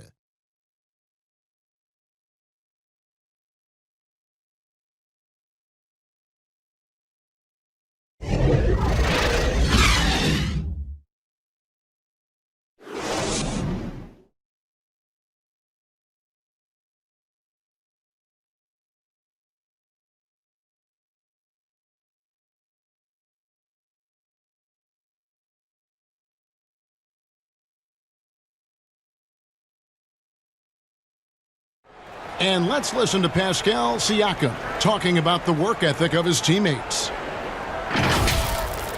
You come in every day. Guys in the gym every single day. So I used to think that I was always the hardest worker, but, just coming to seeing guys, the amount of work that they put in, trying to get better each and every day. And, Greg, when everyone is working hard, it builds a chemistry. And a culture. Kevin, winning teams all have it. It's not enough to be here. You want to win. And so far through one quarter, it's been a lopsided game. We'll see if that changes here in the second. And a comfortable margin for the Hornets here, guys. Boy, their offense looks really good when everyone's in sync. Terrific first quarter. This is exactly what you want to see if you're a coach. Your team starting fast and playing with confidence. And now let's check out the lineups courtesy of Gatorade, all fueled up and ready to go. Here's the second quarter of play. On the court for the Hornets, Elliott is out there with Porter. Then it's Pascal Siakam. And it's Peterson, and at the three, the small forward.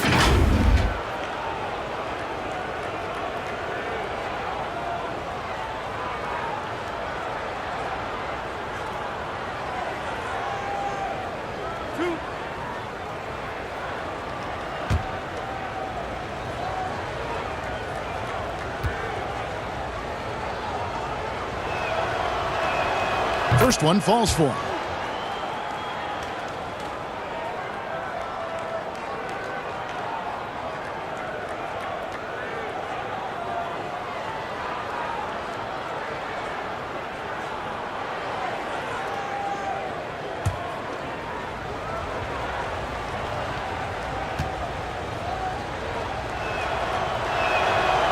No good on the second free throw. Smitty, you played with the U.S. national team. Would you say they allow more physicality in FIBA than they do in the NBA? No, I think, Kevin, different parts of the game, there's more physicality. Like on the free throw line, boxing out. Like going up for rebounds, they let a lot more than we're used to go. But usually the NBA players adjust, and they find their way. Here is Porter. Kenyon Martin making his last shot. To the wing right side. Clock at 6. Porter outside. It doesn't go for him. Williams with the defensive effort. Here's McAdoo. He had 13 points in the win against San Antonio. And his shot blocking almost single-handedly changed the game. No one wanted to put up a shot with him lurking. Now here is Martin. Down by 12. Williams gets the bucket.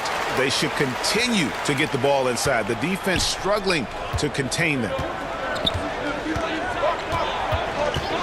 Starks against Elliott.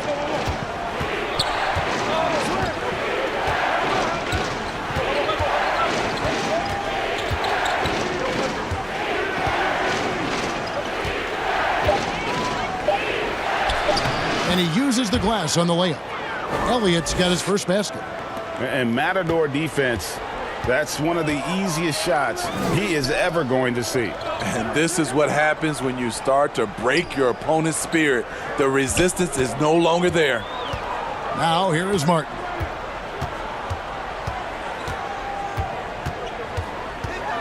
Takes it from 10. It's rebounded by Charlotte. Smits has got 4 rebounds now tonight. Here's Peterson. No points in the game yet for him. Okay, that's frustrating. You work hard to get these open looks. You know he liked that one back. Got a piece of it. And what you like about Siakam as a rim protector, the strong fundamentals, able to affect shots without fouling. Love that they're continuing to attack despite being up big. I'm impressed with their intensity tonight. They've came in focused and they've executed. Now, here is Starks. The pass to Williams. Starks against Elliott. Here's Martin. Knocked loose, and it's out of bounds. The Warriors able to retain possession here. And a moment now to check out who the Warriors have coming up on their schedule. On Monday, they'll defend home court against the Portland Trail Blazers. Then on Wednesday, they'll start out on the road and play the Rockets in Houston. And, you know, nobody loves playing on the road, but it does offer a good chance to see exactly what your team is made of. This team is going to find out a lot about itself over the next stretch of games. So it's the Hornets now after the Warriors pick up 3. Siakam looking around. And the layup is good. And the Hornets lead by 13.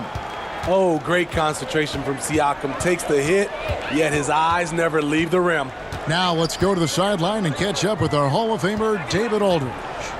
Well, Kevin, one of the reasons Toronto was able to win the NBA championship was the astronomical improvement from Pascal Siakam, who was recognized as the league's most improved player. It was the dream of Pascal's late father that he'd reach this level, and his determination to make that reality has brought him a long way from home. Kevin? It has indeed, D.A. Great story, and thank you. Here is Porter. The Warriors making the shot.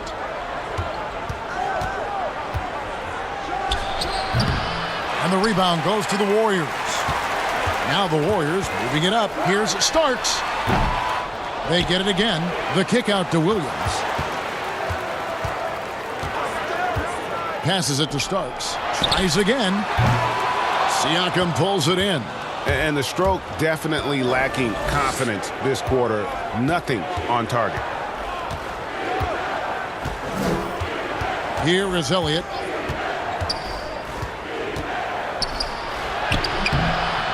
Missed inside.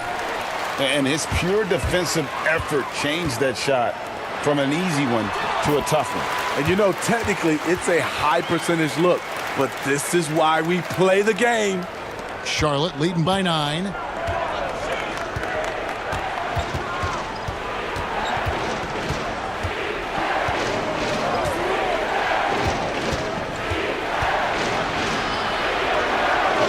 He dishes it to Porter. And the ball out of play. The Warriors will inbound. A moment now to see the numbers for Siakam. Great showing for him last season. He averaged about 17 points a game last year, 7 rebounds and 3 assists. To have a scorer like him consistently deliver you points makes such a big difference for a team. Because he gives you someone to build your offense around. You can count on his nightly production.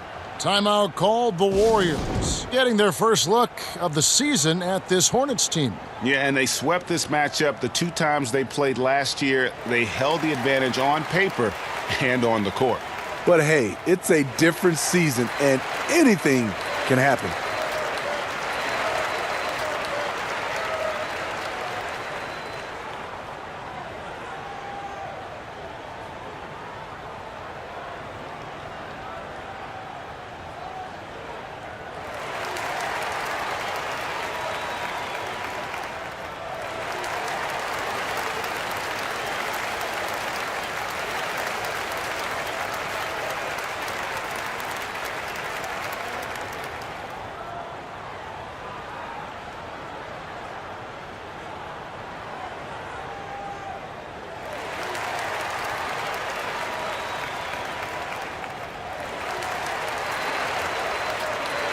So a whole new group on the floor now for Charlotte.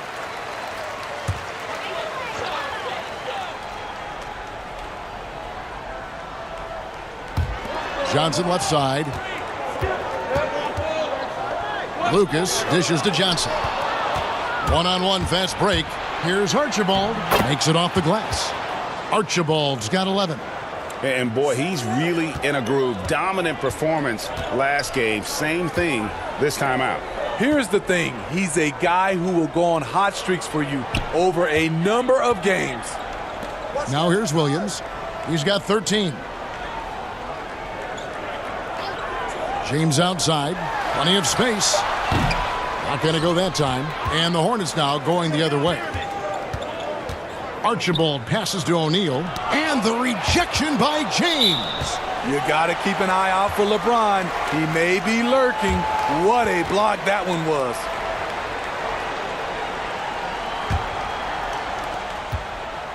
Warriors trail by 11. Johnson, the pass to Lucas. Back to Johnson. Now Stackhouse. Golden State moving it around. Here's James. In it goes after missing his first 7. Now shooting 1 for 8 this game. This is where LeBron is so dangerous. Has the size, has the vertical to kill you from mid-range. Pulls up on the elbow. Archibald can't hit. Warriors have gone 6 of 14 shooting here in the second. There's Williams with the 3. Chamberlain with the rebound. Chamberlain got 9 rebounds in the game. Getting it done.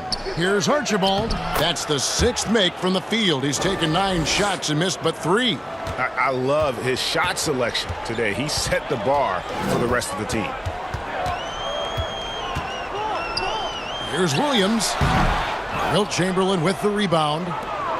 Chamberlain got rebound number 10 tonight with that last one. And Maravich is such a great scorer. All eyes are on him, but his eyes are on his teammates. A tremendous dual threat. They've been looking out of sync offensively. Yeah, their offense has ground to a standstill. On the wing, James. Guarded by O'Neal. Offensive rebound. Stackhouse. O'Neal with the defensive effort. And his pure defensive effort changed that shot from an easy one to a tough one. And you know, technically, it's a high percentage look, but this is why we play the game. Scooped up. Here's Chamberlain. Shoots over Lucas. The shot's good by Chamberlain. Chamberlain got 12 points in the game. And defensively, they are on their heels every time the ball comes inside. On the wing, Williams. 13 points in the game. Here's LeBron. The kick out to Williams. Goes up to the stripe. And the rebound goes to the Hornets. Chamberlain got 13 rebounds in the game. Class eating. Archibald with the bucket. And now you see them starting to really work the ball inside. And so it's Johnson who brings the ball up for Golden State. 17-point game. Outside Williams. Pass to Lucas. Johnson outside. Here's Stackhouse. Maravich defending. 4 on the shot clock. They could use a bucket. The putback. The Hornets pull it in. Here's Archibald. He's got 15. Pass to King.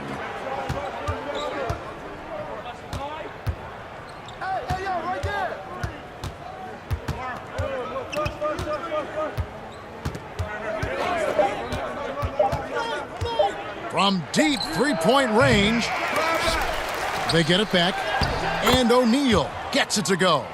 O'Neal's got his second bucket. When you're trying to claw your way back into a game, you cannot allow second chance opportunities. Especially when you're this far down, you have to make the most of every sequence. Now, here is Maravich.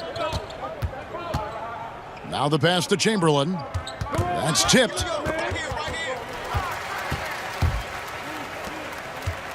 Here's LeBron, and the dunk by James. They're at their best when LeBron pushes. His aggressiveness raises the level of this team. Passes to Chamberlain. It's blocked, and he recovers it. Count that as his 7th field goal in 9 tries. He's shooting 78%. They have been board dominant in this game. That's definitely been a factor in crafting this huge lead. Now here's Johnson. He picked up 24 points in their last one against San Antonio. Williams finds Johnson. Chamberlain with the block. And the quickness off the floor, the insane reach. Wilt, one of the greatest shot blockers you'll ever see. And defensively, guys, they've been unable to shut down the middle. Warriors trail by 21. Johnson, the pass to Lucas. Pass to Stackhouse.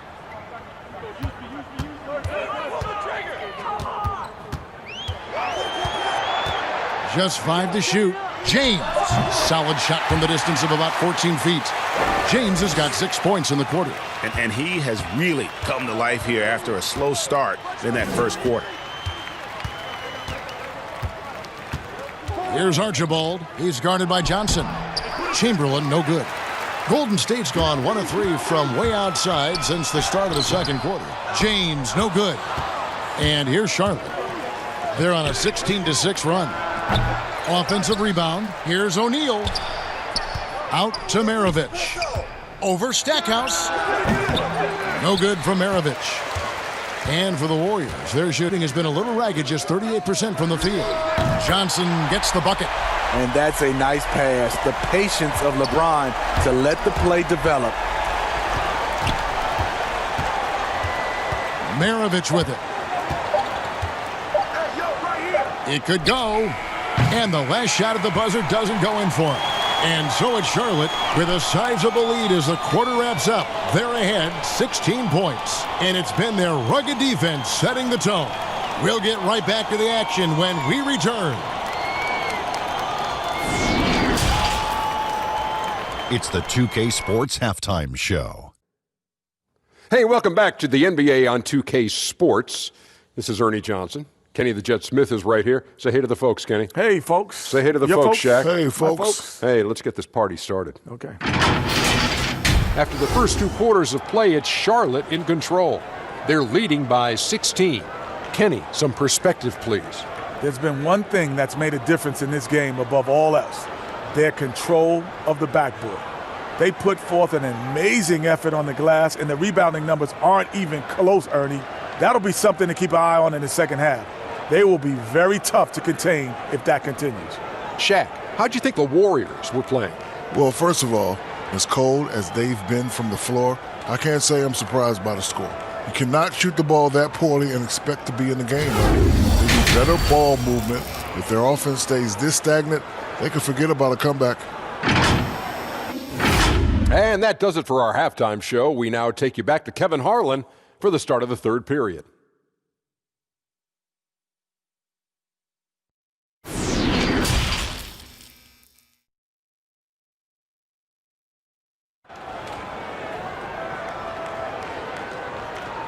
And after a very lopsided first half, we'll see if things play out a little more evenly here in the second.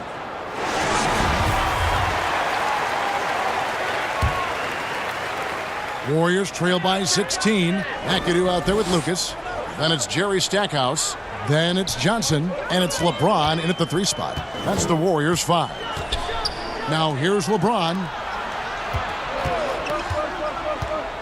And here is Johnson. 6 on the shot clock.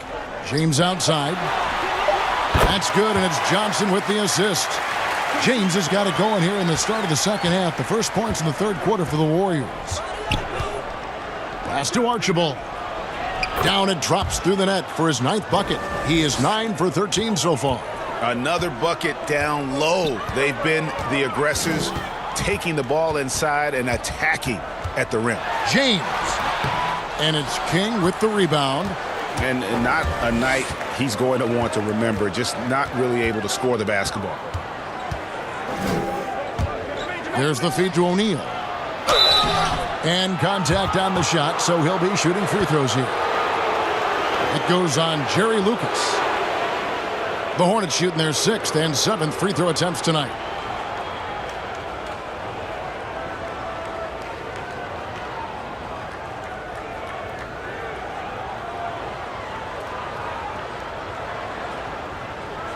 Take a break. Take a break. 2 shots.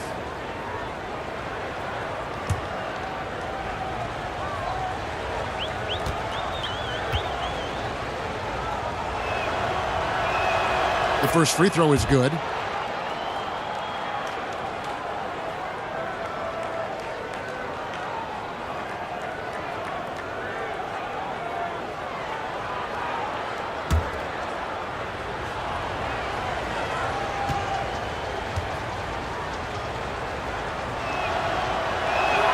O'Neal hits them both.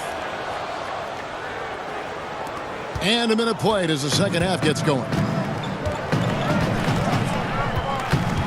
Johnson outside. The dish to James. Kicks it to Stackhouse. Clock at 6. Johnson for 3.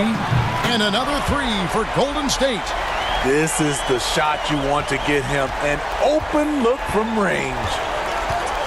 To the paint. Maravich, good. Maravich has got 8 points. That's good planning, and that's good execution. And that's a great look.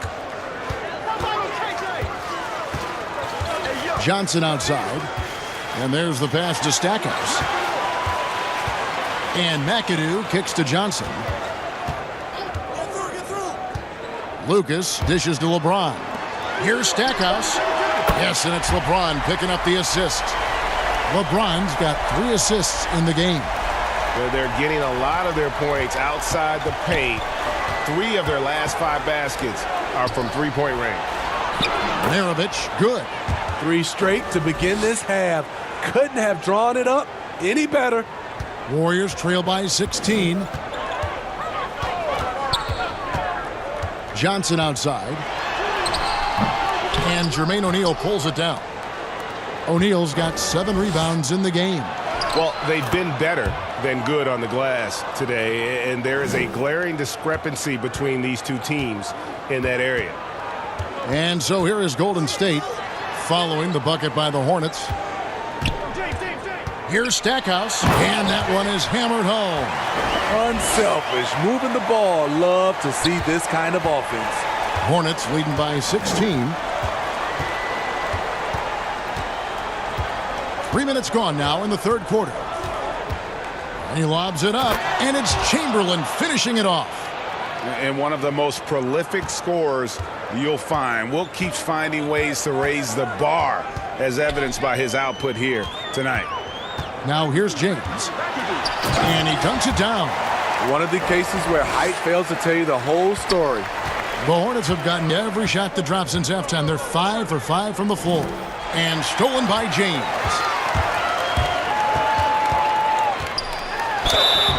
And foul on the shot, so he'll get a chance at the line.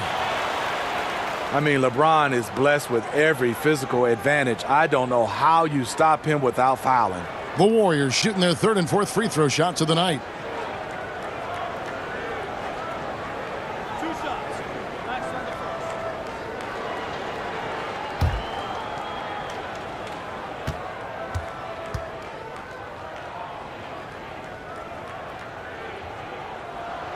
The first one falls. And to think LeBron in high school was recruited by some D1 colleges to play wide receiver, boy, what a downfield target he would have been.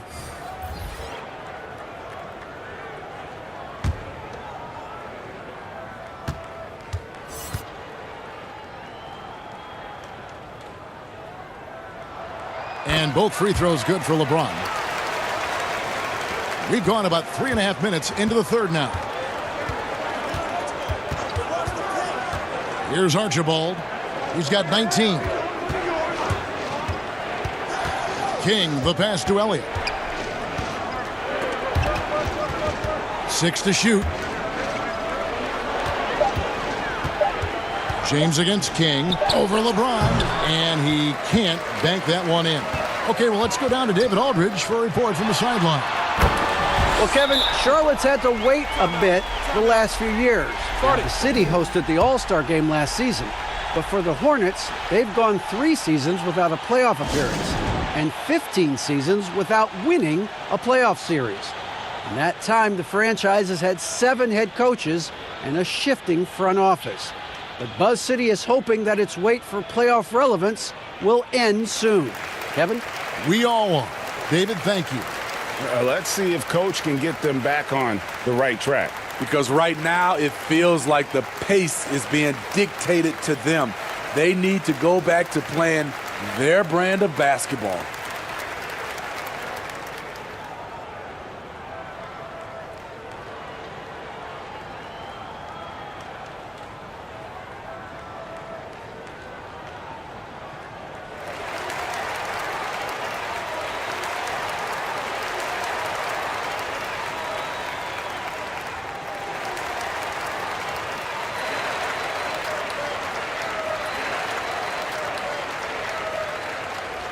And the Hornets making a change here. Peterson's checked in. Charlotte leading by 11. Elliott passes to Archibald.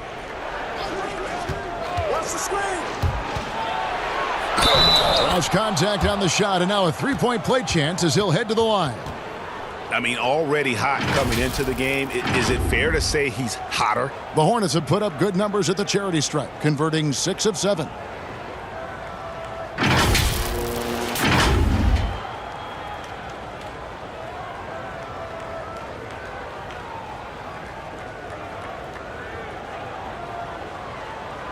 One shot.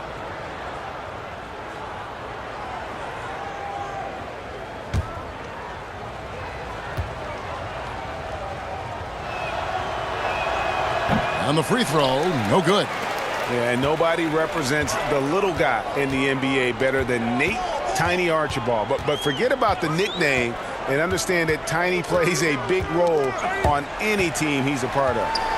Now here's LeBron. He's got 13. Off the mark with the outside fadeaway. The Hornets have gotten 6 of their 7 shots to go down in this quarter. What a fantastic start to the half. Here's Archibald. The offensive rebound. The shot's good by Chamberlain. Chamberlain got 18 points. But here's the problem. Now, no one's got the strength to move Wilt off his spot, and no one has the height to challenge the shot at its point of release. Now here's James. Hornets with the rebound. Chamberlain got his 18th rebound here tonight, all over the place. Archibald, count the bucket, coming off a perfectly placed assist. Archibald's got 23. Warriors trail by 17. Starts the pass to McAdoo. Golden State moving the ball around. Here's LeBron, up and in on the layup. 15 points in the game. LeBron taking over on the offensive end, getting into the teeth of the defense and making a spectacular play. Here's Chamberlain, and Charlotte again with the bucket. When you have space like he did there, you never go with the fadeaway jumper. He has to attack the rim next time. Here's LeBron. Shooting foul as the whistle blows. He'll shoot 2 free throws. Tough for the defender. Thinks he has LeBron timed perfectly, but instead gets fooled with the pump fake. He'll take his 3rd and 4th free throw shots of the game right here.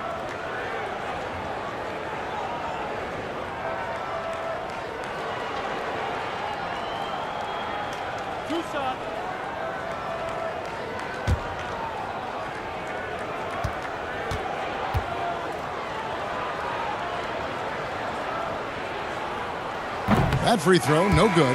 Williams, he's checked in for the Warriors.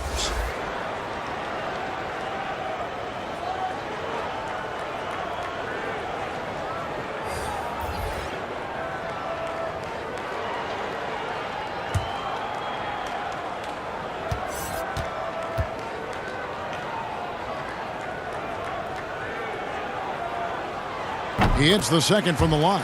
And not a single free throw attempt in that first half, but he has been far more active since the break and drawn some fouls. Now here's Porter. 9 points in the game so far. Passes it to Archibald. Over Williams. Archibald can't hit. And so it's Williams who brings it up for the Golden State Warriors. They trail by 16. They'll be playing host to Portland for their next game. That will complete this 4-game homestand. And it's the Hornets with the ball after LeBron James's miss. And a wide open look for Porter. The three-pointer no good. Down low. No good from LeBron. And the pressure he put on that shot forced the miscue. The rim protection at its finest. The result is the same whether you block the shot or simply change it. Here's Archibald. He's got 23. Smits. It's good on the putback. And the Hornets lead by 18. Oh, big time putback there. What a great motor on this guy. There is no one who goes after those rebounds harder. James kicks to Martin. A floater, and LeBron with the basket, the assist by Martin. James has got 12 points in just the second half. Here's Archibald. He's guarded by Williams. Pass to Porter. Taken away by Williams.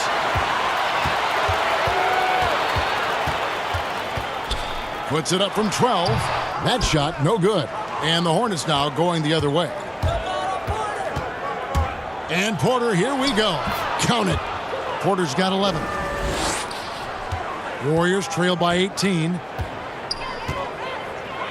James, the pass to Martin. Now here's James. He's got 18. Covered by Elliott. 5 to shoot. Here's Williams. That's tipped. Siakam against Martin. Pass to Archibald.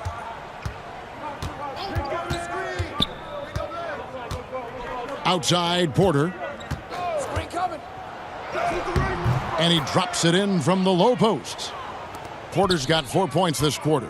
That's a well-timed, well-coordinated play. Comes right off the pick for the lay-in.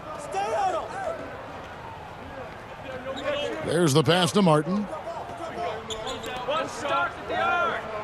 Porter against Starks.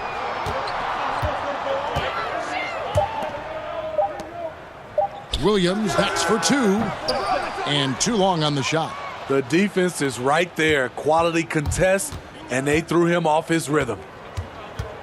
Archibald passes to Siakam. That one drops for him. Siakam's got his second bucket of the night. Every time they get scored on during this run, it's come from inside the paint. Timeout called the Warriors. He does not look happy. Their defensive rebounding has been putrid, and they're giving up a ton of second chance points.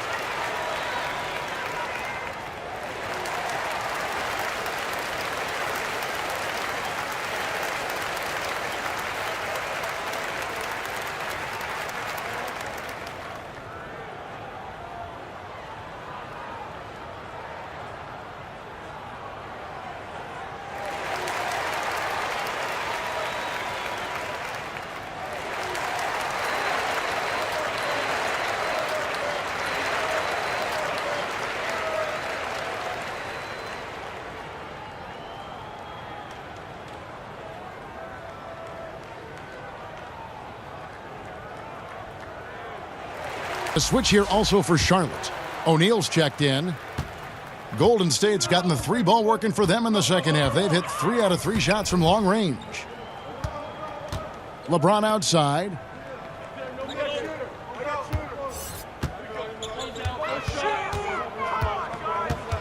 Shot clock at 6. And it's Smith with the rebound. Smits has got 10 rebounds here tonight. So active. Passes it to Siakam. Now here's Porter. O'Neal high post. Working on James. O'Neal misses. Golden State's gone 5 of 10 from downtown tonight. 50% exactly. Dishes it to LeBron. Pass to Lucas. Back to James to stop the drought. Hornets with the rebound. Siakam's got his 4th rebound in this one. Pass to Archibald. Inside, Smits. And the basket is good, and he's got a chance here for one more at the line. And it just seems that every pass they make is leading to a score. Just great ball movement. First trip to the free throw line for him tonight. Jerry Stackhouse is checked in for Golden State. Johnson comes in for Williams.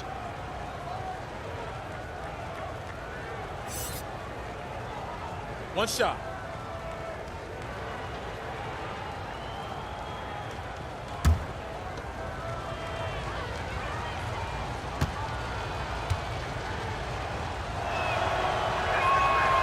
And Smith's such a talented offensive player. Whether he's operating in the low block or facing up from mid-range, he creates problems for the defense.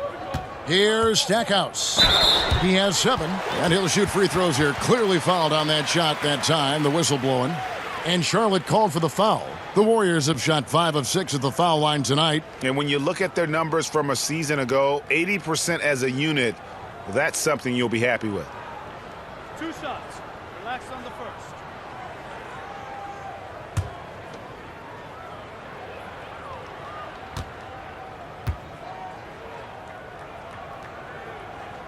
And the first one drops. And, you know, after that tremendous collegiate career, Stackhouse came into the NBA with a ton of buzz, and he has not disappointed. He's an offensive force to be reckoned with. Charlotte making a switch here. Maravich is checked in.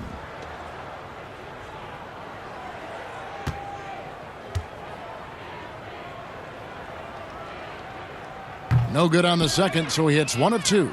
And they came out of the locker room after halftime with a much more physical approach than what we saw in that first half. Now, here's Siakam. Outside, Maravich. Lucas with the rebound. Golden State's gotten the 3-ball working for them in the second half. They've hit 3 out of 3 shots from long range. Hey, get LeBron, get LeBron. LeBron outside. The pass to Johnson.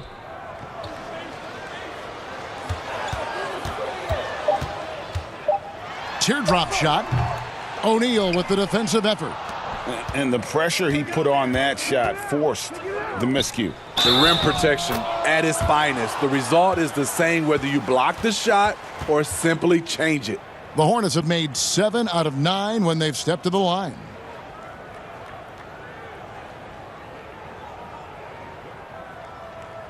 One shot.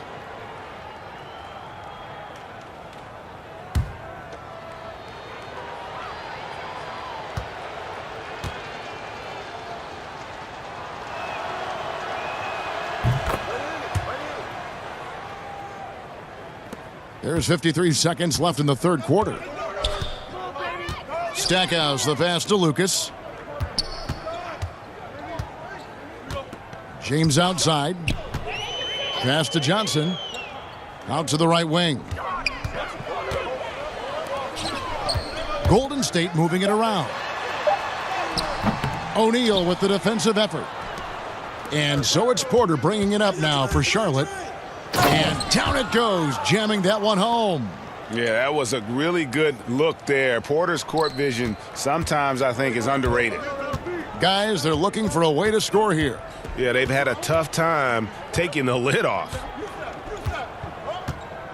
Just 1 second between the shot clock and game clock.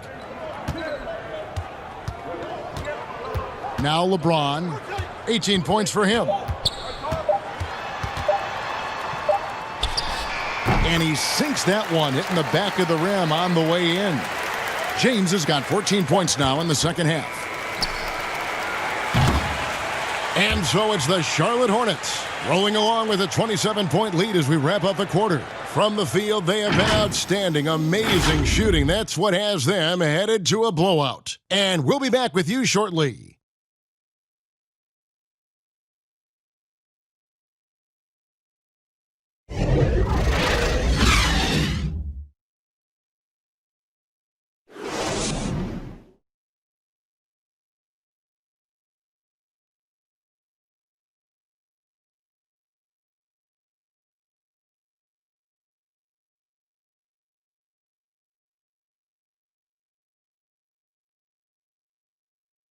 And let's take now this moment to bring up our State Farm assist of the game.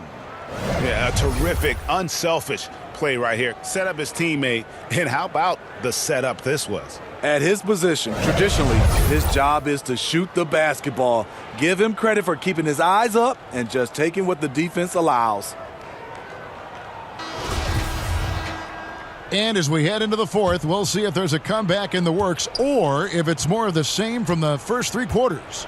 Setting the floor for the Hornets, we've got Brogdon, and it's Peterson in at the 3 slot. Here's Ryder. Crafty move.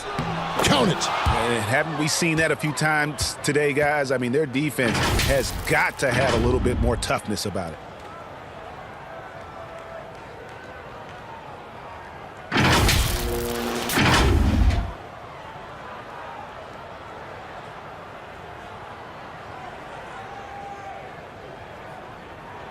One shot.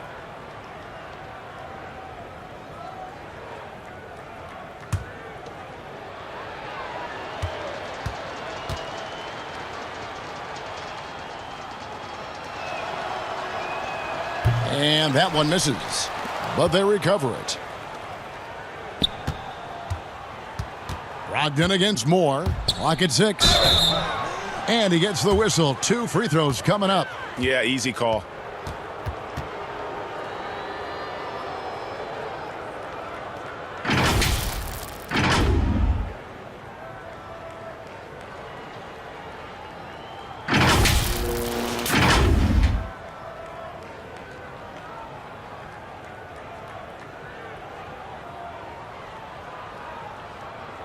Take a break. Take a break.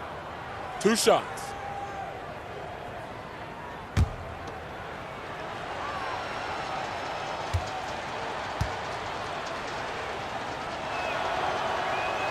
And he makes the first.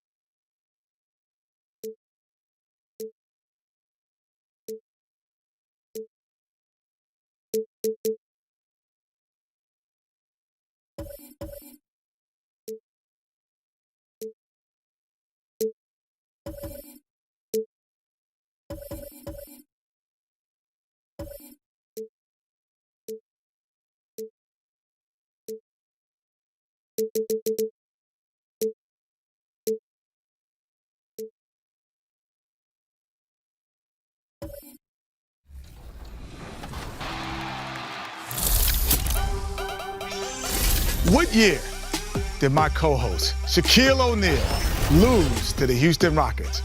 Was it 1991, 1995, 1999, or 2000?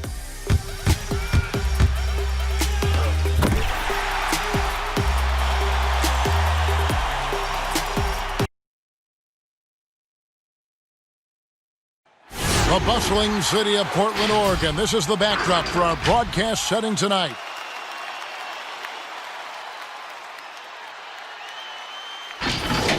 Welcome, everybody. Thanks for joining us for NBA action on 2K Sports. In this one, we'll see the Philadelphia 76ers against the Portland Trail Blazers here at Moda Center. Joined in the booth with Greg Anthony and Brent Barry, this is Kevin Harlan. Our sideline reporter, David Aldridge. Hey, Dave. Blazers coach Terry Stotts had previous head coaching stints in Atlanta and Milwaukee, but it was as an assistant coach in Dallas, where he helped win the 2011 title, that he rejuvenated his career. Stotts wasn't sure he'd get another coaching opportunity, but after that, he said the stars aligned. Kevin, he's now in year 8 as head coach in Portland. The players love him. Thank you, David. Here we are in November. Let's see how things are shaking out in the West early in the season. You look at Portland. They've had a very slow start to the season so far, down in the bottom half of the conference. And for the Trailblazers, they're already looking to the offseason. And that's a shame. Their fans deserve a little bit more from this team. The body language right now kind of telling the story. Losing takes a huge toll on you, especially during an 82-game grind. Look at the 76ers starting group. Klay Thompson is out there with Frazier. Then it's Paul George. Then it's Robinson. And it's Ilgauskas in at the 5 spot. And for the Trailblazers, they've got Malone. He's out there with Aguirre. And it's Nash in at the 1. Well, Portland being up there in the PNW, that's the Pacific Northwest, always means a lot of air miles. Matter of fact, they lead the league pretty much every year in distance travel. Now here's Frazier. Dishes it to Robinson. Ilgauskas trying to get open. Robinson, that's good. I love watching Robinson work there in the paint. Possesses that strength and touch around the basket. Right, you talk about all that travel for the Blazers. That can wear you down. Well, interesting. The Blazers have done some particular things off the floor for their players, bringing in UV lights into the locker rooms, coffee before the game. It's very much hipster Pacific Northwest. Here is Frazier after the made shot from Karl Malone. To the paint. A screen dunk by Robinson. Love the show of force there from Robinson. When he's deep inside, it is clear for takeoff. Pass to Guerin. There's Nash with the 3. Gets it to go from beyond the arc. Now that's a high percentage look when the D doesn't fight over the screen. And the coach over there just asking for one simple thing, and that's some effort. Got burned on that one. Now here's Thompson. A 17-point game for him in the win against Minnesota.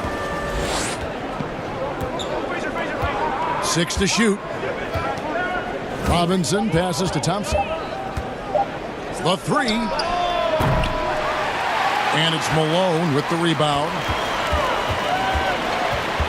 Out left to the wing.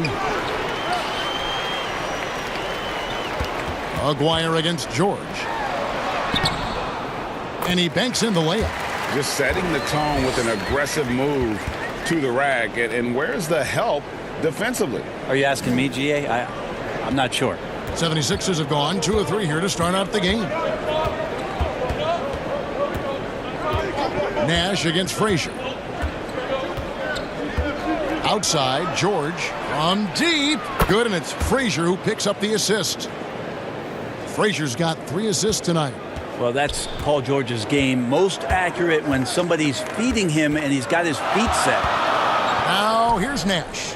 He had a 12-point outing in their last game against the Thunder in Oklahoma City. And, guys, the other thing that he did well was just facilitate the offense, pass the ball around beautifully in that one. Seriously, put on a passing clinic. Here is Frazier. Shoots off the step back, and it's good off the back of the rim and in. Shooting 4 of 5 to start the game. That's got to be a feel good. Poked away.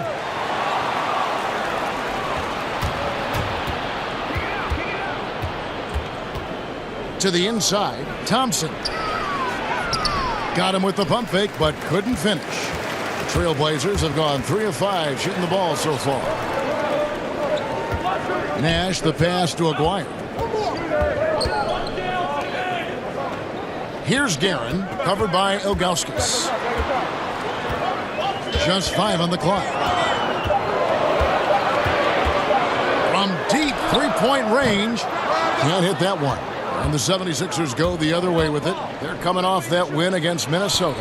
And in that one, the backups came to play. Gave the team an infusion of points that just put them over the top. Well, I talked to the assistant coaching staff. What they were stoked about is that the bench guys came in and played well. So punch off the bench, a big factor in that win. Here is Nash. Following the score by Walt Frazier. Yep, it counts. And I'm a big fan of the awareness of Nash on the floor. A selfless player who's just fantastic at getting the ball to his open teammates in rhythm. Buries the long-range jumper. The ball movement on this run has been fantastic and is a big part of why they've been able to get these good looks. Passes to Aguirre.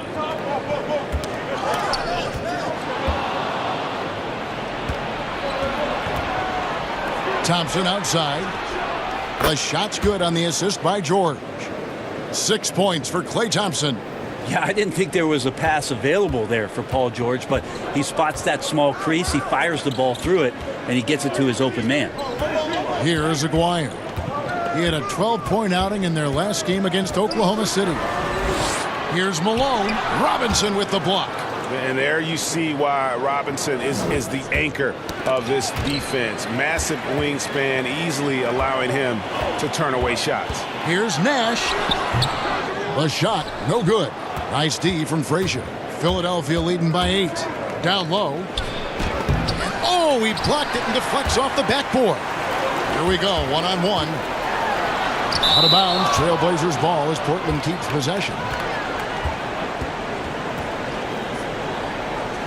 So timeout called here, the first for Portland. Early on, Brent, what are some of the intangibles you look for in a team that may be taking the next step?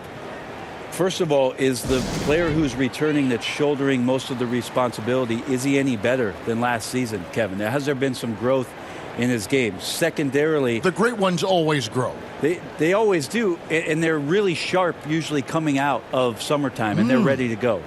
Second thing is, has the roster been tinkered with a little bit or tweaked a little bit to enhance what it is that the skill set of the star player is going to provide for their team throughout the next 8 months of the season?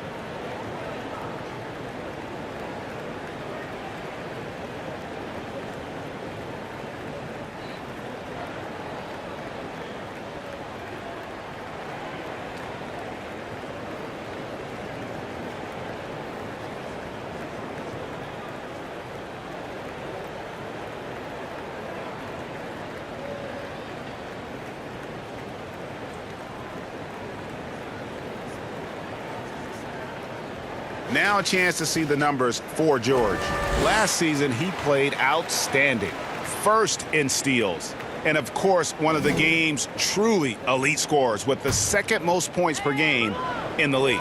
And as you said, first in steals last season, you have to say he's the best ball hawk in the league right now. It may not even be close. And he gets a lot of points right there at the rim, but the defense determined not to give up the easy deuce there. Frazier scanning the floor. Now the pass to Thompson. 6 on the shot clock. Pass to George. Lets it go with a 3. They get it back. Here's Thompson. He has 6. Second chance shot. George, no good. How about the timing he shows there to challenge that shot?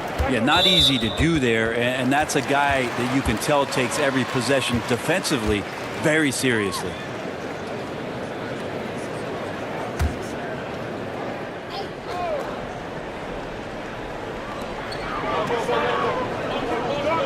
Aguirre against George. Pass to Lanier. He kicks it to Nash. Malone dishes to Nash. 4 on the clock.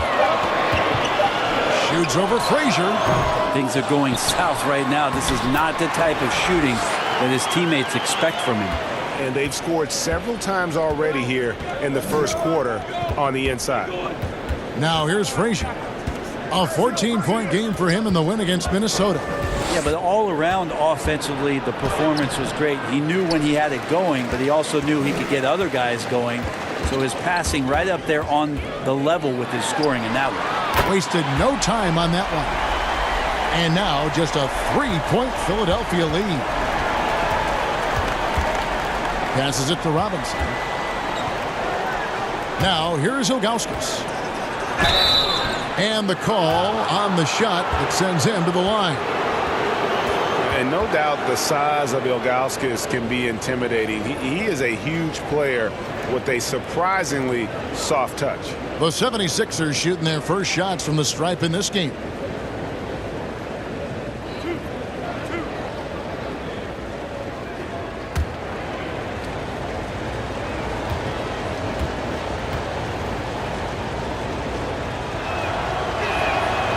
That free throw, no good.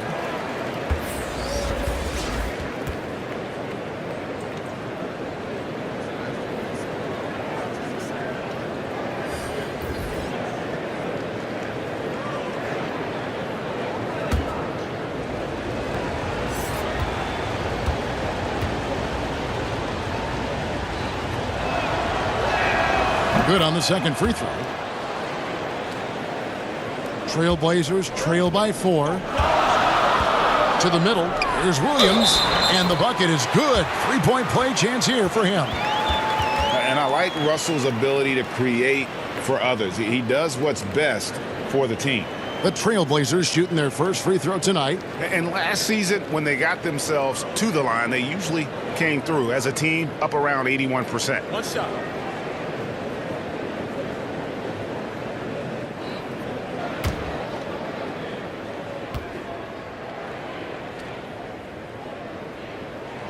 That's good from Williams. Each team has a catalyst, Brent. Some guys are ball dominant, who play within the flow of the offense. Is there one approach better than the other?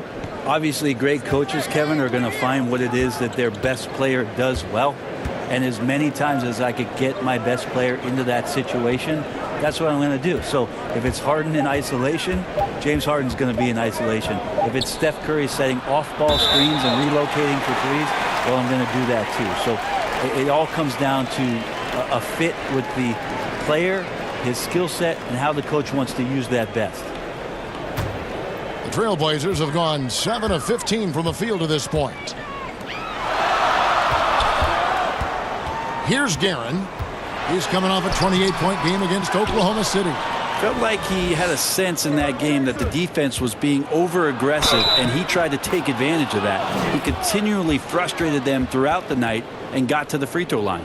Yeah, you got to really do a better job on Tatum once he gets on the way up. Excellent at fighting his way through the defense there and still able to convert.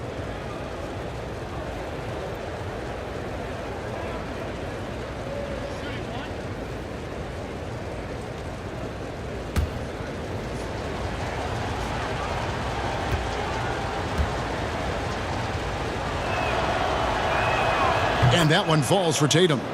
Moves on moves. Greg, that's Jason Tatum. I mean, this guy's a natural isolation scorer. Jab steps, crossovers, turnarounds, fadeaways. He's got an awful lot in his bag. Now, here is Russell. Real disappointing game for him in that loss to Oklahoma City.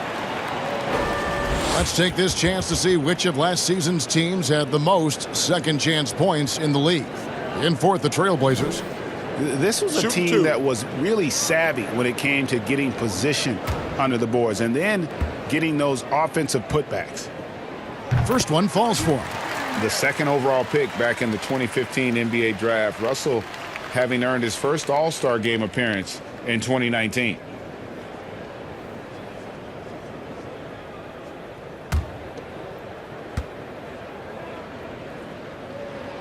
And so Russell hits them both. Philadelphia's gone 3 of 6, 50% from deep so far tonight. And there's the pass to Beal.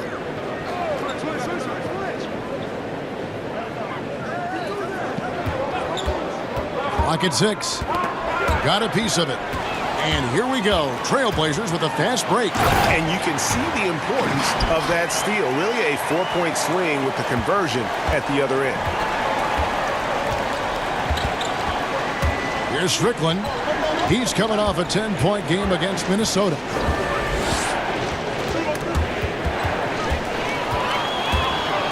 And now it's dang running. Here we go. All the way. And it's out of bounds. They say last touch by Dang.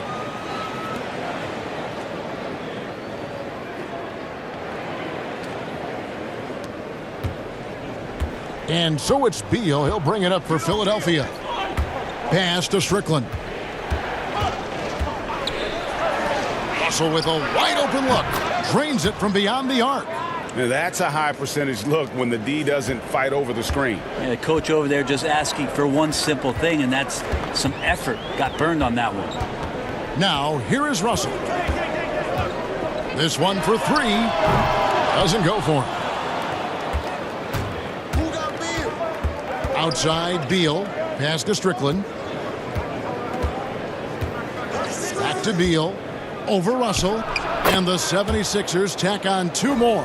Such a critical part of how their offense is going to flow. Things are only working when he seems to be on the floor. Two free throws coming up, and they call the shooting foul. And let's see the stat sheet here on Bradley Beal.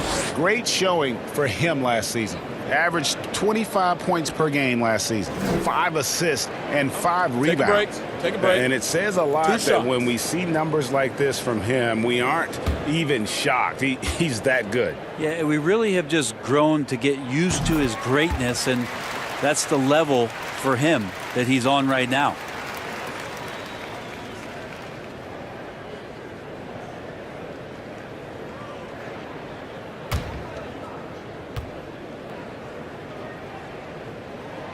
Second free throw, no good. In player development, Brent, what are some of the primary things that can be taught? I think in today's game, what a lot of PD coaches are looking at, Kevin, is just decision making, playing out of the pick and roll and coming off into a spot where you're making the correct reads. It's much like, and you cover a lot of football, where you can talk to quarterbacks about their checkdowns. Yes. I think you can teach guys how it is that when they come off a screen, what's going to be available to them, and paint pictures for them so that when they're on the floor, they become second nature in terms of their decision making. That can be huge.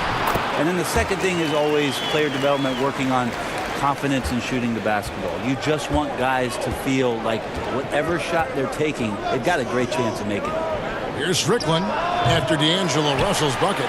You're not going to see that very often. Plenty of space, but he just, let's face it, he whiffs on that. A fantastic dunk. And he hangs around up there just for a little camera time. Yeah, maybe he didn't want to land awkwardly. Who knows? But there he is, and we see it very clearly. Here's Strickland. He's guarded by Russell. With the teardrop, and it's sent back by Wallace.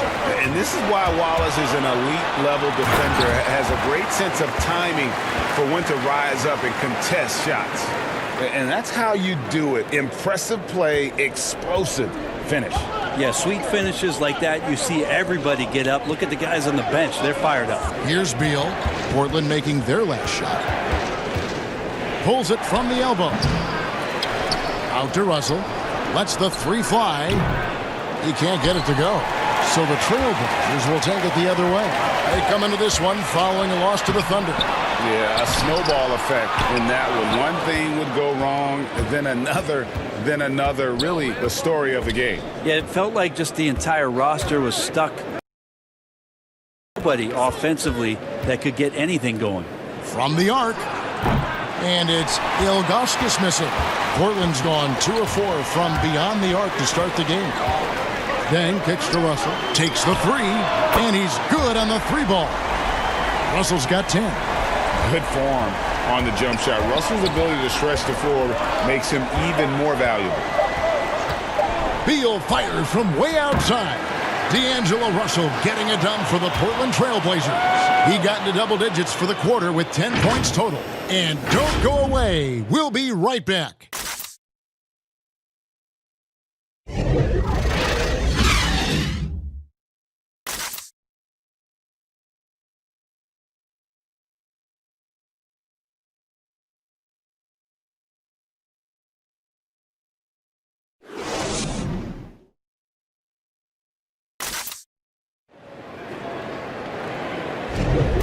And it's been a pretty even game here after one quarter of play. And from Portland, guys, what jumps out to you stat-wise? Just cashing in on second chance opportunities. That's how they built this early lead. Working the offensive glass that sometimes comes from predictable shots from your offense, and they've been opportunistic here.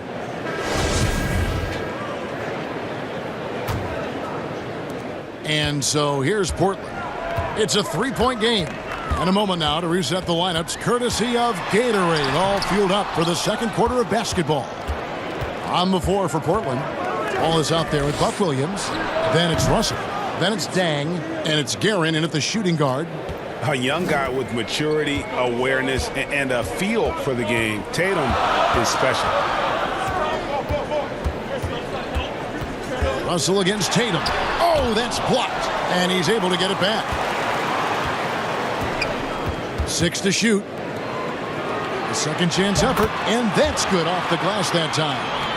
And the Trailblazers lead by 2. And there's a pattern starting to take shape here. They're working it inside and getting good shots from close range. Bucket is good. And it's all about the release when you shoot the floater. And so it's Russell with it. He'll bring it up for Portland. Here's Williams, and denied. He sends it right off the glass. Wallace against Tatum. Back to Van Exel. Fouled in the act of shooting. Gets the bucket anyway, so a three-point play chance for him. And they keep hammering away at him inside, forcing the ball into the paint. And he's got his first chance at the line here. The Trailblazers making a switch here. Nash is checked in.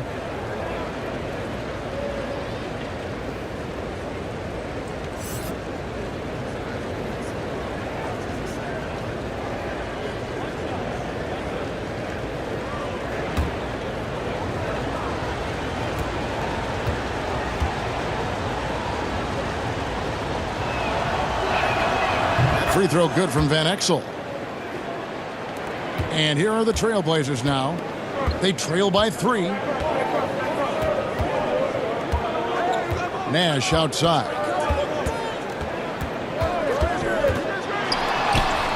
The rebound by Ilgauskas. Ilgauskas has got his 6th rebound on the night. Tatum passes to Van Exel.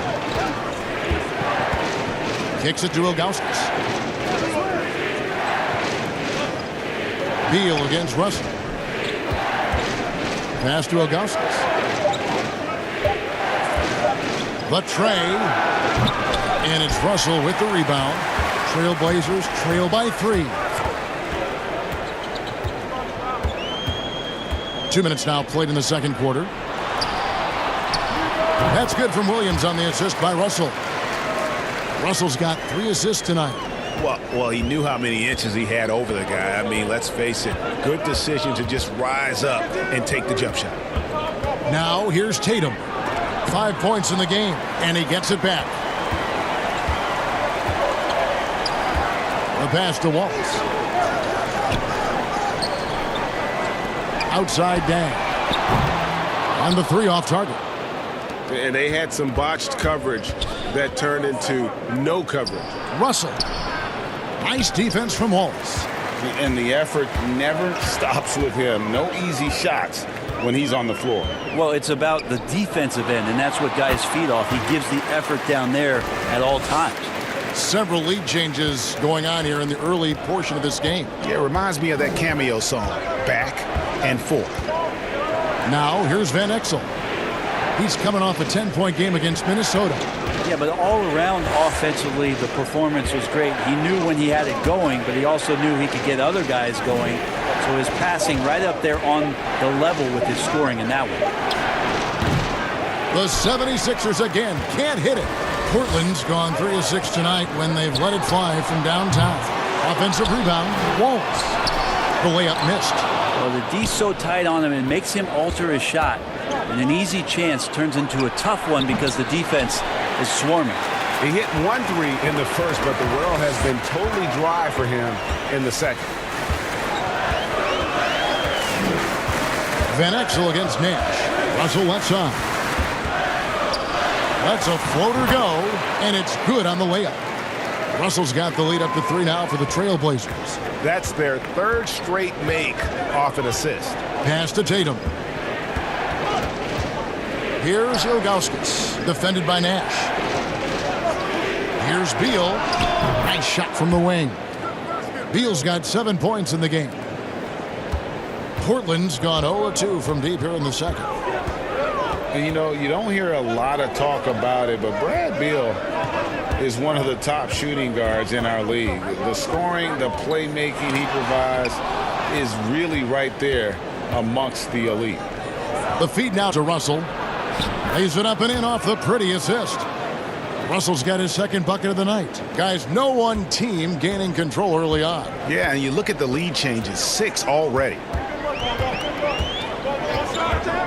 Here's Nash. Shot is good off the back rim and in. Nash has got 4 points in the quarter. And Beal about a 25, 5-5 player last season, Greg. Most would agree that that's star-level production.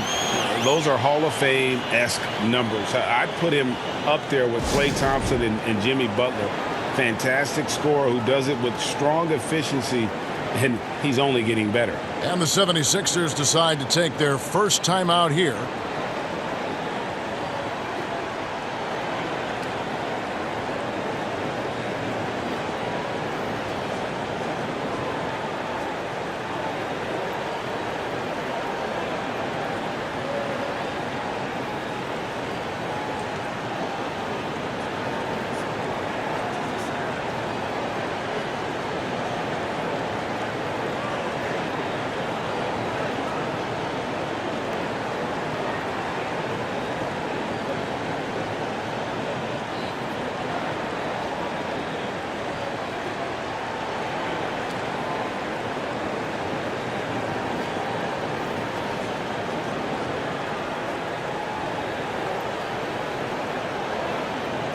And some changes here for the 76ers. Robinson's checked in for Ilgauskas. Paul George comes in for Russell, and it's Frazier in for Beal. On defense, Portland. To the inside, here's Van Exel. And foul on the shot. He'll shoot 2 at the free throw line. They get Steve Nash. And really the defense fouling there to prevent the layup, but that's exactly what you need to do. For Philadelphia, they have shot 75% at the line tonight, going 3 for 4. And their numbers from the line last season, they're good, just not great. About 77% as a team.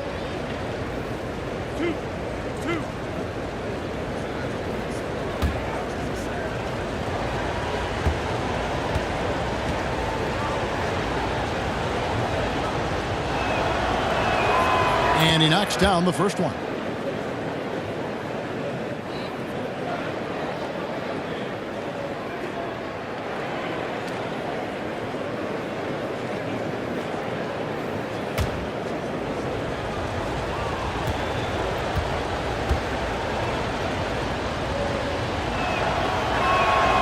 And that's good as he hits both of his shots. Well, his body control is phenomenal, and his ability to get to the line has always been impressive. That's a huge part of his game. Now, here's Nash. He's got 10. Robinson with the block. And a bit of a battle here for the ball. The official signals a jump ball here.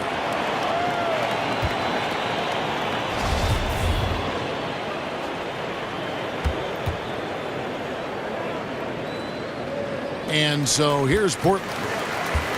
Malone dishes to Nash.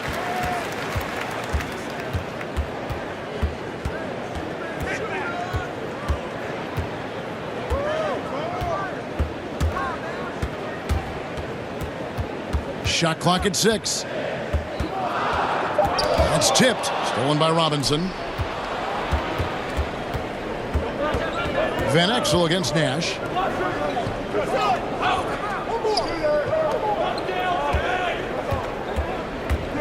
Malone against Frazier. And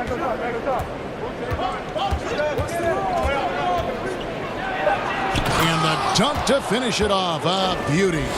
Making the most of the screen. That's how it's done. And it's in the perfect spot, Greg. Frees him up to get all the way to the bucket. Really not enough help there. Lack of communication on the backside. Here's Lanier. His last outing, he had 8 points. The dish now to Russell. Down low. Here's Malone. Fouled on the shot and picks up 2 points. So 1 free throw coming up. Yeah, heard the whistle and then kept his focus and able to still knock it down. And this is his first trip to the line tonight. Klay Thompson, he's checked in for Philadelphia. Mind the lanes. Mind the lanes. 1 shot.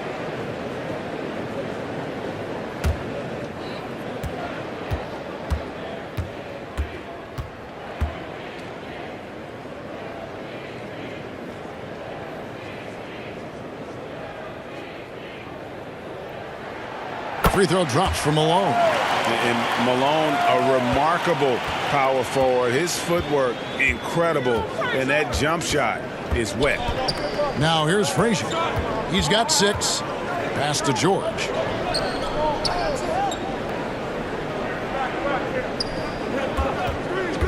Shot from the wing. It's hauled in by the Trailblazers. Relaxed defense there. He's going to see fewer and fewer chances if he can't bury those kind of jumpers. The Trailblazers shooting their 7th and 8th attempts at the foul line tonight.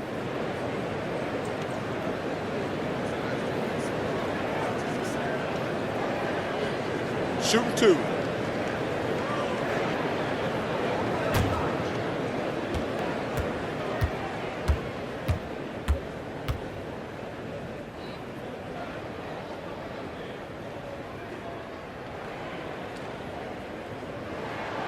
And he can't get the first one.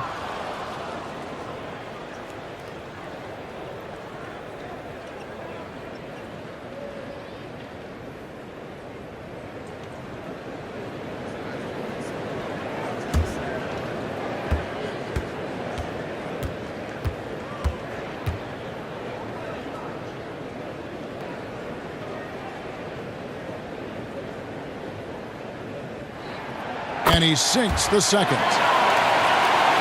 Here is Frazier.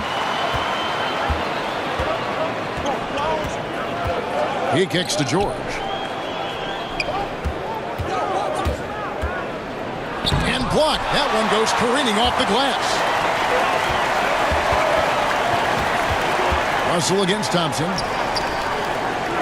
Passes it to Lanier.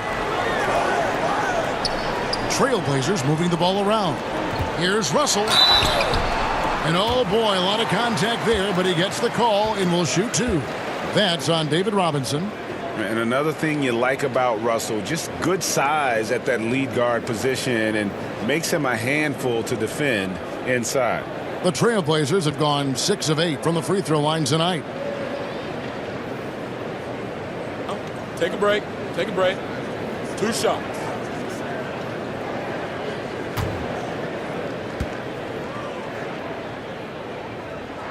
And the first one at the line is good.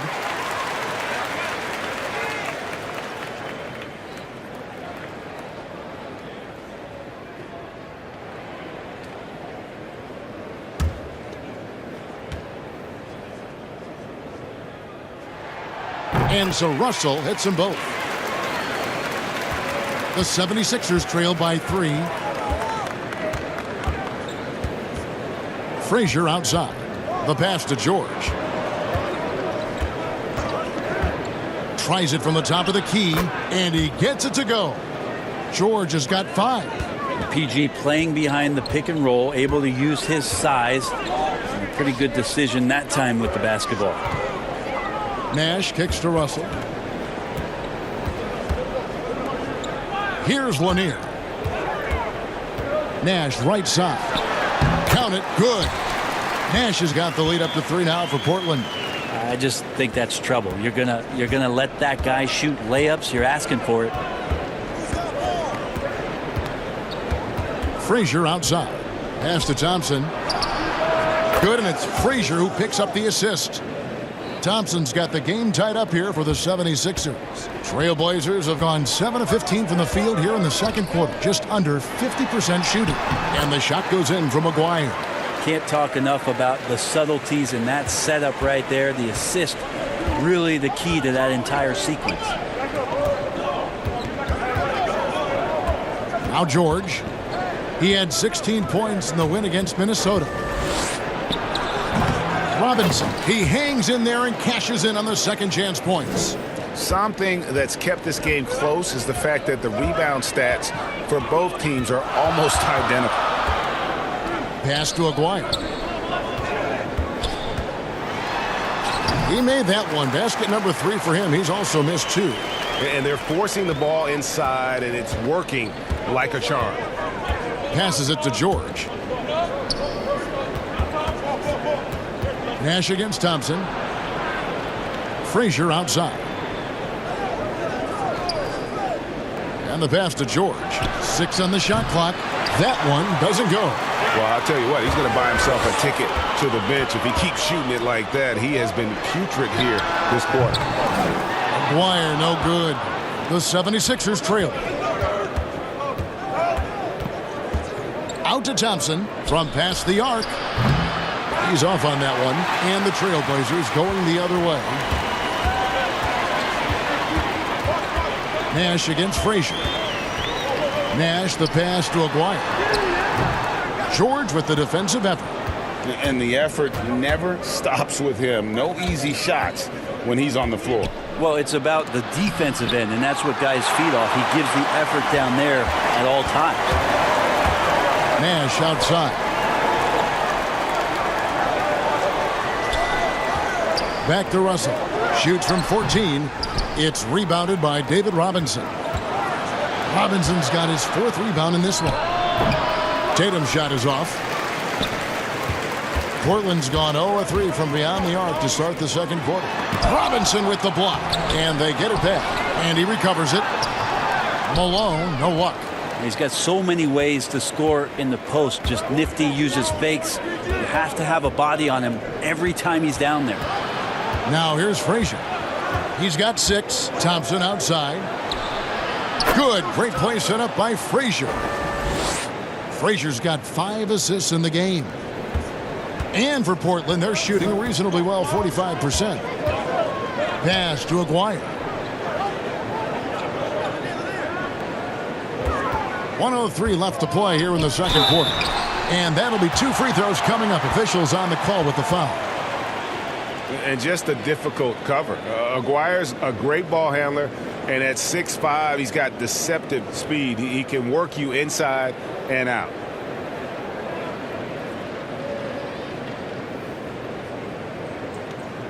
Shooting 2.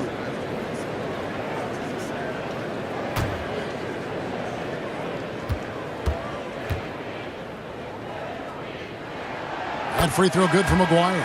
So it's both teams making substitutions here.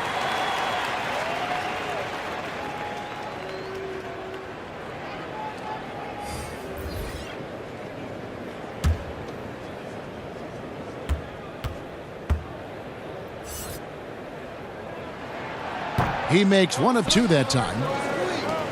Philadelphia's gotten cold from deep in the second quarter, just 2 of 6 from long range. You always talk about the first 2 steps in transition, and Paul George out quick and decisively that time. Now here's Nash. He's got 12. 43 seconds left in the second quarter. And a lot of contact on that one, so he'll shoot 2 here. Way to attack there and then create the contact. For Portland, they have been shooting right around 75% at the line, 9 of 12 so far. Shooting 2.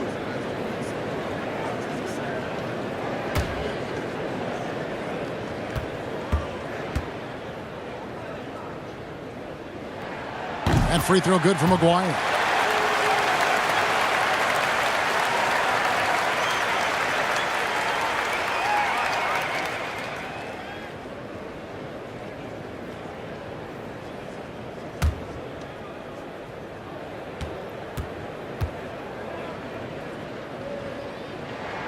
And so he makes both from the line. 43 seconds left in the first half of the game. Inside, Robinson. And the dunk by Robinson. It has been nip and tuck through the first half. Exactly, guys. The way it's seesawed back and forth, unbelievable. Now here's Nash. Maguire passes to Malone, and the shot goes in. Malone's got 10 points. This looks like he's got more feel tonight, like he's really got a good grip on that ball as he's letting it go. Just 1 second between the shot clock and game clock. Here's Strickland, still getting warmed up offensively. No scoring yet from him. 5 on the clock. It's deflected. From deep. And he got that one up in time, but doesn't go in. So that'll be it for the first half. Fairly even battle underway in this one. Trailblazers lead by 1. And now let's catch up with David Aldridge, who's standing by from the sideline. All right, Dave. Kevin, thanks. Here with Coach Terry Stotts. Coach, it's a hard game so far. Going into the second half, what will you tell your team? Just got to compete. Keep competing, trust each other, and make plays. All right, Coach, thanks for your time. Back to you, Kevin. Thank you, David. And we'll be back for the third quarter of action following halftime. The 2K Sports Halftime Show. Hey, everybody. Good to see you back here on our halftime show. Well, actually, we can't see you, but you can see us, but you get it. Ernie Johnson, Kenny the Jet Smith, Shaquille O'Neal. You're watching the NBA on 2K Sports. The first quarter for the Trailblazers was fairly even. They were unable to ever build a big lead in the first period, with 3 points being their largest cushion. They were outscored by just a bit in the second quarter as they go into the break now holding just a 1-point advantage. What did you think about Portland, Kenny? Well, they're doing a great job of pushing the action and getting to the foul line. They aren't just pulling up for uncontested shots. They're making the defense react to them. In transition, on the dribble, and with those quick cuts, they're in attack mode. That's dangerous. To beat them, you need to force them to play more defensively. And over to Shaq. What did you think about Philadelphia? Well, a lot of their points came in transition. They dictated the pace of the game. It was a fast pace. Put the defense back on its heels. I say keep attacking the second half. Do not slow down. And that's a wrap. With the third quarter approaching, we now send you back to Kevin and the crew.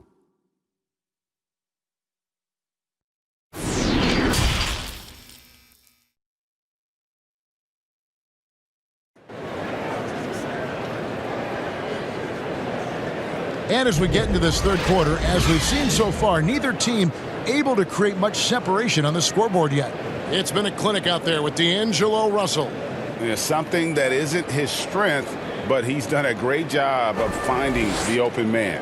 Well, if we were grading playmaking today, it's an A+ from him. And we're halfway through this one. Plenty of basketball left in a game that's been fairly even so far. Portland leading. So on the floor for Philadelphia, they've got Frazier. Paul George is out there with Robinson. And there's Klay Thompson. And it's Ilgauskas in at the pivot spot, manning the middle. Here's Lanier. Here's Aguirre. Over George. Aguirre, no good. Thompson, high post. And it's Portland with the rebound. Lanier's got 6 rebounds here tonight. Here's Aguirre. Shot goes down. Very quick possession right there. Aguirre's got the lead up to 3 now for Portland. And so it's Frazier who'll bring it up for the 76ers. Next up, they'll face the Suns. That'll be in Phoenix. That'll be the second on the road in the midst of this long 4-game road stint. The Trailblazers shooting reasonably well, 45%. And contact on the shot, so he'll be shooting free throws here. That one on Frazier. Wow, he got whacked on that one. Shouldn't be much debate there.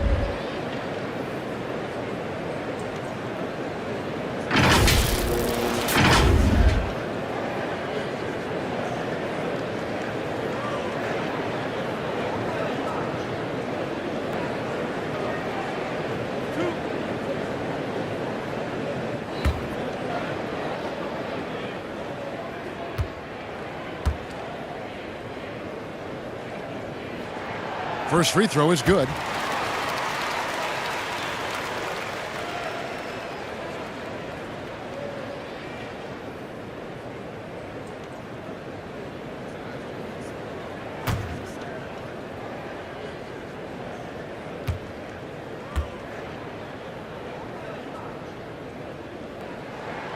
He hits both from the stripe.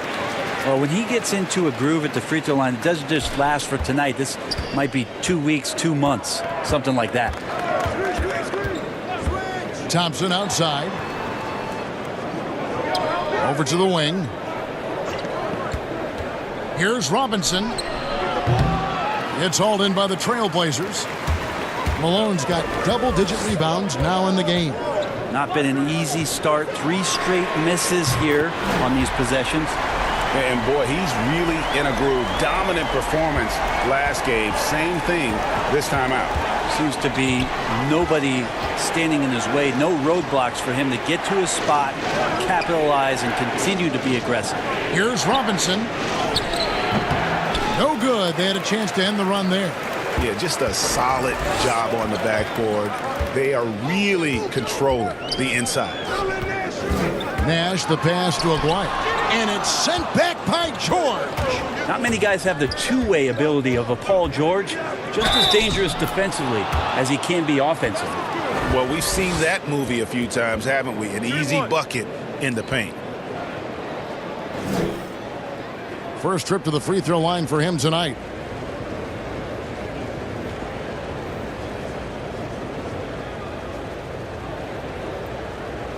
One shot.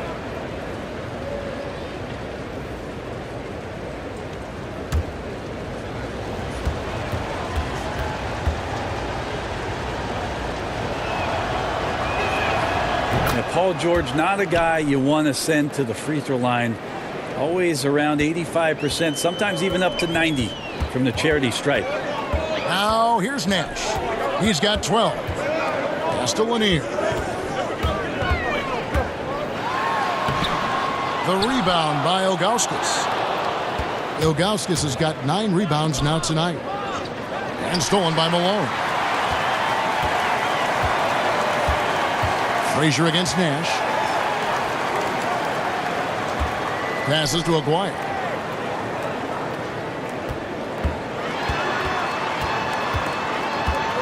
And there's the pass to Guerin. Just 5 to shoot. The Trailblazers need to get off a shot from outside the arc. It's hauled in by Frazier. Not a way to get out of a funk. He needs to be looking for good, solid, more efficient shots, not the wild one he took there. Now here's Ilgauskas to the right side. Another shot. Another miss by Philadelphia.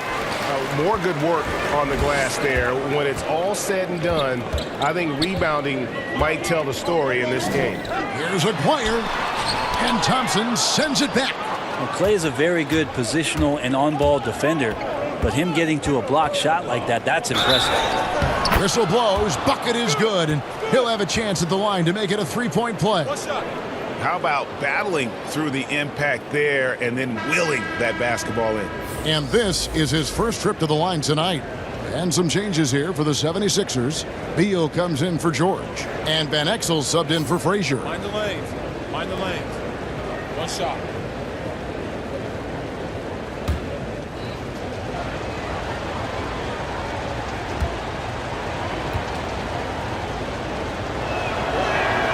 Thompson no good on the free throw. Such a natural shooter. That was Thompson's calling card coming out of Washington State as a Cougar, and he's added to his game now. Always one of the premier 2 guards that steps on the floor for any NBA season. Now here's Van Exel. He's got 7.